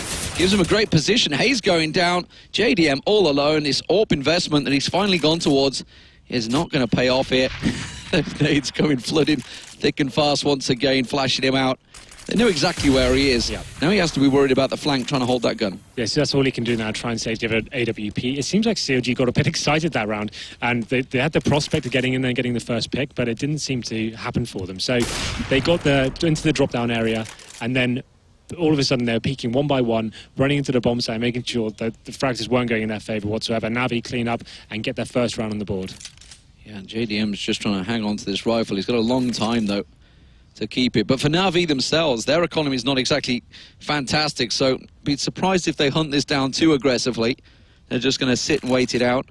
JDM, with 25 seconds on the board, still actually has it in him to maybe do something here. That drop would have been heard. Flamey heard that straight away, so Seeds is going to line himself up. But the bomb just around the corner. Nicely done. Flamey spends his time well, pops through the window and gets the kill. So this is where things get interesting now, because Flamey has picked up the AWP, and we know who that's going to. Guardian, obviously contending right now for the world's best AWP player. We know how influential he can be on this map. But CLG obviously going into an eco here. They've got the Tech 9s coming out. They have got one smoke on Cutler as well, so suggesting they may do something maybe a little bit more methodical. FNS picks up a smoke as well, so possibly a smoke execution on the side purely with the target to be get the bomb down and see what they can do with it then. Let's see where Cutler and FNS do take this. Maybe try and burst through on them, try and use speed to their advantage. So that information Guardian's just gathered by peeking top and middle there, he can call now the team to rotate back to B and just wait for the execution now. That's a great bit of intel for him, and C's also pushing top and middle, just confirming that. Yeah, Guardian, you can see, is way out in long A, so he has it completely covered off back there, so they're fully committed and expecting this to come. There's the smoke bouncing through. That's going to lock off double doors, but it doesn't matter. They're already through. Everybody's already in on site. Look at Zeus up close and personal, ready to pop heads the second they come around the corner. But now they're going to track on. They've gone through the window and actually managed to sneak on through. This is a great little fake they've managed to pull off here and just completely caught them all in B site and rushed straight through A. They are home free right now, and it's down to Navi for the retake. A lovely bit of play there. Navi didn't see this coming whatsoever, and this connector contention is going to be huge now. Flamey taking down Hayes, but it's a big retake in order for Navi. Cutler with the M4, that's the kill they needed, and that may well cause some problems. FNS trying to get around the side. Tarek tucked in, that's going to work out well, and this eco has gone horrifically wrong for Navi. They're going to get caught out. FNS makes it pay, and that was a problem for Navi. Now, if you'd have read some of the interviews that Guardian came out with recently, he talked about how they have really had a lot of problems. A, with fast play, which that wasn't so much of, but more about retakes. They've really struggled to retake sites together as a team, and that showed. Well, the fact that Navi are letting them to get into drop down and go through a connector like that without any sort of confrontation whatsoever is questionable in itself, and that's such a huge round to lose after winning the first gun round and losing the subsequent round. You look at their money right now, they're going to be looking down the barrel of going down 5-1 on CLG on the T side of Cobble. This is massive. Oh, wow. And as YNK just pointed out for us, Zeus gone for that head arm. He's only actually got 700 in the bank, so if this round is lost, that's going to put him in real troubles for next round. There he goes. Something that, well, there he goes. That was an investment wasted. That's a weird thing to do, to buy a head armor against AK-47s. What's the justification there? You don't need head armor against AKs. It's a one-shot kill anyway. It had to have been a misbuy. It has to have been, but it's a bad misbuy nonetheless, and Navi fans out there will be scratching their heads about it, while the rest of the team are starting to fall here. It's a good start for CLG. You know, we were questioning their T side, but so far they have opened up well. Tarek, this is one of the men that need to be on point for CLG. Was a little lackluster in the previous matchup, but was definitely on point against NIP yesterday. Well, here we go then. The last man, it's got to be Edwig. It's taken by Tarek, but we always talked about CLG taking top teams right to the wire and never being able to close it out. They're in a current situation where they could run away with this game. This is a huge round. And it looks like Navi, after that horrendous buy from Zeus, they're going to be on yet another eco here. I know that this is Navi. They can bounce back from this. It's not so much a CT-sided map as it's well to be so far as the meta's developed, but they're in a very dangerous position. You can see 5-7's coming out for them, but a round they definitely need to win, and they're not going to be stacking this time. Just a pretty standard setup for them.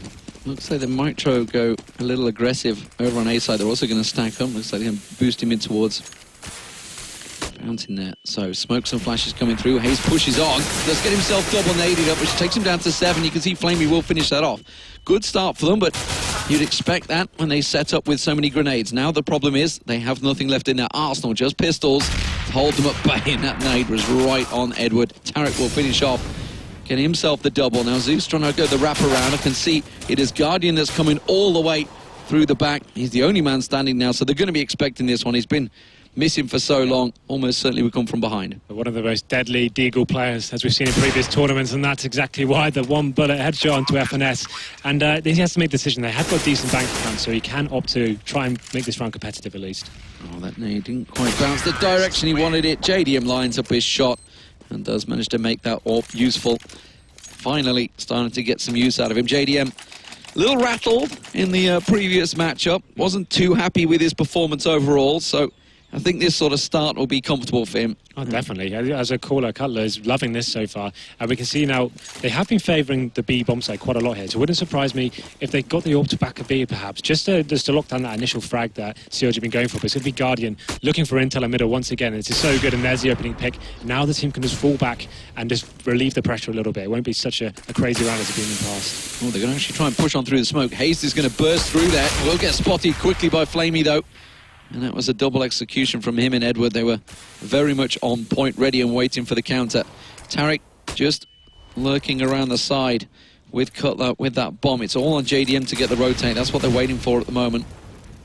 While the rest of the team just get themselves set up. This is a good defense for Navi this time around. All they need to do is hold back and force the T's to do something they don't want to. JDM still has got the AWP, so obviously going to rely on him with that smoke play there. It's going to lock them out for another 15 seconds, so they need to make the decision here. It looks like they may be just going to go straight through it and see whether they can have the surprise frag here. Cutler setting himself up, and there goes the flashbangs of smokes coming out for the T side. Oh, that didn't quite catch. I think they wanted to cut off. Flamey, nonetheless, still has clear vision. He was flashed up, but he can see just ducking and diving around the tree. He's already caused himself a nuisance on this spot, and it's working wonders for him. Switches across, gets that Pistols P2000 on JDM, getting the little tags down, and Guardian chimes in to close things out and get Na'Vi the second round on the board on CT side. Absolutely. That initial pick from Guardian, instrumental in getting their first round win. That's what they needed, just to get the confidence back and bring the advantage in their favour to start of the round instead of chasing rounds, as it were. So you can see he still is going to keep the AWP. JDM will be answering back as well. As we said before, they really are favouring that B bomb site, but maybe a change of pace here now. As you can see, two players making their way towards the top of the middle. It's going to be Cutler as well. So potentially trying to shut down that early Guardian pick, but he's going to be in the stairs area this time. Yeah, JDM ready and waiting for it as well. Look, he was lining up the shot, but Guardian's still looking for him. A couple of shots rattling through, but nothing really ringing true around Guardian. He's quite happy. The door taking all the punishment rather than himself. Seized actually got a little tagged up there, so he's had to back up Ram, and Hayes once again pushing through, going aggressive. Something we see Olaf Meister do in almost every single round for Fnatic. Typical NA styles, what Shroud will do quite a lot as well. Seized in trouble here, mollied out the corner. That's going to take him yet lower, but you can see the drop being mollied out by Zeus. Good flash from Finesse will white him out, but it's seemingly a little rotation. Still a little tip for Tat here. Cutler, the in-game leader, will get shut down by Seized, and that may well force CLG to try and head in towards B side. Yeah, we can see the players now making their way in. Hayes going to be leading the charge. He gets taken by Flamey, and that's going to be instrumental to stopping this push, and it seems like it's falling apart for the T side now. This is a problem. Just the two remaining make it one. It's going to be JDM. Can he go huge here? He manages to get himself a double. Now Guardian has seized, but he's only got 5 hit points, and he has to back away. It's got 25 seconds. This is going to be on the limit for this rotate. He looks like he's going to go through drop and window. Yep. Now Seized is only on 19 hit points. If he's managed to find him, that drop taking him 5 hit points. Guardian, oh, the timing. Yeah, Guardian just peeked around from the coop, and then it was a quick, easy shot. I actually really like that from JD, and that movement there, going back to drop down. Had you have caught Guardian the back there, could have been a really big round for them, but that's the third one on the board for Navi now, bouncing back after that 6-1 deficit they took, and we can see, just looking at the money now, they have got enough to force a buy here, CLG, but definitely with the bet they have of rounds, I would suggest just waiting this one out. Oh, as I say that, though, they actually are going to go for the last-minute buy, as it were. Okay, a bit of a force coming out here. Buy what you can for CLG. Now, they have got 6 rounds on the T side already, so they're going to be fairly happy with that, but more would be nice, and maybe they can try and catch Navi off guard here, but those shots from Finesse will pretty much give away what they were trying. Yeah, so they know the guns are in hand now, but they've been trying to work the upper platform area, see the picks they can get. Early rounds, Hayes was getting those picks now, but it seems like Navi finally have the utility to hold them out for as long as possible and not allow him to get that pick. They've struggled to get the last 2 rounds. They have taken it down to very close 1-on-1s, 1-on-2s though, so maybe that's what their thinking is here. Maybe they can just get a couple of rifles on the board. You can see FNS, those shots he's actually landing are just tagging onto that box that Edward just found cover behind. They're going to pile down drop room. It's going to be Flamey they're going to find first, who just gets a good peek around the corner, but he didn't get any vision. Now he manages to find Tarek, but Tarek comes out on top in the duel. Edward lines himself up one on Finesse and switches across to find Cutler. Now Zeus comes in. Support is arriving. Is he going to be expecting JDM in the corner? You bet your life he is, but he will manage to get gunned down. Sees through window, closes it out. And Na'Vi get themselves their 4th round on the board. So Edward opting to go into the upper platform area now, and he really did go to town there, getting 2 huge frags, locking the T's down, not allowing them to get any sort of positional advantage there. So that was great play from him, a good read, and a great response to what the T's have been doing so far. And that force buy now does put them onto almost a full eco. We'd have to take a look at the money. That's three in a row for them, so the loss bonus going in their favour. Next round, they should have been a pretty decent buy, but this round is going to be P250s, a flashbang as well, but they're going to opt to go towards mid-area, and it's going to be a very fast execution as well. Let's see if it works out for them. Guardian is holding the angle, gets a good tag down onto Cutler, but didn't get the kill. He will do the second chance. Now he's just blocking the doorway for his teammates who are going to come through and support him. Hayes will get the spray down from Seized. And now it is a full defensive lockdown from Na'Vi. The Goose is very much out. They are well aware of this tactic, and pretty much it's a done deal. JDM just trying to pick things up from range. No kills were found. Na'Vi get themselves their 4th round running on the board. So 5-6. Yeah, a very clean sweep for them that round. But yeah, four in a row. This is the Na'Vi we know. Obviously, the first 5 rounds not going in their favour was a horrible state of affairs for them. But now we see the full buy once again coming in from CLG after a questionable force buy, I would say. But JDM back on the AWP, and it wouldn't surprise me if they didn't go back to that drop-down split. That seems what works for them. They seem to make sure they lock down Edward, who was boost up on the upper platform that time. But let's see how this one goes down. JDM going to be leading the charge once again. The bomb will be making its way to the JDM have not been able to really get any of those big opening picks that he's been looking for. Again, Smoke, as always, blocking off the angle. You can see Edward just lurking in the distance. Those shots very close to landing, but of course he is just tucked in behind that box. Meanwhile, the rest of the team lay in wait for the drop. But it's a double setup this time from Na'Vi at drop room. Looks like. Tell a lie, it's Flamey's on the outside. Yeah, Flamey's on the outside, but there is Edward going down. So he was the man on platform. That's forced Guardian to actually rotate round. Now, are they over-committing? Because Cutler and Tarek are yet to make the move towards B. I think this is fine. The fact that the bombs towards B as well, and they're showing no real presence. Those are just the guys waiting for the rotations. We can see C's there trying to get a pincer move here and see if he can find any information. There it is. He gets locked down and knows he can't go any further. So Finesse has got to be careful. Guardian's got his eyes trained on that platform. The second Finesse is to come around. They have to get the smokes and flashes spot on here, CLG.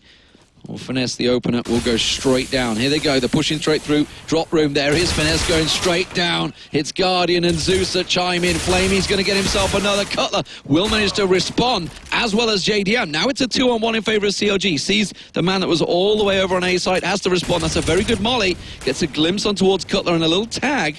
That nade is going to do a lot of damage. We'll take him down to 22, but he's going to get the plant in. Now, JDM, well, he had a clean shot there. And that was CLG picking up their 7th T-side round. This has been a very good start from them.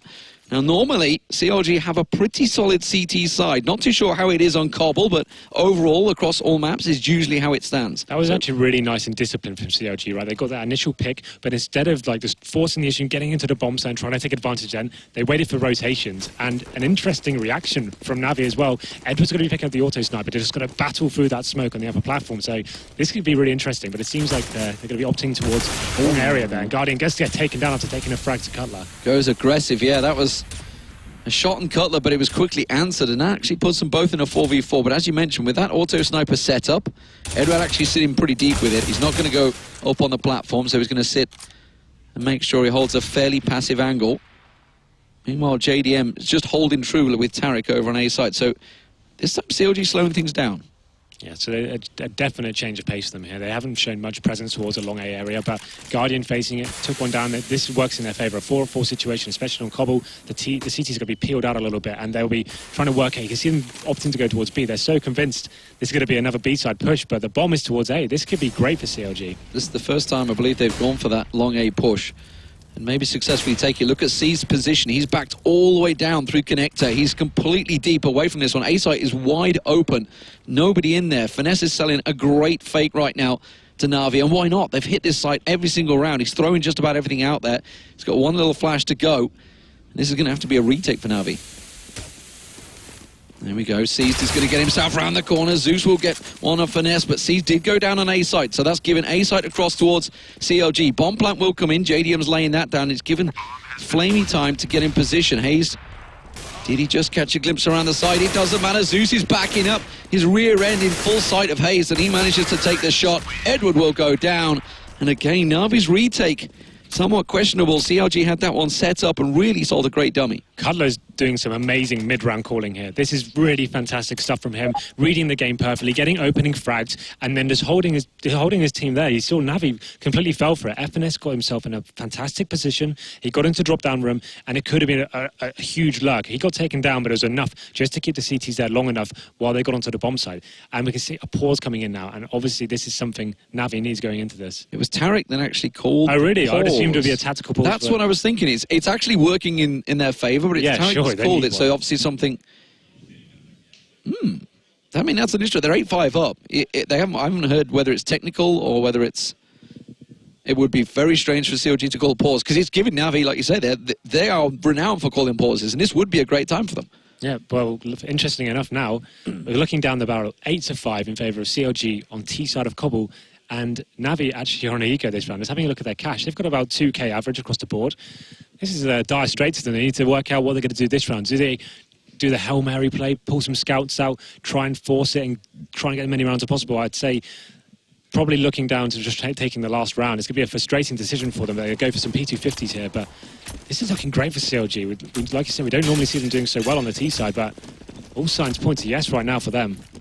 Good little setup, good start, pistol round win, everything has gone CLG's way so far. It seemingly is stacked up against, and could we see potentially somewhat surprising a different American team reaching the quarterfinals, and more importantly getting in towards that legendary status as they move through to the quarterfinals. It's a long way from over though, as Na'Vi are renowned for great comebacks. Guardian getting a little peek around the corner there. Tarek is the man that will extinguish his flame though as Edward comes around, and that's going to be a quick double for Tarek. JDM lining up the shot as Seas goes looking, and already 3 men down. Make that 4 as JDM takes down Seas. Flamey will drop, and Zeus is the last man standing. And they've really not done a great deal of damage throughout this round. They've took Hayes to 8 hit points, but that is it. They're not going to get a kill. No, Tarek being very strong there in the long A area, going by himself, taking 2 huge frags, going to leave Zeus in a 5-on-1 situation. But yeah, like I said before, losing 9 rounds on the CT side of Cobble, we talk about it not really being a huge CT side of map these days, but losing the CT half is pretty questionable, especially against a team you outrank by about 10 places or so in the world rankings, so maybe even more. So this is amazing. I can't wait to see how this unfolds. Like you said, Na'Vi, you can never count them out. They can always get back into these series, and they're renowned for doing it as well. So that's the thing CLG have had this problem with. Going on, it's been something that's plagued them throughout their career, is not being able to finish games. We can see Zeus there trying to do something a little bit cheeky towards the end, but it's not going to lead to much, I'm afraid. But just to finish my point, they don't seem to know how to close out games. If they don't close this one out, I think they're going to be pretty frustrated with themselves. They're going into this last round now. It's not going to be a full buy as such from the CT teams. They'll have rifles, sure, but they're not going to have defuse kits. They're not going to have full sets of utility. So maybe they need to do something a little bit different here. They've been stacking B quite a lot, but that first round where Guardian got that information in the middle, just got that first pick, that's when they could just guarantee themselves a round. So it'll be interesting to see how they approach this last one now. 9-5 in favour of CLG, looking to take the 10th. Maybe Cutler has figured out Na'Vi's tactic. I don't know. Maybe he's figured them out because they were hitting B so hard and then switching things up again. JDM looking to try and get an opener, but Zeus going aggressive is exactly what they needed there. And that is a great response. Finesse does manage to get Edward down from platform, but Flamey was there to set him up. But it's an A-side hit once again. Sees is going to be pivotal in this one. He will manage to find Cutler. The bomb carrier goes down, and looks to be a 9-6 half after all, as the rest of Na'Vi get in position. JDM was going to line up the shots as he slowly creeps around, looking for Zeus. He's going to be the first man he sees as he just gets a little glimpse around. Finesse with him now. And that flash is perfect, absolutely on point. That's going to take one down. JDM, the last man standing, as everybody moves into position. It will be a 9-6. Na'Vi do rescue a little something. We'll see how vital that is moving into the second half. Yeah, a little something is obviously key there, because the last round, big difference between 9-6 and 10-5. They get themselves the round they needed at the end there after taking that choice to do the full eco before. So going into the T side now, they've got a big mountain to climb, but the T side pistol does favour the Ts normally. We saw how CLG approached it, sending so many people into the drop-down room. It means the CTs have to decide whether they challenge you and normally lose that battle. They let you retake the site. And it's such a hard decision. CT sides normally just have to hold back and hope they take the one-shot kills of the P2000s, for example. But I didn't see CLG doing that. I think they'll probably be doing something a little bit more aggressive, trying to get information somewhere else on the map, trying to get the first kill perhaps. But this is going to be a really exciting second half. And never, like I said, never count Na'Vi out. They can always find a way back into these games. Well, there is one statistic that rings true, and that is if Flamey performs, Na'Vi tend to win games. And at the moment, I'm looking towards Na'Vi's scoreboard, and he is at the top with 14 kills. So that is a good sign for Na'Vi fans out there going in towards this T half. So we'll see whether he manages to start creating openings. Na'Vi themselves, renowned for the slow play, and we're expecting that. I'm expecting CLG to load up on the smoke, especially over a B site. Yeah, I'd expect Na'Vi to use the A bomb site a lot more as well. Yeah. Just getting that teamwork towards the long A areas, utilising middle together, and trying to pinch the bomb sites in that way, instead of doing the classic, like the American style we saw so much from Cloud9 especially. They would go into the B site, they utilise that one smoke, and they've got that player calibre to go through, use the AK, and Shroud seems to find a kill every single time. It took VP a while to lock that down, but it's a very different playstyle in Eastern Europe. We see VP kind of defined the A bomb site as somewhere that's definitely viable, and you can go there almost every round. And that's why I'm saying Na'Vi is probably the best place for them to go. They can utilise the Guardian AWP a lot more effectively in that area. So that's what I expect to see here. So whether CLG are going to be cottoning onto that early on is yet to be seen. But here we go then. The pistol goes underway. Let's have a look at the terrorist spy. So I think they'll be doing something pretty standard. Perhaps Flamey is going to be the raid boss, as it's been coined. Tech9 and Armor for him. 2 players with the smokes as well. So we could see almost a mirror strat here from what the CLG did. Get towards B, smoke off key choke points, and just bail into the side together. It worked for CLG. Let's see if it works for Na'Vi as we go into the second half, ladies and gentlemen. This is ESL 1 Cologne. It is the group stage, and the winner will move through to the quarterfinals. They will face off against Envious, and that will, of course, be tomorrow in the Lanxess Arena. Don't forget to join us there. It is going to be magnificent. Look at how deep Cutler's gone. Edward's going to find him. That will be a quick, clean kill over at Long A, and that's going to open up A site completely. That's what I talked about, trying to get that early information, but it's not going to work out for them. Yeah, and that's going to be... Well, Finesse is going to try and get himself around. Truck does manage to get himself one tag down onto Zeus, but doesn't finish him the job. And now Guardian low, he's got to go for the reload. How did he get the reload in? Finesse does manage to get himself a kill, but luckily the rest of Na'Vi finally get some responses. Tarek's still alive, guns down one. It's a 1-on-2. Now 50 health with armor and a Tech9. Suddenly it's a 1-on-1. It's Guardian to the rescue for Na'Vi, and he will managed to nail the shot there. That was a little too close for comfort there, I feel, for Na'Vi. I thought it was coming. Tarek seemed to be hitting everything that moved in that situation. Came down to a 1-on-1 in the end with the Tech9. Had he got that, that could have been a nail in the coffin for Na'Vi, but they managed to claw out of that situation. It was a great read for them at the start of the round as well. Cutler pushing for that information as we predicted, got taken down, and they executed onto the site, but it was very messy in the end. But no force by response from CLG. We see full rifle setup coming from Na'Vi. This is a very wise decision on Cobble especially. Keep the range nice and long, work the frags together, and make sure you stay as a team. It's especially something we see from Na'Vi almost always as well. They've definitely started to make this their own thing, just going straight in. Full head armor. Good tag onto Seized, actually. I didn't see where it came from. That was over in towards B site. Now Hayes has actually got a couple of exchanges on towards Edward. Now it's my Guardian just trying to pin him around the side, but Flamey will manage to get the opener as they push through straight up ramp. Hayes does get himself the kill on towards Edward. That was on long 8. And JDM, Tarek all moving in towards site while Flamey's trying to get himself up the ramp. Seized around the back will get himself an easy kill onto Hayes. That was timing, if ever there was one. Guardian, though, inside. Zeus has still got the bomb. He's all the way down in ramp at the moment. It's still... This is a very strange setup from Na'Vi. They managed to get a control and yet still not gone for the plant. They want to get the kills. Yeah, you can see Flamey has got control of the side, but they're just not sure where the CTs are lying right now. So they're just trying to flush out and make sure every possibility is covered before they commit the bomb to the site. Well, it's going to be execution style on Hayes from the back there. Flamey's still been holding this angle for a long time. Seized. Oh, little tap onto JDM there. Now Finesse. I believe they know his position. He's pinned in the corner. They're just going to wait for him to show. See if he can get one. But no, Flamey's not going to allow it. And it was an easy double for him in the end. That was a very nice, methodical round for Navi. They like you said, they did have the A-side control, but they knew they didn't have information on the CT areas, so they just wanted to make sure they covered everything. There's so much on the line right now. Even losing one gun is going to be devastating to their economy, so they just wanted to make sure they approached it, and they did it perfectly. So they go into this one. Interesting enough, Edward's got a Mach 10, right? So that suggests they may go towards drop down and just see what's going on there, whether there is a stack going in, and what we were utilising that. But it's actually him going towards long A. So I told you they favour the A bomb site, and that's what they're going to keep trying to do, just pincering that area and trying to find the frags. But FNS boosted up. Could he cause some trouble here? It's C's who's going to get around the back off, but unfortunately C's was ready and waiting because it is an A hit that Navi are setting up for. Edwards, the man that's creeping forward. He's going to get around the back of Cutler as well. Hayes is making himself known.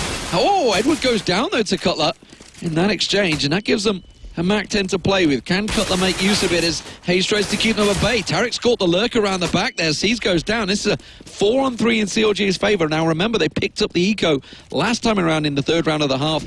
But that was a sneaky little bit of bomb plant play. Tarek actually still making tracks. He's picked himself up the AK now, which is why Flame is going to have to delay. Yeah, and now the CLG have the man advantage. They have the AK.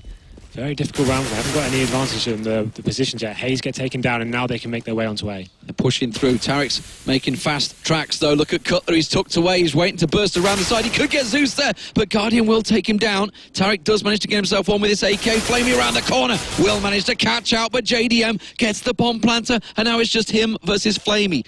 49 health, head armor, tries to go for the challenge and gets the headshot down, and CLG pick up a round from absolutely nothing. All they had was pistols, and that was a full eco. That's a big devastating loss for Navi. Yep, absolutely. That's huge. And the CLG are going to be so happy that they played it so well as well, taking their first two initial kills, finding the weak men and Navi that were isolated by themselves and falling back to the A site and forcing the T's to come in. Fantastic work from them. And you can see Navi have replied. They have got a buy, but Zeus is going to be on the Tech 9. So we've got the AWP on JDM. This is looking very strong for them now. Let's see how Navi can respond and get themselves back into this. Oh, they're going fast. Flamey's going to try and push him straight through. He's got caught up, though. Tried to flash out and go piling through onto platform. He has got out there. Now Tarek and JDM are watching this angle, and he's yet to be spotted. Tarek on boost where Flamey was previously, and Flamey's all too aware of that position. JDM, though, will not miss the second chance at taking a shot, but Zeus has managed to open one up in drop room, and that's forced them to go a little bit more passive here and maybe have to go for the retake as Guardian finds Cutler over on long A. He pushes around, lines up for Hayes, but doesn't come out on top in the duel. And now a 3-on-2. It's a retake situation for CLG. JDM trying to line up the shot, hoping he can land something because C's gets that plant down. Smoke will cut them off from double doors, so this is going to have to be a delayed take, and I think they're going to have to choose wisely to save. I think that's definitely the right decision there. Like, as soon as JDM lost his positional control in the B bomb site, it's very difficult to retake that, especially with an AWP, and the smokes get dropped. You almost have zero chance there, and this is such a huge round for them in terms of economy, right? So they won the last round, but losing this one resets the money. They'll go into the next round with $1,400, so they're just banking on saving that AWP in the M4. I think this is a good decision from them, but the T's are aware, they're hunting. They want to find them. They know how big this is to save the AWP, so they'll be hunting flat out, trying to see whether they can find them, but JDM should be able to survive here. He's in a decent position towards long A, so nice round from Navi to get back into that. I didn't see that one coming. I thought this could be the start of the momentum for CLG. Well, let's see if this back and forth momentum continues, because we could have an absolute belter on our hands here. 10-9, CLG with the lead over Navi after a 9-6 first half on the T side. Navi respond after that eco. It's the best way to respond as well, and now you can see they have the full assortment, everything, while CLG are hurting for cash. Yeah, absolutely. FNS has actually opted to put everything he has into this round, so it's going to be a fast execution for Navi, though, making their way towards B. They're going to pull on straight through. Look at JDM, he's going to get boosted, I think. They're going to lump him up, but he's going straight towards Edward. Oh, that could easily been a quick headshot on towards JDM, and he realizes he's in trouble. He's going to have to use that molly to try and back himself out, get himself in a better situation. They back away. But Navi, that was a great flash, by the way. It caught 5 members there. Everybody caught out. Tarek not managing to get the spray down. JDM in trouble. Questionable positioning, maybe. I don't know. Zeus is going to get the plant down, and they say try and push in. A pincer move backfires.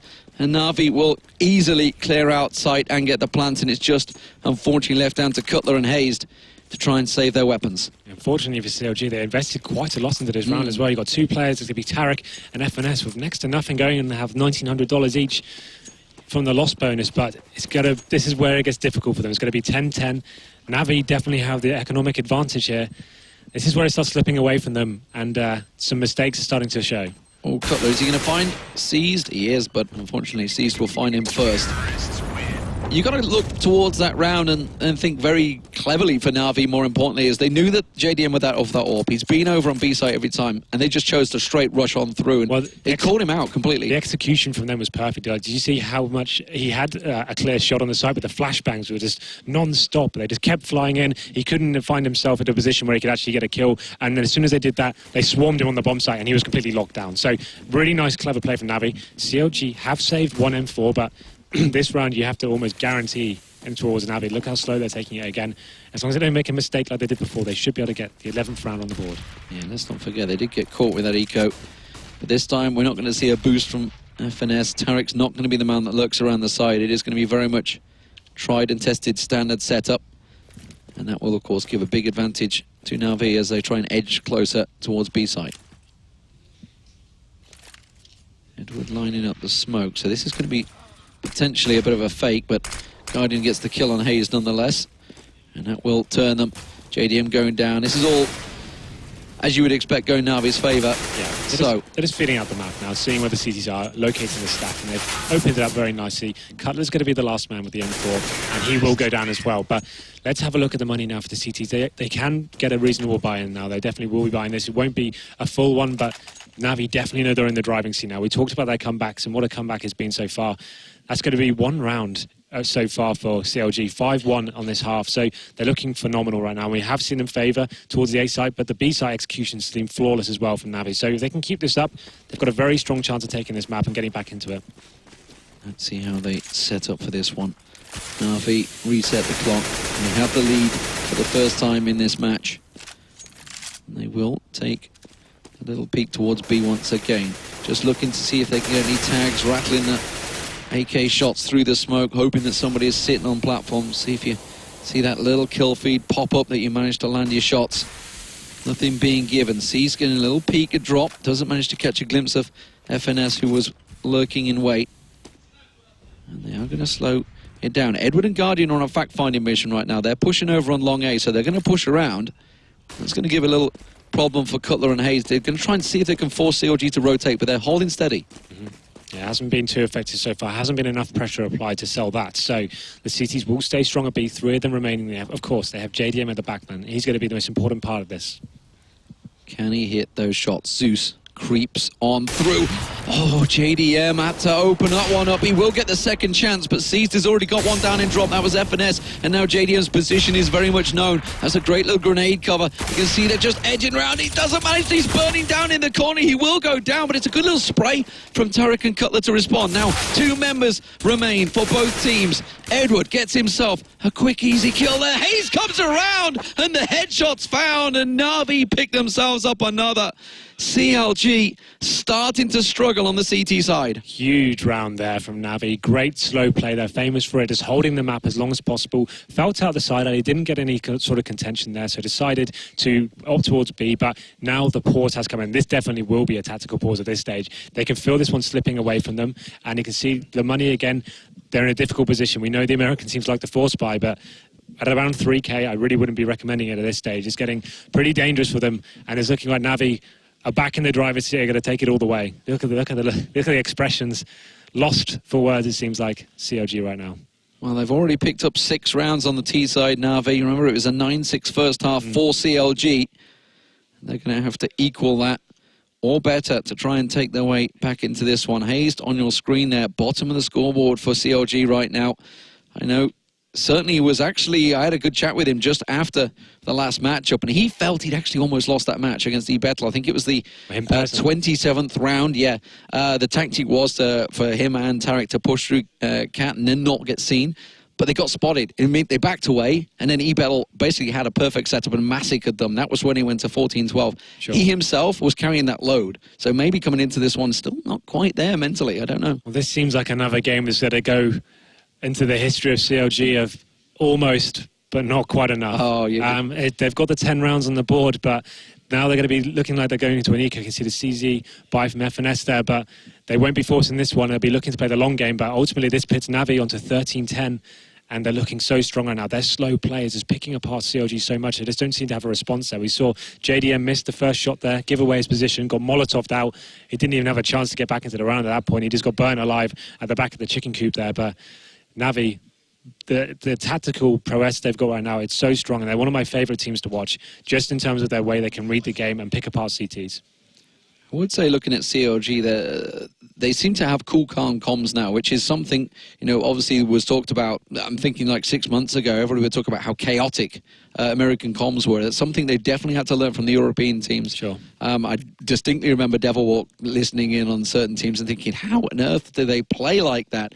Because obviously the Swedes are so used to being so calm. And, well, focus faces for CLG, ready and waiting to go. It will be an eco for them, as you mentioned, just that CZ75 being picked up. They did manage to close out a CZ round before, but this time they're going to stack, they're going to boost, they're going to try and launch themselves up there, but Seized is ready and waiting.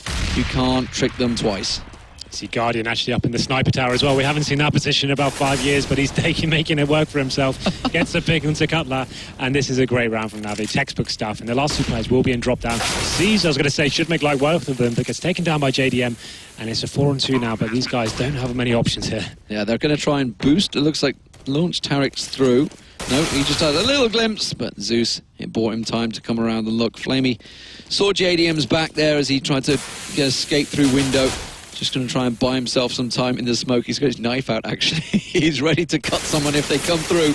It's not going to work out for him, though. Flamey will close it out. So an expected round there, but this is the one that counts now for CLG. They're going to have rifles, and they're going to have basically their last chance, their last roll of the dice here, I feel, or Navi will close the game out. I'd like to see JDM move his position. The chicken coop just isn't working out for him. He's not being impactful enough there and shutting it down.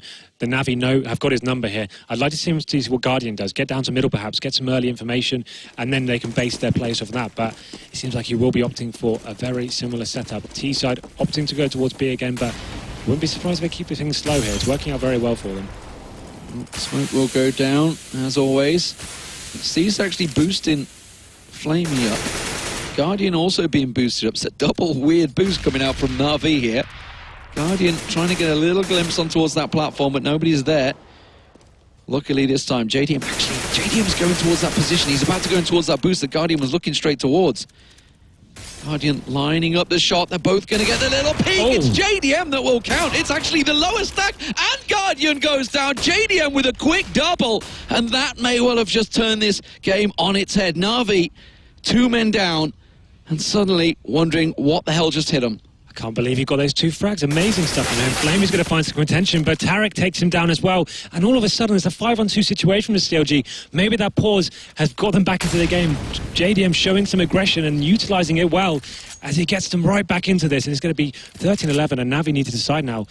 Do they go for this? C's going to be picking the AWP, trying to find a pick himself. Trying to peek around JDM. You can see him in the X-ray lining up the shot. Manages to make it a third. And Edward, the last man standing, 24 seconds on the board. He's going to rotate around and force them to take a peek.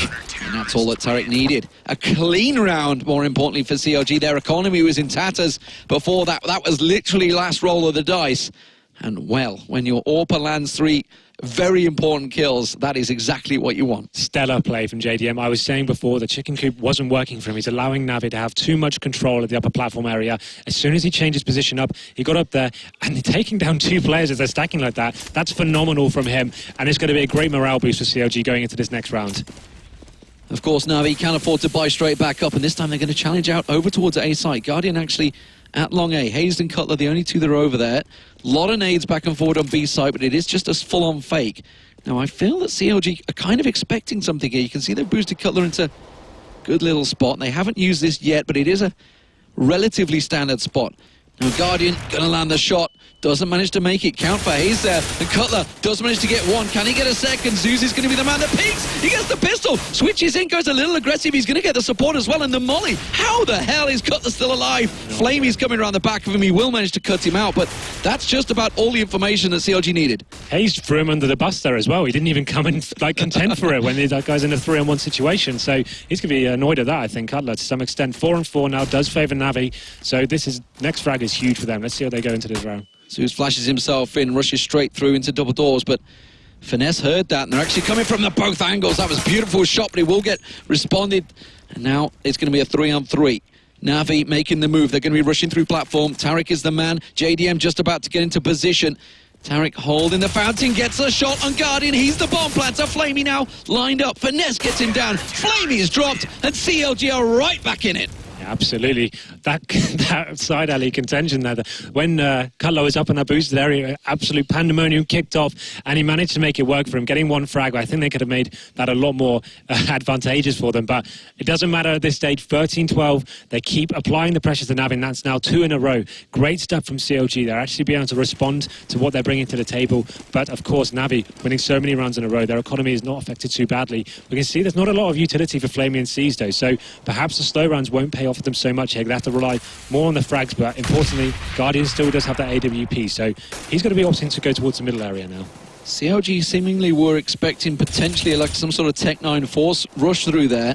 They were 4-stacked on B site, ready and waiting, heavily around drop, but they've rotated back into position. I think Hayes maybe has caught a glimpse of something. Cutler's got himself back at the APC as well. You can see 4-man from Navi already to make this move on a Guardian. Once again, a pivotal player for Navi, looking to try and get this opener on Hayes. Slowly, they work towards. JDM has full vision right now. He has complete eye on Bean, which is why we're seeing a 3-man rotate from CLG. They're on A site now set up. Zeus and Edward are going to be bursting out along. Flamey coming round. Guardian's going to get a peek. Hayes gets the shot down, and that's the bomb carrier. The quick counter flash. Is he going to go for a second check, or is he going to buy himself some time? The flash doesn't work out for him, and Flamey will get dropped by Tarek. This could well be a 13-13 as CLG close down. Seas don't round the back with Edward. Edward might be able to recover the bomb here, but Seas will get taken down. He's going to recover it, but he's on a 4-on-1 with just 20 seconds. He can't get this plant down. There's not a chance. And there's a tactical timeout coming out from Navi. Yep. It's going to be 13-13, ladies and gentlemen. CLG once again taking it to one of the top 5 teams of the world. Question is, can they close it out this time around? This is so exciting, and that's actually a really nice play from CLG. We know Navi likes to play the timer down, but that was brilliantly read from CLG. Great synergy as well in the middle area, utilising the team play. Flash coming through, Hayes picking up the initial frag.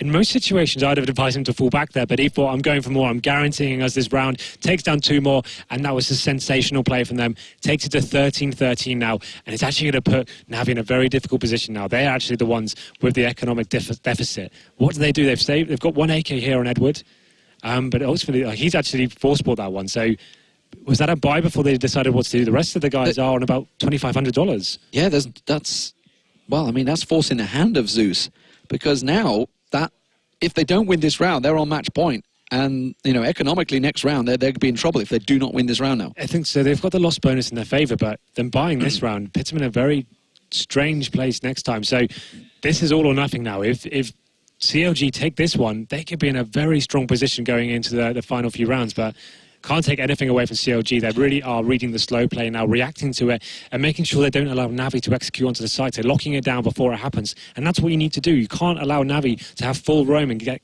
Guardian picks, for example. So this has been perfect for them. And that pause seemed to have paid dividends for them, as they're actually playing very well now and reacting perfectly. Tarek and JDM, top of the board, 26 kills, 23 for Flamey. Really, the players that needed to perform are performing for both teams. It's just the rest of the guys that need to catch up with them. It is a very close matchup.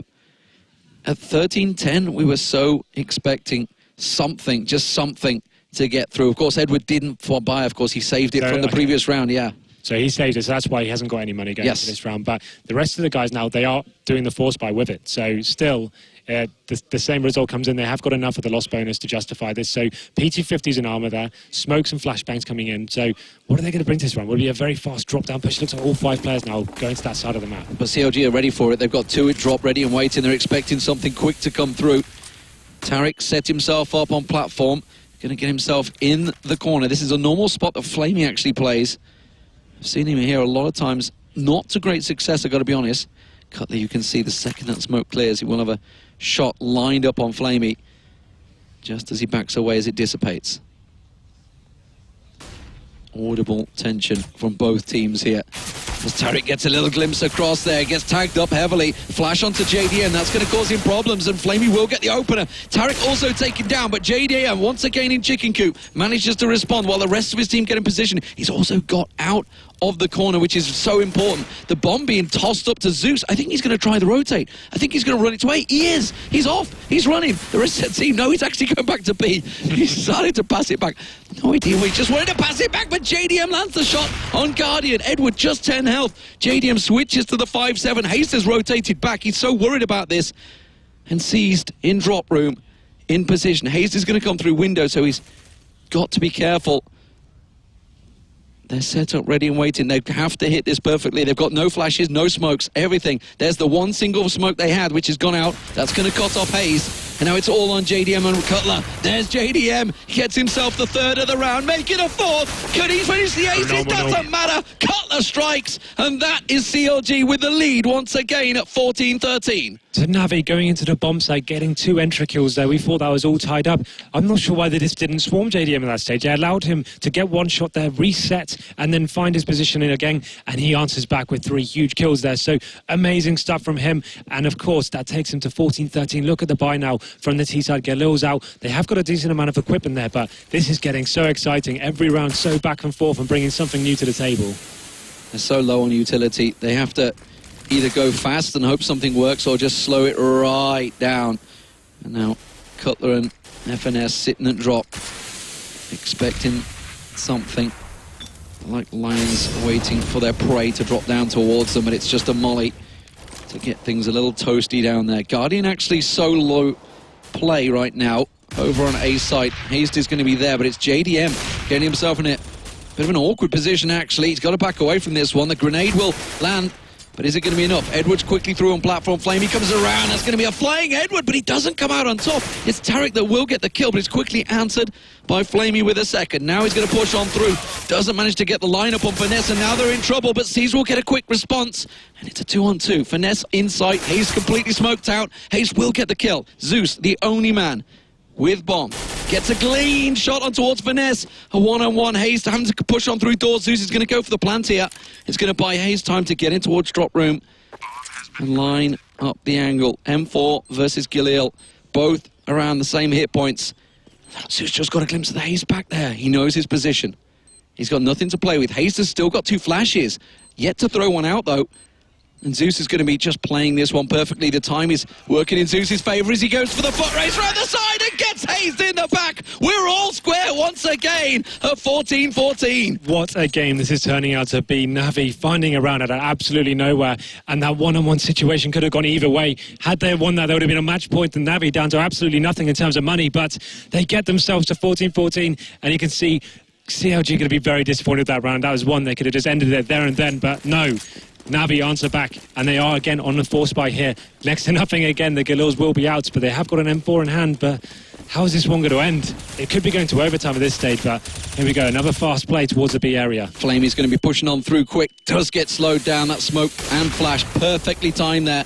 And let remind you, ladies and gentlemen, this is for a place in the quarterfinals versus Envious. The loser will be out of the tournament. That is how close and how much is on the line. Everybody wants to be playing in that Lanxess Arena tomorrow morning. And at the moment, one of these 2 teams will be doing that, but one will be going home. A very unhappy man. It's going to be an A hit. You can see them stacking up here now, V. Hayes was in a perfect spot last time around to catch them out, but this time it's going to get challenged. A flash is not going to come. He's going to line up the shot, but he doesn't manage to land it. That's so big. Cutler caught in no man's land. They have control of A site. Such a difficult retake now. Look at this setup. They've still got smokes to lock it down. And here they come the CTs now. Can they do anything to get back into this round? It's so vital they find a kill. I think they have to save the rifles. They have to back away. They have to try and take it to match point. C's, though, Such a shame. still sitting around drop point. This is going to take it match point for Na'Vi. Now, C's could pick up some big kills here. Look at Tarek not looking. He's going to walk on straight through. Now, JDM lines it up. He will save the AWP. For now, Edward and Flamey are on the hunt. They're coming around the back, and they may just catch him. Finesse being cut off from his team here. JDM's going to get himself right back into T-spawn. Finesse, though, not going to keep hold of it. And if they get JDM's AWP, this is going to be a tragedy for CLG. Money-wise, they are going to be in so much trouble. They will have nothing in this final round. JDM has to land the shot, but Flamey gets it. And that may just be the match-winning shot for Flamey as Na'Vi go match point. And CLG are broke. Absolutely. That was so important they saved those guns. Once they lost the A-bomb site there, they needed to make sure they kept the AWP and the rifles just to have even a chance going into this final round now. But the fact Na'Vi knew that, they hunted them, found them in T-spawn, and now they know how much control they have this time. Only pistols to save CLG at match point here. This could be a make or break for them right now. Almost 60 kills between Tarek and JDM, but unfortunately for them, it may not be. Once again, CLG so close, but yet so far. The story very much for the last 2 weeks of CLG is very telling here. Na'Vi, boy, have they had to work for it. CLG just trying anything, stacking out, but look at the patience that Na'Vi have. They pretty much well aware of the fact that this is a very broke CLG they're up against, but they're not taking any risks. They have been caught out by these pistols before. And Tarek with that 5-7 is going to be so vital. He has to land the opening shot. Finesse is going to line it up. Guardian's going to peek. He gets a glimpse, but he misses the shot. And that may well just be it. But Tarek responds, gets himself one, but Zeus is quick to draw. And Finesse and Tarek will go down. JDM, Hazed and Cutler is all that stands in the way of Na'Vi securing themselves his quarterfinal spot. Now it's just one man. It is Cutler, the in-game leader. He can't do anything. It is Na'Vi that will face Envious tomorrow in the quarterfinals. Once again, it is such a sad, sad story for CLG fans. So close, but yet so far. Same story yet again. Taking it right down to the wire this time, closer than ever. They won the T-half 9-6. It was set up so well for them, and they managed to get back from their deficit on the CT side and got in with touching distance of taking them down. That second to last round was so important. And there, obviously, Na'Vi do go on to face Envy, but that was an amazing game, and what a series that was to cast. So back and forth, both teams stepping up. JDM finishing the series there with 32 frags. He really did go huge for his team. Absolute magnificent match, and we've had some great matches all day long. This has been a fantastic tournament so far. Yeah, very close. 16-14, 16-14, 16-13, 16-13. Amazing. What a day so far, and we're only at the halfway point, ladies and gentlemen. There is still another 4 games to go, and don't forget that next group will be full of NIP, Renegades and Titan. That's a so much more to come. Scary prospect. Yeah. What do we think, though? Envy now, they have their opponents in their sights. It's Na'Vi, the old foe once again. I think that was the result we were all expecting to come out, but just not like that. I didn't expect CLG to put up such a good game, especially winning the T-half as well. We expect them to be quite weak normally on their T sides, but they showed some great presence on there and actually working very well as a team. And they went into a huge deficit on their CT side as well. They lost so many rounds in a row. I think it was 7-1 at one stage, right? But they took the pause, they worked out what they needed to do to get back into it, and they realized the slow play from Na'Vi can be stopped as long as you face them at the right moments. They started utilizing their flashbangs correctly, facing the T's at the right time, and that's when they got back into it. It was just not quite enough at the end there. Very disappointing for them. And that 1v1 on the bomb site, where it came down to one of the last rounds, that could have been it. That could have been the game one for them, but wasn't meant to be once again. And again, they go down 16-14 and go out the tournament. Zeus, the little sneaky man, the in-game leader. Let's see what they have to say, ladies and gentlemen. Guardian is standing by with the Joe Bros. Thank you very much, D-Man and Henry. And yes, indeed, we have going to hear from Na'Vi. Now, with a victory, it looked like it was going to be close. So, and we joked about it here with CLG earlier, like, hey, well, you guys always take it close. Maybe you guys can break through. At any point where you had to have been worried, a little bit scared there in that game against CLG. Yeah, like for us, group stage in majors, it's always like this. It's either overtime or 16-14. So yeah, I mean, they played very well, especially on T side. Like they didn't let us kill them one by one or anything. So they were just watching from the distance, and yeah, we just kept losing rounds like this. We were rushing them, and yeah, they played very well. And yeah, it was our luck, I think. Yeah. Yeah, I mean, how do you feel about the balance of couple? It's getting slightly more T favored, maybe. It depends on what kind of tactics do you have, and if you can use smokes and grenades and everything, then I would say even if it's like 60-40 to T side, because you can like shake the CT side and then you don't know what you can do, and yeah, they've done it against us on T side, so yeah, I would say it was T sided, and it's T sided at the moment. Yeah, with these matchups we talked about a little bit before, they always come down to like when there's two very defined oppers, that it sometimes comes down to that one-on-one role. So I just wanted to get your impression on JDF, because he's a player who we talked about before and is a little underrated internationally, been improving since he joined CLG, obviously had a big game here. I got crushed. I can say that I got crushed by him. So yeah, I mean he played very well, and yeah, we just he's good. Do you feel that as an opper when you're going against another like high-profile opper? Do you feel like you have to win those duels? Yeah, it's always like this. Especially when I was playing a lot against Kenyes, then it was quite hard, because if I don't kill him or he kills me, then it's really hard to play against a sniper like Kenyes, because he most of the time doesn't miss. So yeah, it's quite hard to play.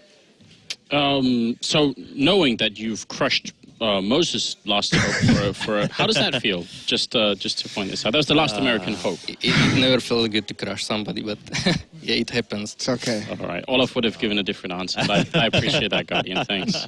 Yeah, taking the high road there, but yeah, so you guys move on to the quarterfinals, of course, playing in the playoffs now, and that's going to be exciting. We talked to a lot of the teams. Every time you move on, everyone's like, well, yeah, now we get to play at the Lanxess Arena. It sounds like you guys will have to play against Envious. About that matchup, I mean, obviously thinking a little bit ahead, but what are your thoughts going into that one now in the playoffs? Well, it will be hard. It's like second major against Envy in the quarterfinals. So yeah, we have to play our game, not like today. We were really bad today, so we have to find out our game, and yeah, it will be hard. Like it's never easy to play such a team like Envious. Yeah. One of the things we're often saying is that you have a very wide map pool. Going into a new team like Envious, do you think it's going to give you a big advantage? Depends on how much did they prepare to the game.